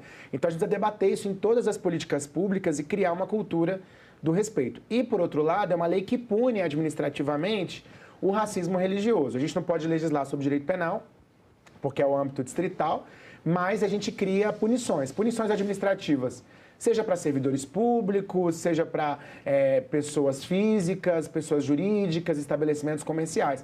Por que estabelecimentos comerciais? Às vezes a pessoa senta num restaurante e ela pode sofrer discriminação porque está usando as vestimentas típicas das religiões de matriz africana. Então, ela está com véu, ela está com outras vestimentas e vai sofrer ali algum tipo de discriminação. O estabelecimento tem que se responsabilizar. Tem que dizer, olha, esse lugar aqui é um lugar livre de preconceito. Então, administrativamente, a gente consegue fazer algumas punições que vão ajudando a criar uma nova cultura. O servidor público, por exemplo, que cometer esse tipo de discriminação em qualquer órgão público deve responder procedimento administrativo, está previsto na legislação. Então, a gente tenta caminhar nos dois sentidos. Por um lado, dando diretrizes para uma política preventiva, porque a gente sabe que é uma questão, infelizmente, cultural, tanto a questão do racismo é uma questão estrutural que nós temos combatido com uma perspectiva constitucional. O enfrentamento ao racismo é uma missão constitucional hoje nesse país, porque há pouco mais de 130 anos nós tínhamos o povo negro sendo escravizado e torturado como norma nesse país. Então, a gente precisa dizer que isso não é tolerável e que nenhum tipo de discriminação é tolerável. Quanto às religiosidades que vêm do povo negro, que são as religiosidades de matriz africana. Então, nós vamos combater de forma cultural. E dar diretrizes, prevenção, falar sobre isso é importante, porque são temas que a gente não fala, né? A gente não fala dessa cultura do ódio que é promovida, provocada todos os dias contra as religiões de matriz africana. Então, precisa colocar, tirar isso debaixo do tapete, falar sobre esse assunto, porque é falando sobre isso que a gente gera reflexão. Gera reflexão no evangélico, no católico, no muçulmano, no ateu. Todo mundo precisa pensar como a gente constrói uma sociedade que seja da tolerância, do respeito a toda a comunidade e todas as expressões religiosas. E, por outro lado, tem gente que, infelizmente, continua cometendo atos de violência, atos de discriminação. Nós já tivemos ataques a terreiros, ataques muito duros a terreiros, tocando fogo em terreiros, violência contra as pessoas, demissão de pessoas que têm que trabalhar no período específico da religiosidade com vestimentas e são demitidas do local de trabalho. Então, tem que ter punição. Por isso, a nossa lei prevê aí as duas vertentes de atuação. Ela anda junto, então, porque desde o ano passado, com a equiparação do crime de injúria racial ao crime de racismo, o Brasil já considera crime o racismo religioso, vamos tratar assim para ficar mais claro. Sim. Então, a sua lei, ela reforça isso com punições noutras esferas, e isso é importante. Falamos disso, o senhor já explicou bem, deputado. Vamos explicar como funcionaria o programa que educa a sociedade para que aprenda a respeitar, porque, na verdade, é uma questão de aprender a respeitar a religiosidade alheia, a religiosidade do outro. Seria, por exemplo, algo na esfera da Secretaria Distrital de Educação mudar a disciplina de ensino religioso para prever todas as religiões, em especial as de matriz africana, para quebrar mesmo esse paradigma? Com certeza. Nós precisamos fazer a inclusão de conteúdos transversais no âmbito da escola. Então, isso é fundamental. A gente já tem diretrizes no nosso país previstas na LDB de debate de direitos humanos na escola. A gente parte de um pressuposto, tem muita gente hoje querendo silenciar a voz autônoma, independente dos nossos professores e professoras. Mas a gente parte de um pressuposto, lá do artigo 227 da Constituição, que a criança e o adolescente são responsabilidade do Estado, da família e da sociedade. Então, a criança e o adolescente não é propriedade da família, mas ela é uma responsabilidade compartilhada desses três atores. E por isso o Estado cumpre um papel fundamental de promoção da igualdade e dos direitos humanos. E aí, uma das políticas públicas que o Estado mais tem contato com a criança e o adolescente é a escola, é a educação. Então, além de todos os conteúdos que a gente já tem na escola, conteúdos transversais de promoção da igualdade religiosa, da equidade religiosa, do enfrentamento à discriminação, é fundamental. Então, a gente tem que falar sobre esse tema, a gente tem que entender e acolher outras expressões religiosas. Então, a gente recebe denúncias no DF da criança que está com o adolescente com alguma vestimenta, né, com uma guia dentro da escola e sofre preconceito. Ah, mas estão iniciando uma criança no candomblé, uma criança não teve opção de escolha. Pois alguma criança deixa de ir na igreja evangélica, deixa de ser batizada na igreja católica por discussão de escolha nenhuma, porque as famílias geralmente que fazem a orientação religiosa das crianças, as crianças lá na adolescência, na juventude, que vão fazer suas escolhas religiosas. Então, a gente não pode ter dois pesos, duas medidas, né? E dessa forma tratar com uma perspectiva discriminatória às religiões de matriz africana, de forma alguma. Isso é racismo religioso. Então, falar do tema é fundamental, sempre, porque no Brasil também, a gente, de alguma forma, criou, ao longo do século XX, especialmente, uma lógica que é o mito da democracia racial. Como se, pelo fato de sermos um país muito miscigenado, um país da cultura do carnaval, usando uma série desses argumentos, dizendo que não há racismo no Brasil. Ah, porque é um país que é muito diverso. Não é o caso. O Brasil é um país extremamente racista, sim, excludente para a população negra, e isso tem um impacto enorme nas expressões religiosas da população negra. Então, essas diretrizes. Mas, além da educação, isso tem que acontecer em todos os contextos. Tem que ter orientação e formação na segurança pública. Então, as diretrizes têm que chegar lá no curso de formação dos policiais militares, dos policiais civis, para entenderem sobre o assunto. Como é que eles vão combater o racismo religioso se eles também não compreendem que aquilo é crime? se eles não conseguem ver que aquela discriminação ela é muito ruim para a sociedade. Então, tem que ter formação na segurança pública, tem que ter orientação na saúde. Uma pessoa não pode ser atendida de forma discriminatória na saúde quando chega lá. Então, tem que ter orientação para os profissionais da saúde. Enfim, isso tem que ter um enraizamento em diversas políticas públicas. Tem que ter promoção desses temas e orientação por parte do poder público para que isso aconteça. E aí isso entra no Poder Judiciário, todo o sistema de justiça, porque os casos de racismo religioso vão chegar lá. Como você falou, já é crime no Brasil o racismo. E como vão julgar os nossos juízes? Como vão se posicionar os nossos promotores, defensoras e defensores públicos? A gente precisa ter orientação, todo mundo precisa ter subsídio disso e saber fazer o distanciamento das suas próprias convicções religiosas daquilo que é a legislação brasileira. Como foi isso na prática para fazer com que o projeto de lei fosse aprovado e depois se tornasse lei, né? Porque a gente tem isso do Congresso Nacional e, claro, na Câmara Legislativa do Distrito Federal, uma grande bancada evangélica, que representa um grupo que geralmente se coloca radicalmente contra as religiões de matriz africana. Como foi esse movimento de tentar estabelecer esse respeito e essa tolerância? Eu acho que tem duas camadas aí. Eu acho que ninguém gosta de assumir que é preconceituoso de cara, né? Ninguém... Não, mas eu tô falando isso porque eu não quero que seja dessa forma, mas eu não sou LGBTfóbico, eu não sou um grande machista, eu não sou racista. E eu acho que especialmente na pauta racial, mesmo setores mais extremistas não gostam de assumir. Tem práticas racistas, mas não gostam de assumir que são racistas e que aquelas práticas são racistas. Então, na hora de aprovar o projeto de lei, ninguém quis se contrapor ao projeto. Então, não teve discursos de contraponto ao projeto, né? Se afastaram um pouco, alguns preferem não votar, se retiram, mas não quiseram se posicionar. Porque eu acho que isso tem a ver com um certo cinismo, de que as pessoas não gostam de fazer um debate real sobre aquilo que acontece e tentam distanciar como se os discursos de satanização e criminalização, porque os discursos são mais do que na dimensão metafísica, digamos, espiritual, os discursos também são de criminalização das religiões de matriz africana, porque muitas vezes se diz, se isso está acontecendo na sua vida, se o seu marido, sua esposa é alcoolista, é porque alguém da sua família é de religião de matriz africana. É quase uma criminalização. Se cria e se estimula um ódio às pessoas de matriz africana. Então, se pratica o candomblé, eles inclusive tentam correlacionar desgraças às práticas das religiões de matriz africana. Isso não é só demonização.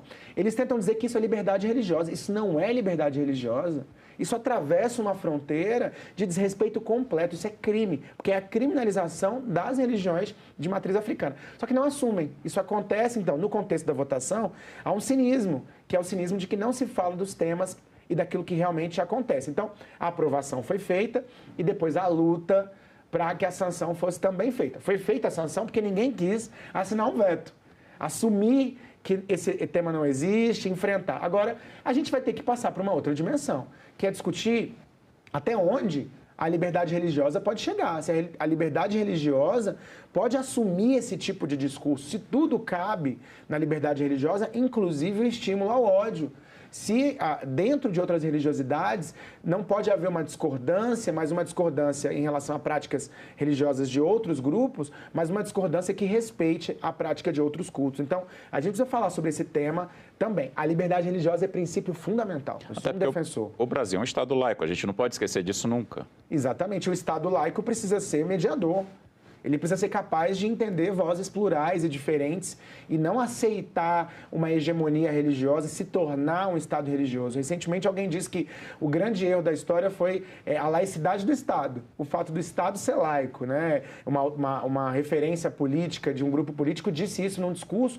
Isso é um absurdo. Querem voltar a um Estado religioso, querem voltar a um Estado que seja hegemônico de uma religiosidade, justamente para impor seus dogmas, seus princípios para toda a população e, ao impor seus dogmas, evitar que haja pluralidade, que haja diversidade de opinião. Então, isso é um ataque frontal à democracia. Por isso, a gente sempre diz que não há democracia sem enfrentamento ao racismo, não há democracia sem enfrentamento ao racismo religioso também.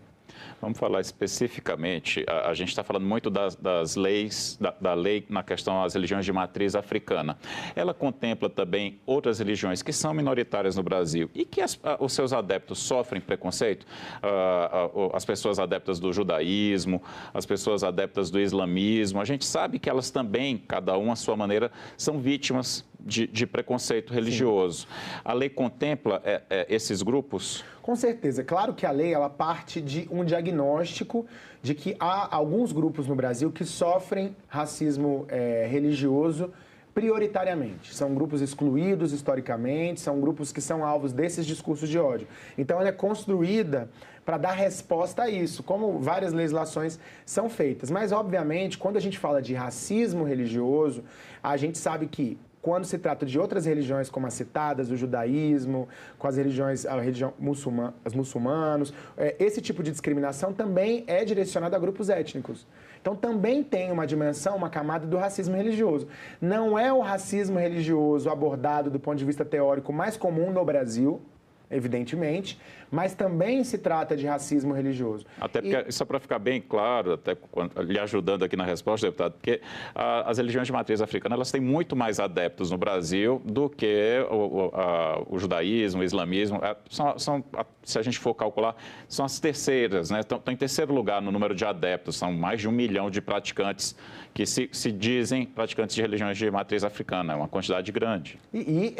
São religiosidades que estão em crescimento, então você vê os dados estatísticos, tem mais gente também, né, além de outras religiosidades, como os evangélicos, né, que são também de múltiplas denominações. Os evangélicos, sim, a gente trata como um grupo, não é um grupo monolítico, muita gente trata dessa forma, mas é um grupo também plural. Então tem segmentos mais tradicionais, segmentos neopentecostais.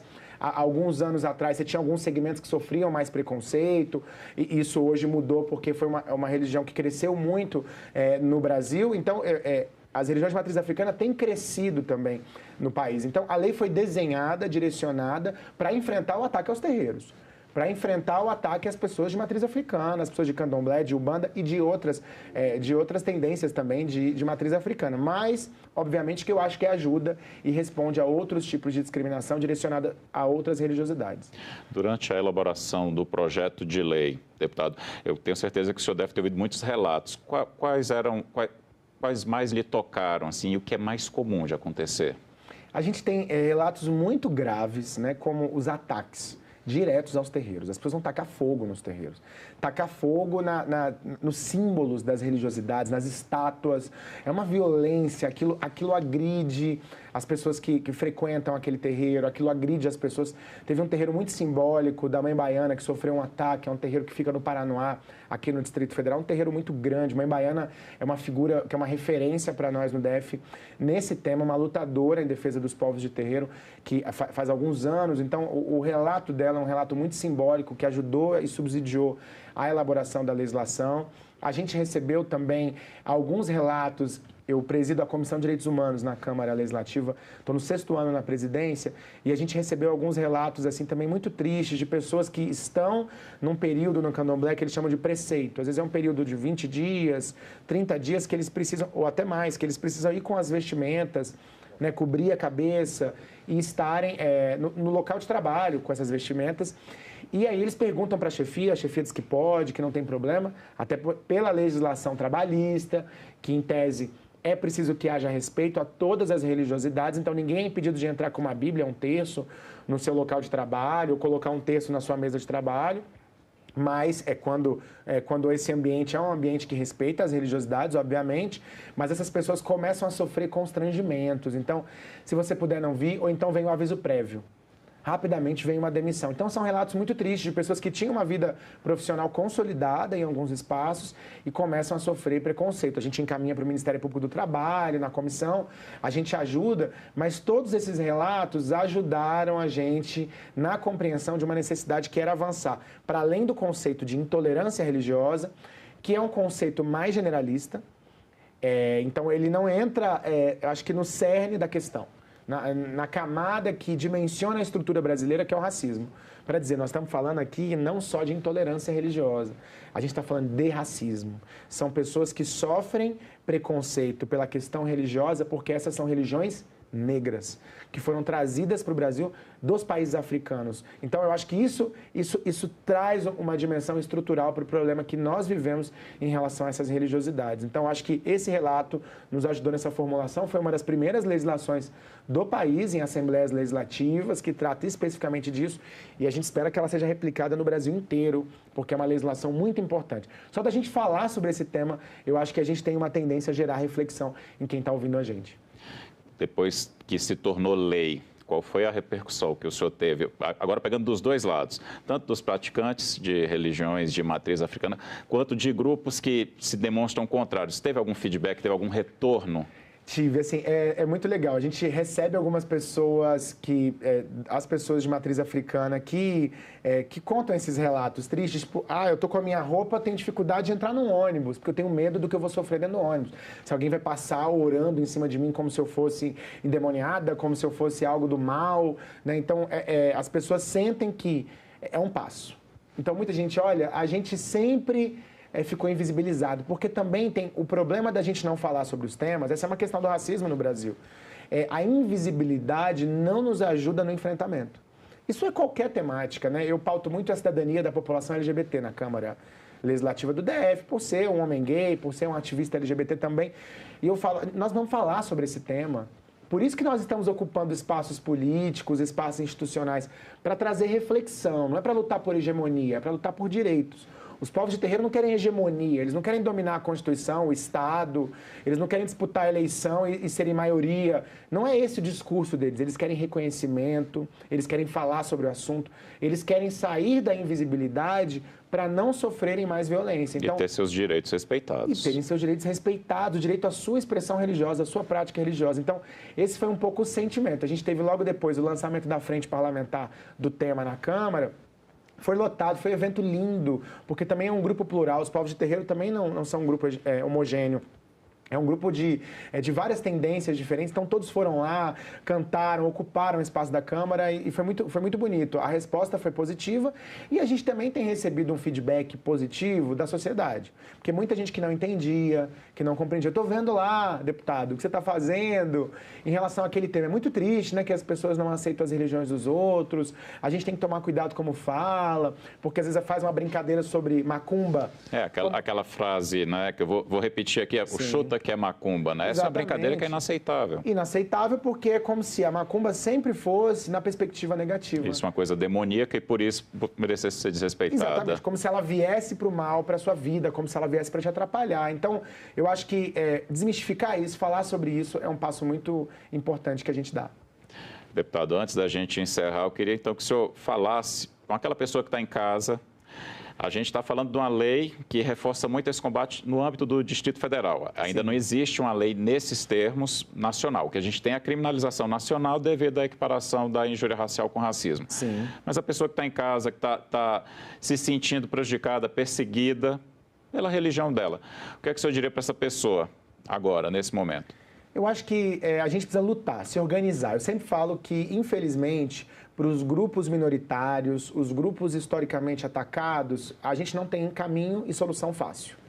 A gente precisa se organizar. Os movimentos são fundamentais. Os povos de terreiro, em todo o país, precisam se organizar, precisam estar juntos para dar uma resposta. A gente não pode aceitar calado esse tipo de violência. É duro, porque além de praticar a sua religião, você tem que lutar, você tem que se organizar. Mas eu acho que isso é fundamental. A gente só conseguiu uma legislação hoje no Distrito Federal porque os povos de terreiro do DF se organizaram para isso. Já é crime no Brasil o racismo, mas a gente precisa incluir na legislação brasileira, eu acho que esse adicional, essa visibilidade adicional que é colocar lá, racismo religioso, intolerável e precisa ser combatido pelo Estado, tanto com ações pedagógicas, diretrizes preventivas, quanto também com ações punitivas. E a gente sabe que tem muita gente que está do lado de vocês também, que estão sofrendo aí, seja no Senado, na Câmara Federal, na Câmara Legislativa, que querem legislar e atuar nesse tema. Deputado Fábio Félix, muito obrigado pela entrevista. Muito obrigado pelo convite, estou sempre à disposição de vocês. E eu agradeço também a você pela audiência. Esta entrevista já está disponível para você rever ou compartilhar em nossa página na internet, senado.leg.br/TV e em nosso canal no YouTube. Obrigado pela companhia, a gente se vê na próxima edição do Cidadania.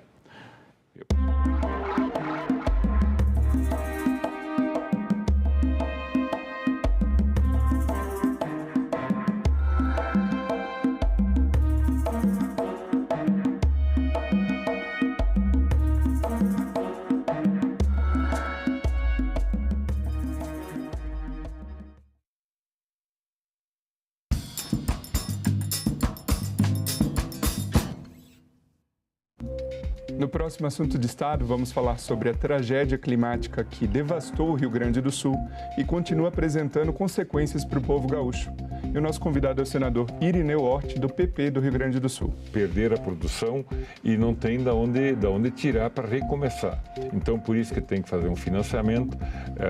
A ideia é juros baratos, juros baixos. Assunto de Estado. Hoje, 8 horas da noite, aqui na TV Senado. Estamos aqui para dizer para o Estado brasileiro que raça não é recorte, raça é fundamento. Foi a diferenciação entre pessoas pretas e não pretas que fundou esse território chamado Brasil. E quando nós pretas e pretos não estivermos nos espaços de sociabilidade saudável, não haverá de ter paz para ninguém. Nós que somos maioria, nós temos que estar em maioria em absolutamente todos os lugares, seja nos cargos de executivo, seja no legislativo, seja nas grandes empresas, seja nas universidades ou em qualquer lugar. Enquanto essa conta não for acertada, esse Estado é racista, e quem não fizer nada sobre isso também é.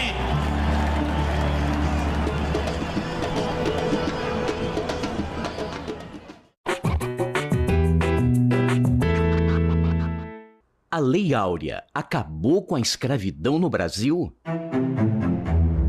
Legalmente, sim, mas na prática, a história é outra. O tráfico negreiro inicia-se em pleno período colonial, quando os portugueses precisam de mão de obra para a produção de açúcar e só é proibido mais de 300 anos depois, em 1850. Durante todo este tempo, cerca de 5 milhões de negros são trazidos da África para o Brasil em condições desumanas e vendidos como mercadoria. Em 1888, o Brasil é o único país das Américas no qual existem escravos e passa a sofrer uma intensa cobrança de outros países. A Lei Áurea, portanto, é, na verdade, uma resposta a pressões internacionais e de lideranças negras expressivas, como André Rebouças, José do Patrocínio e Luiz Gama. O fim da escravidão é bastante comemorado em todo o Brasil, menos pela aristocracia rural, que não fica nada satisfeita com a perda de sua mão de obra gratuita e exige indenizações. O clima de festa, no entanto, só duraria até o momento em que os 700 mil escravos, agora livres, descobrissem uma triste realidade. Não havia nenhum projeto de inclusão econômica e social para eles, que agora estavam sem moradia e com pouquíssimas oportunidades de emprego.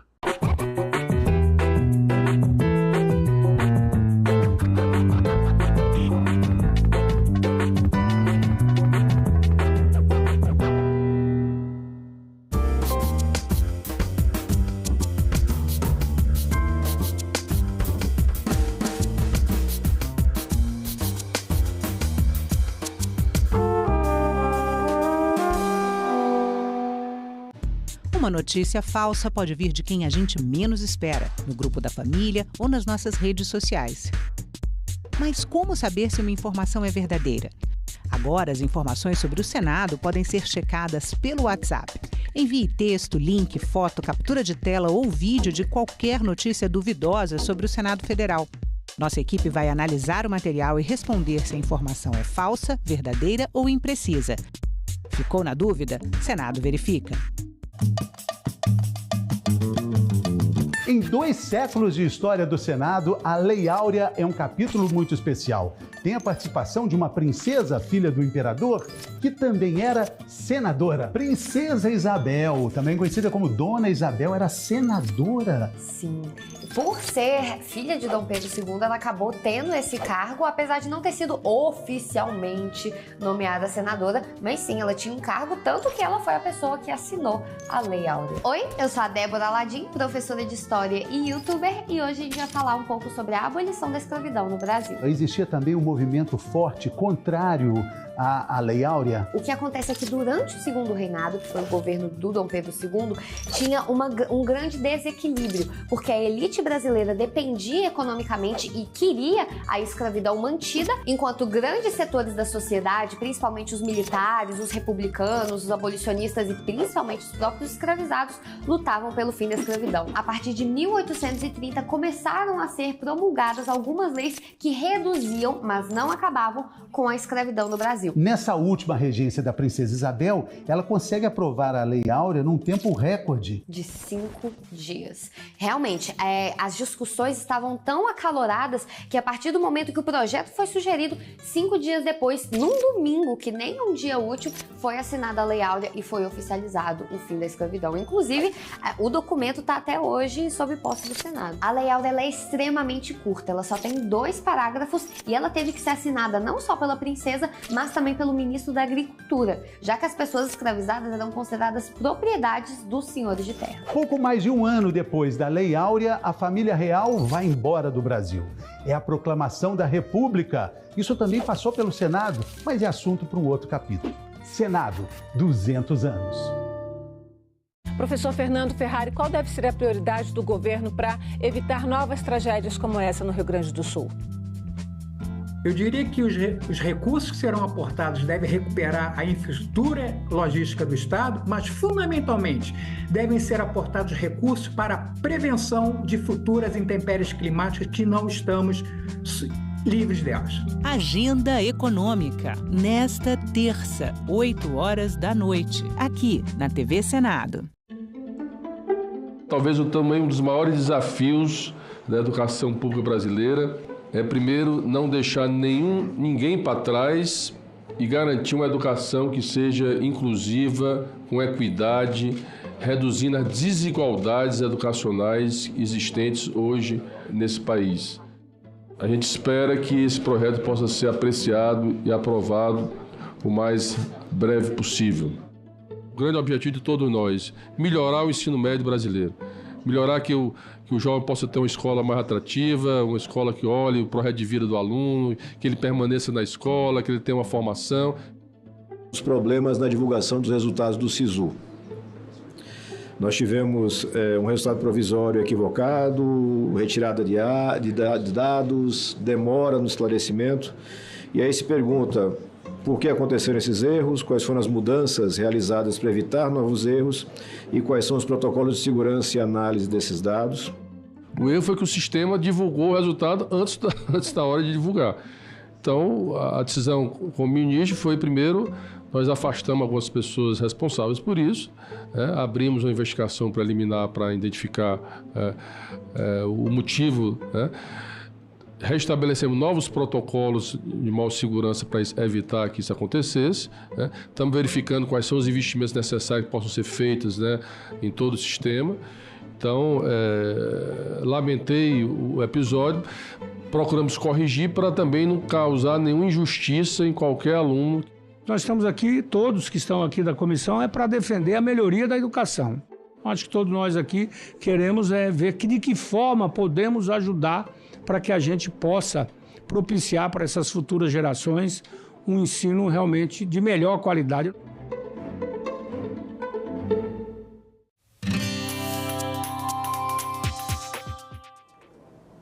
Olá, eu sou a Carla Benevides e está começando mais um programa Argumento. O Senado aprovou um projeto de lei que permite a criação do Cadastro Nacional de Pedófilos e Predadores Sexuais que foram condenados por estupro ou por pedofilia. Aqui conosco no estúdio está a senadora Margarete Busetti, do PSD de Mato Grosso, que foi a autora dessa proposta. Senadora, muito obrigada pela sua presença aqui no programa.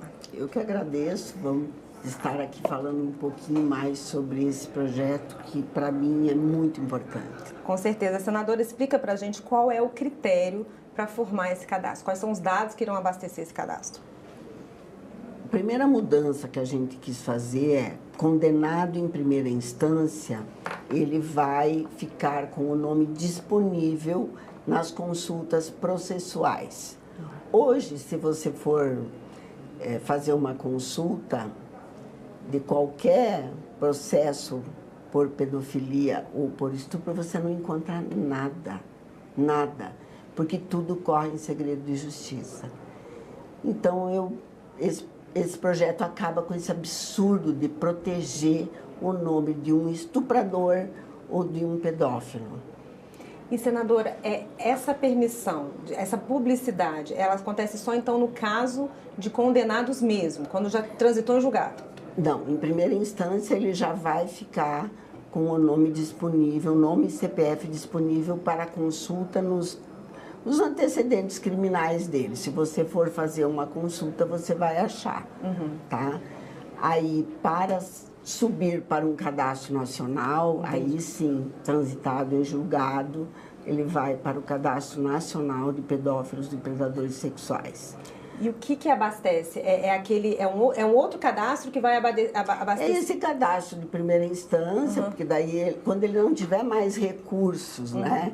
Porque ele tem o recurso, acho que do CNJ e acho que até STF. Entendi. Se ele recorrer a todos esses, todas essas instâncias, quando não tiver mais e ele foi condenado, ele vai para o Cadastro Nacional. Mas a partir da primeira condenação, em primeira instância, o nome dele, o CPF dele já fica disponível para consulta nos seus processos. Isso pode ser útil de que forma para a sociedade? Na contratação de profissionais? Conta pra gente, senhora. Veja bem, hoje um dado, uma menina é estuprada a cada 8 minutos.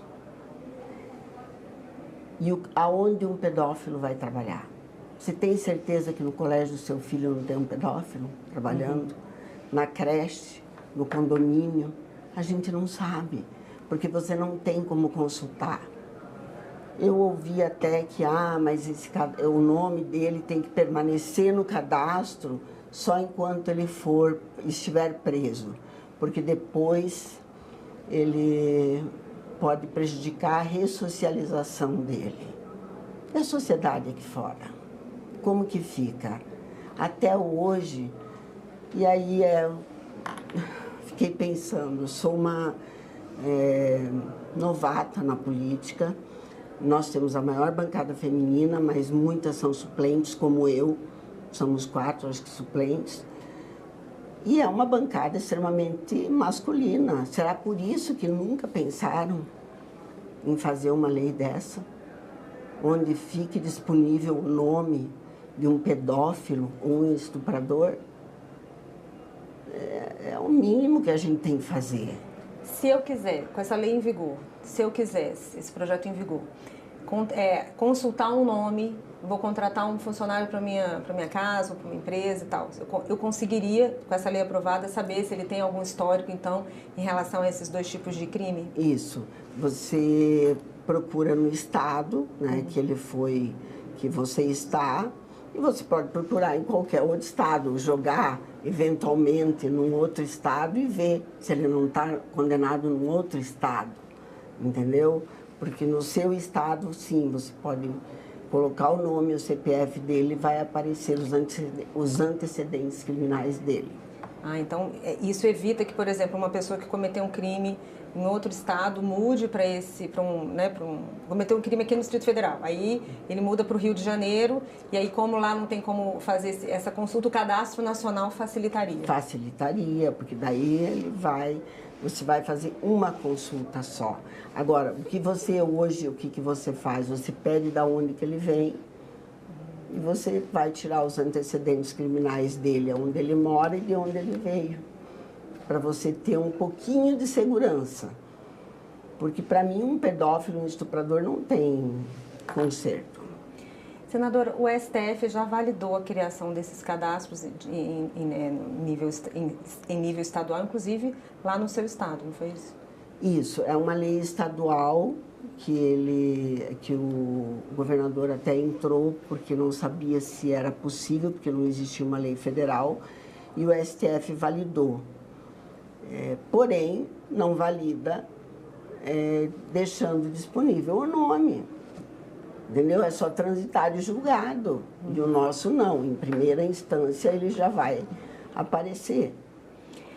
Há aqueles argumentos de que, mesmo em primeira instância, ele não está condenado no trânsito em julgado, aquela coisa. Há quem reclame ou tenha questionado o fato dele ainda ter a possibilidade dele ser considerado inocente, o nome dele já constar lá nesse cadastro? Nós temos vários casos que é flagrante. Uhum. Como que você vai duvidar de um flagrante? Uhum. Olha o caso de Sorriso.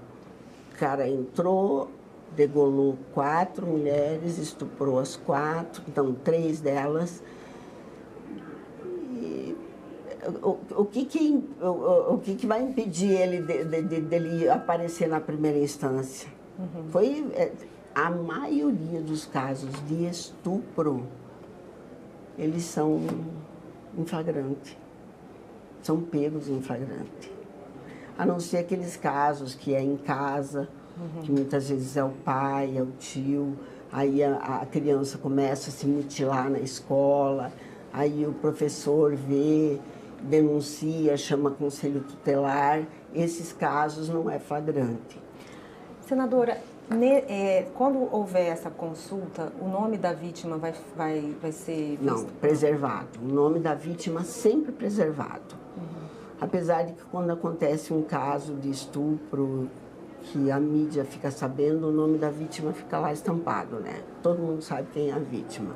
E o nome do predador, não, do estuprador, corre em segredo de justiça.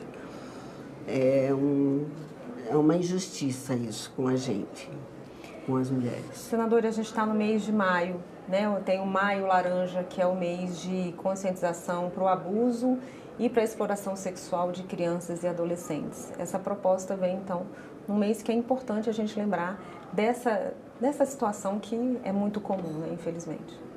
Infelizmente, dia 18 de maio é o dia que se comemora, se lembra, né? Se lembra, porque comemorar não dá, né? Se lembra essa questão da pedofilia. Eu espero e gostaria muito que a Câmara aprovasse esse projeto em maio, para que fosse sancionado e isso entrasse em vigor. Porque nós já passamos da hora, Carla, de ter alguma coisa para ter uma proteção melhor das nossas crianças e das mulheres.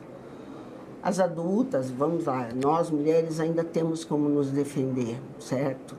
Mas criança é complicado. Mas criança não tem como se defender. Então, é uma coisa que... Só que os feminicídios também cada vez aumentam mais, é uma coisa absurda. Então... Essa pode ser uma ferramenta importante de proteção, então, né? Eu acredito que sim. Existe alguma conversa com os deputados ou com o presidente Arthur Lira para a gente se tentar aprovar essa proposta exatamente nesse mês para fazer essa conscientização, de certa forma celebrar essa conscientização? Eu não consegui falar com ele ainda, porque foi agora recentemente para a Câmara, e eu tenho o projeto do antifeminicídio que está lá, com 3 requerimentos de urgência para ser aprovado também. E agora esse. Então é mais um, né? Mas eu vou tentar mostrar para ele que seria muito importante a gente aprovar nesse mês, que é um mês simbólico, que fala da pedofilia, de combate e proteção, né? Talvez uma conversa via presidentes, né, das duas casas. Das duas casas, exatamente. Conversar com o presidente Rodrigo Pacheco para ver se ele consegue conversar com o Arthur Lira. 8 minutos a senhora falou, 8 minutos acontece um Uma estupro. menina estuprada, eu até trouxe o dado aqui, uma menina estuprada a cada 8 minutos. E no primeiro semestre de 2023 foram 34 mil estupro e pedofilia. É um dado que precisa ser mudado, né, senadora? Assim, quando você olha o primeiro semestre, 34 mil, quer dizer, se continuar da mesma forma, nós vamos para 68 mil no ano. É muita coisa. É uma coisa, assim, absurda. Eu fico pensando, né, por que não fizeram uma lei antes? Né? Vamos proteger nossas crianças, e são crianças, mulheres e idosos que hoje estão sofrendo assim, coisas absurdas. Tá certo, senadora. Obrigada pela sua presença, pelos seus esclarecimentos e vamos torcer aí para essa matéria ser aprovada ainda esse mês. Se Deus quiser. Vamos lá, vamos conversar com os presidentes para ver se a gente consegue aprovar. Tá certo, senadora. Obrigada. E eu agradeço a você também que nos assistiu. Se você quiser rever esse programa, é só acessar o nosso site, senado.leg.br/TV, ou acessar o nosso canal no YouTube. Obrigada pela sua companhia e até o próximo argumento.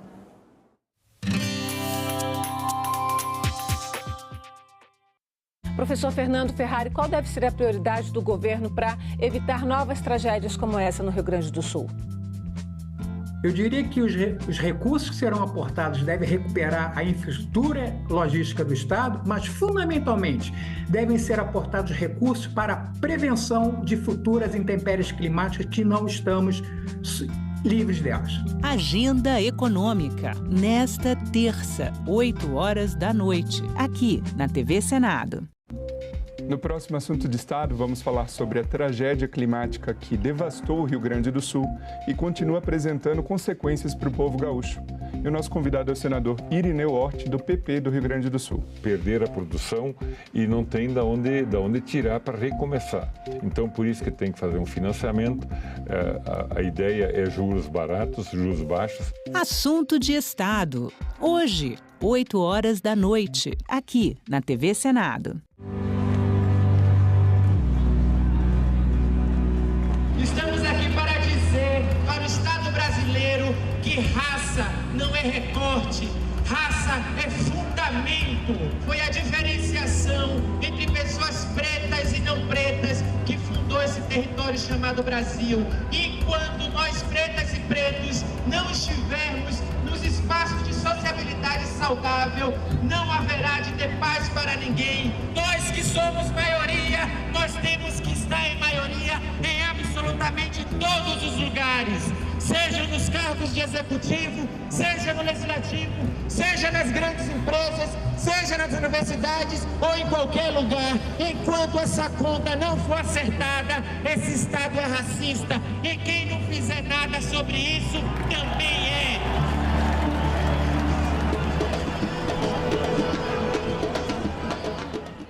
Somos uma polícia de Estado e não de governo, e por isso deveríamos atuar para garantir o resultado proclamado nas urnas, a ordem e, sobretudo, a democracia, com uma transição pacífica até a posse presidencial. Fiquei consternado ao ver vândalos, verdadeiros terroristas, depredando prédios públicos, patrimônios históricos e atacando as instituições do nosso país, que sempre protegi com muita dedicação. Eu pergunto para o senhor, havia um clima golpista na Polícia Militar do DF? Excelência, como eu relatei aqui na minha fala, eu não tive acesso à íntegra dos documentos, inclusive do relatório do meu celular, então vou permanecer em silêncio. Quem tirou os manifestantes de dentro dos prédios do Legislativo, do Executivo, do Judiciário, foi a Polícia Militar do DF. E a Força Nacional subordinada a Flávio Dino ficou acompanhando tudo sem fazer absolutamente nada. E aqui cabe a ressalva. Eles estavam ali cumprindo ordens. É uma decisão do Supremo Tribunal Federal, no seu pleno, dizendo: a utilização da Força Nacional sem autorização do governador viola o princípio constitucional da autonomia dos estados. E nós sabemos que há uma responsabilidade da Polícia Militar pelos eventos, mas essa responsabilidade não é exclusiva, muito menos é principal. E é muito triste que o senhor, Coronel Fábio, venha ficar silente para todas as indagações, porque nós queremos demonstrar aqui que estão querendo jogar tudo no colo da Polícia Militar e isentar de qualquer responsabilidade as instâncias federais. A Polícia Militar do Distrito Federal escoltou os golpistas por quase 8 quilômetros. A Polícia Militar do Distrito Federal, a qual o senhor comandava, ela não deu voz de prisão a ninguém. Professor Fernando Ferrari, qual deve ser a prioridade do governo para evitar novas tragédias como essa no Rio Grande do Sul? Eu diria que os recursos que serão aportados devem recuperar a infraestrutura logística do Estado, mas, fundamentalmente, devem ser aportados recursos para a prevenção de futuras intempéries climáticas que não estamos livres delas.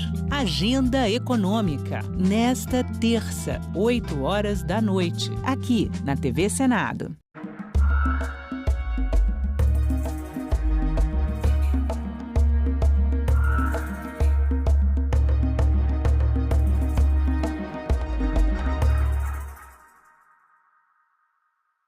Uma das nossas grandes lutas é não usar plástico, isopor, etiqueta, fechilhos, nada na nossa produção.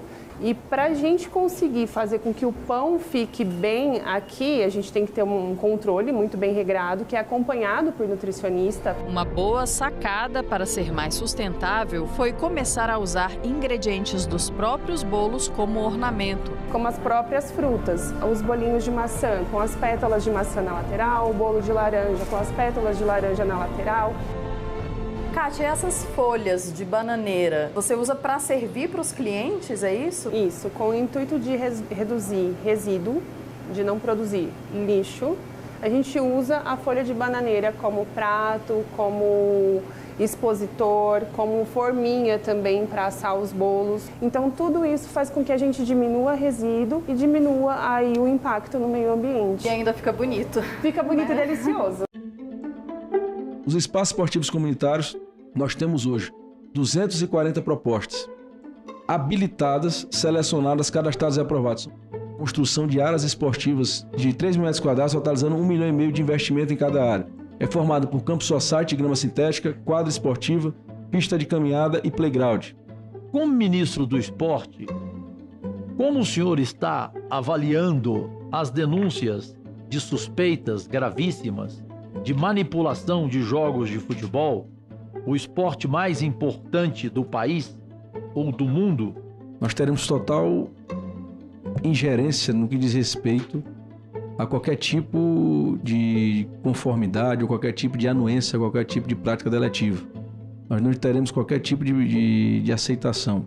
É por isso que a gente acredita que o melhor encaminhamento disso é termos um espaço totalmente técnico, um espaço totalmente vigilante e, acima de tudo, um espaço que haja transparência. Com a iminente realização dos Jogos de Paris, que estratégias o Ministério tem implementado para garantir que os atletas brasileiros sejam bem preparados e apoiados? Nós temos um aumento acentuado dos atletas individuais, das competições individuais, que tem atletas brasileiros que vêm se destacando em todo o mundo, inclusive ganhando seletivas, ganhando mundiais, em várias outras áreas, como a questão do judô, a questão da canoagem. Tem vários atletas nossos de foco individual, não foco coletivo, que vêm se destacando. Eu acho que o Brasil tem tudo para conseguir bater o recorde do Brasil de Tóquio, e vamos torcer para que isso aconteça. Nós temos hoje o maior programa de incentivo ao esporte do mundo, e a gente estendeu esse ano atletas gestantes, puérperas, surdos e guias de atletas paralímpicos. E agora, em 2024, a gente já bateu novamente o recorde, com mais de 9 mil atletas sendo beneficiados pelo Bolsa Atleta. A saúde mental das mulheres profissionais da segurança pública, o assédio, o suicídio. Aonde essa violência contra a mulher começa, que a gente sabe onde ela termina. Nós não podemos, em nenhum momento, fraquejar. Nosso profissional de segurança pública está doente. Então, viver com essa questão de ser mulher, se é difícil, imagine se você for negra. Em discussão, nesta quinta, 20h, aqui na TV Senado. A primeira peça é do compositor paulista Luiz Amato. Escreveu essa obra chamada A Mola Faca e, como o próprio título diz, presta homenagem aos amoladores de faca, que em São Paulo passeiam pela cidade amolando as facas. A segunda peça do programa é do compositor John Adams, norte-americano, que escreveu a obra Gnarly Buttons para clarineta e orquestra de câmara.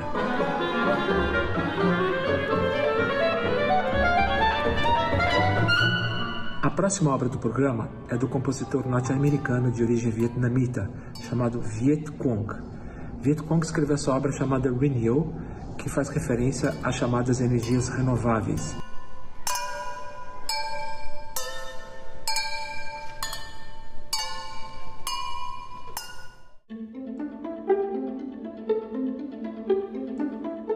Precisamos reafirmar nossa união diante desse flagelo, repito, sem precedentes, que atinge o povo e o estado do Rio Grande do Sul. É hora de mostrarmos que a adversidade nos une ainda mais. Esse decreto é extremamente necessário para que o governo possa agilizar a liberação dos recursos, saindo dessas algumas amarras fiscais. É uma situação completamente inusitada que o Rio Grande do Sul está vivendo. Os impostos que o Rio Grande do Sul paga para a União, eles são infinitamente maiores do que os valores que retornam. Então chega o momento de daqui a pouco o Brasil ajudar a fazer o Rio Grande reerguer. Pode contar com a nossa bancada da oposição ao governo Lula para aprovar com toda a celeridade possível o que tiver ao nosso alcance, medidas que amenizem o sofrimento, a dor do povo gaúcho. Esse é um momento de solidariedade. É um momento em que o povo brasileiro tem que estar irmanado no mesmo sentimento, de socorrer as vítimas, de levar alimentos, água potável, medicamentos, socorrer aqueles que porventura estejam ilhados, incomunicáveis. A vida e a dignidade humana são urgentes e devem preceder as restrições impostas pelo orçamento.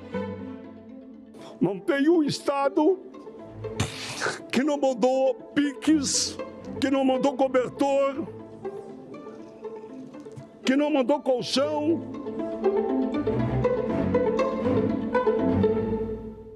Lavouras de orgânicos do Paraná estão sendo contaminadas com agrotóxicos. Crianças com altas habilidades. Espírito Santo debate políticas públicas para elas. Como fica a aposentadoria de motoristas de aplicativos? Câmara dos Deputados analisa proposta para regulamentar esse trabalho. Tudo isso você vê no Parlamento Brasil. Parlamento Brasil, toda sexta, 8 horas da noite, aqui na TV Senado.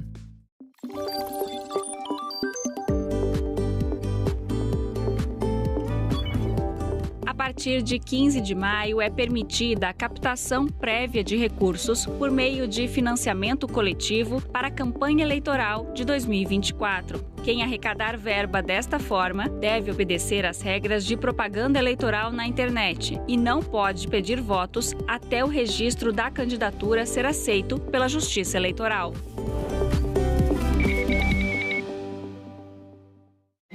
Em maio, as questões raciais de ontem e de hoje numa programação especial.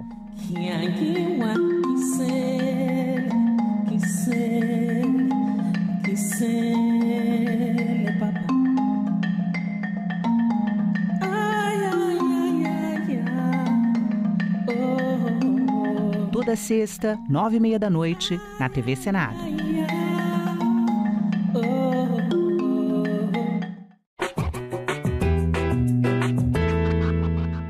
O Senado brasileiro foi criado pela Constituição de 1824, mas havia um problema. Em que lugar os senadores iriam se reunir?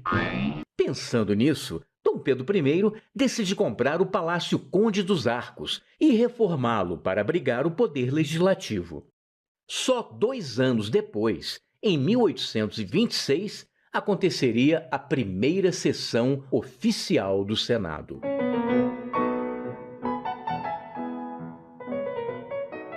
Depois de quase 100 anos, os senadores ganhariam uma nova casa, o Palácio Monroe.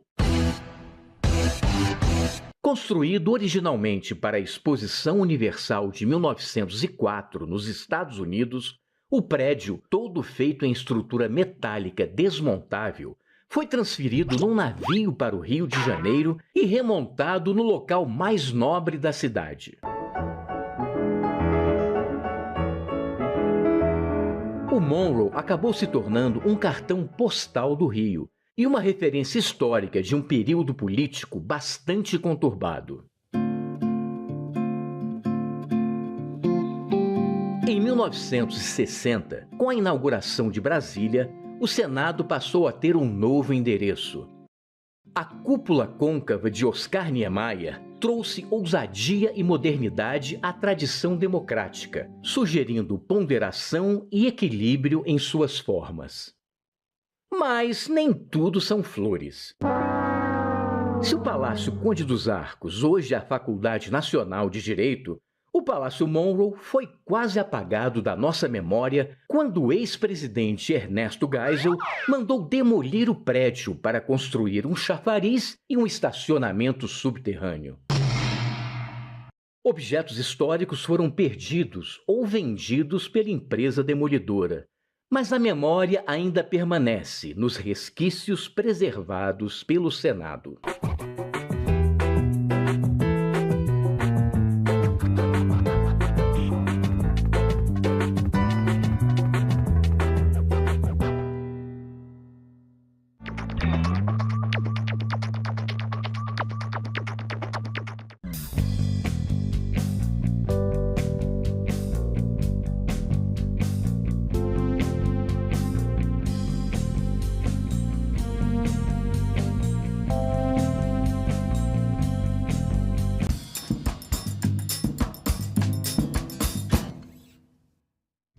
O programa a seguir é livre para todos os públicos.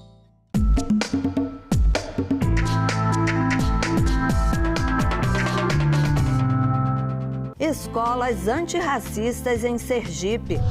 Envelhecimento com qualidade no Amapá. Zoofilia pode se tornar crime. Debate no Senado Federal.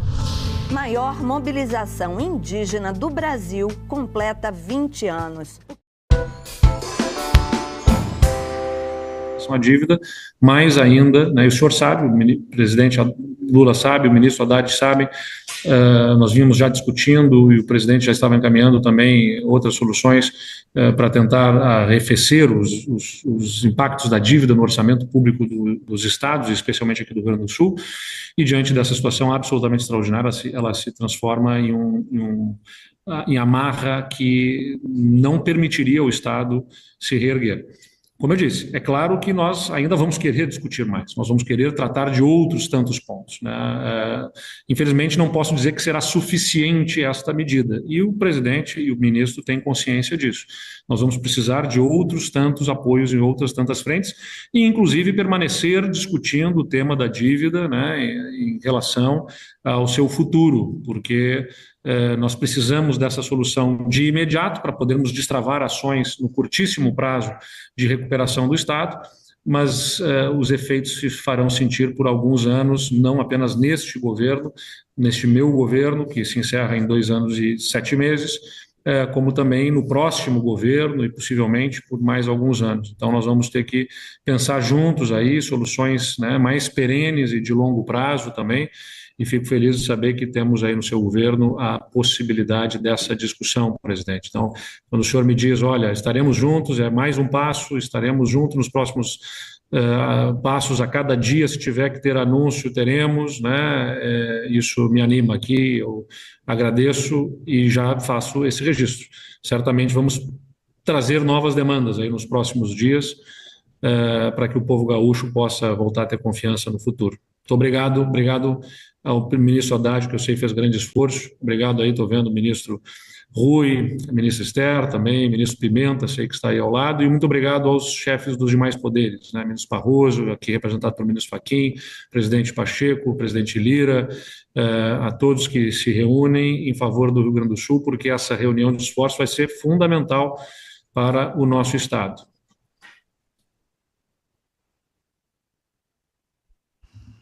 Só a título de esclarecimento, a pedido do presidente da República, deixar claro que tenho certeza que o Congresso vai se debruçar sobre essa medida em seguida.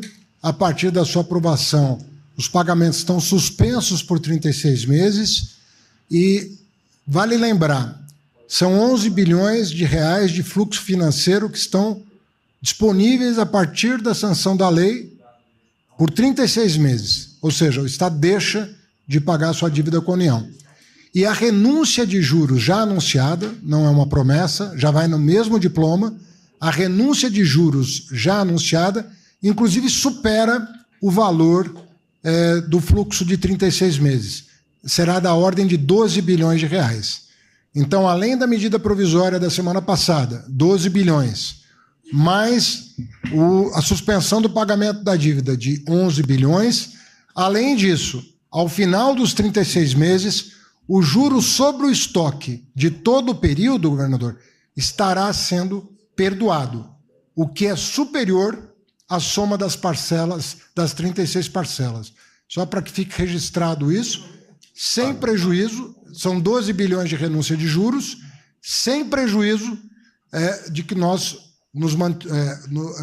permaneçamos na mesa de negociação em busca de novos instrumentos e de novas soluções. Muito obrigado.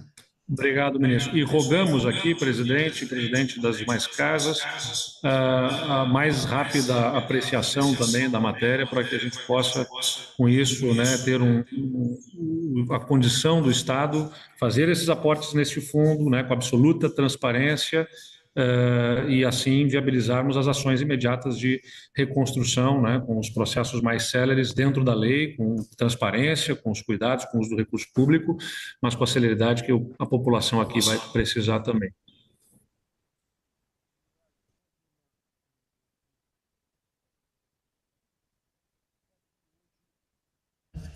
Eduardo, mais um aviso que eu considero importante.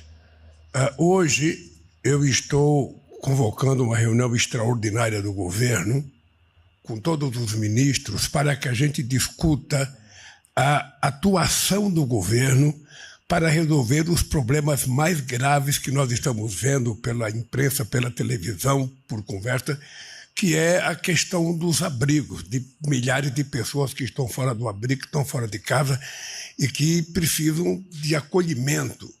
Então, nós vamos discutir como é que nós poderemos participar e depois vamos ligar para você para que a gente possa trabalhar junto com as forças do Estado que cuidam disso, para que a gente possa dar o melhor tratamento possível às pessoas que estão em abrigo. Eu já fiquei em abrigo, minha casa já encheu d'água, eu sei o que as pessoas passam sem poder sequer trocar de roupa. A outra coisa, depois dessa reunião que eu vou fazer hoje à noite, amanhã nós vamos preparar uma reunião, porque eu estava com intenção de ir ao Rio Grande do Sul amanhã. Mas a pedido do ministro Haddad e do ministro Rui Costa, nós vamos nos preparar, porque amanhã eu quero anunciar uma série de medidas para as pessoas físicas. Ou seja, um recurso para que as pessoas que perderam suas coisas, que precisam comprar alguma coisa, recebam um recurso da União para que as pessoas possam começar a repor parte daquilo que eles perderam. E também a questão do que pode ser possível ser feito pelo Ministério do Trabalho, pelo Ministério da Previdência, pelo Fundo de Garantia. Ou seja, nós vamos tomar essa decisão conjunta e eu pretendo, aí sim, na quarta-feira, ir ao Rio Grande do Sul, para junto com você, a gente fazer o anúncio das novas medidas que nós vamos tomar para ajudar as pessoas físicas, tá? Bem, só para você saber que nós não vamos descansar enquanto o Rio Grande do Sul não estiver 100% de pé, sabe? Vendendo e emprestando orgulho do povo gaúcho para o Brasil inteiro, tá? Queria te dizer também que acaba de chegar o companheiro Lira. Ele veio de São Paulo, chegou aqui, o aeroporto de Congonha estava lotado, ele atrasou um pouco, mas está aqui agora. E o companheiro Pimenta, que eu esqueci de falar, sabe, que ele estava aqui, porque ele não estava, ele chegou depois, sabe? Mas ele agora está presente aqui, não, que tem sido um companheiro que tem tido um trabalho extraordinário aí no estado do Rio Grande do Sul. Eu preciso tomar cuidado, porque senão vou perder ele para o Rio Grande do Sul, porque aqui ele tem ficado muito pouco, mas tem ficado muito no Rio Grande do Sul. Bem, nós vamos começar a trabalhar, Eduardo. Eu só queria te dizer o seguinte, não deixe de reivindicar aquilo que vocês entendem que pode ajudar o Rio Grande do Sul. É uma catástrofe que a gente não estava preparado para uma coisa dessa magnitude. Nós já tivemos outras enchentes, mas não dessa magnitude. O estrago, não só das pessoas que se perderam, das pessoas que estão desaparecidas, mas até dos animais que a gente vê perdido, pendurado, sofrendo, é uma coisa que tem impactado muito a sociedade brasileira. E nós ainda, além da catástrofe, além da desgraceira toda, a gente ainda tem um grupo de negacionistas de pessoas que tentam destruir as coisas boas que estão acontecendo. Ou seja, tem muita gente, voluntários, militares, sabe, se matando de trabalhar para ajudar, e tem pessoas que continuam vendendo mentira, continuam vendendo desgraça, continuam inventando história, e nós precisamos ter muito cuidado para que a gente não permita que esses provocadores baratos, essa gente que vive mentindo, que vive fazendo fake news, sabe, leve alguma vantagem. Quem tem que ganhar agora é o povo do Rio Grande do Sul. Quem tem que ganhar agora são mulheres, são crianças, são senhores aposentados, trabalhadores, que nós precisamos garantir que sejam tratados com o máximo de dignidade. Tá? Então você pode contar, eu espero na quarta-feira estar pronto para ir ao Rio Grande do Sul junto com você, fazer o restante dos anúncios que nós estamos fazendo, e nunca será o último, Eduardo. Nunca será o último. O último anúncio só será feito quando a gente estiver festejando a recuperação do estado do Rio Grande do Sul. Dito isso, o companheiro Lira chegou aqui, não sei se ele quer dar a palavra, sabe, porque o que nós estávamos falando é que a presença tua, do Pacheco, do Tribunal de Contas, da Suprema Corte aqui, é porque isso aqui a gente vai tentar trabalhar para que, de forma muito, mas muito unida, a gente não tenha nenhum problema na Câmara, no Senado, no Tribunal de Contas, na Justiça, para que o Rio Grande do Sul tenha a convicção que nós queremos ajudar o Rio Grande do Sul a voltar a ser o Rio Grande do Sul. Tá? Perfeito. Então, obrigado, querido, um abraço, até amanhã. Eu volto a falar com você quando tiver as medidas prontas e depois marcamos a ida na quarta-feira. Um abraço e boa sorte ao povo gaúcho. Obrigado, um abraço, presidente. Acabou.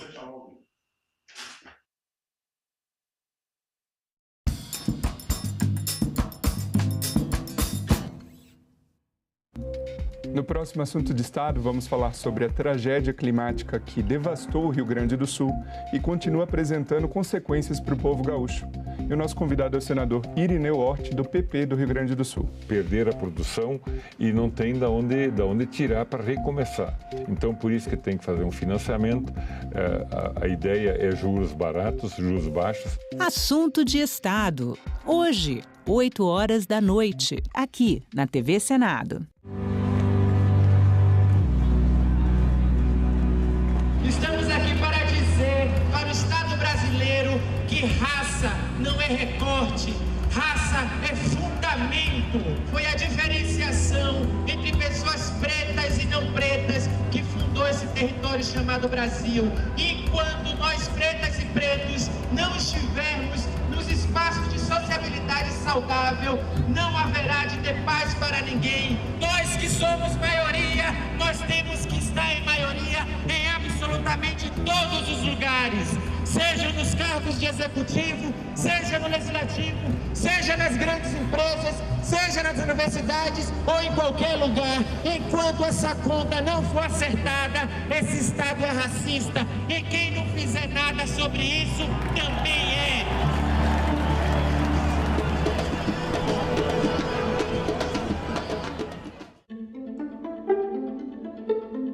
Eu sei que é fácil falar que por ser compulsório é imposto, mas isso aqui não é imposto. Todo mundo que mora num prédio tem que pagar seu condomínio.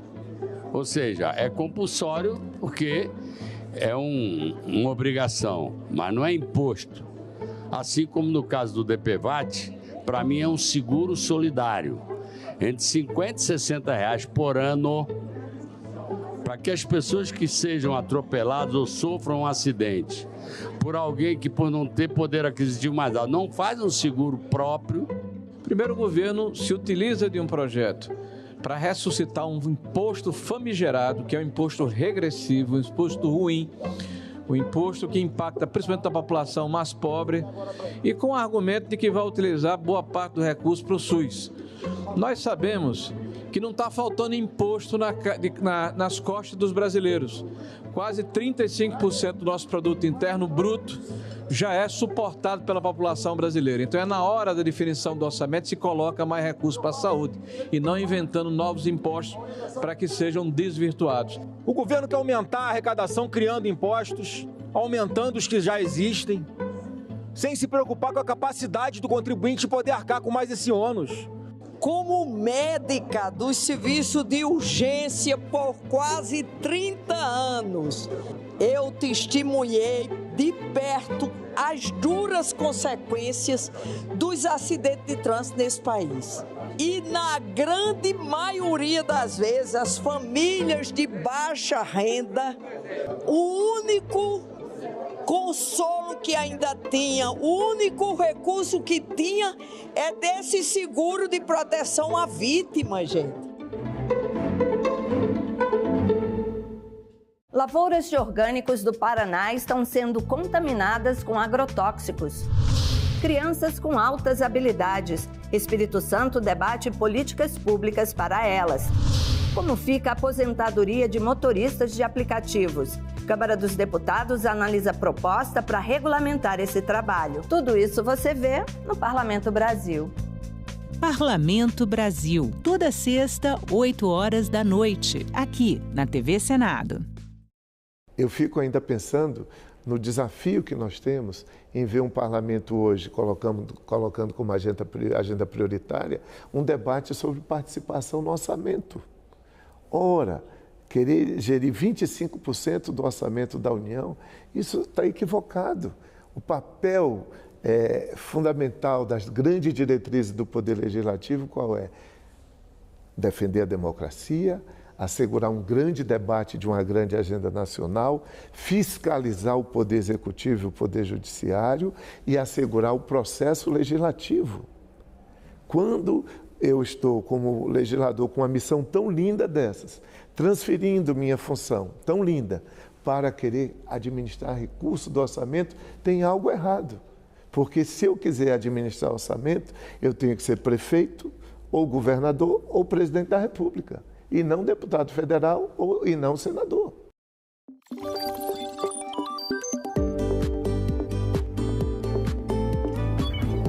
De 15 a 17 de maio, ocorre o exame de confirmação das melhorias propostas ao Sistema Eletrônico de Votação durante o Teste Público de Segurança da Urna 2023. O teste da urna serve para aprimorar o Sistema Brasileiro de Votação e foi realizado de 27 de novembro a 1º de dezembro do ano passado.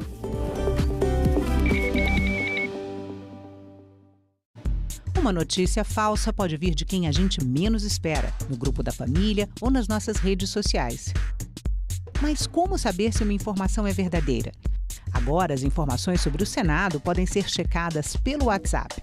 Envie texto, link, foto, captura de tela ou vídeo de qualquer notícia duvidosa sobre o Senado Federal.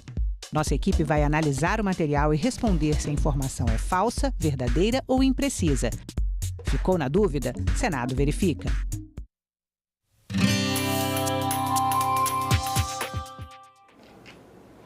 Olá, eu sou a Carla Benevides e está começando mais um programa Argumento. A Comissão de Constituição e Justiça está analisando um projeto que permite o funcionamento de cassinos e bingos, além de legalizar o jogo do bicho e as apostas em corridas de cavalo. O projeto, antes de ser votado, vai passar em debates em audiência pública na Comissão de Constituição e Justiça. Vou conversar agora com o senador Irajá, do PSD do Tocantins, que é o relator dessa proposta. Senador, obrigada pela sua presença aqui no programa. Mais uma vez.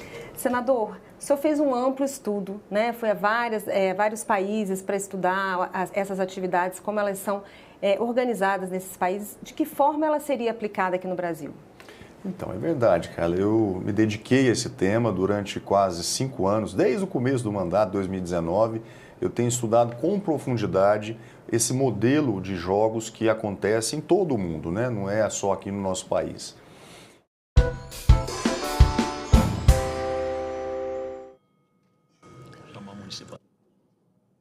Declaro aberta a sessão. Sob a proteção de Deus, iniciamos os nossos trabalhos. A presente sessão de debates temáticos foi convocada em atendimento ao requerimento número 314 de 2024, de autoria desta presidência, aprovado pelo plenário do Senado Federal. Compõem a mesa desta sessão Sua Excelência o senador Ângelo Coronel, relator do projeto de lei número 334 de 2023, que resultou na desoneração da folha de pagamento dos municípios. o senhor Paulo Roberto Ziukowski, presidente da Confederação Nacional dos Municípios, CNM, senhor Edivaldo Nogueira, presidente da Frente Nacional de Municípios, FNP. Convido a compor a mesa conosco o líder do PSD no Senado Federal, o senador Otto Alencar.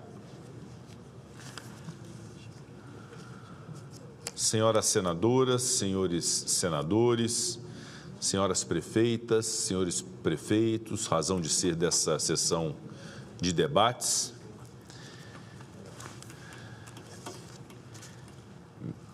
Me permito, na presidência do Senado, um primeiro e importante registro, que é com profundo pesar que participo à casa o falecimento ontem, dia 12, aos 39 anos de idade, da deputada federal Amália Barros, do Partido Liberal, da representação do Estado de Mato Grosso. A deputada federal Amália Barros foi uma figura notável da política brasileira, com trajetória marcada pela superação, coragem e dedicação às causas que defendia, em especial a da visibilidade e inclusão. Amália Barros nasceu em Mogi-mirim, São Paulo, em 22 de março.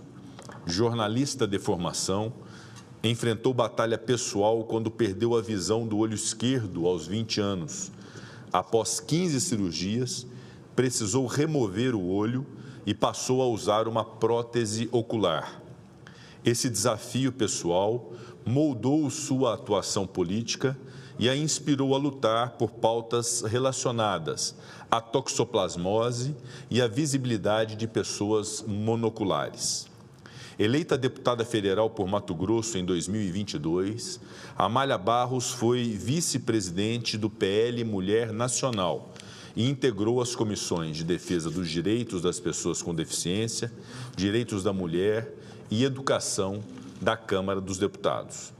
Sua marca registrada era o gesto da mão cobrindo o olho esquerdo, símbolo de sua luta e resiliência, que inspirou a Lei nº 14.126 de 2021, que classifica a visão com apenas um olho como uma deficiência sensorial. Fruto desse incessante trabalho de conscientização sobre a importância da inclusão e da visibilidade das pessoas com deficiência visual, Amália Barros fundou o Instituto Amália Barros, posteriormente rebatizado como Instituto Nacional da Pessoa com Visão Monocular, por meio do qual promovia campanhas de doação de próteses oculares e prestava assistência a pessoas monoculares. Senhoras e senhores, sentimos muito a partida prematura da deputada federal Amália Barros, nossa colega parlamentar, que deixa um grande vazio na política brasileira, mas que deixa também um legado de superação e de luta pela inclusão, fundamentais para a construção de uma sociedade mais justa. Que esse exemplo de vida da deputada federal Amália Barros inspire todos a se engajar e dar continuidade a essas batalhas em nome da visibilidade e dos direitos das pessoas com deficiência. Convido a todos para, em posição de respeito, prestarem 1 minuto de silêncio em memória da deputada federal Amália Barros.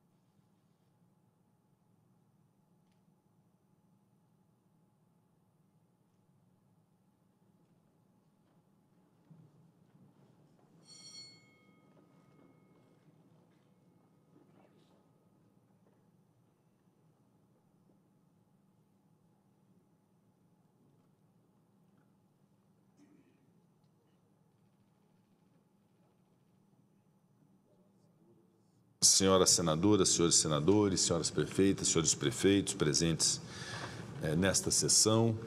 Antes de darmos prosseguimento à sessão, gostaria também de fazer um breve e importante registro. Já o fiz na sessão do Senado Federal da última semana, uma vez mais, de solidariedade ao povo do estado do Rio Grande do Sul. E aqui está o prefeito Paulo Ziukoski, que é originário do Rio Grande do Sul, presidente da Confederação Nacional dos Municípios, que recebam a nossa solidariedade do Parlamento Brasileiro, que tem cuidado de tomar as providências exigíveis a um Parlamento Nacional num momento de gravíssima crise, de uma tragédia sem precedentes sob todos os aspectos.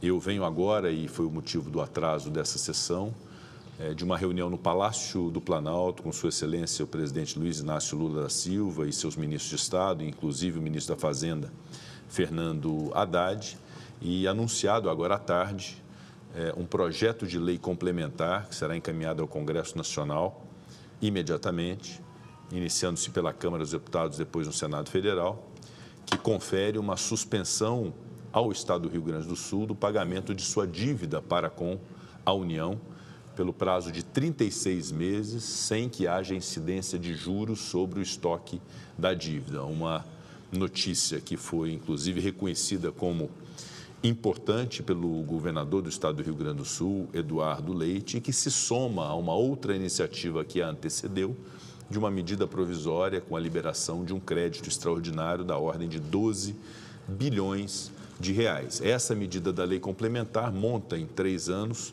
algo em torno de 11 a 12 bilhões de reais, que somados aos 12 bilhões já são 24 bilhões destinados e previstos para o início desse socorro ao estado do Rio Grande do Sul. Essas medidas não se esgotam, elas não são inteiramente suficientes em razão do tamanho da tragédia, mas são medidas que paulatinamente vão sendo tomadas justamente para que se possa ter a minimização e a mitigação dos impactos dessa grave tragédia do estado do Rio Grande do Sul. De nossa parte, no Parlamento, cuidaremos de ter toda a atenção como um tema absolutamente prioritário nesse instante para o Senado Federal e, por certo, a Câmara dos Deputados, que é de cuidar desse assunto, que é um assunto, nesse instante, de índole nacional. O problema do estado do Rio Grande do Sul é o maior problema do Estado brasileiro nesse momento e cuidaremos de dar toda a agilidade a essas iniciativas de créditos extraordinários. Já votamos na semana passada um projeto de decreto legislativo já promulgado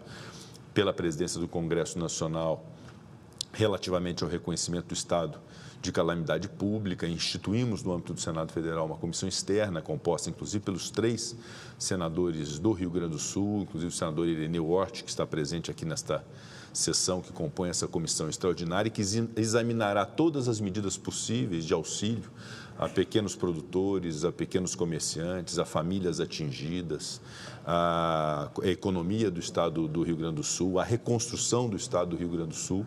E essa notícia de hoje, de fato, relativamente à dívida, é uma notícia muito aguardada e muito esperada, que é a de suspensão do pagamento da dívida pelo estado do Rio Grande do Sul, para que se possa concentrar as energias na construção, na reconstrução do estado. Portanto, participa o plenário, já que aqui temos muitos prefeitos municipais e prefeitas municipais, representados inclusive pelos seus representantes, presidentes das associações dos estados do municipalismo, que são notícias importantes e medidas efetivas em favorecimento do estado do Rio Grande do Sul.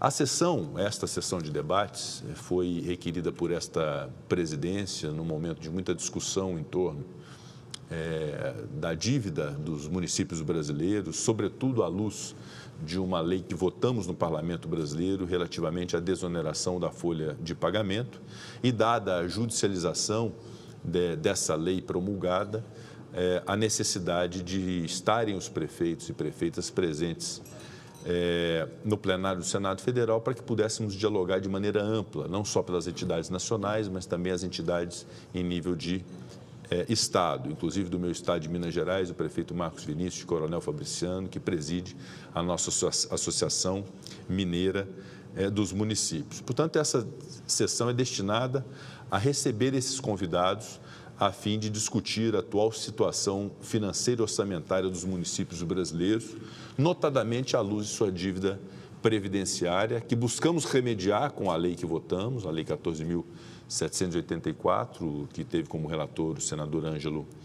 Coronel, mas sem prejuízo de outras análises também que, porventura, sejam propícias de serem feitas pelas associações. Inclusive, algo também muito importante, dada essa tragédia no estado do Rio Grande do Sul, do compromisso do municipalismo brasileiro de evitar, nas respectivas cidades, algo parecido, através de políticas de prevenção e da ajuda da União também para a prevenção e contenção de tragédias dessa natureza, com medidas de natureza preventiva. Portanto, convidamos o senhor Paulo Roberto Gilcoski, que é presidente da Confederação Nacional dos Municípios, a CNM, o senhor Edivaldo Nogueira, presidente da Frente Nacional de Prefeitos e Prefeitas, FNP, o senhor Marcos Vinícius da Silva Bizarro, prefeito de Coronel Fabriciano e presidente da Associação Mineira dos Municípios, o senhor Marcelo Fortes de Minas Gerais, o senhor Marcelo Fortes Barbieri, presidente da Associação Paulista de Municípios, o senhor José Henrique Silva Tigre, prefeito de Belo Campo, na Bahia, e presidente da União dos Municípios da Bahia, UPB,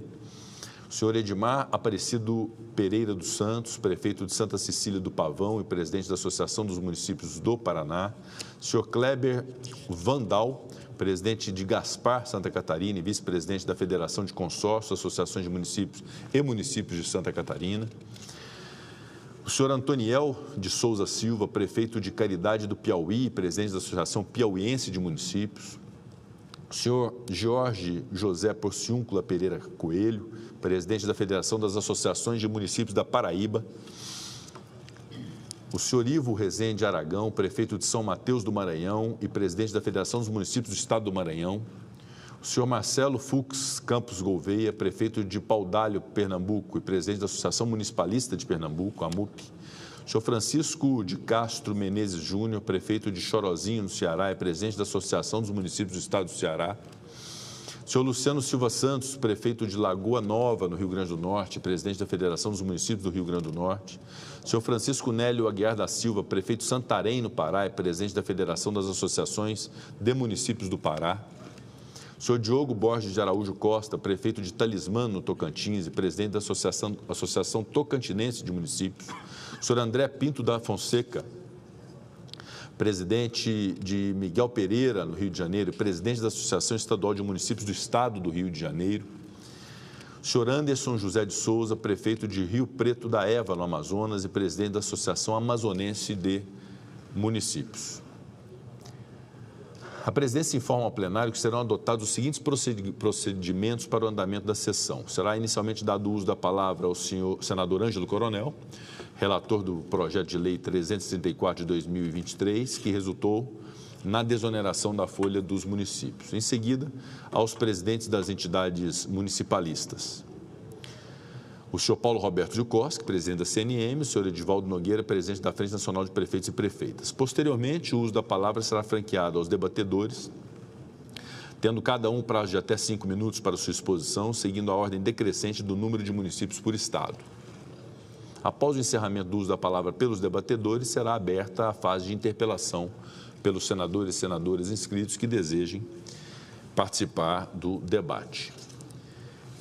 Eu gostaria de registrar também a presença entre nós do prefeito do município de Águas Belas, Pernambuco, Luiz Haroldo Rezende Lins, senhor prefeito do município de Barra, na Bahia, Arthur Silva Filho, do prefeito do município de Dom Macedo Costa, na Bahia, Egnaldo Piton Moura, do senhor prefeito do município de Fátima, Bahia, Fábio José Reis de Araújo, do senhor prefeito do município de Feira de Santana, na Bahia, Colbert Martins Filho, do senhor prefeito do município de Miguel Calmon, na Bahia, José Ricardo Leal Requião, da senhora prefeita do município de Monte Santo, na Bahia, Silvânia Matos, do senhor prefeito do município de Planalto, Bahia, Clóvis Alves Andrade, do senhor prefeito do município de Santanópolis, Bahia, Gilson Cerqueira Almeida, do senhor vice-prefeito do município Dom Macedo Costa, na Bahia, Edmundo Xavier.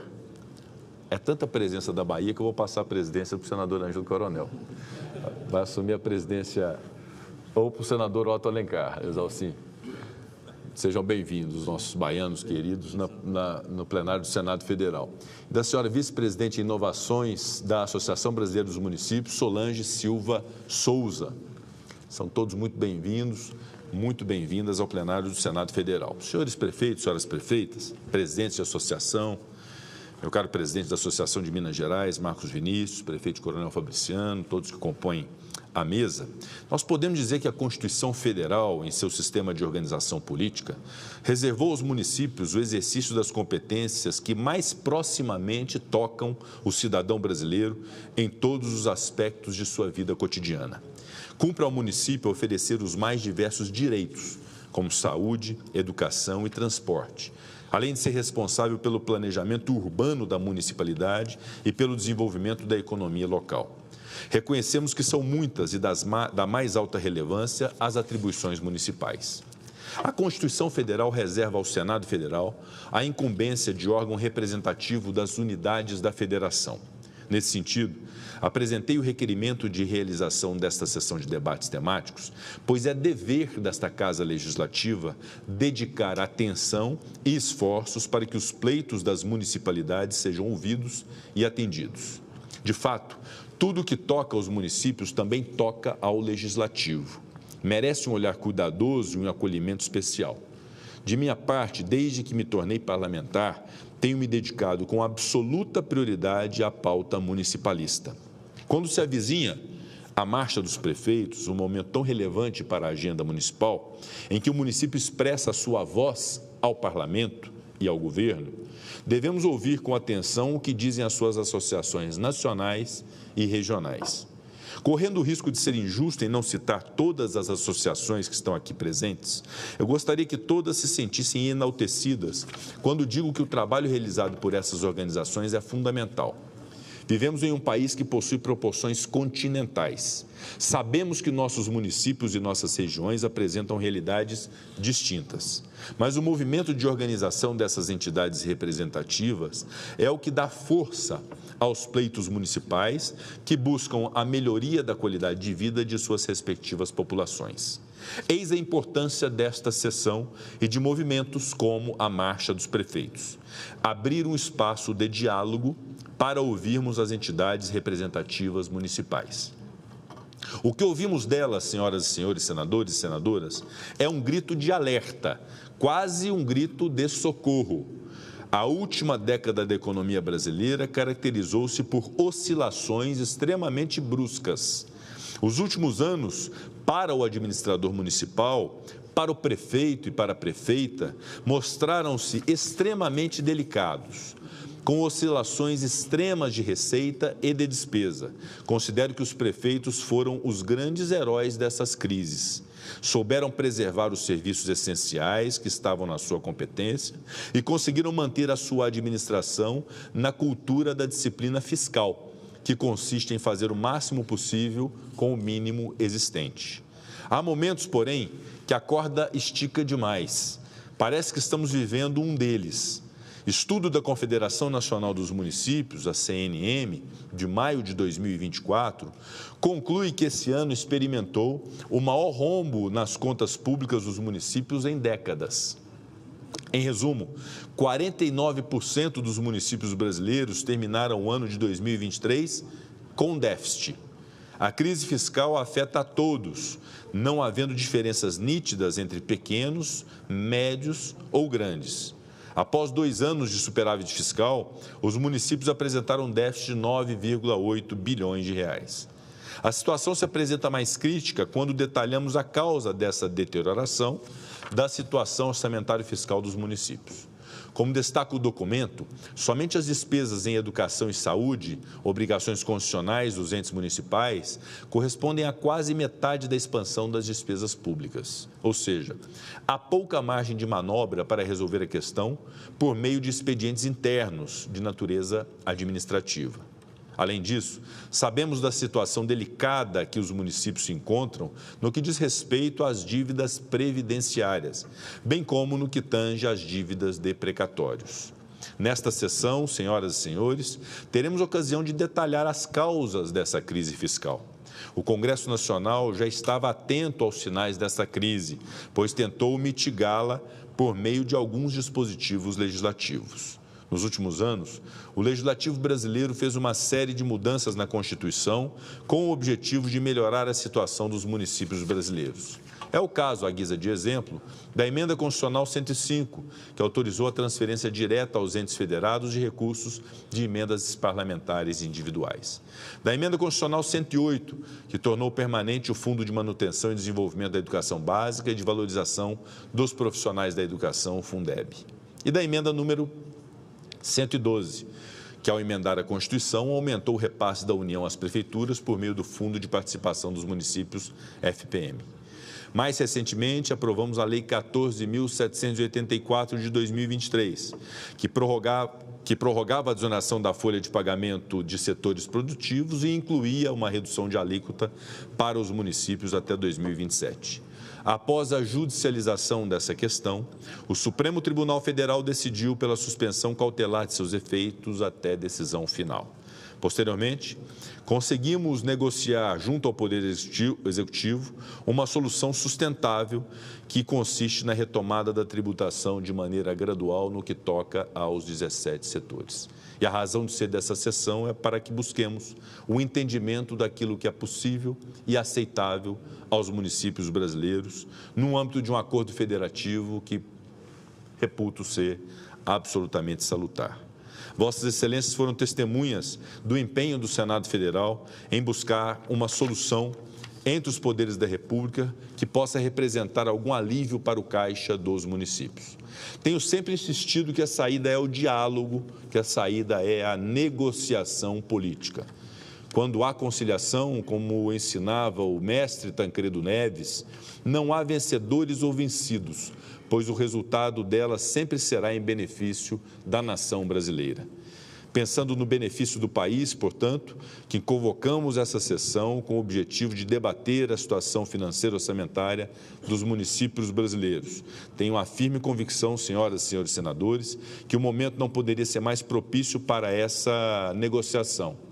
No final das contas, vejo que esse evento de dimensões enormes na tragédia do Estado do Rio Grande do Sul demonstra a necessidade da união nacional, uma união entre os poderes, a união federativa de municípios, estados, União, Presidência da República, para que possamos superar as nossas crises.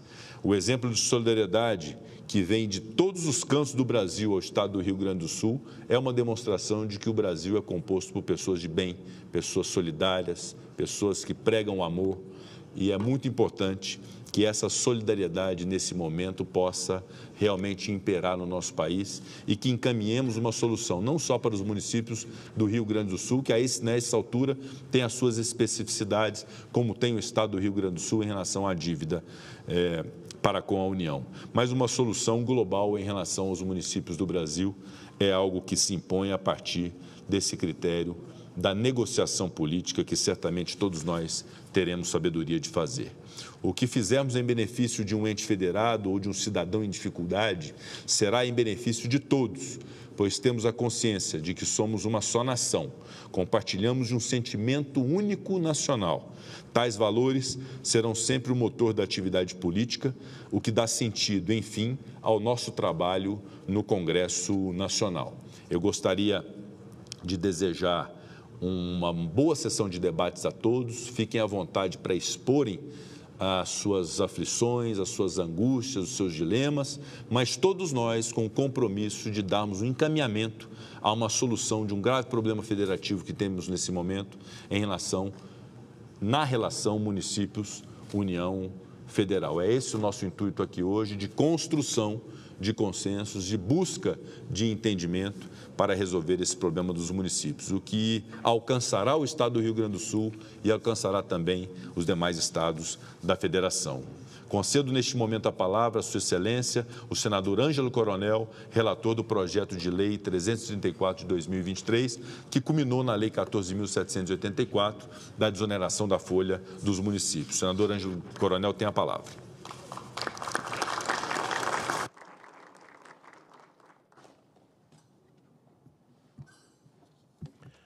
Excelentíssimo senhor presidente do Senado Federal, e requerente dessa sessão, senador amigo, correligionário do PSD, advogado renomado do Brasil, Rodrigo Pacheco, que está prestes a se despedir da presidência, mas vai fazer muita falta aqui para o municipalismo brasileiro.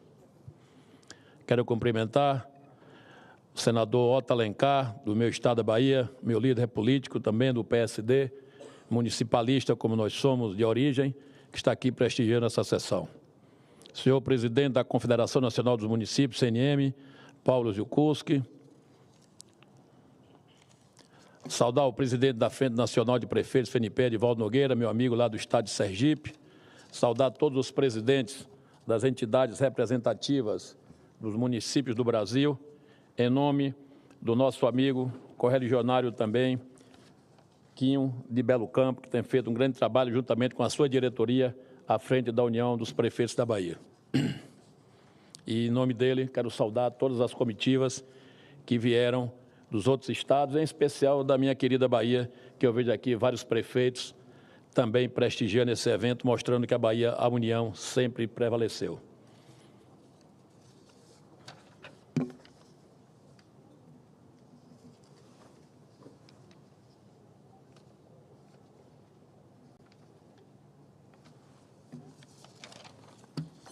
Vou ler aqui uma breve, para não desprestigiar a minha assessoria, porque eu gosto de falar do improviso, mas é importante que a gente pontue algumas coisas. Os municípios, embora sejam entes federados, são tratados como empresas para fim de recolhimentos de contribuições previdenciárias, ao não possuir capacidade financeira para instituir regimes próprios e, paradoxalmente, não estão contemplados em políticas públicas similares à desoneração. Eu sempre fico me perguntando, por que um time de futebol pode pagar 5% e a prefeitura não pode pagar 5%? Por que outras entidades religiosas podem pagar menos, os municípios têm que pagar mais? Então é importante sempre essas questões sendo pinceladas para que a gente comece a bater ou então afagar os corações daqueles que são endurecidos para o lado dos municípios brasileiros. Por isso, o Senado aprovou, em ampla maioria, o substitutivo apresentado ao PL 334/2023, de minha autoria, com uma emenda que visa reduzir a alíquota da contribuição previdenciária sobre a folha de 20 para 8, aos municípios com população inferiores a 142.633 mil habitantes, aqueles que não têm aquela parcela extra do FPM. A medida atingiria quase 4 mil municípios, equivalente aí a mais de 60% da população brasileira. Tal medida tem um impacto relevante, senhor presidente, sobre os serviços prestados pelas prefeituras, reforçando os caixas dos entes federados e possibilitando uma vida melhor para as pessoas nas regiões mais necessitadas. Contudo, não há impacto fiscal do setor público, pois se trata de um aperfeiçoamento do Pacto Federativo. A União deixa de arrecadar a contribuição dos municípios, tendo efeito líquido neutro no outro setor. Para vocês terem uma ideia, um programa de saúde da família, conversando com o prefeito aqui hoje, que quando foi instituído há 20 anos atrás, custava 17, 18 mil reais por mês. Hoje, me parece, já está passando a faixa dos 50 mil por mês. E cadê a correção? Cadê a correção? Quer dizer, a prefeitura tem que bancar um programa social. É benéfico para o município? É, mas não tem capacidade financeira para honrar. Então, eu, inclusive, estou apresentando uma PEC, provavelmente hoje, eu não sei até se já tem, mandei pesquisar, para que se indexe todos os programas sociais serem corrigidos pela inflação. Porque a receita da União, dos estados, são corrigidas pela inflação. A folha de pagamento são corrigidas pela inflação. Quem ganha um salário hoje, daqui a um ano, o salário é reajustado pequeno, porque a inflação geralmente está, graças a Deus, pequena, mas tem um reajuste. Enquanto esses programas federais não têm reajuste nenhum há muitos e muitos anos. Preciso corrigir essa defasagem. Eu falo isso porque eu já fui prefeito, meu filho, que é deputado federal hoje, já foi prefeito, sabemos das agruras porque passam os municípios. E quem passa somos nós que estamos lá. É quando a mulher cai, vai parir, que procura o prefeito, procura o vereador. É o cara que toma a queda de uma moto, procura vereador, procura prefeito, não procura ministro da Fazenda, não procura presidente da República, não procura governador, procura quem está na base. Então, nós temos que fortalecer a base municipalista brasileira, porque sem municípios fortes, não há união que avance nesse mundo. Embora o governo federal tenha vetado a matéria, o Congresso derrubou o veto com ampla maioria. Não satisfeito, o governo editou a medida provisória no dia 29/12, último dia do ano, cancelando essa aprovação, acabando assim com a desoneração a partir de abril, prejudicando o planejamento de milhares de empresas e municípios, sendo devolvida a MP infelizmente, os municípios e as empresas sofreram com a sua judicialização. A semana passada, capitaneada aqui pelo presidente Rodrigo Pacheco e por mais um grupo, nós conseguimos fazer um acordo na questão das empresas. Esse ano de 2024, o que foi aprovado em lei aqui no Congresso Nacional ficará valendo e, a partir de 25, se está aí lavrando um novo acordo para que a gente chegue a um denominador comum, porque, como disse o presidente Rodrigo, tudo tem que ser na base da paz. E pelas prefeituras, pelo que eu já soube hoje, tiveram uma reunião prévia com o ministro Haddad e que o ministro Haddad, eu chamo de Haddad, ele foi assim, inflexível, não quis nem ouvir as questões que os prefeitos estavam levando, pelo menos foi o que me reportaram aqui hoje na minha chegada. Então não se pode trabalhar dessa maneira, porque quando tem eleição, são os prefeitos que os políticos batem na porta. Ei, cheguei, me arranja um votinho. Então eles têm que olhar para os municípios com um olhar mais clínico, com um olhar mais caridoso e carinhoso. E ninguém está pedindo nada. Eu acho que é uma obrigação da União tratar bem os municípios brasileiros. Enquanto nós estivermos aqui no Senado, tenho certeza que essa luta vai continuar. E para evitar também problema, prefeitos e prefeitas e senhores membros da mesa, eu aprovei na CAI, da Comissão de Assuntos Econômicos, um requerimento solicitando ao Ministério da Fazenda qual foi o prejuízo que o governo teve em janeiro, fevereiro e março, que já tem 3 meses de arrecadação com a nova lei, em relação ao ano passado. Que eu quero ver se realmente há esse prejuízo que tanto o Ministério da Fazenda anda dizendo por aí. E outra coisa, a Fazenda argumenta que não houve uma compensação. Vai ter uma renúncia e não tem uma compensação financeira. Mente! Nós aprovamos aqui nessa casa, eu fui o relator, a lei de legalização dos jogos, que vai ter receita para cobrir muito mais do que esse déficit que vai ter quando reduzir para 8%. Então, não podemos trabalhar na política com mentira. Nós temos que trabalhar com seriedade. E tem lei aprovada nessa casa, inclusive eu fui o relator, sancionada pelo presidente da República, mas até agora, senhores, pasmem, isso foi em dezembro. E até então não foi cobrada as outorgas por parte das empresas que estão aí, as multinacionais, com 134 empresas inscritas, só aí dá 5 bi na testa. Se assinar hoje, amanhã entra o dinheiro na conta, que eles estão todos preparados para pagar. Então não pode dizer que não tem dinheiro. O Rio Grande do Sul teve problema, nós aprovamos nessa casa 50 bilhões. É dinheiro, teve dinheiro. Então dinheiro tem, o que está faltando é vontade política por parte do governo para atender o pleito dos municípios brasileiros.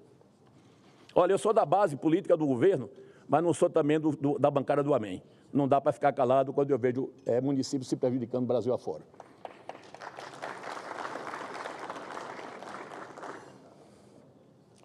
Eu recebi, presidente, o senador Otto Alencar, uma ligação de um prefeito da Bahia, dizendo: coronel, estou morto. Falei: foi que eu tomei um tiro?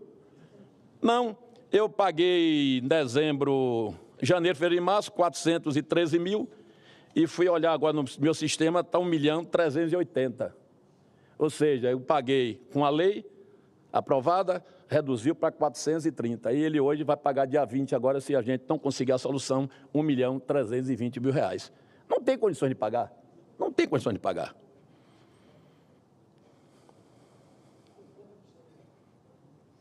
E outra coisa, eu soube também que pela manhã, segundo o nosso presidente da União da Bahia, que o ministro disse que não tem fonte de receita e que tem que apresentar. Eu sou o relator do Orçamento Geral da União esse ano de 2025, eu vou apresentar, eu já estou na cabeça o que é que eu vou apresentar de recurso extra, a arrecadação extra, para fazer frente à desoneração das prefeituras brasileiras. Então, senhor ministro, está me ouvindo? Eu vou apresentar a solução. Mas eu quero a solução primeiro em 2024, porque nós já apresentamos quando aprovamos os jogos. Então, já tem fonte de receita. Daqui também o senador Otto Alencar foi relator da lei da CARF. Entrou também, ele deve falar, dinheiro novo para os cofres do governo. Então, não adianta dizer que tem que ser carimbado, tem que tirar daquela televisão para botar nesse rádio. Isso é um bolo, é o bolo financeiro da União.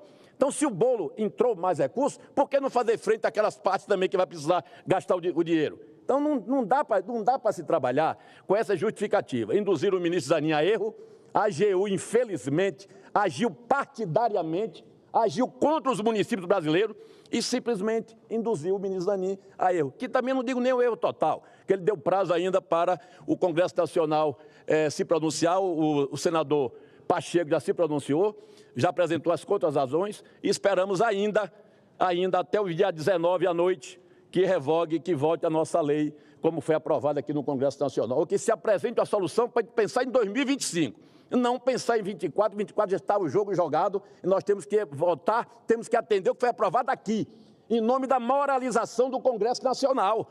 Não tem condições do Congresso Nacional aprovar uma lei e simplesmente chegar ali e desaprovar com um ato monocrático. Isso não existe. Isso não existe, gente. Não existe isso. Não posso conceber isso. Então eu quero concluir dizendo que estou aqui na trincheira com muitos senadores, muitos deputados federais, lutando para que a gente possa corrigir essa injustiça municipalista que está acontecendo no nosso querido Brasil.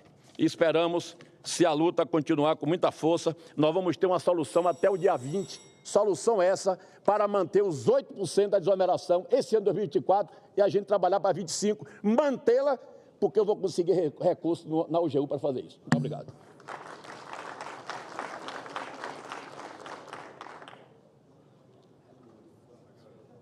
Agradeço ao colega senador Ângelo Coronel o cumprimento pelo pronunciamento e concedo a palavra neste momento ao senhor Paulo Ziukoski, presidente da Confederação Nacional de Municípios, CNM.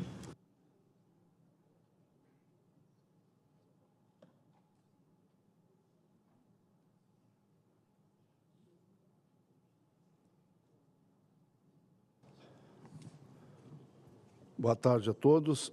Saudar inicialmente o presidente Rodrigo Pacheco, presidente do Senado Federal, saudar os senadores Ângelo Coronel, Otto Alencar, tem aqui também o nosso senador da Paraíba, que tem lutado muito por nós, demais senadores presentes e senadoras, saudar todos os presidentes da Frente Nacional de Prefeitos, os presidentes estaduais, já referidos pelo presidente da Casa, senador Rodrigo Pacheco.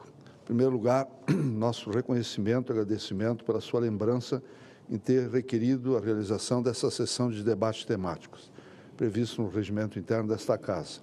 Todos nós sabemos, mas sempre é bom repetir, que o Senado é a Casa da Federação. É aqui onde se debate, né, os grandes temas, onde um Estado menor tem o mesmo número de senadores de um Estado maior, então é um equilíbrio da Federação Brasileira e a Casa Revisora.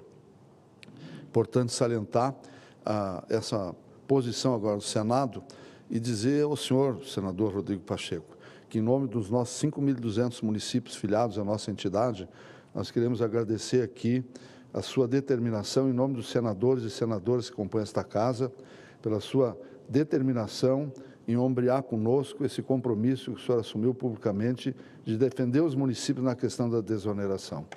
Então, eu quero dizer que estamos aqui com os nossos líderes, junto com o Márcio Vinícius, do seu estado lá de Minas Gerais, né, com todos os senadores e senadoras que já votaram essa lei 14.784 e que agora está sob júdice no Supremo Tribunal Federal. Portanto, o nosso reconhecimento, a nossa gratidão pelo seu trabalho, pela sua liderança, a sua determinação e o cumprimento da sua palavra em defesa, junto com os demais senadores, em defesa dos municípios brasileiros.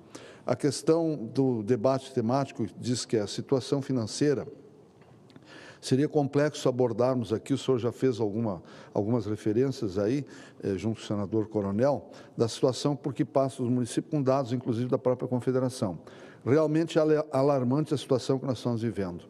Não se tem na história mais recente, olha que faz anos que a gente milita nesse meio, uma crise tão profunda que se abate sobre as prefeituras do Brasil inteiro. E quero também aqui nesse momento, abrindo um parênteses, agradecer a toda a solidariedade que temos recebido.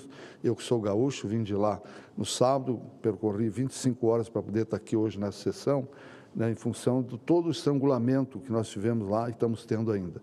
Agradecer ao senador Pacheco, em nome dos senadores, que esteve lá conosco, lá no nosso estado, e dizer também, aproveitando aqui, se o governador Leite está conseguindo o refinanciamento das dívidas por um período, nada de mais do que os municípios daquele estado também sejam beneficiados. E acredito que o Senado vai fazer essa emenda para também estender aos municípios do Rio Grande do Sul o trancamento das dívidas que têm pagamento junto ao erário federal. Mas, dando prosseguimento na questão da crise, eu vou só elencar 4 ou 5 pontos para depois chegarmos na nossa proposta aqui concreta, que é o seguinte. Vamos pegar mais recentemente. Eu também gostaria de salientar aqui que o Senado, sob a sua presidência, nesses últimos tempos agora, nós tivemos a reforma tributária que aqui foi votada, pelo Senado. Nós tivemos a emenda 128, que é aquela que o senhor promulgou aqui com o Senado, que proíbe de a União criar despesa para nós sem o dinheiro para pagar. Isso é um importante marco que foi aqui já escrito nesta casa. A questão do 1% para ser pago vai ser, agora já está sendo no mês de setembro, que também foi nesse período. A desoneração da folha, que também foi votada em 2 vezes aqui por esta casa. Né? A recuperação do próprio FPM e o ICM no final do ano passado. Vários assuntos, como a questão da lei do IBGE, do censo do IBGE, onde 1.000 municípios ficariam insuportavelmente com a diminuição dos... Então, vários projetos que foram aqui votados nessa casa. Mas eu quero elencar algumas questões de mais relevância. Primeiro, o Supremo Tribunal Federal decidiu, no ano passado, já está em vigência, uma decisão muito importante, a questão das creches. Nós temos 12 milhões de crianças no Brasil de 0 a 3 anos. Estão em creche hoje 4 milhões aproximadamente, 4 milhões e 100 entre o público e o privado. Temos 7 milhões e 900 mil crianças fora da creche. Então, é um potencial explosivo de colocar todo um desafio, colocar essas crianças. E ninguém é contra, nenhum prefeito ou prefeita, em colocar as crianças na creche. É uma necessidade. Mas a pré-escola, 4 e 5 anos, é constitucional, é obrigação, no caso do município, colocar na sala de aula. Agora, a creche, o que a Constituição fala é um dever do Estado. E um dever do Estado e do Estado, no nosso entendimento, no sentido geral, ou seja, União, Estado e municípios. Né? Se entende desta forma. O Supremo decidiu, num processo lá de Criciúma, de Santa Catarina, depois de 15 anos, decidiu tornar obrigatória a creche. Então, hoje não se discute mais se creche é obrigatória ou não. A Prefeitura tem que colocar a criança na creche. E uma creche, no estudo que nós fizemos, custa hoje, mensalmente, uma criança, R$ 2.300 para manter uma criança em creche. E o Fundeb retorna para cada município, em média, R$ 600 a R$ 700 por mês.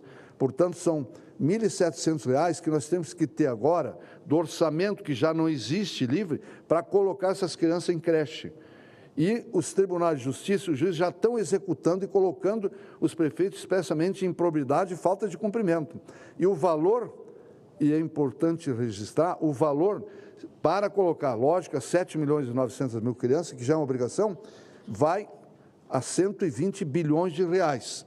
E decidiu o Supremo, nós temos que obedecer as decisões do Supremo, não estamos contestando, estamos analisando, nós temos que colocar esse valor para tornar a creche para essas crianças que foi determinado pelo Supremo, sem nenhum recurso da União nem dos Estados, tudo sob a responsabilidade da Prefeitura. Como é que o prefeito consegue fazer isso? Como é que ele está administrando essa situação? O ano passado, em 2020, entrou em vigor o novo Fundeb, a emenda 108. Foi extinta a anterior a 58 e, em consequência, a lei que corrige o piso do magistério, lá no artigo 5º, parágrafo 1º, foi extinto em decorrência de toda a nova nomenclatura do novo Fundeb. A AGU se pronunciou na época, a questão de 2 anos atrás, dizendo que deixou de existir a correção aquela prevista lá nesse parágrafo da lei da correção do piso. Isso andou, o ex-presidente da República editou uma portaria, presidente Rodrigo, o senhor que é um jurista renomado, uma portaria em substituição a uma lei que não existia mais. A portaria 67, determinando que os municípios concedessem aumento de 33% na folha do magistério. Sabemos que naquele ano os municípios gastaram 400 bilhões em pessoal, 26% foi só com o magistério. Portanto, quanto que valor que dá esse de 33%? E o ano passado, agora, o presidente Lula, infelizmente, repetiu o mesmo erro. Entrou com outra portaria, a portaria 27 agora, dando mais 14,5%. Olha, o impacto de quantos bilhões foi isso? E os municípios concederam. E o judiciário disse que é ilegal, que foi ilegal as portarias e que não procede. E agora isso parou lá no Supremo. O governo, não satisfeito, o executivo, entrou com uma ação para declarar a legalidade do aumento do piso. E nós estamos nesse rolo sem saber o que fazer e os municípios cada vez gastando mais. Então, pegando 2, 3 situações, na saúde eu não quero falar, na assistência social, o governo deve para nós, presidente Rodrigo, senadores, deve 11 bilhões só daqueles R$4 do cadastro do Bolsa Família, e que não é pago antes, eu não estou falando do governo atual, isso vem de vários governos. A questão que o senador Ângelo colocou aqui dos programas, são 196 programas que o governo criou. O programa Saúde da Família, que o senhor falou, a presidente Dilma, em 2012, colocou o valor para municípios até 30 mil habitantes de R$ 10.695 por equipe, que é o médico, enfermeiro e auxiliar de enfermagem. 10.690, e municípios acima de 30 mil, R$ 7.200. E não pagaram. Nós estamos em juízo.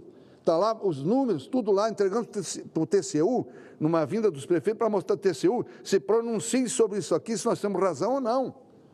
Então, como é que nós vamos viver fazendo programas do governo federal? De todos, tanto de esquerda, direita, de meio, do lado que for, por nesses 12 anos, é isso aí. Então, não vou ficar aqui repetindo, 49% estão no vermelho, nunca houve isso. Em 2022, fechamos as contas com 69 bilhões em caixa, agora estão com 10 bilhões fora, e esses prefeitos todos que vão encerrar o mandato vão transgredir a lei de responsabilidade fiscal, porque agora, inclusive, tem um projeto que vai chegar aqui, que nós encaminhamos, em que o Tesouro Nacional, como o Congresso até hoje não votou a lei criando o Conselho Nacional de Gestão da Lei de Responsabilidade Fiscal, porque não interessa para a União criar essa lei, cada um interpreta de uma forma. E o Tesouro Nacional interpretou agora que todas as despesas de OS, Organizações Sociais da Saúde, conta no gasto pessoal. Esses municípios já estão com 80%, 90% na folha, que estimularam o município a criar essa forma de gestão e agora mandaram colocar, porque não tem o conselho que fazem 24 anos, me desculpe, que deveria ser criado. Então, é um rosário que podemos entrar. Eu quero me ater agora na questão da Previdência, para não ficar aqui falando muito tempo, colocar a agrura que estão vivendo. Só para repetir, esses prefeitos, eu conheço mais de 100 prefeitos, esse prefeito condenado na cadeia, deixou R$8 mil de resto a pagar, que em vez de entrar em 30 de dezembro, no final do mandato, entrou em 4 de janeiro e foi condenado e foi para a cadeia dormir. Isso não é conversa, isso é a realidade, a gente pode dizer quem for. Esses prefeitos vão ser condenados. Então, nós temos que corrigir pelo menos isso, porque eles não estão olhando isso aí, estão olhando a emenda, estão olhando a eleição que já está aí. Então, agora nós, em função da desoneração, e que foi, novamente agradecemos à Câmara e o Senado, na pessoa do senhor, né, nesse momento, muito trabalho, né, iniciado lá na Bahia, com o senador Ângelo Coronel, com os prefeitos da Bahia, e seu trabalho aqui incessante na defesa dos municípios. Nós aproveitamos essa situação para levantar aqui, isso para nós é a ponta do iceberg. Ou seja, a desoneração é um grande trabalho, mas é uma coisa pontual, é fundamental, mas é pontual. Eu quero dizer, a dívida dos municípios, senadores e senadoras, hoje no Brasil, do sistema geral, é 248 bilhões de reais. Só a Bahia deve 45 bilhões desse valor, por isso a situação mais aguda no estado da Bahia. Bom, 248 bilhões, 4.300 municípios devem essa dívida. Na questão dos precatórios, 198 bilhões em 2.340 municípios que devem. Tem mais 6 anos para poder pagar e não tem mais como fazer isso. Então, estou falando aqui. E quem tem o fundo próprio, 2.180 municípios do Brasil, tem uma dívida direta de 50 bilhões. Então, nós estamos falando em 500 bilhões de reais. Agora, acabando de sair de uma audiência da Fazenda e o ministro Padilha, né? Eu já vou concluir. Vossa Excelência, até pela importância da notícia sobre esse encontro com o Ministério da Fazenda, Vossa Excelência tem o tempo que desejar, viu, presidente Paulo? Eu vou aprofundar, tem muitos companheiros para falar. Obrigado pela deferência. Então né, nós tivemos 248 bilhões, mais 198, diga-se de passagem, a cidade de São Paulo deve 94 bilhões, a metade é da cidade de São Paulo. Então, nós temos depois os precatórios, a dívida previdenciária e dos que têm fundo. A nossa construção da nossa entidade, e que tem o apoio, inclusive da frente, negociamos junto outras sugestões dos companheiros da frente, entramos aqui no Senado com a proposta de emenda constitucional 66. O primeiro subscritor foi o senador Jader Barbalho, depois teve adesão de mais de 30, 40 senadores. Ela começou a tramitar, o senador Portinho do Rio de Janeiro é o relator dela. Nós tivemos aí a construção e, a partir daí, nós fizemos uma emenda aglutinativa, porque entendemos que o relatório dele, com respeito que tem o senador, piora a nossa emenda no sentido, porque os municípios não vão poder aderir. Então, nós construímos uma emenda aglutinativa que tem o número 6 e que já foi subscrita por 37 senadores e senadoras dessa casa. Essa proposta, ela vai na seguinte direção, e falamos isso com o ministro Haddad e com o ministro Padilha mostrando lá. A dívida previdenciária tem que ser reparcelada, porque eu pego o caso sempre da Bahia, que é onde é mais eloquente o problema, né? O município lá de Riachão, por exemplo, o município de um prefeito que participa bastante aí conosco, ele tem, senadores, uma dívida de 200 milhões, tem uma receita corrente líquida de 100 milhões por ano. Então, hoje está parcelado, com base na lei de 2017, ele paga 1% da receita corrente líquida para aquela dívida, né, que vai aumentando. Então, em tese, 200 milhões, 1% é 1 milhão. Então, ele pagou no ano 1 milhão. Ele cumpriu, pagou. Só que é corrigido pela Selic. Como a Selic está em 11, 10,5, 10, ele passou para 220 milhões. Então, no Brasil, há 15 anos atrás, a dívida era 30 bilhões, hoje é 248 bilhões. Se isso não for enfrentado agora, nos próximos 10 anos, vai chegar a 1 trilhão pelas nossas projeções. Então, e por quê? Por causa da correção da Selic que tem. Eu não vou discutir se é ou não, os governadores estão discutindo lá também. Então, nós estamos propondo que haja uma reformulação, porque esses municípios, como entrou em vigor o E-Social, antes tinha uma certa, não é facilitação, os dados não eram muito cruzados, enfim, agora não, o município tem que informar, e por esta lei de 2017, que foi nós que construímos ainda da época do presidente Temer, a Receita já está empoderada no outro artigo, que ela pode, inclusive, reter da transferência a corrente do mês, não só a passada. Então, esses municípios, às vezes, nem notam lá na ponta que é sugado dele, aí acha que o FPM caiu. Não foi o FPM que caiu, é que a União está pegando aquele dinheiro que é autorizada a pegar. Então, ela subtrai daquele município e ele fica inviável. Aí, o que os municípios estão fazendo? Como a emenda 103 terminou e dizendo que tem que ser, por emenda constitucional, parcelamento, e é só 60 meses, então eles vão lá e renegociam 60 meses, mais 60 meses. Então, não tem mais como viver esse município, é inviável. Então, com esse reparcelamento que nós estamos propondo, nós vamos colocar tudo num balaio e vamos colocar tudo em 240 meses, ele vai pagar um percentual e deu, porque senão ele não consegue chegar ao final do ano. Então, isso é na dívida. Os precatórios é igual, eu não vou me alongar aqui, mas a nossa proposta é no sentido de também vincular um percentual de 1 a 3% da receita corrente líquida para poder fazer frente e pagar os precatórios. Só que aí nós temos a OAB de adversários, nós temos outras estruturas que lutam contra nós, e que é compreensível, mas que nós temos que ver. Então, endividamento, a questão dos precatórios, a questão da desoneração, e o outro item que eu tenho aqui, que é o qual é? Sim, do regime próprio. É a transferência. O presidente Lula fez isso em 2003, quando ele assumiu. Nós viemos na época com ele aqui, com o ministro da época, o Palocci, entregar a reforma da Previdência e a reforma tributária. A reforma tributária andou um ponto, não andou outro, e a reforma da Previdência andou um pouco. Naquele momento foi aprovada a emenda 41 da Previdência. Ali foi excluído a vinculação, terminou a vinculação do inativo com da ativa. Quem entrou no serviço depois daquela data, ele tem que ter a suplementar outra, porque senão ele fica equiparado e aí não tinha como pagar. Então, o presidente enfrentou isso e transmitiu para os 3 entes da federação, União, Estado e município. E a alíquota, que era 9%, também passou para 11% para todos, teve a solidariedade. Agora o Congresso e o Executivo não tiveram isso. Foi votado em 2019 só para a União.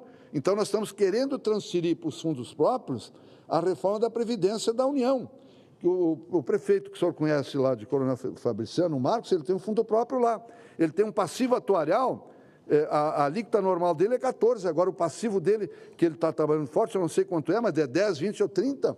Então, se transferir a reforma, ele quase zera aquele déficit e sobra dinheiro no caixa dele. Então, esses 3 itens, e na desoneração, presidente Rodrigo, nós estamos propondo nessa emenda aglutinativa em que, a partir do ano que vem, os municípios passam a pagar 10%, no outro ano 12% e no outro ano 14%. Portanto, nós não estamos aqui contra reonerar ou não, nós queremos a solucionar, porque aí todos os municípios vão ser atendidos. A desoneração só quem está no regime geral. Os do próprio estão em situação pior. O prefeito de Aracaju sabe disso, porque ele tem um fundo lá e sabe do déficit dele. Então, estamos propondo essas 4 situações, está subscrita a emenda aglutinativa, e aqui o nosso sonho de verão é que o senhor colocasse a semana que vem, durante a marcha, em votação, essa proposta que já passou na Comissão de Justiça, já está em plenário para ser votada, para que a gente possa dizer. Mas com o ministro Haddad, andou muito bem a reunião, foi muito importante a reunião com ele, com o ministro Padilha, progredimos nesses 5 itens, 4 houve consenso. O único que está agora para nós negociar a partir da manhã é que vamos reonerar ou não e de que forma nós vamos fazer. Então, só falta esse item para que se possa chegar quase que a um consenso num montante de 500 bilhões de reais e queria tirar muito do nosso sufoco. Portanto, essa reunião aqui eu reputo importantíssima, porque o Senado tem força, tem poder, o senhor tem essa liderança, assumir esse compromisso, está levando, não para prejudicar o governo ou não, mas exatamente, e disse para o ministro, e ele sabe, todas as propostas não têm impacto nenhum para a União, não é dinheiro da União. E estamos ali colocando, porque o ministro Supremo deu a decisão, dizendo que faltou indicar a fonte da compensação. Né, que não foi ali, a base toda é essa aí. Nós estamos indicando na emenda aglutinativa a compensação também que o governo não vem fazendo para fazer isso aí. Então, nessa parte, desculpe, eu me alonguei, tomei o tempo de outros, mas para dar uma explicada e pedir para o senhor, para os senadores, que, se possível, ponham em votação essa proposta, que eu tenho certeza que nós vamos ter uma emenda constitucional. Aí talvez o Supremo não venha mudar essa emenda constitucional. Muito obrigado pelo espaço, obrigado pela sua homenagem e pelo seu trabalho.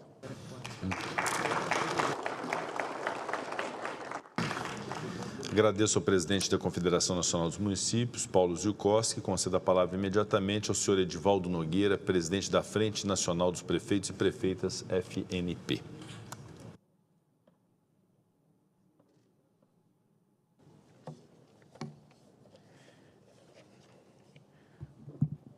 Boa noite a todos e a todas, né? Já boa noite? Não, boa tarde ainda. Eu quero saudar o excelente senhor presidente do Senado Federal e requerente dessa sessão, o senador Rodrigo Pacheco, agradecer a preocupação e o zelo que o senhor tem tido durante esse tempo inteiro com os municípios brasileiros. Quero saudar o senador Ângelo Coronel, quero saudar o senador Otto Alencar, saudar o senador Efraim Filho, quero saudar Paulo Ziukowski, que é presidente da CNM. Dizer que, senhor presidente, primeiro, mesmo que seja redundante, e não é redundante, dizer da nossa agrura, da nossa tristeza e do nosso desalento com o que está acontecendo no Rio Grande do Sul e mandar, através do presidente Paulo Ziukowski, né, as nossas homenagens e a nossa solidariedade ao povo do Rio Grande do Sul, que sofre de maneira brutal. Né? Eu, assistindo pela televisão, já dá calafrio, né? Imaginar o que está acontecendo em cada cidade daquele estado extraordinário do nosso país. E, portanto, também parabenizar e agradecer, né, esse esforço conjunto do Brasil. Há muito tempo que a gente não viu o Brasil tão unido, né, tão juntos, como estamos vendo agora, nessa jornada que estamos todos nós dando a nossa contribuição para minorar o sofrimento.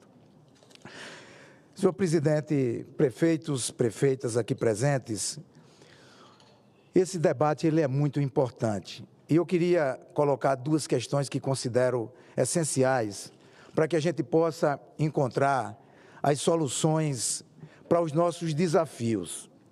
Primeiro é essa ideia da importância do município. Porque, efetivamente, às vezes fica parecendo, senhor senador, senhoras senadoras, senhores senadores, prefeitos, que nós estamos lutando apenas por um quinhão, por um pedaço. Ou quando aperta o calo, a gente se mobiliza. Então, eu quero fazer uma inversão, mostrar a importância do município para o país. Na minha opinião, o município é o que tem de mais importante na nação, porque é no município que o cidadão vive. É onde ele estuda, é onde ele nasce, é onde ele casa, é onde ele tem filhos. Quando está doente, é onde ele busca o remédio ou a consulta para as suas agruras. O trabalhador que sai para trabalhar tem que ter o sistema de transporte adequado para levá-lo para o seu trabalho. Enfim, a vida acontece nas cidades. Tem um escritor americano, numa obra interessante. O título do livro dele é Centros Urbanos, a maior invenção da humanidade. Né? O autor é Eduardo Gleiser. Ele mostra isso, que as cidades são fundamentais para a existência humana. Portanto, é preciso valorizar os municípios. E o Brasil, nós ainda temos uma federação invertida. Nós ainda temos uma federação em que grande parte dos recursos eles são colocados no ente federal, a segunda parte mais importante nos estados, e sobra para nós, os municípios, a menor parcela da divisão do bolo federativo do dinheiro da nação. E um exemplo disso, senador Pacheco, é que, nesses últimos anos, eu sou prefeito pelo 4º mandato. Eu fui vice-prefeito de Aracaju entre 2000 e 2006, prefeito de 2006 a 2012, a 2008, me reelegi no primeiro turno em 2012, voltei agora em 2016, me reelegi em 2020. E nesses anos que eu sou um político essencialmente municipalista.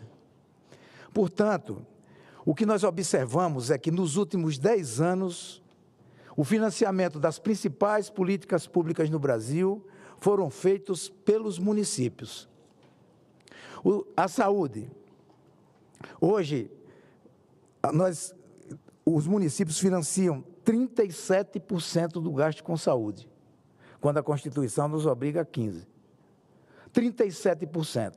Aqui o Paulo Zilkowski já colocou as questões, né? Uma ultrassonografia, o governo federal paga 20% do preço real, 80% os municípios financiam. E assim sucessivamente. Equipes de saúde da família, hoje nós estamos dependendo 37% da gestão da saúde. Na educação nós estamos chegando a 44%. Então é preciso que os municípios sejam olhados com outro olhar, redundantemente. E é isso aqui que nós estamos aqui hoje nesse debate, porque eu penso também que nós precisamos discutir a crise dos municípios sobre uma ótica da necessidade de termos mais recursos e de enfrentarmos 4 grandes gargalos que nós temos. O primeiro deles é a dívida previdenciária. A nossa dívida previdenciária precisa ser resolvida numa grande negociação. Nós não podemos continuar, né, com esse chove não molha. A crise, ela vem como se fosse cada inverno ou cada verão. A cada ano, uma crise previdenciária, a cada mês um município renegocia e depois ele deve novamente, perde certidão, volta a renegociar, perde novamente, vai novamente renegociar. Então nós precisamos encontrar uma discussão global da dívida previdenciária dos municípios. E aí, senhor presidente, não tem diferença de município rico, de município pobre. Não tem diferença de município que tenha mais população ou menos população. Seja com regime próprio ou com regime da Previdência, é muito importante, existe uma dívida previdenciária muito grande. O segundo aspecto são os precatórios. Nós não podemos mais, né, deixar que essa coisa avance como avançou até agora. Uma outra questão que está mais relativa e não está nessa PEC 66, mas que é importante para as cidades maiores, que é a seguritização da dívida. É uma outra questão. Tem até um projeto de lei que está sendo encaminhado aqui, né, na Câmara, que deve tratar desse tema, que também é muito importante para que a gente possa antecipar recebíveis da dívida, da nossa dívida. E, por fim, essa questão da desoneração previdenciária.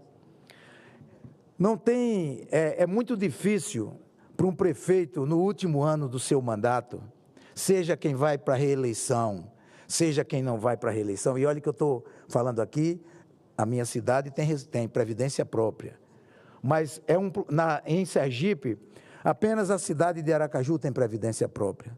75 municípios são previdências do regime da Previdência Geral. E todos estão em dificuldades. Aqueles que, pela lei, os 8%.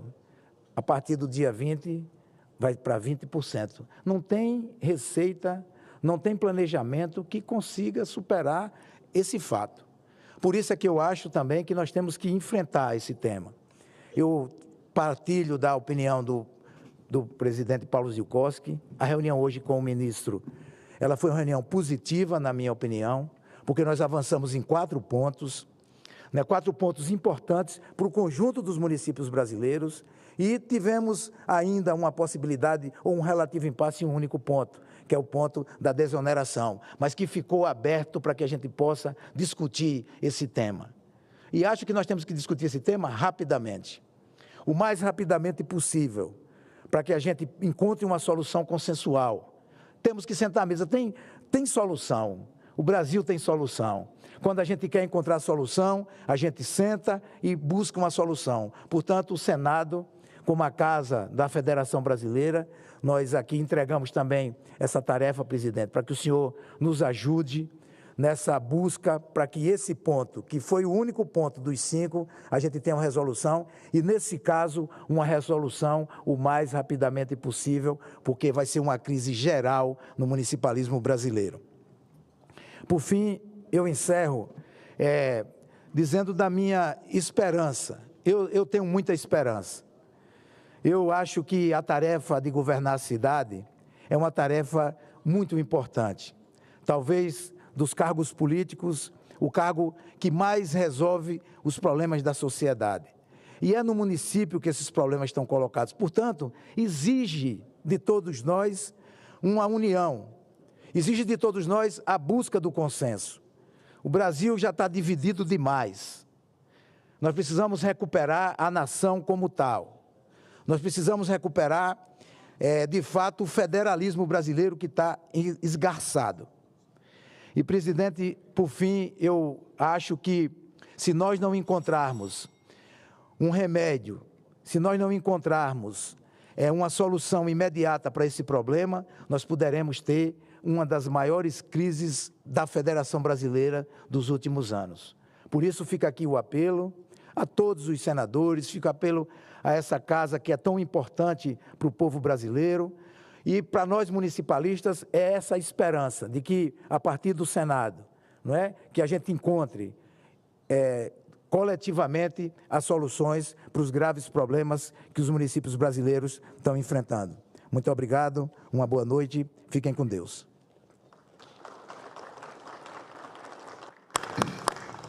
Agradeço ao prefeito Edivaldo Nogueira pelo seu pronunciamento. Concedo a palavra ao senador Efraim Filho, autor do projeto de lei 334 de 2023, da desoneração da folha de pagamento. Com a palavra, senador Efraim.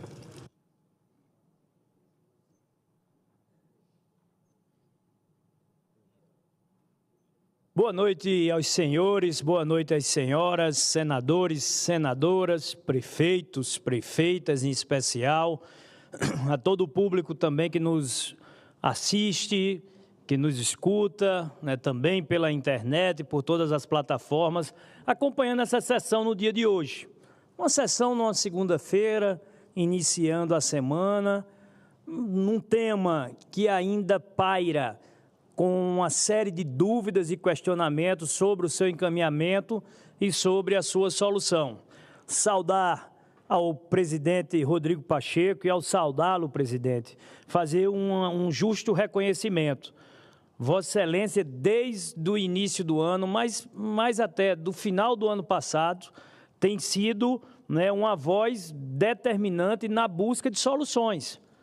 Encontrando soluções, foi uma voz firme num primeiro momento, quando ao final do ano passado, após a derrubada do veto por essa casa, o veto presidencial contra a desoneração dos setores produtivos e contra a desoneração dos municípios, o governo, no dia subsequente, edita uma medida provisória, desfazendo tudo que o Congresso levou 10 meses debatendo, votando e aprovando, senador Otto. Esse talvez seja o ponto que é preciso ter claro. Se houve leniência, omissão ou inércia, nesse caso, não foi do Congresso Nacional. O Congresso Nacional debateu por 10 meses. O Congresso Nacional aprovou. O governo usou o veto. O governo usou o mecanismo do veto legítimo. E a casa, com apoio da base do governo, disse, espera aí. Temos também que saber olhar por quem produz, no caso dos setores produtivos, e pelo elo mais fraco do nosso pacto federativo, que são os municípios. E nesse ponto, o presidente Rodrigo Pacheco, desde aquele primeiro momento, tem sido, meu caro relator Ângelo Coronel, essa voz. Saudar o relator Ângelo Coronel, brincava ali com ele, que tal qual, né, uma dupla dinâmica, eu autor do projeto, o coronel como relator, ele viu ali a importância, né, e a oportunidade para poder trazer a temática dos municípios para um debate bastante pertinente, e imediatamente como autor, dei aqui a essência, né, o coronel nos chamou lá na CAI, conversamos na CAI, depois na CCJ, e foi possível, né, avançar nesse tema. Saudar os prefeitos Edivaldo e Paulo Zukowski, representantes das entidades, em nome deles, né, saudar a todos os prefeitos e, claro, a minha querida e estimada Paraíba, representada aqui pela presença do nosso presidente da Federação dos Municípios, George Coelho, a quem saúdo, todos os demais. Mas eu falava de momentos simbólicos, porque às vezes a gente entra numa discussão, entra no olho do furacão e começa a não perceber o que está no entorno. Um outro ponto bastante importante que nos traz aqui até hoje é que a lei que foi aprovada pelo Congresso Nacional, no outro dia, né, tentando por inconformismo modificar o governo, ele teve um argumento que foi acolhido pelo Supremo. Isso é outra história que a gente vai entrar depois. Qual foi o argumento? Não existiu compensação, não existiu medidas compensatórias. Mas espera aí, o que esse Congresso mais fez em 2023 foi dar espaço para que a agenda arrecadatória do governo pudesse avançar. Então, se talvez não esteja escrito, porque do ponto de vista político o Congresso entendeu que aquilo ali estava resolvido, mas nós aprovamos a nova lei do CARF, senador Alencar, salvo engano de sua relatoria, aprovamos a taxação das bets online e apostas esportivas, aprovamos a taxação das offshores, aprovamos a taxação dos fundos exclusivos, aprovamos a mudança com as novas regras do ICMS, aprovamos o arcabouço fiscal, a reforma tributária, aprovamos a pedido do governo a PEC da transição, que deu 180 bilhões de espaço orçamentário para o governo. Então, vi dizer, apontar o dedo ao Congresso de que a irresponsabilidade fiscal do país estaria nas costas da desoneração, não podemos aceitar. É inaceitável, é inadmissível, porque o Congresso Nacional tem plena consciência que cumpriu seu papel, aprovou uma agenda de arrecadação do governo e os fatos não mentem. Os fatos são incontestáveis. Os 3 primeiros meses de 2024, após a aprovação da agenda econômica pelo Congresso Nacional, deu ao governo um aumento de 80 bilhões de reais na sua arrecadação. 80 bilhões a mais nos 3 primeiros meses do que os 3 primeiros meses de 2023, com a desoneração a pleno vapor. O dos setores produtivos, presidente Pacheco, foi prorrogado. Mas o dos municípios é uma desoneração nova. E mesmo assim o governo arrecadou 80 bi a mais, fruto do trabalho do Congresso Nacional. E talvez esse é um dado essencial que nos falta. Soube que foi pedido hoje na audiência que tiveram com o ministro Fernando Haddad. Mas eu não sei se a Receita não está querendo apresentar, se o Ministério da Fazenda não consegue colocar à mesa, se as entidades de municípios podem apresentar quanto foi a arrecadação da Previdência dos municípios, reduzindo de 8%. Porque tem muitas análises, mas que não estão demonstradas em números, de que a 8% se arrecadou mais do que a 20%, porque se falou a realidade da vida real, e municípios resolveram que ali a 8% dava para pagar, porque nenhum município fica inadimplente porque quer, nenhum município gosta de estar no CADIM ou algo desse tipo. Se tem condição de pagar, vai e paga. Mas veja o que é que foi feito nos últimos anos. A transferência dos ônus para os municípios não acompanhou a transferência dos bônus, que são as receitas. Os municípios tiveram que chamar para si várias responsabilidades. Eu costumo brincar lá com os meus prefeitos, 223 municípios da Paraíba, meu caro senador Pacheco, se diz que o município resolve pouca coisa, apenas aquilo que está entre a certidão de nascimento e a certidão de óbito de um cidadão. Aí o prefeito corrigiu, disse, espera aí, senador, antes da certidão de nascimento ainda tem o pré-natal, que a gente já cuida. E depois da certidão de óbito ainda tem o velório, que muitas vezes é a prefeitura que tem que dar para aqueles que mais precisam. Então, tudo o que acontece na vida do cidadão na ponta, ao final não é necessariamente a União ou o Estado, mas sim o município que tem que arcar com essas consequências. Vou dar um exemplo. Segurança pública, o tema do momento no Brasil, a escalada da violência. A segurança pública é a obrigação do Estado, mas pela incompetência ou pela incapacidade, muitas vezes, de oferecer a segurança ao cidadão, muitos municípios, aqueles que têm capacidade, até aqueles que não têm, tiveram de habilitar guardas municipais, as guardas civis. E com que dinheiro está sendo pago isso? Alguma transferência do governo federal? Não, teve que se retirar do bolo, que já era pequeno do município, para poder arcar com essa responsabilidade que, em tese, não era sua. Os municípios pequenos, isso acontece muito na Paraíba e tenho certeza que nos estados do Nordeste e de outras regiões, estão tendo que transferir os estudantes universitários, porque você vai pegar 400 estudantes universitários numa cidade para cobrar a passagem dele, se não tem a via regular de ônibus para aquele horário, muitas vezes da noite da universidade, é a prefeitura quem tem, muitas vezes, que disponibilizar o ônibus para que possa fazer esse transporte e o acesso à educação aos estudantes. Citei aqui apenas 2 exemplos, as creches, a obra física é muito bacana, creche nova, mas e os funcionários? E os servidores? É os municípios que têm que arcar, e esses ônus não vieram acompanhados de transferências. Então, presidente, para ir direto ao ponto de encerramento, nós esperamos, sim, que se chegue a uma solução mediada. É preciso sensibilidade do governo federal. É preciso que o governo entenda esse elo mais fraco do Pacto Federativo. Os 8%, eles podem, sim, ter ali um aperfeiçoamento. Se não tiveram, senadores do Coronel, é porque esse momento de debate era o que o Congresso Nacional esperava que tivesse havido no momento da discussão do texto, onde o governo se omitiu e se ausentou. Porque esse é o papel do parlamento, colocar todos à mesma mesa e encontrar soluções.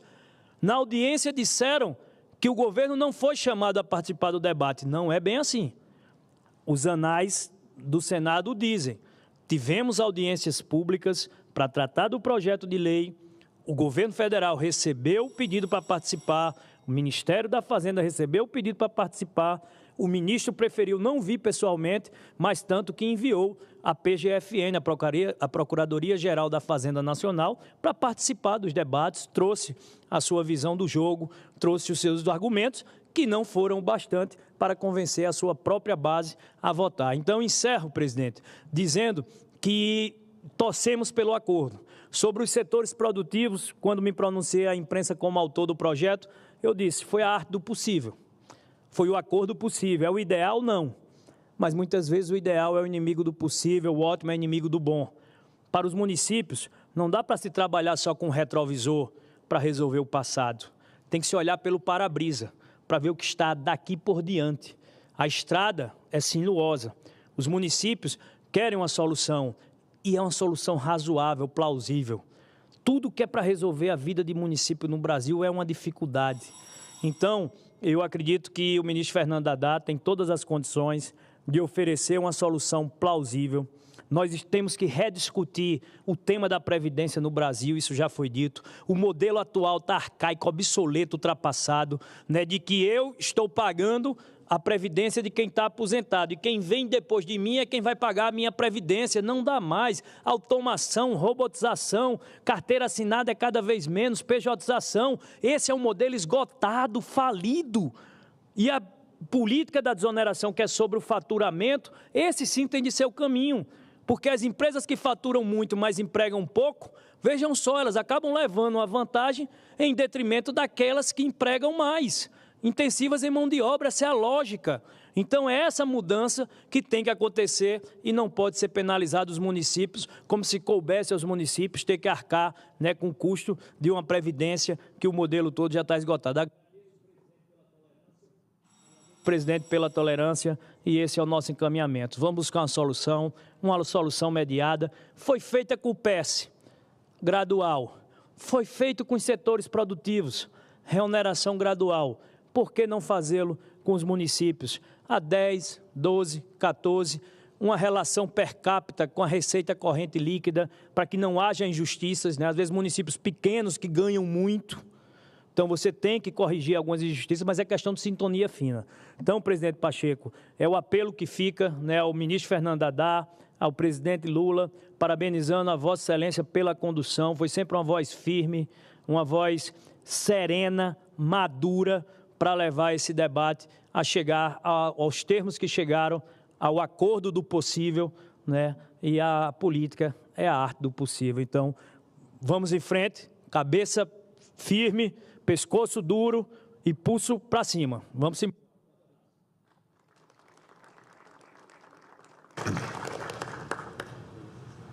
Senador Efraim Filho, senador Ângelo Coronel, senador Otto Alencar.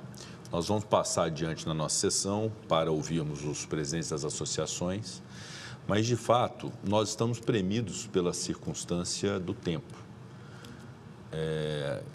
E premidos também estávamos em relação aos 17 setores, em que houve uma negociação do governo federal com os 17 setores, da qual nós fomos participados e vamos evoluir nessa composição. Amanhã mesmo tem uma reunião com o advogado-geral da União para tratar desse tema. No caso dos municípios, nós precisamos encaminhar um acordo.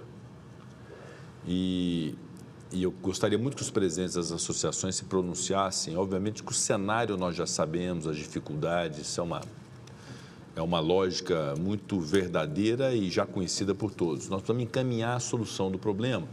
Eu queria sugerir ao nosso líder Otto Alencar, o nosso relator Ângelo Coronel e o autor do projeto, senador Efraim Filho, que pudéssemos, após essa sessão de debates, reunirmos para definir o encaminhamento de proposta de composição com o Ministério da Fazenda, com o governo federal, cuja reunião na parte da manhã, com o Paulo Ziukoski, com o Edivaldo, com representantes do municipalismo, foi uma reunião muito positiva que já sinalizou diversos temas, inclusive o da renegociação da dívida previdenciária. E outros temas também, parece que dos 5 pontos lá, 4 com alguma aceitação do governo federal. Na minha estada no Palácio do Planalto agora, um pouco antes dessa sessão, eu estive com o ministro Fernando Haddad, um pouco antes da reunião com o governador Eduardo Leite, por videoconferência, e o ministro Fernando Haddad disse do encaminhamento de uma composição com o municipalismo nesses pontos todos. Remanesce a questão da desoneração, que, pelo que eu entendi, é muito mais um problema da falta da indicação da compensação e da fonte de receita do que propriamente um capricho do governo de não aceitar uma alíquota de 8% ou de 12%, ou uma alíquota menor do que é a alíquota atual de 20%. Muito bem. Então, diante disso, eu considero que nós podíamos encaminhar a solução do acordo via um substitutivo na PEC 66, propondo ao governo federal todos os itens e colhendo do governo federal a aceitação em relação a esses itens. E em relação à desoneração da folha, obviamente que o Efraim, Coronel e Otto, que estão mais dedicados a isso, podiam pensar num formato que não deve ser a retomada dos 20%, como hoje se impõe na decisão do Supremo Tribunal Federal, e acaba sendo um problema para o Congresso e para os municípios, e que não seja, eventualmente, os 8%, para todo sempre, né? Eventualmente, uma composição que pudesse indicar uma fonte para manter os 8% desse ano, que já chegamos até maio, assim como fez para os 17 setores, fazer também para os municípios, nós indicando a fonte, e temos várias fontes possíveis, né? Uma fonte que eu gostaria de destacar e pedir avaliação do Ministério da Fazenda é em relação a recursos esquecidos no sistema financeiro nacional, que eventualmente podem ser tidos como fonte na recuperação desses recursos, que são alguns bilhões de reais, como créditos também e depósitos judiciais de ações judiciais em que não se aparece o proprietário, que também aos montes nós temos isso no Brasil, Como temos da questão dos jogos, que foi aprovado no Senado, dos BEPs também, né, do dezembro do ano passado. Então, o nosso trabalho é esse, né, de fazer uma proposta que, se o governo não aceita os 8% para todo sempre, e nós também enxergamos como muito difícil, e vamos dizer até que nós não aceitamos o restabelecimento de 20% para todo sempre, uma proposta intermediária escalonada aos longos dos anos 2024, 2025, 2026, 2027, até que 2028 se chegue a uma alíquota, que pode ser uma alíquota de 14, de 16, 18, enfim. É uma discussão que nós temos que fazer, sempre apresentando a fonte de composição. Mas é importante nós encaminharmos, a partir dessa sessão de debates, algo concreto, na linha, inclusive, do que o governo federal estava sustentando, porque a essa altura o governo federal há de convir que ele próprio considerou discutir isso num projeto de lei no âmbito da Câmara dos Deputados, diferente do que é o restabelecimento dos 20%. Então, ele próprio já aceitou esse escalonamento, já aceitou diferenciação, que é algo que eu enxergo que o municipalismo não quer estabelecer, diferenciação por municípios, enfim, mas aceitou discutir. Então, se o governo aceitou discutir, nos cabe, de fato, encaminhar uma proposta que seja uma proposta de equilíbrio federativo entre o governo federal e municípios, tendo o Congresso Nacional como palco próprio da aprovação de uma legislação e, eventualmente, um acordo desse ajustado e apalavrado pode, inclusive, render o encaminhamento ao Supremo Tribunal Federal na linha da suspensão da eficácia da decisão judicial, para que os prefeitos tenham a garantia que no mês de maio, junho, até que se concretize o projeto de lei, a alíquota seja de 8%, assim como os 17 setores conseguiram. Então, vamos dar a palavra agora aos nossos presidentes de associações. Vamos começar por Minas Gerais, mas por que Minas Gerais vai ser o primeiro, hein? Mera coincidência. E na sequência nós realmente encaminhamos uma solução prática. Na sequência, líder Otto Alencar. Então, vou pedir o Marcos Vinícius Bizarro, prefeito de Coronel Fabriciano e presidente da nossa Associação de Minas, que já ocupe a tribuna. Conceda a palavra ao líder Otto Alencar. Só uma parte, presidente. Eu queria apenas acrescentar, concordando com as colocações de Vossa Excelência, de que deveria sair daqui uma posição inflexível de que esse ano se permanecesse os 8%, não mudar os 8%. Não, eu quero, inclusive, prestar solidariedade ao presidente, o Paulo Roberto, que é gaúcho, em função da tragédia, da catástrofe que acontece no estado do Rio Grande do Sul, e parabenizo o governo por essa iniciativa de postergar por 36 meses a dívida do estado do Rio Grande do Sul, que é super importante, uma dívida de 165 bilhões de reais com a União. E nada, presidente, mais próprio, presidente, de que o governo também tivesse a sensibilidade de, olhando para o Rio Grande do Sul, com a tragédia que acontece lá, olhasse também para o Nordeste, com a seca do Nordeste, para os prefeitos do Centro-Oeste de São Paulo, de todos os estados que estão reunidos, e não cobrando esse ano os 20% do Rio Grande do Sul, daria um alívio muito grande aos prefeitos do Rio Grande do Sul. O Rio Grande do Sul tem 497 prefeitos. Se for manter os 8%, está dando um grande alívio para o prefeito, como está dando para os estados do Rio Grande do Sul. E é lá no município que vai se resolver a maioria dos problemas que estão acontecendo com as enchentes. Então, o momento é muito próprio para permanecer os 8% que está aí aprovado pelo Congresso e que o governo, lamentavelmente, judicializou em cima de um processo de aumento de arrecadação, como falou o senador Efraim Filho. Só para dar um exemplo, no caso do Conselho de Recursos Fiscais, que eu relatei aqui, com o voto, presidente, a favor do contribuinte, se arrecadou em 2022 30 bi. Mudamos o voto para a União, em 2023 se arrecadou 107 bilhões de reais. Então, o governo arrecadou muito, podia, sem dúvida nenhuma, fazer esse gesto para esse ano ficar 8%, o que seria muito importante para a renegociação 2025, 2026, 2027 e 2028. Perfeito, líder Otto Alencar.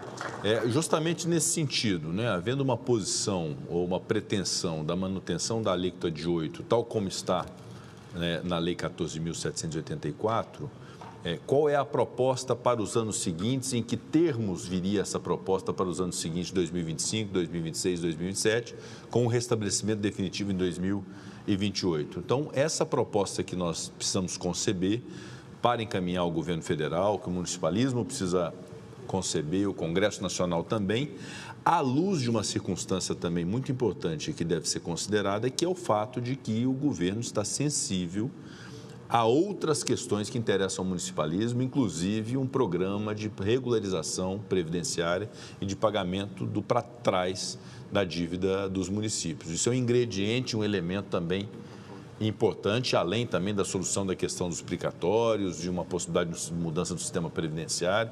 Então, esse pacote de soluções para os municípios deve ser considerado no momento de negociarmos os anos de 2025 em diante, adotando essa postura de que em 2024, tal como os 17 setores, pudéssemos ficar com os 8%. Então, é justamente esse encaminhamento que nós devemos dar a partir dessa sessão para tentarmos, o mais rapidamente possível, ter uma solução desse tema. E aí já me disseram aqui que Minas Gerais será o primeiro, não pelo presidente da sessão, mas porque é o estado que tem o maior número de municípios no Brasil, 853 municípios, deve ser a maior associação também em termos de filiados, por isso tenho o prazer de conceder a palavra ao meu conterrâneo Marcos Vinícius Bizarro, prefeito de Fabriciano, presidente da Associação Mineira de Municípios. Presidente, antes do início, me permite só uma complementação nesse encaminhamento, né, da proposta que Vossa Excelência fez.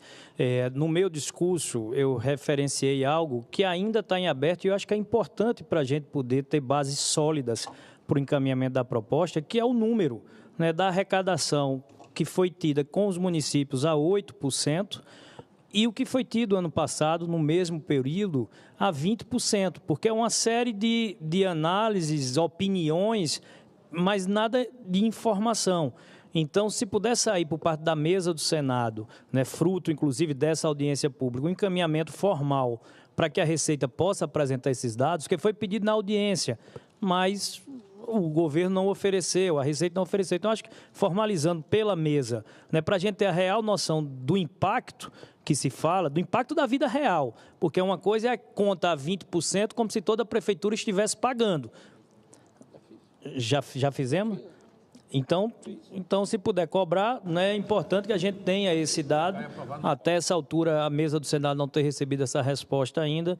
É bom que pudesse reafirmar a cobrança e concluo só registrando aqui com muita alegria a presença em plenário do meu primeiro suplente de senador, o amigo André Amaral, que está aqui conosco acompanhando os debates. Muito obrigado. Com a palavra, o prefeito... Presidente, pois não. Esse requerimento foi feito na CAI, aprovado, semana retrasada, e eu tenho cobrado, mas até então não tenho recebido notícias, porque não dá para fazer acordo sem saber de números. Eu, como matemático, engenheiro, acordo tem que ter baseado em alguma coisa, não na ilusão. Com a palavra, prefeito Marcos Vinícius. Presidente Rodrigo, inicialmente agradecer pela iniciativa, cumprimentar aqui senador Efraim, senador Otto e senador Ângelo Coronel, nosso presidente da Confederação, Paulo Costa, nosso presidente da Frente Nacional dos Prefeitos, Evaldo, trazer um abraço fraterno aqui também aos nossos irmãos do Rio Grande do Sul e externar o agradecimento a todos os municípios de Minas Gerais que têm feito um belíssimo trabalho lá, em termos de arrecadação de donativos, trabalho belíssimo com as secretarias municipais de assistência social, junto com o SEBAS. E dizer para você, presidente, que hoje os municípios mineiros se sentem felizes de ter o senhor como presidente representando Minas Gerais e os nossos municípios. Tivemos ao seu lado em 2018. Você é um municipalista nato, sabe as realidades do dia a dia dos nossos municípios mineiros. Muito bem lembrado aqui o porquê de falar em primeira ordem, por ser 853 municípios e de uma diversidade imensa de fronteiras e também de cultura. E o que nós estamos vivendo, se fosse falar aqui, viraria até uma terapia de casal. Acho que foi bem lembrado, eu acho que não é mais aqui a pauta. Nós vimos falar os problemas. Mas nós queremos lembrar muito bem que esses problemas nasceram em Brasília. Esses problemas não nasceram lá nos municípios, nós criando custo no dia a dia para administrar as nossas cidades. Esses problemas foram parcialmente estancados, esse sangramento, justamente no seu mandato aqui como presidente, quando a gente tem a oportunidade de aprovar a PEC 128. Porque primeira vez que a gente começou a discutir que quem cria despesa também tem que apontar a forma de receita.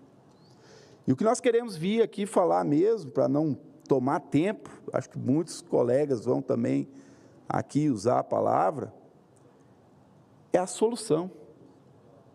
Porque foi criado um problema político hoje para os municípios e principalmente para os presidentes das associações, que foi a questão da desoneração, que salvou nós, sim, está salvando, está tendo um equilíbrio nas nossas contas públicas, mas no momento que o Palácio, ele entra contra a decisão do Congresso, que era soberana, inclusive derrubando o veto, vai à Justiça, e pasme, hoje participamos de uma reunião, que eu também concordo, presidente Paulo, presidente Evaldo, que foi uma reunião produtiva, mas agora a gente ficou aqui com as palavras do senador Efraim, com a atitude do ministro Haddad ao enfrentamento do nosso presidente da Bahia, onde que ele deixa nítido e claro que não houve conversa com o Ministério, deixando a entender que o Ministério foi traído, foi tratorado e que simplesmente não tinha debate com o Ministério. E hoje aqui as máscaras caem e sim, houve sim conversas, houve sim fontes de receita e o que a gente vê salvando aí, teoricamente, fazendo um acordo com a iniciativa privada e deixando os municípios de fora, a nossa situação como presidente aí das estaduais, ela começa a ficar muito complicada, presidente. E aqui é o nosso agradecimento especial, porque se não fosse a atitude do senhor, a situação nossa ainda estava pior, estava muito pior, porque nós estaríamos hoje sem chance de rever nada. Nós teríamos simplesmente sido tratorados. Então, nesse sentido, presidente, encaminhando, nós já temos um consenso aqui entre os presidentes das estaduais, entre a Frente Nacional de Prefeitos, entre a Confederação Nacional, que a melhor solução hoje para nós é o Congresso trabalhar aí no STF para resolver momentaneamente, mostrar que sim, tem as fontes de receita, que é o que o STF fala, e de imediato nós aprovar esse texto aí da emenda aglutinativa número 6, a 6, que isso agrada a todos os municípios e seria uma conquista realmente municipalista, não a curto prazo, mas a médio e longo prazo também, para a gente resolver as nossas contas. E claro, encerrando aqui, presidente, não seria o momento ideal, e reforçando o convite aqui da Confederação Nacional dos Prefeitos, porque o senhor trouxesse essa notícia para nós, durante esse grande evento que nós vamos fazer, que é a Marcha de Prefeitos, e também convidar e reforçar aqui também o convite dos municípios de Minas Gerais, para também o senhor estar presente com a gente no nosso Congresso Mineiro de Municípios.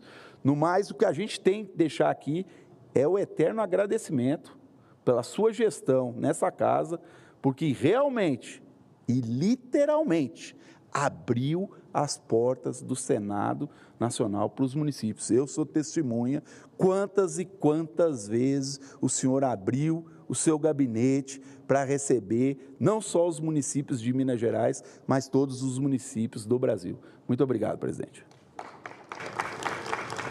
Muito obrigado, presidente Marcos Vinícius Bizarro, prefeito de Coronel Fabriciano, em Minas Gerais, e presidente da nossa Associação Mineira de Municípios. Concedo a palavra agora ao senhor Marcelo Fortes Barbieri, presidente da Associação Paulista de Municípios. Está aí?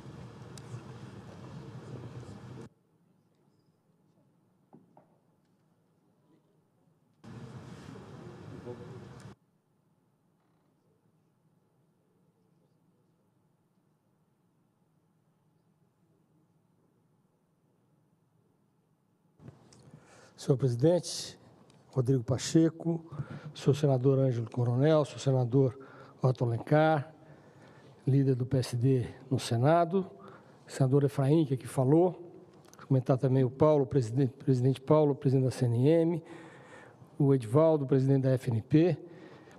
Em nome do presidente da UPB, da Bahia, o Quinho, cumprimento todos os demais colegas presidentes das regionais que aqui estão. Senhor presidente, inicialmente eu gostaria também, não posso deixar de consignar a tristeza no estado de São Paulo com a perda da deputada Amália Barros, que Vossa Excelência fez um pronunciamento tão bonito sobre ela, ela que está sendo hoje, foi hoje sepultada na cidade de Mojimirim, que fica ali na região de Campinas, ela que é uma cidadã paulista, com 39 anos, deixou uma marca profunda na luta política do Brasil.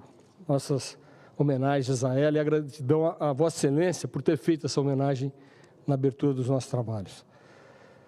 Senhor presidente, é óbvio que já foi dito aqui várias vezes, mas eu quero repetir que a atitude que o senhor tomou à frente dessa luta é algo heróico, heróico. O senhor teve a coragem de pautar a questão, teve a coragem de enfrentar uma MP, teve a coragem de não aceitar o veto, conduzindo o Congresso Nacional a permitir que nós tivéssemos, pela primeira vez que eu me lembre, esse debate aqui no Senado da República.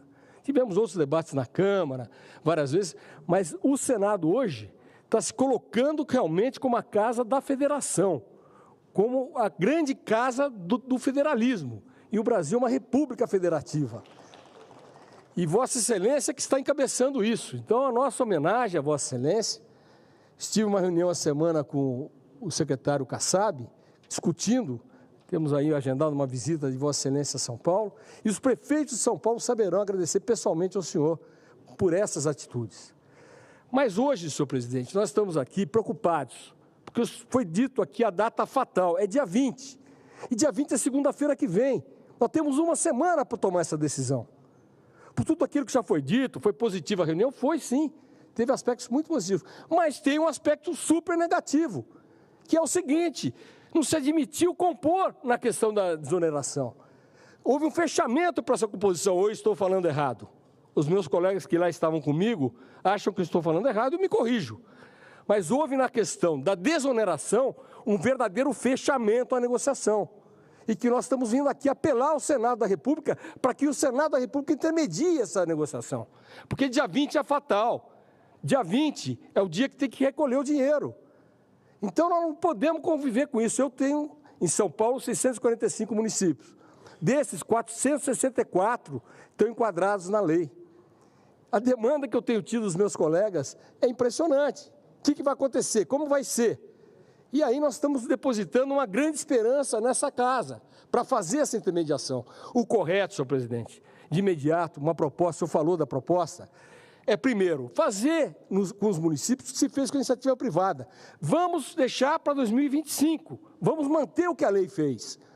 Esse é um ponto da negociação. Segundo, a grande negociação que se fez, isso se fez realmente na reunião, foi a proposta da CNM, e que a FNP endossou, na emenda da PEC 66. Então, nós vamos ter um pouco mais de tempo para poder fazer essa PEC avançar e validá-la para 2025. Mas, de imediato, senhor presidente, nós temos que ter uma atitude corajosa. Nós não podemos permitir que essa bomba recaia sobre os municípios, porque nós vamos ter a marcha dos prefeitos, que vão ter mais de 4 mil prefeitos aqui. E já vão ter que estar pagando, porque dia 20 abre a marcha, é o dia que tem que recolher. Quer dizer, vai acontecer o seguinte, vai aumentar a inadimplência das prefeituras. A grande maioria, ele fala por São Paulo, não irão pagar, até porque, de repente, começou o ano sem esse pagamento, não há planejamento financeiro para pagar isso. Então, nós vamos ter uma crise grave que vai atingir os municípios. Então, nós queremos fazer um apelo à Vossa Excelência, que está conduzindo tão bem esse processo, junto com seus pares, para que a gente consiga, nessa negociação, ganhar tempo para aprovar a PEC que a CNM e a FNP estão propondo, mas que a gente suspenda de imediato essa cobrança. Não é justo, da forma como foi dito hoje a nós, vai se cobrar já os 20%. Foi isso que foi dito. E nós não podemos aceitar, não dá para aceitar. É impossível aceitar. Os municípios não vão conseguir fazer frente a isso nesse momento. Então, essa é a grande questão colocada. Nós temos uma urgência de tomar essa atitude. E Vossa Excelência, de maneira muito feliz, convocou essa reunião hoje aqui pública, que está indo a todo o Brasil pela TV Senado, em que se faz esse apelo de uma composição. Nós temos que buscar essa composição de imediato. E eu fico muito feliz com a fala do nosso senador relator, que foi muito feliz quando ele falou, poxa, o bolo é um só. Eu já fui relator do Orçamento da União, faz tempo, 1992. E a visão do relator, que Vossa Excelência hoje é o relator do Orçamento da União, é exatamente essa, o bolo é um só. Ah, mas não faltou aqui. Não, mas espera aí, mas tem aqui, tem acolá. O orçamento é um só. Então não é justo querer atribuir aos municípios a responsabilidade de cobrir essa situação, sendo que a União já fez vários projetos que vão ser incluídos no orçamento de 2024, 2025, e que Vossa Excelência vai relatar. Então Vossa Excelência está hoje com a caneta do Orçamento da União. Vossa Excelência sabe melhor que ninguém poder argumentar tecnicamente na questão das receitas que vão cobrir essa situação dos municípios. E não é justo que se trate os municípios como entes de segunda classe. Nós somos parte dos 3 entes federados. Nós estamos na Constituição de 88, que o Ulisses Guimarães conduziu para que os municípios fossem contemplados. Agora se trata, não, para a empresa privada podemos deixar para 25, mas para o município agora, no dia 20 de maio. Não é justo isso, não é correto isso. Nós estamos faltando com a coerência. E eu digo aqui da Bahia, que o nosso presidente, o Quinho, foi sem dúvida nenhuma, nós temos que reconhecer isso com tranquilidade, sem nenhum problema, que foi a Bahia que encabeçou esse movimento.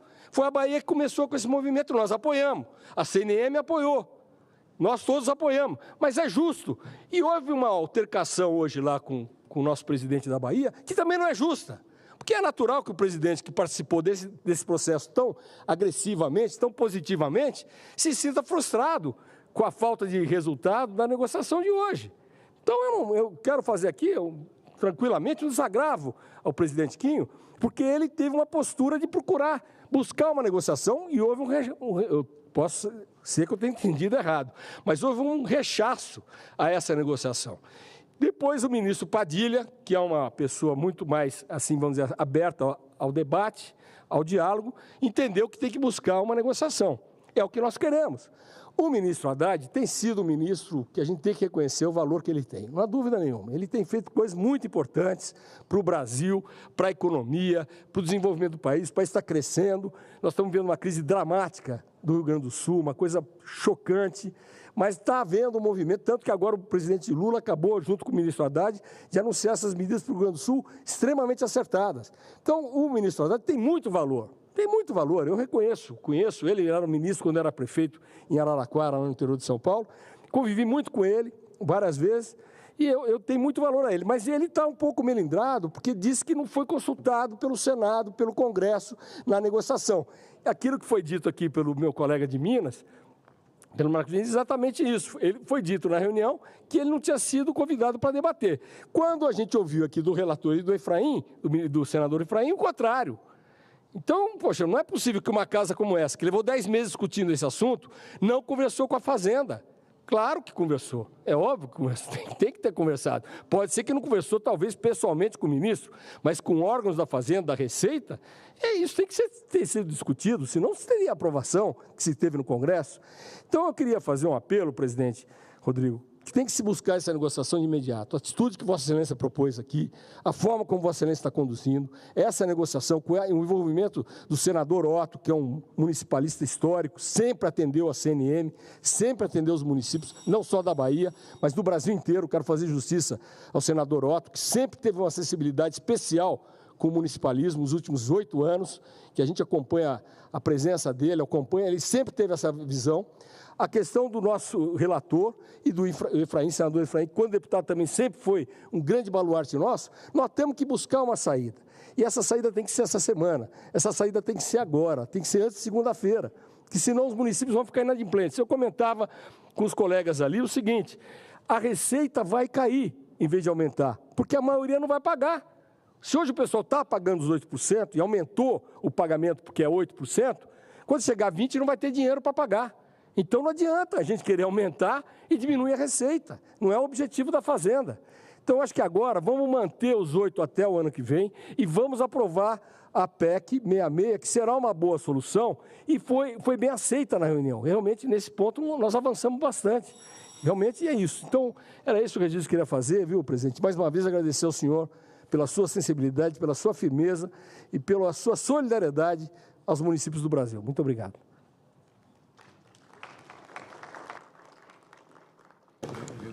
Agradeço ao presidente da Associação Paulista de Municípios, Marcelo Fortes Barbieri, pelo seu pronunciamento. Concedo a palavra ao senhor José Henrique Silva Tigre, prefeito de Belo Campo, na Bahia, e presidente da União dos Municípios da Bahia, UPB. Quinho.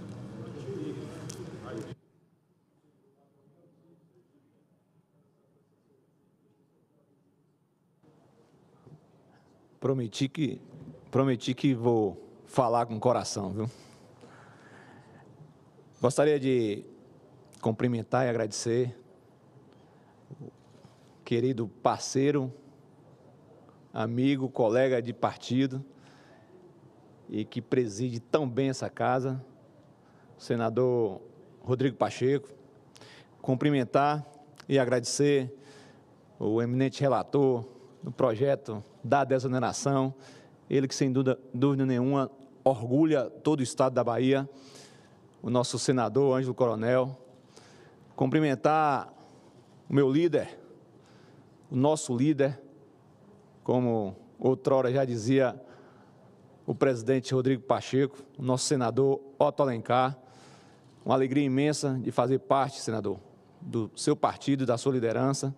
Cumprimentar também o nosso presidente da CNM, o nosso querido Paulo Zilkowski, o nosso presidente da Frente Parlamentar, nosso querido Edivaldo. Cumprimentar também, de forma especial, o autor desse projeto, o senador Efraim Filho.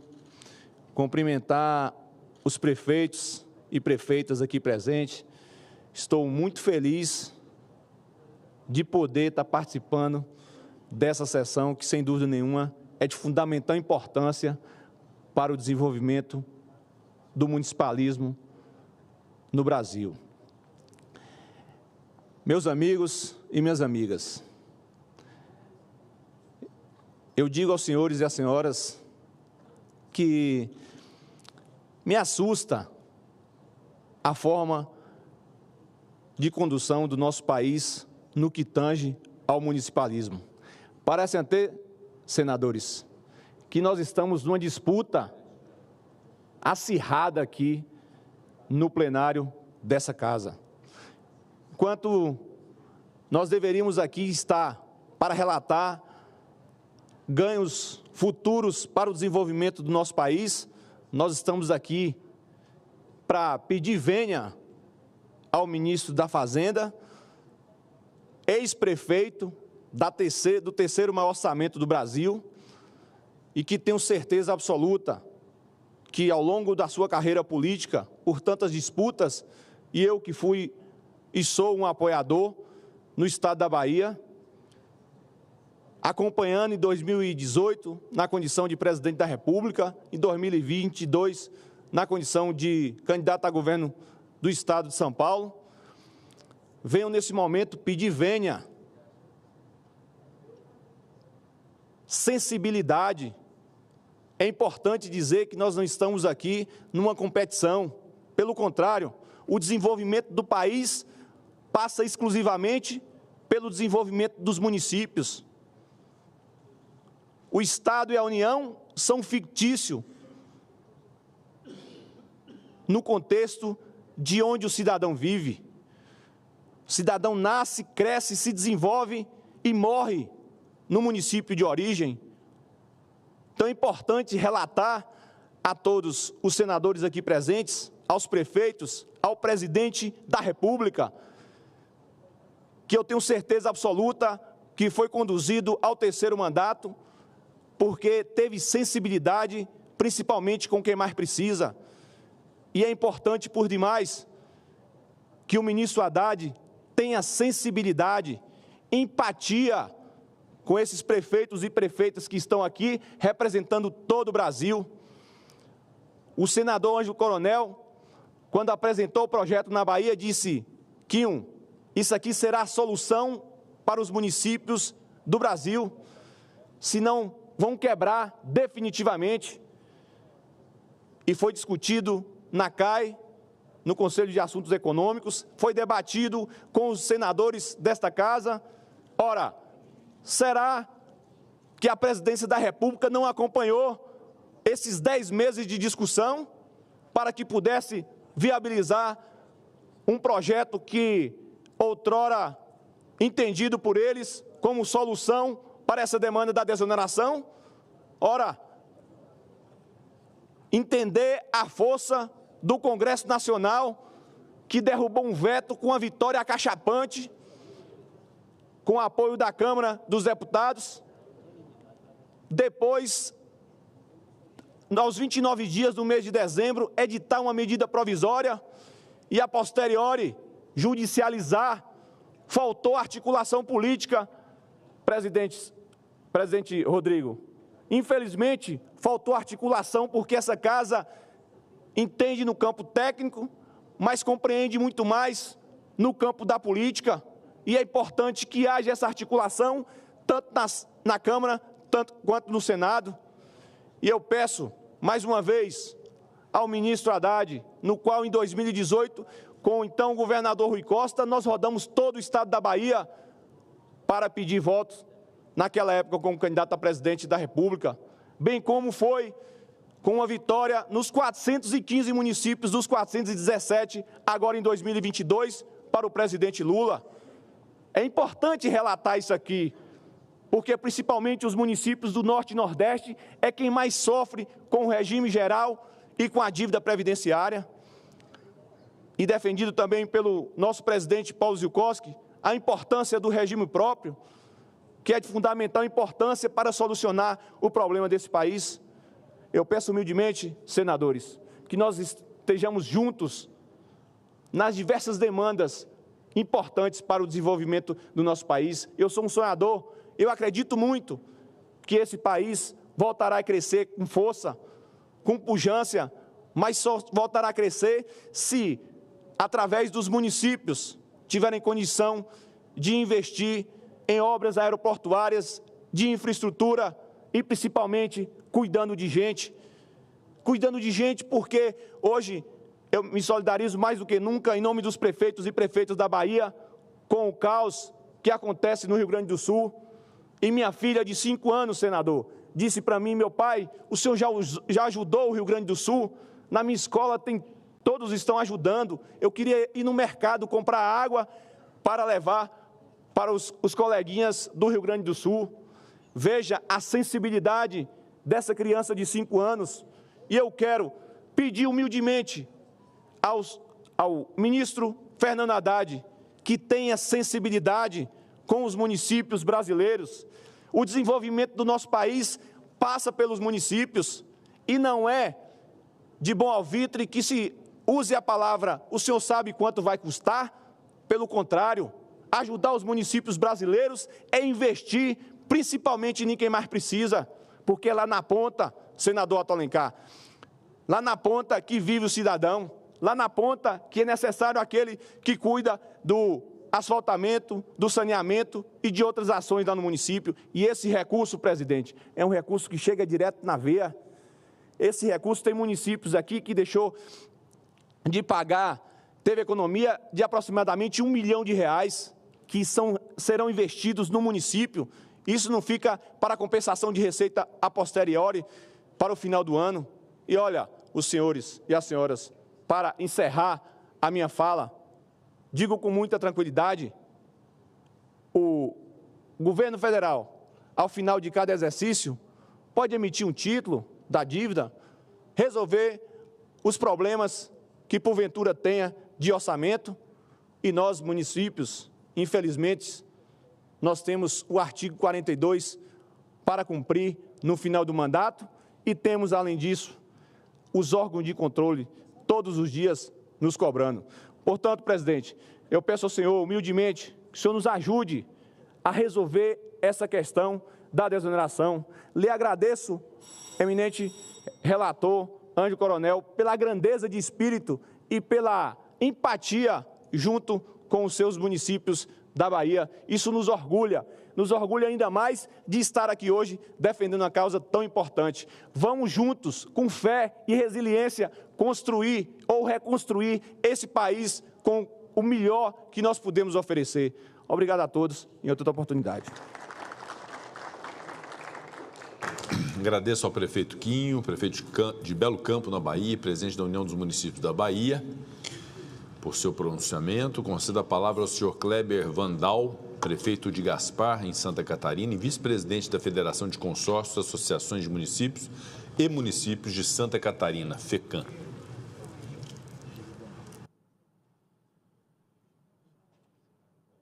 Senhor presidente Rodrigo Pacheco, quero cumprimentá-lo por permitir esse momento importante para os prefeitos e para os municípios brasileiros. Cumprimentar o senador Ângelo Coronel, Efraim Filho, o senador Otto Alencar, e cumprimentar também nosso presidente da CNM, Paulo Zielkowski, que faz um trabalho importantíssimo, com independência, com isenção, e temos aqui em mãos uma pauta bem organizada, presidente. Parabéns pelo seu trabalho, pela firmeza. E se hoje estamos aqui é também fruto do trabalho que a gente faz com a CNM, com as associações de municípios de todo o Brasil. Presidente, quando eu falo que venho a Brasília para falar sobre desoneração da folha, acredito que muitos que me acompanham pelas redes devem pensar, pô, mas de novo? Sim, de novo. Esse é um assunto importantíssimo e a gente precisa, o que o presidente da Associação de Municípios da Bahia falou aqui, eu acho que é uma expressão corretíssima. Precisamos de empatia do governo federal, precisamos de empatia do ministro Haddad e do presidente Lula com esse assunto. É interessante que, quando se trata desse assunto, se questiona a fonte de recurso. Mas o senador Efraim Filho falou algo que estava no meu roteiro aqui. Quando se aprovou a PEC da transição, não precisava, né? Outras questões que se aprovam, obrigações, deveres que se impõem aos municípios, que se joga nos ombros dos prefeitos, não se fala em compensação ou apontar fonte de recurso. Eu quero agradecer de coração, trago aqui a mensagem de Santa Catarina, presidente, a esse Senado Federal, ao senhor, ao senador Ângelo Coronel, Efraim Filho, pela coragem, por permitir esse momento. Estamos aqui fazendo um apelo encarecidamente, que a gente possa construir um ambiente de diálogo, de conversa, e para dizer que aprovamos integralmente a proposta da CNM com relação à desoneração da folha de pagamento. É nos municípios que a vida acontece, como já se falou aqui, e quero dizer de que Santa Catarina nunca faltou ao Brasil. Agora nós estamos aqui pedindo esse apoio do Senado Federal e que a gente consiga sensibilizar esse governo que na época da eleição dizia que seria o governo do amor. Infelizmente estamos vendo que é o governo arrecadador, que só pensa em arrecadar e não há a menor preocupação e empatia com os municípios. Nós precisamos, sim, construir esse consenso. Estamos aqui de braços abertos, disposto a conversar, a dialogar, mas que seja levado a cabo a proposta aprovada pela CNM com todos os presidentes das associações de municípios aqui do Brasil. Muito obrigado pela oportunidade, que Deus abençoe a todos. Muito obrigado, prefeito Kleber Vandal, vice-presidente da Federação de Consórcios, Associações de Municípios e Municípios de Santa Catarina, pelo seu pronunciamento representando o Estado de Santa Catarina. Concedo a palavra imediatamente ao senhor Antoniel de Souza Silva, prefeito de Caridade do Piauí e presidente da Associação Piauiense de Municípios.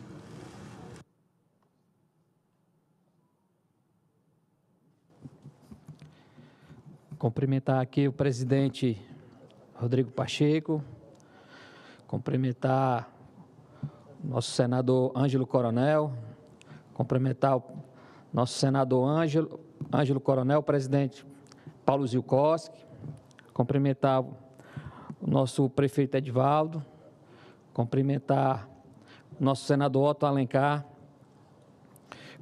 cumprimentar aqui todos os colegas presidentes das regionais, prefeitos e prefeitas, senadores, senadoras aqui presentes, dizer da importância desse debate aqui hoje, que traz em tona toda a questão do municipalismo. A gente costuma aqui discutir, né, meu amigo Luciano, que quando se trata do municipalismo, tudo fica mais difícil.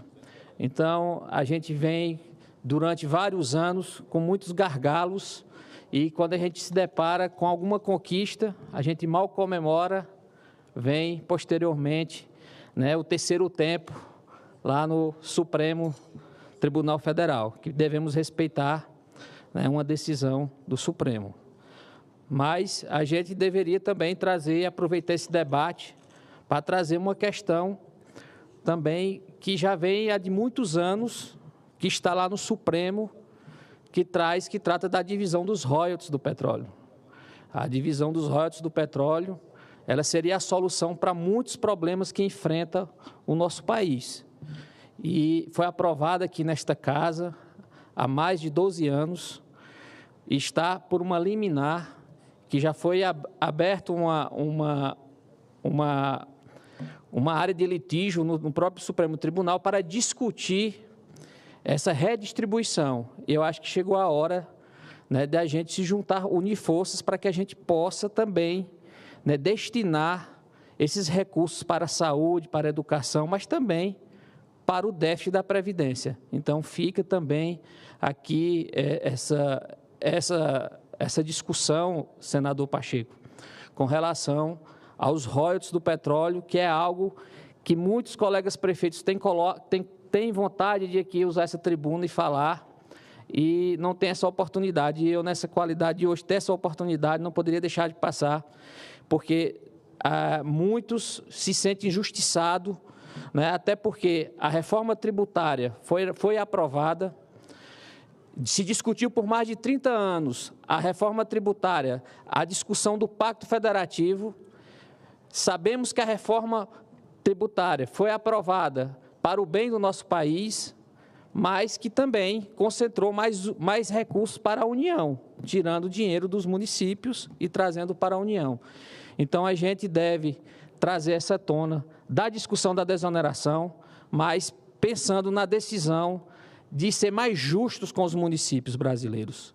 É onde começa a vida do cidadão, é onde o cidadão nasce e é onde o cidadão morre, é lá no município. É como disse nosso amigo Quinho, o Estado e a União é fictício, quando se trata do cidadão, porque o cidadão vive no município, é lá onde o serviço é prestado, é onde o filho dele estuda, e é lá no município que as ações são de fato realizadas. Então, não podemos deixar de tratar também com a questão dos incentivos fiscais. Quando se trata de incentivos fiscais, nada que a gente é contra, mas quando se trata de dar incentivos aos municípios, tudo é com dificuldades. Então, fica aqui o nosso apelo ao governo, aqui agradecer mais uma vez ao senador, presidente dessa casa, Rodrigo Pacheco, pela essa força do municipalismo, por o senhor ter nos dado toda essa notoriedade e ter representado muito bem durante esse período que esteve aqui na frente da presidência dessa casa, dando ainda mais um municipalismo mais forte e mais atuante. Então, eu queria aqui deixar aqui minha gratidão ao senhor, dizer que somos lá do Piauí, somos também do PSD, estamos encampados nessa luta de um municipalismo mais forte e atuante, para que a gente possa ser mais justo com as pessoas. Como disse nosso amigo Quinho, o nosso presidente defende que nós defendemos sempre os mais pobres, sempre as pessoas que mais precisam. E é lá no município a gente identifica, lá no social, é lá onde a gente dá a assistência necessária. Então, vamos ver com mais carinho o municipalismo brasileiro. Muito obrigado e boa noite. Agradeço ao prefeito Antoniel de Souza Silva, da Associação Piauiense de Municípios. Concedo a palavra ao senhor Jorge José Porciúncula Pereira Coelho, presidente da Federação das Associações de Municípios da Paraíba.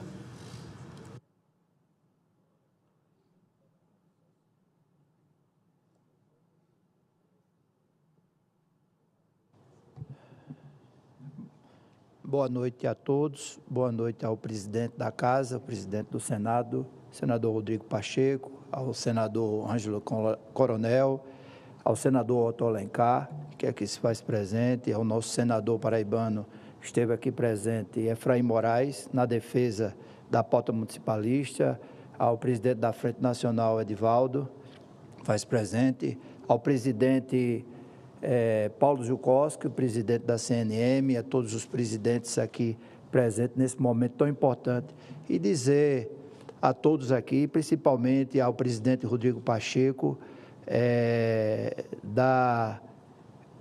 diga assim, presidente, da sua coragem e atitude como municipalista, de estar defendendo a causa dos municípios, fazendo com que hoje, um dia histórico, abrindo no Senado Federal uma discussão tão importante para que presidentes de federações de todo o Estado brasileiro e junto com prefeitos, né, e a presidência da CNM, junto com a Frente Nacional, a gente vem aqui defender os municípios. E muitos dos colegas já falaram aqui o que a gente sempre sabe, tudo começa nos municípios. O senhor está sentado nessa cadeira por conta dos municípios. Coronel Ângelo Coronel também, o senador Otto Alencar, como o senador Efraim e demais senadores que nessa casa têm assento e defendem o municipalismo, defendem o Estado brasileiro, mas vem do voto do município, vem daquilo que é mais sagrado na democracia, que é o voto, e principalmente das pessoas quando vivem nos municípios. E nós temos que fazer essa defesa, né? E principalmente a defesa também do Congresso Nacional, porque chega tudo que é votado de bem para os municípios, tudo que é feito de bem e de conquista para os municípios é quebrado pela Justiça, presidente Quinho. O Congresso faz o dever de casa e faz com que aquele avanço leve para os municípios. A Justiça derruba. Nós temos o caso do royalties do petróleo, como bem Toninho falou aqui, mas também temos o caso do ISS, que está paralisado. Os municípios não têm acesso. E agora a desoneração que essa casa votou, a Câmara votou, houve o veto presidencial, houve a quebra e é um benefício efetivamente dos municípios. Portanto, nós precisamos urgentemente parar com isso. O que o Congresso vota de direito dos municípios tem que ser respeitado pela Justiça, porque aqui é uma casa que tem senadores, 81 senadores, como tem 513 deputados, e tem suas diferenças partidárias, mas também tem a composição do municipalismo que leva aquilo que é o melhor para os municípios. Portanto, quanto o Nordeste, quanto a Federação dos Municípios, de Associações dos Municípios da Paraíba, vamos lutar pela essa desoneração e vamos lutar para que mantenha. E conclamo o presidente Paulo Zukoski a manter a desoneração dos 8% esse ano, presidente, para que a gente pode até fazer um acordo, pode até, como o próprio presidente Rodrigo Pacheco, sentar na mesa e fazer, mas esse ano tem que ser cumprido os 8%. É aquela história, quando a gente dá algo a alguém, a um direito, a gente não pode tirar. É como uma prova.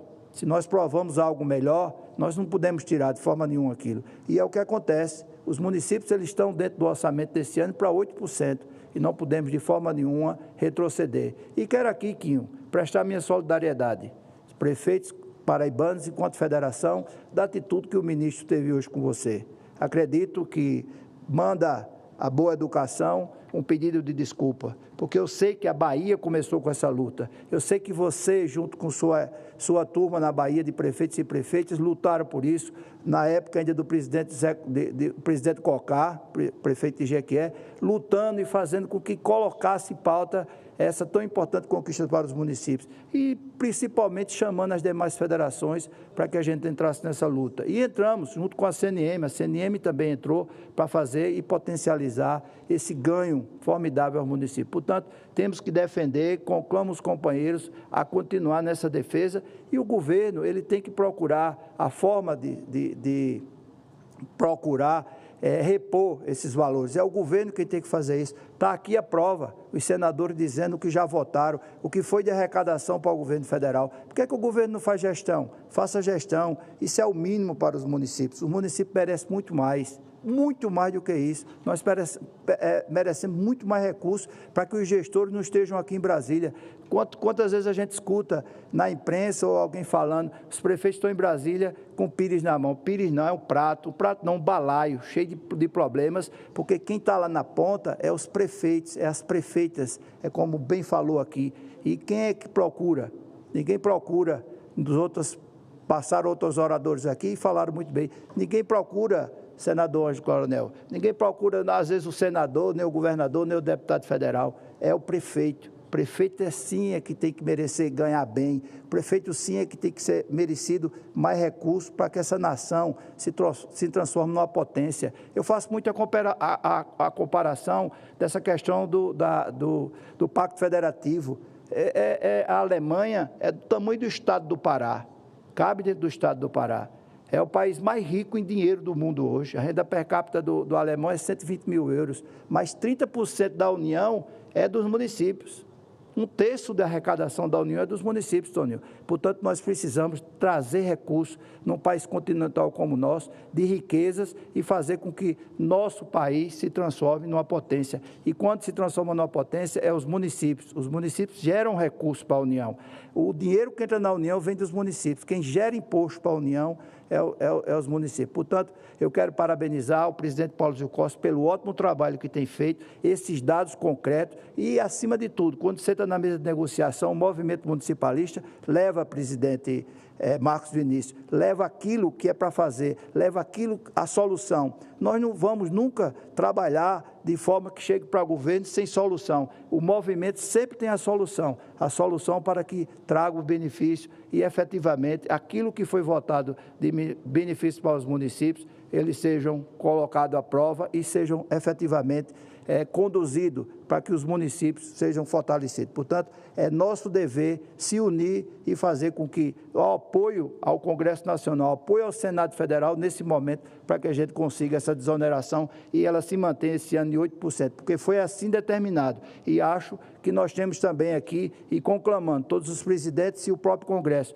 ir ao Supremo, conversar com o Supremo e mostrar ao Supremo as nossas dificuldades e mostrar ao Supremo que tem sim a solução e o governo tem como resolver. Portanto, eu quero agradecer mais uma vez e contem sempre com a FAMUP e a Paraíba nessa luta. Quinho, estamos juntos. Mais uma vez, minha solidariedade total ao nosso amigo Quinho, presidente da UPB, e a todos os prefeitos e prefeitas da Bahia. Muito obrigado ao prefeito Jorge José Pociuncla Pereira Coelho, presidente da Federação das Associações de Municípios da Paraíba. Concedo a palavra nesse momento ao senhor Ivo Rezende Aragão, prefeito do município de São Mateus do Maranhão e presidente da Federação dos Municípios do Estado do Maranhão.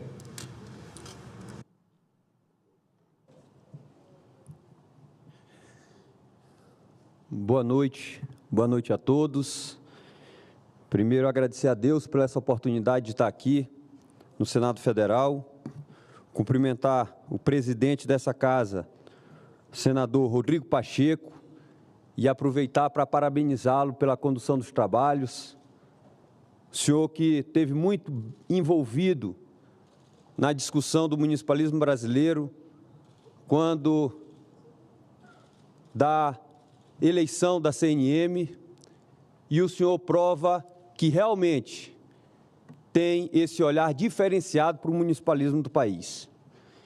Que realmente você vê no municipalismo a saída para muitas mazelas desse país. Que com o fortalecimento do municipalismo e com sua atuação, a gente pode avançar muito no desenvolvimento dessa nação. Cumprimento o coronel, o senador Ângelo Coronel, cumprimento o senador Otto Alencar, o senador Efraim Filho, que saiu há pouco, cumprimento o nosso presidente da CNM, Paulo Zilkowski, que muito bem vem conduzindo a Confederação Nacional dos Municípios. Não teria como, e eu não consigo imaginar outra pessoa para estar nas discussões como da desoneração se não fosse você, com sua capacidade que tem de poder reunir tecnicamente, embasamento técnico, para que a gente possa avançar nessa discussão. Parabéns pelo grande trabalho, brilhante trabalho que você vem fazendo pelo municipalismo do país. Cumprimento também aqui, que acabou de sair, o presidente da FNP, Edivaldo. Vejo com muita esperança a reunião que nós tivemos há pouco com o ministro Haddad e com o ministro Padilha. Lá nós pudemos ver que eles estão também com vontade de poder dar encaminhamento para a PEC 66 de 2023. E das 5 propostas, das 5 pautas que estão sendo discutidas, 4 já foi dado o encaminhamento. Disseram que o governo irá se unir aos municípios para que a gente possa aprovar e avançar na questão dos precatórios, na questão da extensão do regime geral de previdência social, também da reforma para o regime próprio de previdência e assim como do parcelamento da dívida previdenciária, dentre outros assuntos. Mas não vimos com a mesma esperança a questão da desoneração, ainda mais quando, na hora da discussão, o nosso presidente da Bahia, Quinho, muito bem interviu e disse, ao contrário do que o ministro Haddad disse lá para todos nós, que havia sim tido discussão com o Ministério da Fazenda. E aqui, senador Ângelo, o senhor também é prova disso, que teve sim discussões, e lá, inclusive, nós todos ficamos esperando e até assustados com a forma com que ele reagiu, inclusive perguntando se estavam chamando ele de mentiroso. Isso, Quinho, aqui no Senado Federal, realmente a máscara caiu. E nós temos ainda mais que nos unir. Os municípios do país têm que se unir para que a gente possa, assim, continuar com a desoneração da folha, que foi discutido na Câmara, que foi discutido no Senado, que foi aprovado, que foi derrubado o veto. E aí, com uma liminar no Supremo Tribunal Federal, numa canetada só, foi abaixo toda uma discussão do Congresso Nacional. Isso é inadmissível. A separação dos poderes tem que ser respeitada. Os municípios brasileiros têm que ser respeitados. No dia 20, nós vamos ter aqui em Brasília a Marcha dos Prefeitos, que vão contar com milhares de prefeitos, milhares de vereadores, assessores, milhares de pessoas que conclamam junto conosco as pautas municipalistas. E eu espero muito que nesse dia, que também é um dia sensível, tendo em vista que nesse dia pode ser o dia que nós iremos reonerar nossa folha em 12%. Mais de 10 bilhões. 12% porque hoje são 8, com mais 12, 20. Mais de 10 bilhões os municípios vão pagar novamente. Onde esse dinheiro, após um Covid, que muitas sequelas deixaram na saúde do nosso povo, que somos nós, prefeitos, que temos que resolver esse problema que é imediato, que nós temos que custear os nossos hospitais, as nossas UPAs, que nós temos que custear desde a segurança pública. E agora, de um dia para a noite, a gente voltará a pagar esse valor. Um valor que, como muito bem disse aqui o senador Efraim, fontes de receitas foram aprovadas muito nesse Senado. Muitas. E agora, para os municípios, nós temos que lutar para poder trazer mais receita para a União, que todo dia a gente vê time de futebol pagando 5% de alíquota patronal, senador Pacheco. Eu amo futebol, sou flamenguista. Lá, no meu estado, eu torço para o Sampaio Corrêa e na minha cidade, para o Juventude Samas. Amo ir no estádio, sei da função social que tem um clube de futebol, um time de futebol, do que gera de receita ali, mas eu tenho mais que absoluta certeza que um time de futebol não é melhor do que o município. Querido Barbieri, eu tenho certeza absoluta disso. Eu tenho certeza que, apesar das instituições privadas que oferem lucro, que visam oferir lucro, são importantes sim, mas muitas das vezes, quando se chega, e aqui eu peço permissão para poder fazer esse relato, quando chega no empresário, uma pessoa que está precisando de um caixão, quando chega para o empresário, uma pessoa que está precisando viajar para poder ir até o seu ente querido que está em outra cidade sofrendo por questões de saúde, o empresário bate no bolso e diz que não tem dinheiro. Mas quando bate, não é na porta da prefeitura não, querido senador Otton, é lá na cozinha do prefeito. Nós temos que tirar de onde for, não pelo dever, mas pela sensibilidade que o prefeito, que o político tem, porque sabe a casa lá onde a dona Maria mora, sabe no povoado onde o seu José mora e sabe que realmente ele tem necessidade e que de onde for ele vai tirar para poder cumprir aquela função social e ajudar aquela família.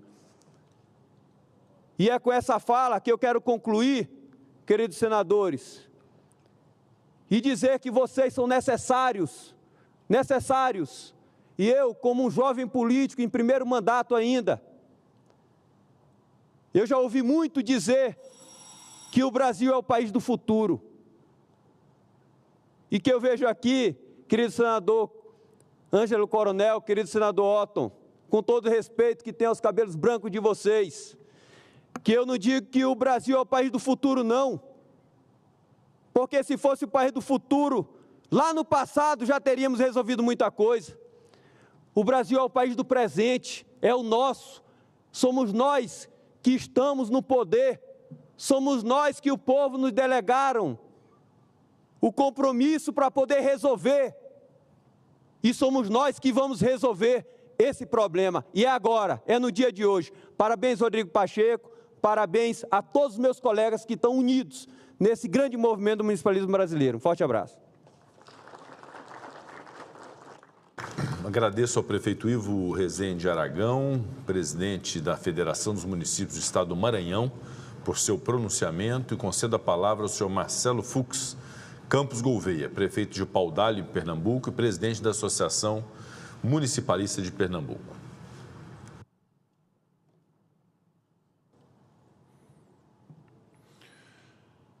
Boa tarde a todos. Gostaria de saudar o presidente do Senado, Rodrigo Pacheco, senador Rodrigo Pacheco, saudar os senadores aqui presentes, o senador Ângelo Coronel, o senador Otto, o senador Efraim, que estava aqui até há pouco, saudar o nosso presidente da CNM, Paulo Zilkowski, em nome dele, saudar todos os presidentes das federações e associações municipalistas aqui presentes. Gostaria, em nome da MUP, em nome dos municípios pernambucanos, parabenizar e agradecer o trabalho dessa casa, em nome do presidente Pacheco, em nome do senador Ângelo Coronel, que propôs a emenda no projeto de lei da desoneração. Agradecer também ao senador Efraim. Desde a Constituição de 88, os municípios vêm sendo atribuídas várias funções para que a gente possa prover saúde, educação, lazer, dentre outras responsabilidades, à população que reside em nossos municípios. Ao longo dos anos, a gente escuta muito falar de pacto federativo. Desde que eu assumi como prefeito em 2017, a bola da vez é o pacto federativo, é a distribuição do bolo tributário, a redistribuição. Hoje, os municípios têm pouco mais de 18% da arrecadação total fica nos municípios, onde mais de 50% fica na União. E a gente sabe que cada projeto novo apresentado, cada programa novo apresentado aqui no governo federal e aprovado no Congresso, termina uma parcela significativa disso e a maior parcela ficando para os municípios. É assim na merenda escolar, quando nós recebemos um pouco mais de 50 centavos por aluno por dia para poder prover uma merenda aos alunos que estudam na nossa escola. É assim quando nós recebemos cerca de R$ 6 por ano para poder fazer a medicação, comprar os remédios de cada munícipe que mora nas nossas cidades. É assim quando recebemos um valor aproximadamente de R$ 20 mil para um PSF, para um posto de saúde, quando a gente sabe que ele custa mais de 50. E sempre que é aprovado um piso salarial, um aumento de salário mínimo, sempre uma parcela significativa fica nos municípios. Quando foi aprovado o piso dos enfermeiros, nada contra, ficou o INSS para que a gente pudesse pagar. Quando foi aprovado o aumento do salário dos agentes de saúde, fica a insalubridade, fica o INSS para os municípios pagarem. E cada vez mais, isso foi sufocando os municípios brasileiros, de forma a ano passado nós chegarmos no momento mais difícil dos últimos anos, das últimas décadas, onde ficamos com as contas no vermelho e viemos a protestar, viemos a Brasília, tivemos a sensibilidade do governo, tivemos a sensibilidade do Congresso, principalmente dessa casa, quando aprova medidas que venham a contribuir com o municipalismo como um todo. Arrisco a dizer que a principal conquista do municipalismo brasileiro foi ano passado com a aprovação do projeto da desoneração da folha dos municípios. Os municípios perderam a capacidade de investimento. O que a gente recebe, ele mal dá para custear o básico do básico do básico. E com essa ação, nós podemos não só pagar a Previdência, mas sobrar dinheiro em caixa para que pudéssemos voltar a investir na saúde, voltar a investir na educação, voltar a investir em políticas públicas para o nosso povo. Quando a gente fala da manutenção da desoneração, a gente não está falando só de Previdência, a gente está falando do dinheiro na ponta da linha para a melhora da qualidade de vida do nosso povo, do povo que vive em nossa cidade. Não adianta falar de meta fiscal quando a gente está sem conseguir cumprir o mínimo da saúde, o mínimo aceitável da saúde. Eu não estou falando de percentual, eu estou falando de uma saúde de qualidade, com S maiúsculo, uma educação de qualidade. Não adianta falar de meta fiscal quando o nosso povo na ponta da linha está precisando de políticas públicas mais eficientes. E essa ação aprovada pelo Congresso, ela veio a dar a possibilidade que os municípios voltassem a investir em suas políticas públicas. Agradeço ao presidente Pacheco, mais uma vez, pelo grande líder e o grande enfrentamento que o senhor tem travado em defesa dos municípios. Saiba que hoje, de fato, o senhor é tido como um herói para os prefeitos do Brasil como um todo, pela sua postura, pela defesa, porque se fosse de forma diferente, hoje nós já estaríamos, desde o início do ano, já pagando os 20%, quando o senhor se opôs à medida provisória e quando o senhor se posiciona contra essa liminar do Supremo, afaga os nossos corações por saber que temos uma pessoa que fará a nossa defesa, a defesa do municipalismo, a defesa dos prefeitos, a defesa do povo brasileiro que está na ponta da linha. Então, agradeço do fundo do coração.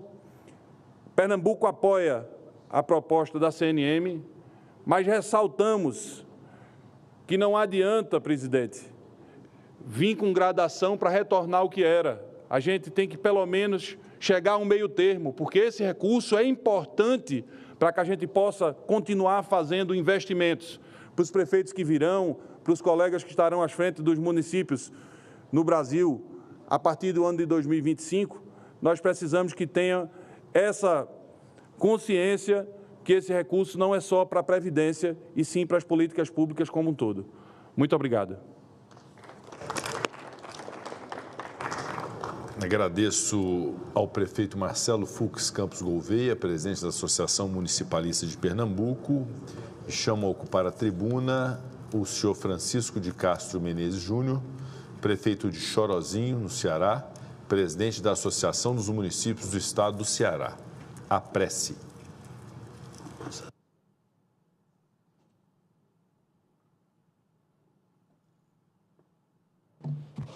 Senhor presidente Rodrigo Pacheco, senador Efraim Filho, senador Ângelo Coronel, senador Otto, demais senadores, presidente Paulo, presidente da CNM, presidente Edivaldo da Federação dos Prefeitos, saudar todos os meus colegas presidentes de federações e associações estaduais. Primeiramente, presidente Rodrigo Pacheco, gostaria de agradecer a oportunidade de hoje. A gente está fazendo uma história no municipalismo brasileiro. Eu estou no meu 8º ano de prefeito e é a primeira vez em que estou tendo a oportunidade de vir aqui no Senado Federal para debater uma causa tão importante quanto a questão financeira dos municípios. Tudo passa pelos municípios. É nos municípios que as pessoas vivem, convivem. E nós prefeitos e prefeitas, vivemos de sonhos. E um dos sonhos que a gente tinha era a aprovação da desoneração da folha de pagamento, que quando o Zé Cocá, juntamente com o Quinho, nosso presidente da UPB, começou lá atrás, não passava de um sonho, onde muitos aqui acreditavam que não seria possível. E graças à união de todos e à atenção que tivemos aqui do Senado Federal, na pessoa do senador Ângelo Coronel e demais senadores e também dos deputados federais, nós tivemos esse sonho tornado realidade. Posteriormente, houve o veto, onde logo em seguida o Congresso Nacional derrubou. E na prorrogação veio uma medida provisória renovando a oneração da folha de pagamento. E aí, o que me estranhou, enquanto prefeito de uma cidade pobre lá do interior do Ceará, foi o fato de que o governo federal passou 3 meses silente com relação à inconstitucionalidade da desoneração. E somente após a devolução por parte de Vossa Excelência, senador Rodrigo Pacheco, da medida provisória que via a reonerar os municípios, foi que ele acordou para a inconstitucionalidade dessa lei, o que demonstra que tem que haver uma maior sensibilidade por parte do governo federal para que os municípios brasileiros, principalmente aqueles mais pobres que estão hoje ansiosos pela chegada do dia 20, muitos no estado do Ceará já estão falando que não irão pagar dia 20 porque não têm condições financeiras para isso. Então, o que a gente espera, e desde já a gente agradece, senador Rodrigo Pacheco, é a sua atenção. O senhor não tem noção do tanto que a gente se sentiu prestigiado quando, em todas as vezes que se tratou da desoneração, o senhor saiu logo em seguida em defesa dos municípios. E o que a gente espera e deseja é que se encontre uma solução, se possível até o dia 20, para que a gente tenha nos nossos corações essa tranquilidade de poder fazer uma gestão com planejamento. O que a gente economiza na desoneração, ela serve para investimento em vários outros setores.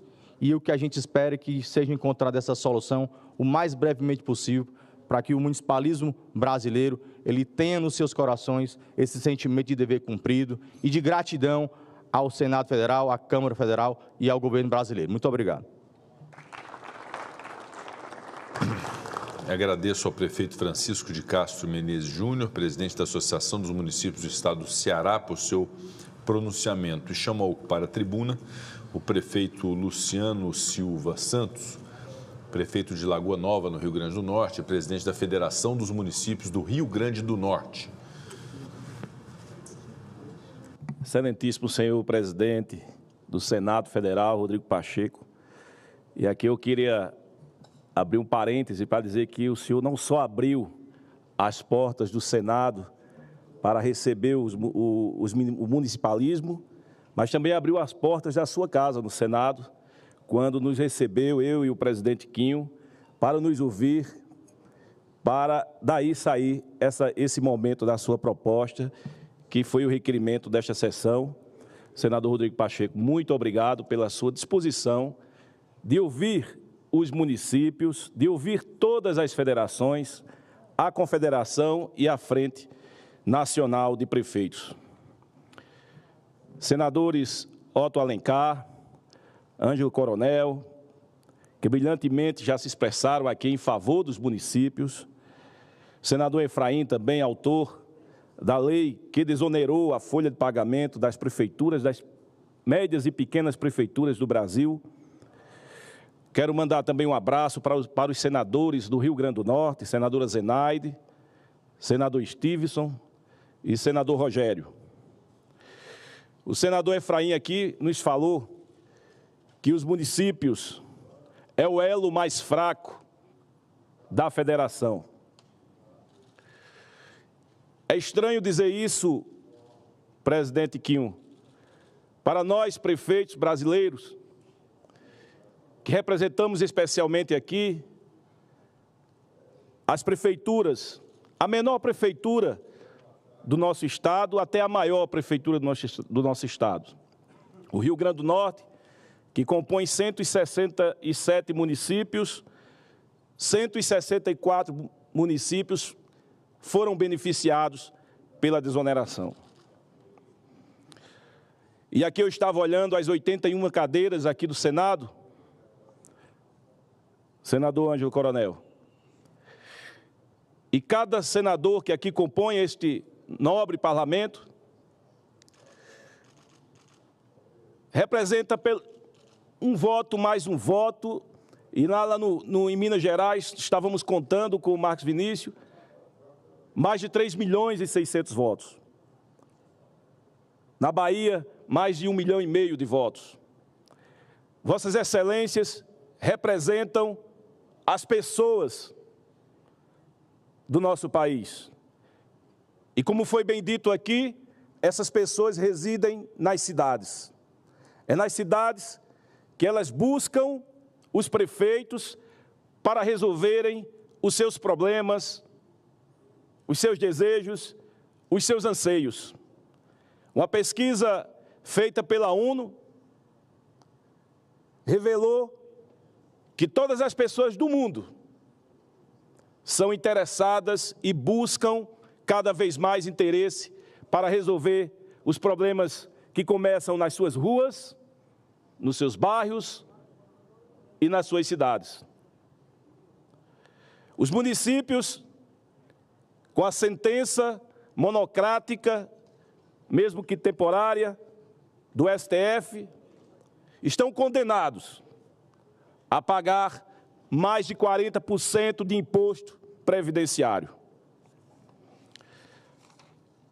Parabenizo Vossa Excelência, senador Rodrigo, quando lembrou aqui da aguerrida deputada Amália Barros, que representou a resiliência e o desejo de ver nas pessoas mais frágeis da nossa nação o amparo,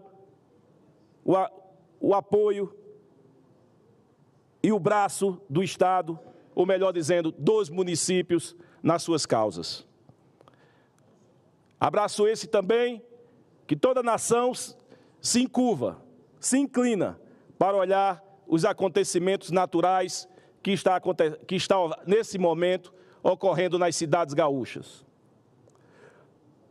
Hoje, subo a esta tribuna para discutir uma matéria de vital importância para o futuro fiscal e econômico de todos os municípios brasileiros. O nosso presidente, Paulo Zielkowski, munido de toda a técnica possível, fonte de dados para o Senado, fonte de dados até para o governo federal. Parabenizo o senhor, presidente Paulo Zielkowski, pela sua postura independente nas causas municipalistas, junto com todos os servidores da Confederação Nacional de Municípios, imbuídos em fornecer para nós, presidentes das federações, para os prefeitos do Brasil, para os deputados do nosso Congresso, para os senadores, informações verdadeiras, informações que refletem a alma do povo brasileiro, das pessoas nas cidades. A PEC 66, com seus adereços, é a causa, no momento, para resolver os problemas dos municípios que nós estamos vivendo nesse exato momento. Esta proposta legislativa, senhores e senhoras, é um marco na busca pela sustentabilidade fiscal dos nossos municípios. Ela contempla 6 medidas essenciais, desenhadas para beneficiar cada canto deste país, do norte a sul, de leste a oeste, sem exceção, sem exceção. Primeiramente, destaco, como aqui muito foi bem assentada, a desoneração da contribuição para o regime geral da Previdência Social de todos os municípios. Esta medida, senhores e senhoras, é uma proposta direta, como disse o presidente Quinho, é na veia das prefeituras do nosso país. E é nas prefeituras do nosso país que a vida acontece, como foi bem dito aqui. As políticas públicas são imediatas. Para se ter ideia, o nosso Rio Grande do Norte, no ano passado, no mês de março, sofreu atentado de violências. Foram muitos ônibus incendiados, máquinas públicas incendiadas. E até agora, a mão amiga da União ainda não alcançou os municípios.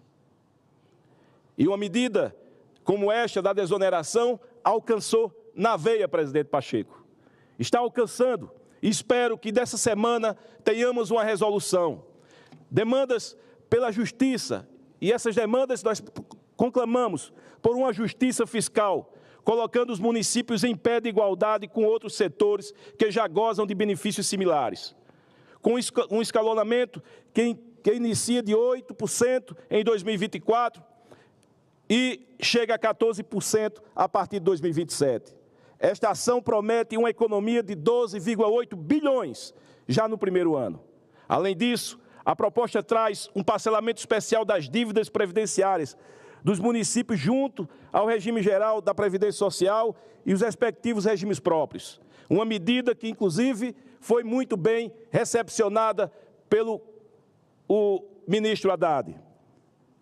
Uma medida que alivia o fardo financeiro e permite uma gestão mais eficiente dos recursos municipais. Não menos importante é a nova modelagem para a quitação de precatórios pelos municípios, limitando o pagamento a um percentual da receita corrente líquida e oferecendo um caminho viável para a solvência destas dívidas, sem comprometer a prestação de serviços essenciais para as nossas populações.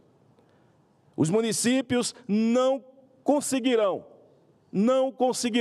se essa medida não for assentada e respeitada pelo governo federal. A emenda também propõe a equiparação de regras de benefício dos regimes próprios de previdências municipais às da União. Uma medida de equidade que visa garantir a sustentabilidade dos regimes próprios de previdência dos municípios, beneficiando diretamente 1.624 municípios que ainda não realizaram a reforma previdenciária. Só no Rio Grande do Norte são mais de 20 municípios. Senhores e senhoras, a proposta ainda aborda a solução de impasses interoperativos da legislação de aporte e monetização de ativos para o equacionamento do déficit atuarial dos regimes próprios de previdência, além de corrigir a cobrança equivocada do PASEP, das entidades gestoras do regime próprio de previdência. Por isso tudo, senadores, presidente Pacheco, conclamo todos os prefeitos do Brasil para que venhamos para a Marcha dos Prefeitos, que a nossa Confederação Nacional de Municípios está a fazer esse ano novamente, a partir do dia 20, para que o governo federal entenda que os prefeitos e prefeitas do Brasil estão unidos numa causa municipalista. Não é dinheiro no bolso dos prefeitos, é dinheiro nas prefeituras, no sistema municipal que recebe o cidadão e o povo brasileiro todos os dias, origem dos votos aqui desse Congresso. Muito obrigado, senadores.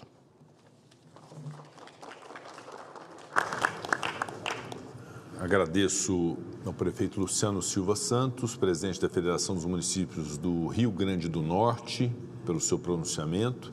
Chamo a ocupar a tribuna o senhor Francisco Nélio Aguiar da Silva, prefeito de Santarém, no Pará, e presidente da Federação das Associações de Municípios do Pará.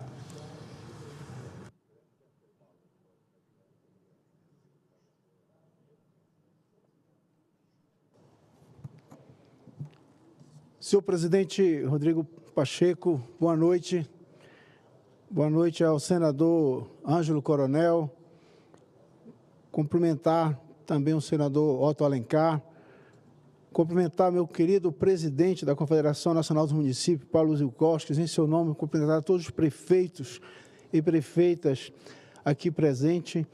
Presidente Rodrigo Pacheco, obrigado pelo convite, pela oportunidade de estar aqui no Senado Federal para a gente debater um tema tão importante para os municípios do Brasil. Parabéns pela iniciativa, parabéns pela audácia, parabéns pela coragem de juntos a gente finalmente começar a enfrentar esse tema tão importante.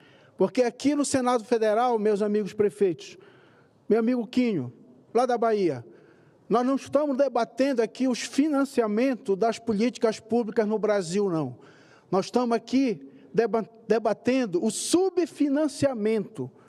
Não existe o financiamento, existe um subfinanciamento nas áreas que a gente presta o serviço lá na ponta enquanto município.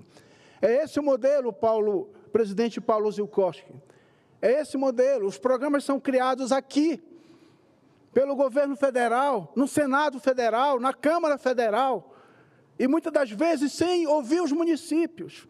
E aprovam aqui e arrebenta lá na ponta as nossas finanças, o nosso caixa, com muitas e muitas leis já foram aprovadas. Nós temos um modelo que a gente não se preocupa em criar políticas de Estado. Nós temos um modelo que cada governo cria uma política de governo, entre um governo é uma coisa, entre outro governo muda tudo. Na saúde, recentemente, criaram o Previne. Agora, uma portaria, meu amigo George, lá na Paraíba, já não é mais Previne, já é outro modelo de financiamento. E são modelos de financiamento, presidente Paulo, que são criados de forma fragilizada. São criados por uma portaria ministerial, como está acontecendo com o piso da educação e como acontece também com o financiamento na saúde. E nós defendemos que qualquer modelo de financiamento para saúde e educação tem que passar pelo Senado Federal, tem que passar pela Câmara Federal, porque aí você vai dar realmente uma segurança, uma garantia de um prefeito que vai passar 4 anos, de um prefeito que vai passar 8 anos, que ele tem realmente segurança para ter dinheiro, para garantir as demandas da população. A gente que é prefeito, o povo bate na porta da gente, o povo vai na prefeitura e quer ponte, quer ramal, quer as necessidades, a educação, a saúde. E eu sempre falo para eles, presidente Rodrigo Pacheco, todo mundo quer pipoca, mas se não tiver milho, ninguém faz pipoca. Então, todo mundo, é o promotor, é o juiz, é a ação judicial, é a obrigação de fazer em cima dos prefeitos, mas ninguém encara a situação de subfinanciamento que a gente está passando. Vamos falar de educação. A educação eu não sei mais o que fazer, porque nós temos uma lei de responsabilidade fiscal que diz que a gente só pode gastar 54% é o nosso teto. Aí tem a lei do Fundeb que me obriga a gastar 70%. Aí uma diz que eu só posso gastar 54%. A outra lei diz que eu sou obrigado a gastar 70%. E aí? Que confusão é essa? A gente se meteu, Quinho. Não é? E aí a gente vai para o piso. O piso que agora não tem nem lei, o piso agora é por portaria. Mas as regras de reajuste do piso nacional do magistério é diferente, é uma coisa. A regra de financiamento do piso do magistério é outra. E a cada ano, o reajuste do piso ele é superior ao reajuste do financiamento. Essa conta não fecha. O que é que vai acontecer lá na frente? Vai quebrar os municípios. Daqui a pouco os professores estão em greve porque os salários vão estar atrasados. Daqui a pouco é matéria na imprensa da escola caindo pedaço, da escola que chove mais dentro da escola do que fora da escola, porque o prefeito não tem recurso para construir uma nova escola, para reformar a escola. Aí a gente vai para a saúde, é pior ainda, mas muito pior. Eu já vi aqui no Senado Federal, o presidente Rodrigo Pacheco, o prefeito de Campinas se lamentando.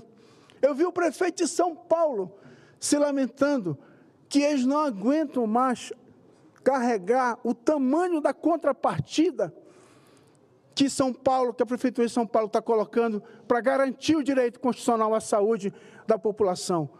Ninguém aguenta mais e a cada ano vai piorando mais ainda, porque não se toma nenhuma providência. Nós estamos aqui diante, a União, para se proteger, congelou os seus valores, é muito fácil. Lá na Prefeitura nós não podemos fazer isso. Nós temos que aumentar cada vez mais a nossa contrapartida. Só a Prefeitura de Santarém, no Pará, no interior do Pará, nós já colocamos 236 milhões de reais nesses 7 anos de governo, além dos 15% do que deveria ter colocado pela Constituição do Brasil, respeitando a nossa Constituição. Quanto eu não poderia ter feito por um indígena, por um quilombola, pontes que estão precisando fazer, mas eu tive que colocar, porque eu coloco, as pessoas morrem. Porque o que o Ministério da Saúde repassa para a gente não é coisa séria. Estão brincando de política nacional de saúde. O SUS foi criado, não foi para isso. Como é que uma consulta na tabela do SUS é R$10? Onde é que eu vou pagar uma consulta de R$10 para um neurocirurgião tirar plantão e atender minha população no pronto-socorro da pessoa que sofreu um acidente de moto, da pessoa que foi atropelada? Como é que eu vou pagar para o traumatologista R$10 para ele ficar lá atendendo por consulta? Está vendo que não existe isso? Mas ninguém corrige isso. Ninguém corrige. Vai ficar assim até quando esse valor de R$10 para uma consulta? É brincadeira, a assistência farmacêutica foi falada aqui pelo Ivo. É menos de R$6, é menos de R$6 por ano para você garantir o remédio da pressão, o remédio da diabetes, você não consegue, às vezes falta remédio no posto de saúde. Santarém recebe R$151 mil de assistência farmacêutica e a gente gasta 600 mil. Então é uma diferença muito grande. Aí depois os hospitais estão superlotados, porque você não controla a diabetes na UBS, você não controla a hipertensão, eles vão parar na hemodiálise. Vão ser refém de fazer sessões de hemodiálise. Então, senhor presidente, a gente aqui está discutindo, na realidade aqui, o INSS, a Previdência, mas nós estamos discutindo a ponta do iceberg. A situação de falência dos municípios é bem maior do que essa. Nós passamos por dificuldade financeira, mas não é só pela forma injusta de nos tributar. Eu não entendo isso. Eu não entendo. A gente paga 10 milhões por mês para o INSS. Se eu atrasar um mês, a multa é de 10%. Se eu atrasar 2 meses, isso é 20% de multa. 20%. 20% de 10 milhões, eu pego 20%. Acho que nem cartão de crédito cobra uma multa exorbitante como essa, mas é o que está na lei. A Receita Federal está fazendo o que está na lei. Então, eu entendo que a gente tem que rever tudo isso, não só esse momento de desoneração, que é justo. E aqui é uma conquista. é uma conquista do Senado Federal, uma conquista de todos nós, prefeitos, e senador Rodrigo Pacheco. Nós estamos juntos, nós estamos juntos. Eu sei que o senhor presidente está junto conosco. Nós vamos enfrentar, vamos lutar juntos para não ter retrocesso, porque se nós conseguimos reduzir de 20 para 8, foi uma conquista, e não foi fácil. E nós não vamos ceder facilmente que essa conquista se perca, porque lá na ponta já está tendo efeito. Tem prefeitos aí que estão economizando 300 mil mês, 500 mil mês, 3 meses já é 1,5 milhão. Esse 1,5 milhão foi para os cofres públicos, para investir na saúde, na educação. Essa sobra que está tendo hoje lá, está indo para atender as necessidades da população, está ajudando a gestão, dar respostas para os munícipes, para o cidadão que está lá na ponta e que vive nos municípios. Parabéns ao Senado Federal, muito obrigado pelo apoio, e é o que a gente espera, que esta casa seja cada vez mais municipalista. Sempre foi, sempre é e sempre será. Obrigado. Agradeço ao prefeito Francisco Nélio Aguiar da Silva, prefeito de Santarém e presidente da Federação das Associações de Municípios do Pará, por seu pronunciamento. Chamo a ocupar a tribuna o senhor Diogo Borges de Araújo Costa, prefeito de Talismã, no Tocantins, presidente da Associação Tocantinense de Municípios. Tem a palavra.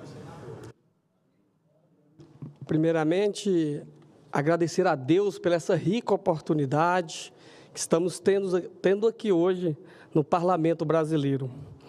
Dizer, presidente Pacheco, ao mesmo tempo lhe cumprimentando, que fique registrado nos anais da história desse Parlamento e do Brasil e no municipalismo, que pela primeira vez o Senado Federal reúne representantes de prefeitos do Brasil inteiro para discutir o Brasil, porque não se pode discutir o Brasil sem se discutir com os prefeitos, porque eles fazem o Brasil. Não existe Brasil sem os municípios. Cumprimentar meu presidente, Paulo Zunkoski, pela liderança no tema, todos os colegas, senador Coronel, que muito bem falou aqui, relata, defendendo o município, mostrando que é um municipalista convicto, é isso que nós precisamos nesse parlamento, juntamente com o presidente e todo o Senado e todo esse Congresso, que já mostrou por muitas vezes que eles que têm sustentado os municípios brasileiros, tanto com as emendas, principalmente os pequenos municípios, como o meu, com menos de 3 mil habitantes, que vive essencialmente de repasses constitucionais, e as emendas de custeio é que não deixa, mandados pelos parlamentares,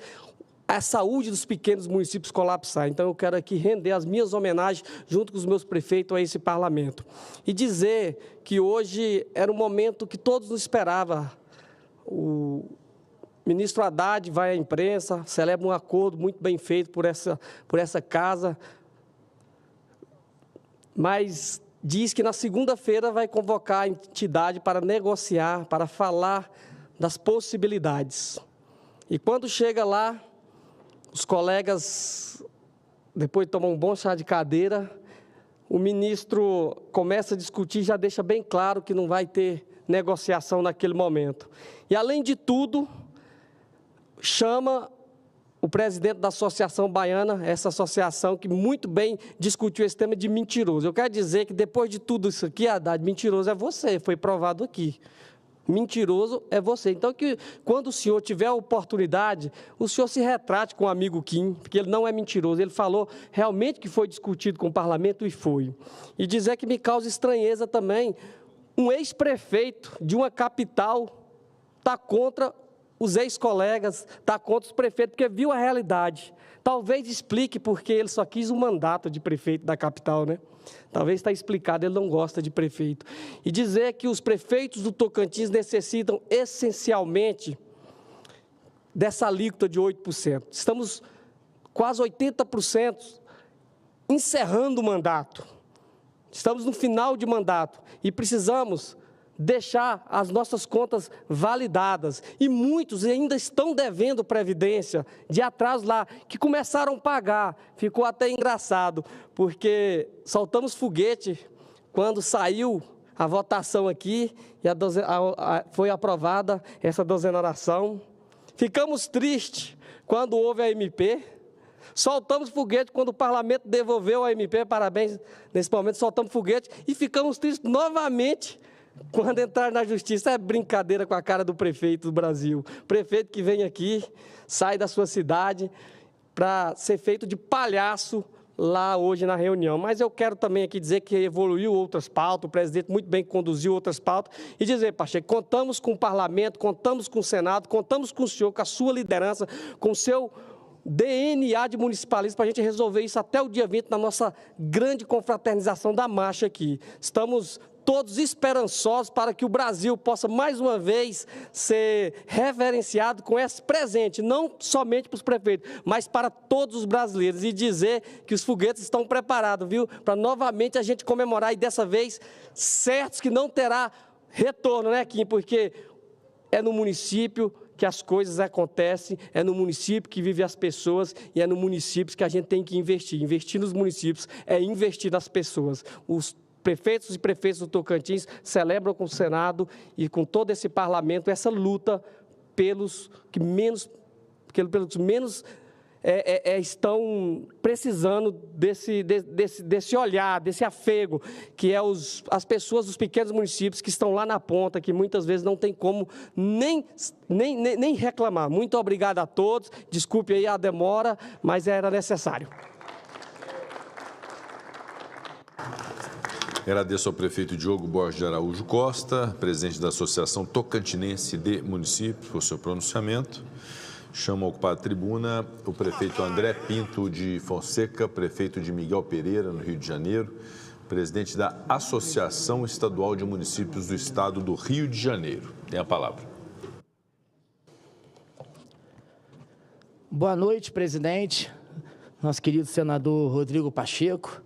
Também gostaria de cumprimentar o senador Otton, o senador Ângelo Coronel e o senador Efraim Filho. Cumprimentar também o nosso querido presidente, que é uma honra para os prefeitos do Brasil. Cumprimentar o nosso querido presidente Paulo Zimskowski. O nome desse também tem que ser diferenciado, né, presidente? Dizer que hoje, presidente Rodrigo Pacheco, mais do que essa reunião que está sendo discutida aqui, hoje é um marco nos municípios do Brasil. Porque a gente está assistindo como prefeito de cidades, eu como presidente do Estado do Rio de Janeiro, eu vendo o governo federal a não respeitar essas duas casas que foram legitimamente eleitas pelo povo brasileiro. Com todo respeito ao nosso Supremo Federal, Supremo Tribunal Federal, a todo o nosso judiciário do Brasil, mas nós não podemos desconsiderar esses homens e essas mulheres que têm uma história política no nosso país e na nossa nação. Simplesmente se discutir. Eu não digo perder tempo, porque quando se discute o futuro, a gente está discutindo, estamos ganhando tempo.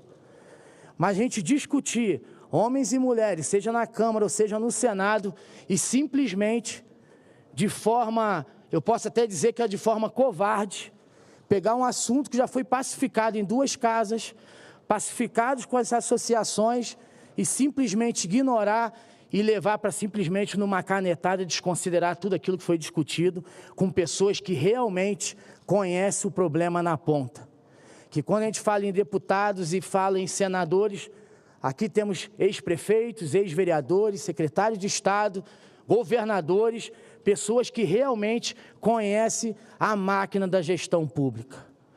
Eu acho que, presidente, eu queria deixar aqui um pedido para a gente urgentemente buscar o alinhamento dos poderes e mandar um recado para o governo federal, parar dessa forma covarde de se discutir e de sentar.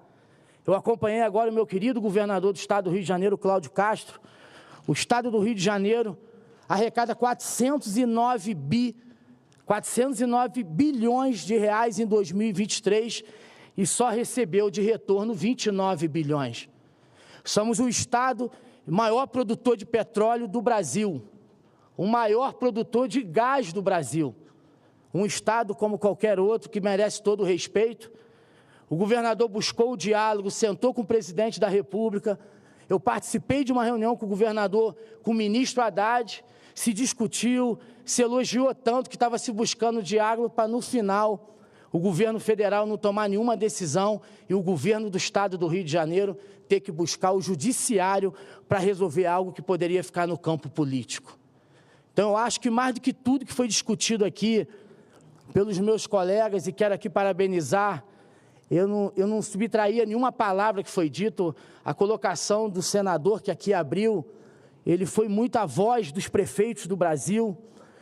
O início com o nosso querido presidente, Rodrigo Pacheco, ao introduzir a abertura desse grande diálogo aqui nessa tarde, nesse início da noite, resume muito. O Brasil precisa discutir mais no campo político. Quando o judiciário tem que tomar as decisões deles, eu não vejo eles procurarem a Câmara, a Presidência da República, o Executivo, o Legislativo, para tomar alguma decisão. E até quando a gente vai ficar o povo elegendo verdadeiramente os legítimos representantes do povo e a gente ficar assistindo de forma, muitas das vezes, democrática, colocando toda aquela discussão numa só canetada e vai valer aquilo que talvez não tiveram mérito a ser discutido a fundo nessa questão. Então, eu quero aqui parabenizar, presidente, eu já sou um admirador da sua história política, eu tenho certeza que o senhor é um dos homens mais preparados dessa nação, não é à toa que seus colegas se conduziram ao senhor, ao presidente do Senado, hoje um dos órgãos mais especiais do nosso país. E a gente queria deixar essa súplica, não pode passar do dia 20. O Rio de Janeiro, como os demais estados, vão quebrar. E isso aqui, eu sempre, aqui encerro a minha palavra, eu sempre digo o seguinte, eu sabia que uma hora a conta ia chegar. O que está se discutindo aqui hoje, nessa tarde, é gerações passadas que com nenhum tipo de responsabilidade começaram a implantar leis políticas que a gente sabia que um dia essa conta ia chegar. E chegou. Como disse pelos meus colegas, o que está discutindo aqui hoje é uma pontinha, claro que vão deixar de pagar, mas foi falado aqui a saúde, um absurdo hoje a saúde, essa tabela SUS, ninguém aceita um negócio desse, um exame, o governo federal repassar 20% de um valor que o município paga 100%. Então eu queria fazer aqui esse pedido muito especial, presidente, que o senhor continuasse tendo essa sensibilidade com os municípios do nosso Brasil. Claro que pode ser repetitivo. Ninguém mora no Brasil e ninguém mora nos estados. As pessoas moram nas cidades. Então, eu queria aqui deixar esse pedido a essa casa com muito carinho, com muito respeito. Quero deixar um agradecimento público aos 3 senadores do estado do Rio de Janeiro, ao meu querido amigo senador Flávio Bolsonaro, meu amigo senador Romário e o nosso querido senador Portinho. Ao cumprimentar os 3 senadores do estado do Rio de Janeiro, eu queria aqui estar cumprimentando toda essa casa e mais uma vez, senador, parabéns pela sua condução e parabéns aos demais senadores, porque eu costumo dizer que quando um ser humano ele perde a sensibilidade de sentir a dor do próximo, o último lugar que ele tem que estar é na política. E é a política que é a ferramenta que vai transformar e que vai mudar. E como disse o meu colega, não é o Brasil do futuro, é o Brasil de hoje. Já que talvez outros não tiveram essa responsabilidade que a gente está tendo nessa tarde, que a gente possa fazer uma reflexão e cada vez mais deixar esse recado para o governo federal. Chega de fazer reuniões de faz de conta. Eu não aceito um colega meu ali da Bahia passar o que passou hoje com o ministro Haddad. Nem o pior ser humano teria essa indelicadeza de chamar um prefeito, um presidente da associação de mentiroso. Então, eu quero deixar aqui esse registro público de que, se o ministro tiver um pouco só de sensibilidade, ele tem que vir a público pedir desculpa, não ao presidente pessoalmente, pedir desculpa a um povo tão querido desse país, que é o povo da Bahia. Então, eles merecem o nosso respeito, o nosso carinho, e falar para você, presidente, continua, vamos para o enfrentamento, porque, como disse o nosso colega, por isso que ele talvez teve um só mandato. Deus conhece todas as coisas. Então, meu muito obrigado e que Deus continue nos abençoando. Agradeço ao prefeito André Pinto da Fonseca, de Miguel Pereira, no Rio de Janeiro, presidente da Associação Estadual de Municípios do Estado do Rio de Janeiro. Chamo a ocupar a tribuna o senhor Anderson José de Souza, prefeito de Rio Preto da Eva, no Amazonas, presidente da Associação Amazonense de Municípios.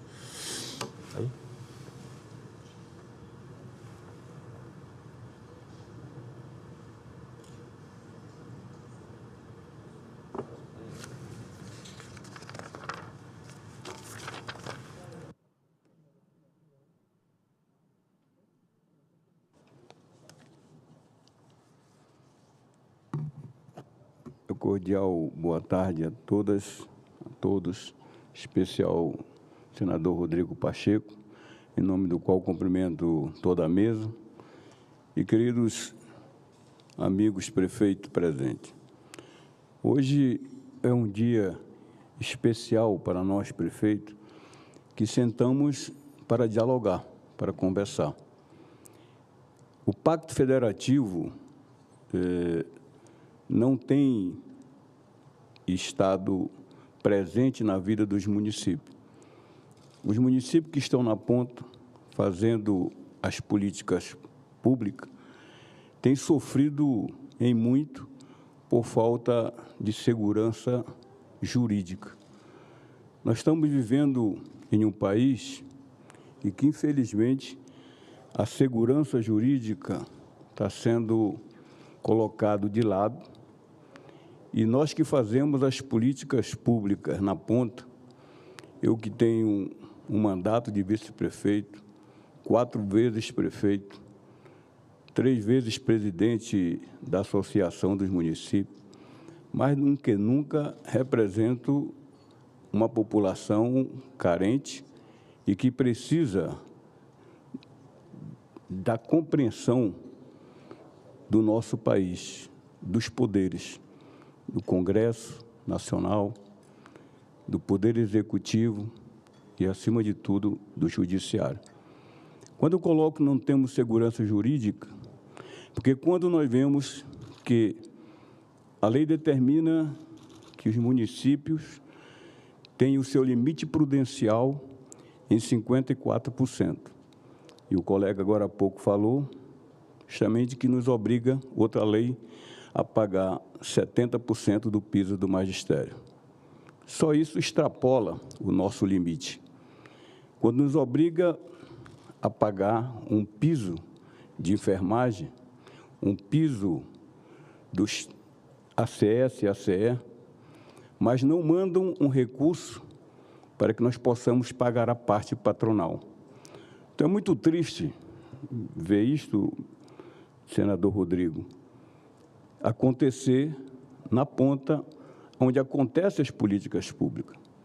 Quando se discutiu a desoneração da folha, é porque nós estamos vendo o país, os municípios endividados em mais de 240 bilhões de reais. E quando se tira o juro, correção monetária, isso reduz para 160 bilhões de reais. Nós temos as mesmas coisas acontecendo no regime próprio de previdência, em que os municípios que a têm também estão endividados. Então, mais do que nunca, precisa haver, por parte do Senado, eu peço justamente a esta Casa, que assim como o governo, o Executivo, judicializou, que possa também judicializar, levando às provas reais aquilo que foi discutido, aquilo que foi apresentado nas comissões e que foi aprovado em vários momentos, derrubado o veto, e que não houve a obediência daquilo que foi feito a casa mais importante, que é o Congresso Nacional. Eu peço realmente que haja, da parte do Congresso, o mesmo tratamento que foi dado pelo governo, a judicialização. Cabe embargo, cabe uma apelação, e nós continuarmos justamente a manter isto, porque são sonhos que começamos a realizar. São coisas que nós planejamos em cima do nosso orçamento, aprovamos o nosso orçamento, a lei orçamentária nossa com o valor, e todos nós vamos ter que voltar para casa dizendo para os nossos companheiros de que voltou a ser cobrado 20% a partir deste mês. E ainda com efeitos retroativos que estão colocando. Isso é ruim e nós saímos aqui com insegurança jurídica. E eu peço à Casa que possa justamente tomar todas as medidas cabíveis e nos dar essa segurança. E nós possamos sair daqui de Brasília com resultado real. Quero cumprimentar meus 3 senadores do Estado, o senador Omar Aziz, o senador Eduardo, o senador Plinio, e, em nome deles, cumprimento os demais senadores de todo o nosso país. Mas, presidente Pacheco, nos ajude nesta luta. Faça com que esse sonho se torne mais realidade ainda. Não saiamos aqui frustrados.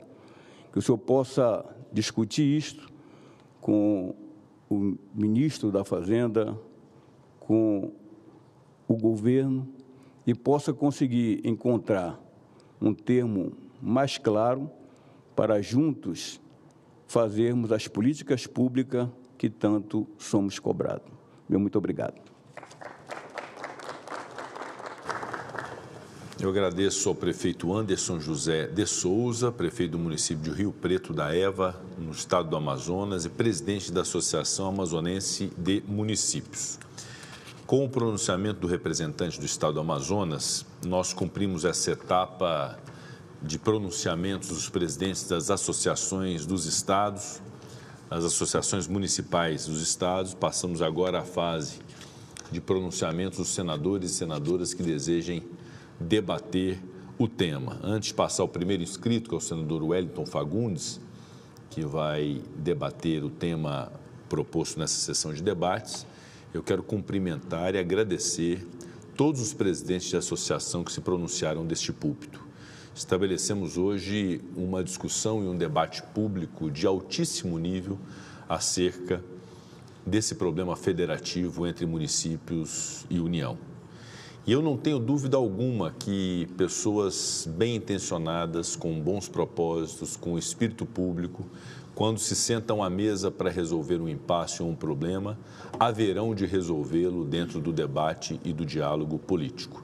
Divergências sempre acontecerão, eventualmente algum acirramento que possa haver na discussão, como soube que houve com o nosso presidente da Bahia, com o ministro da Fazenda, mas, por certo, ambos, tanto o nosso presidente da Associação Baiana, o prefeito Quinho, quanto o ministro Fernando Haddad, têm o igual propósito de poder fazer o bem pelo país. E é muito importante que nós possamos estabelecer isso e um diálogo ameno, amistoso, de propostas. E hoje nós estabelecemos aqui um extrato do que é a intenção do municipalismo brasileiro, através do pronunciamento da principal autoridade municipalista, que é o presidente da CNM, o Paulo Zilkowski, também da Frente dos Prefeitos, o prefeito Edivaldo Nogueira.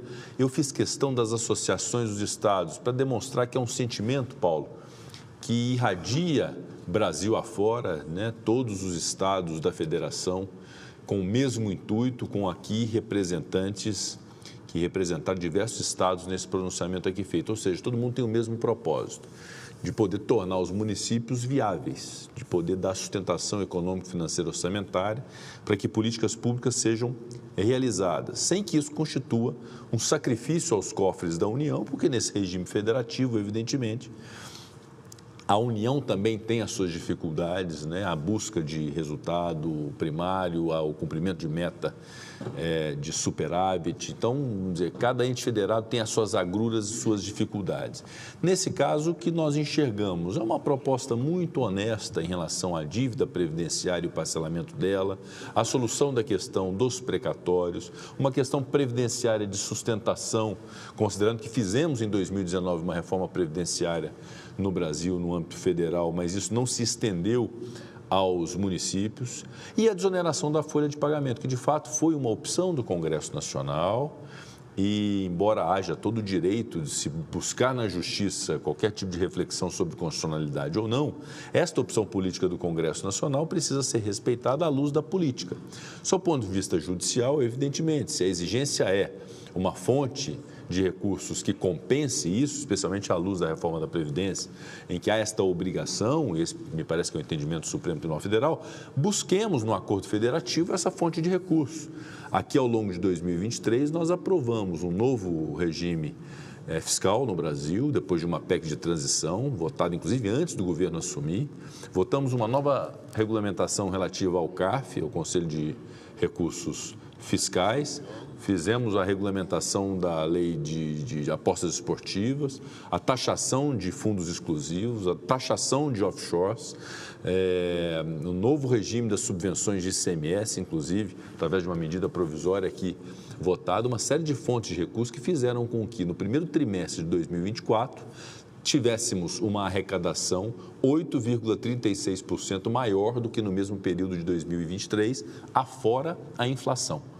Ou seja, um aumento de arrecadação muito consistente de mais de 70 bilhões de reais nesse primeiro trimestre, fruto de um trabalho do Congresso Nacional de pura responsabilidade fiscal, inclusive com oneração de setores produtivos, setores da economia.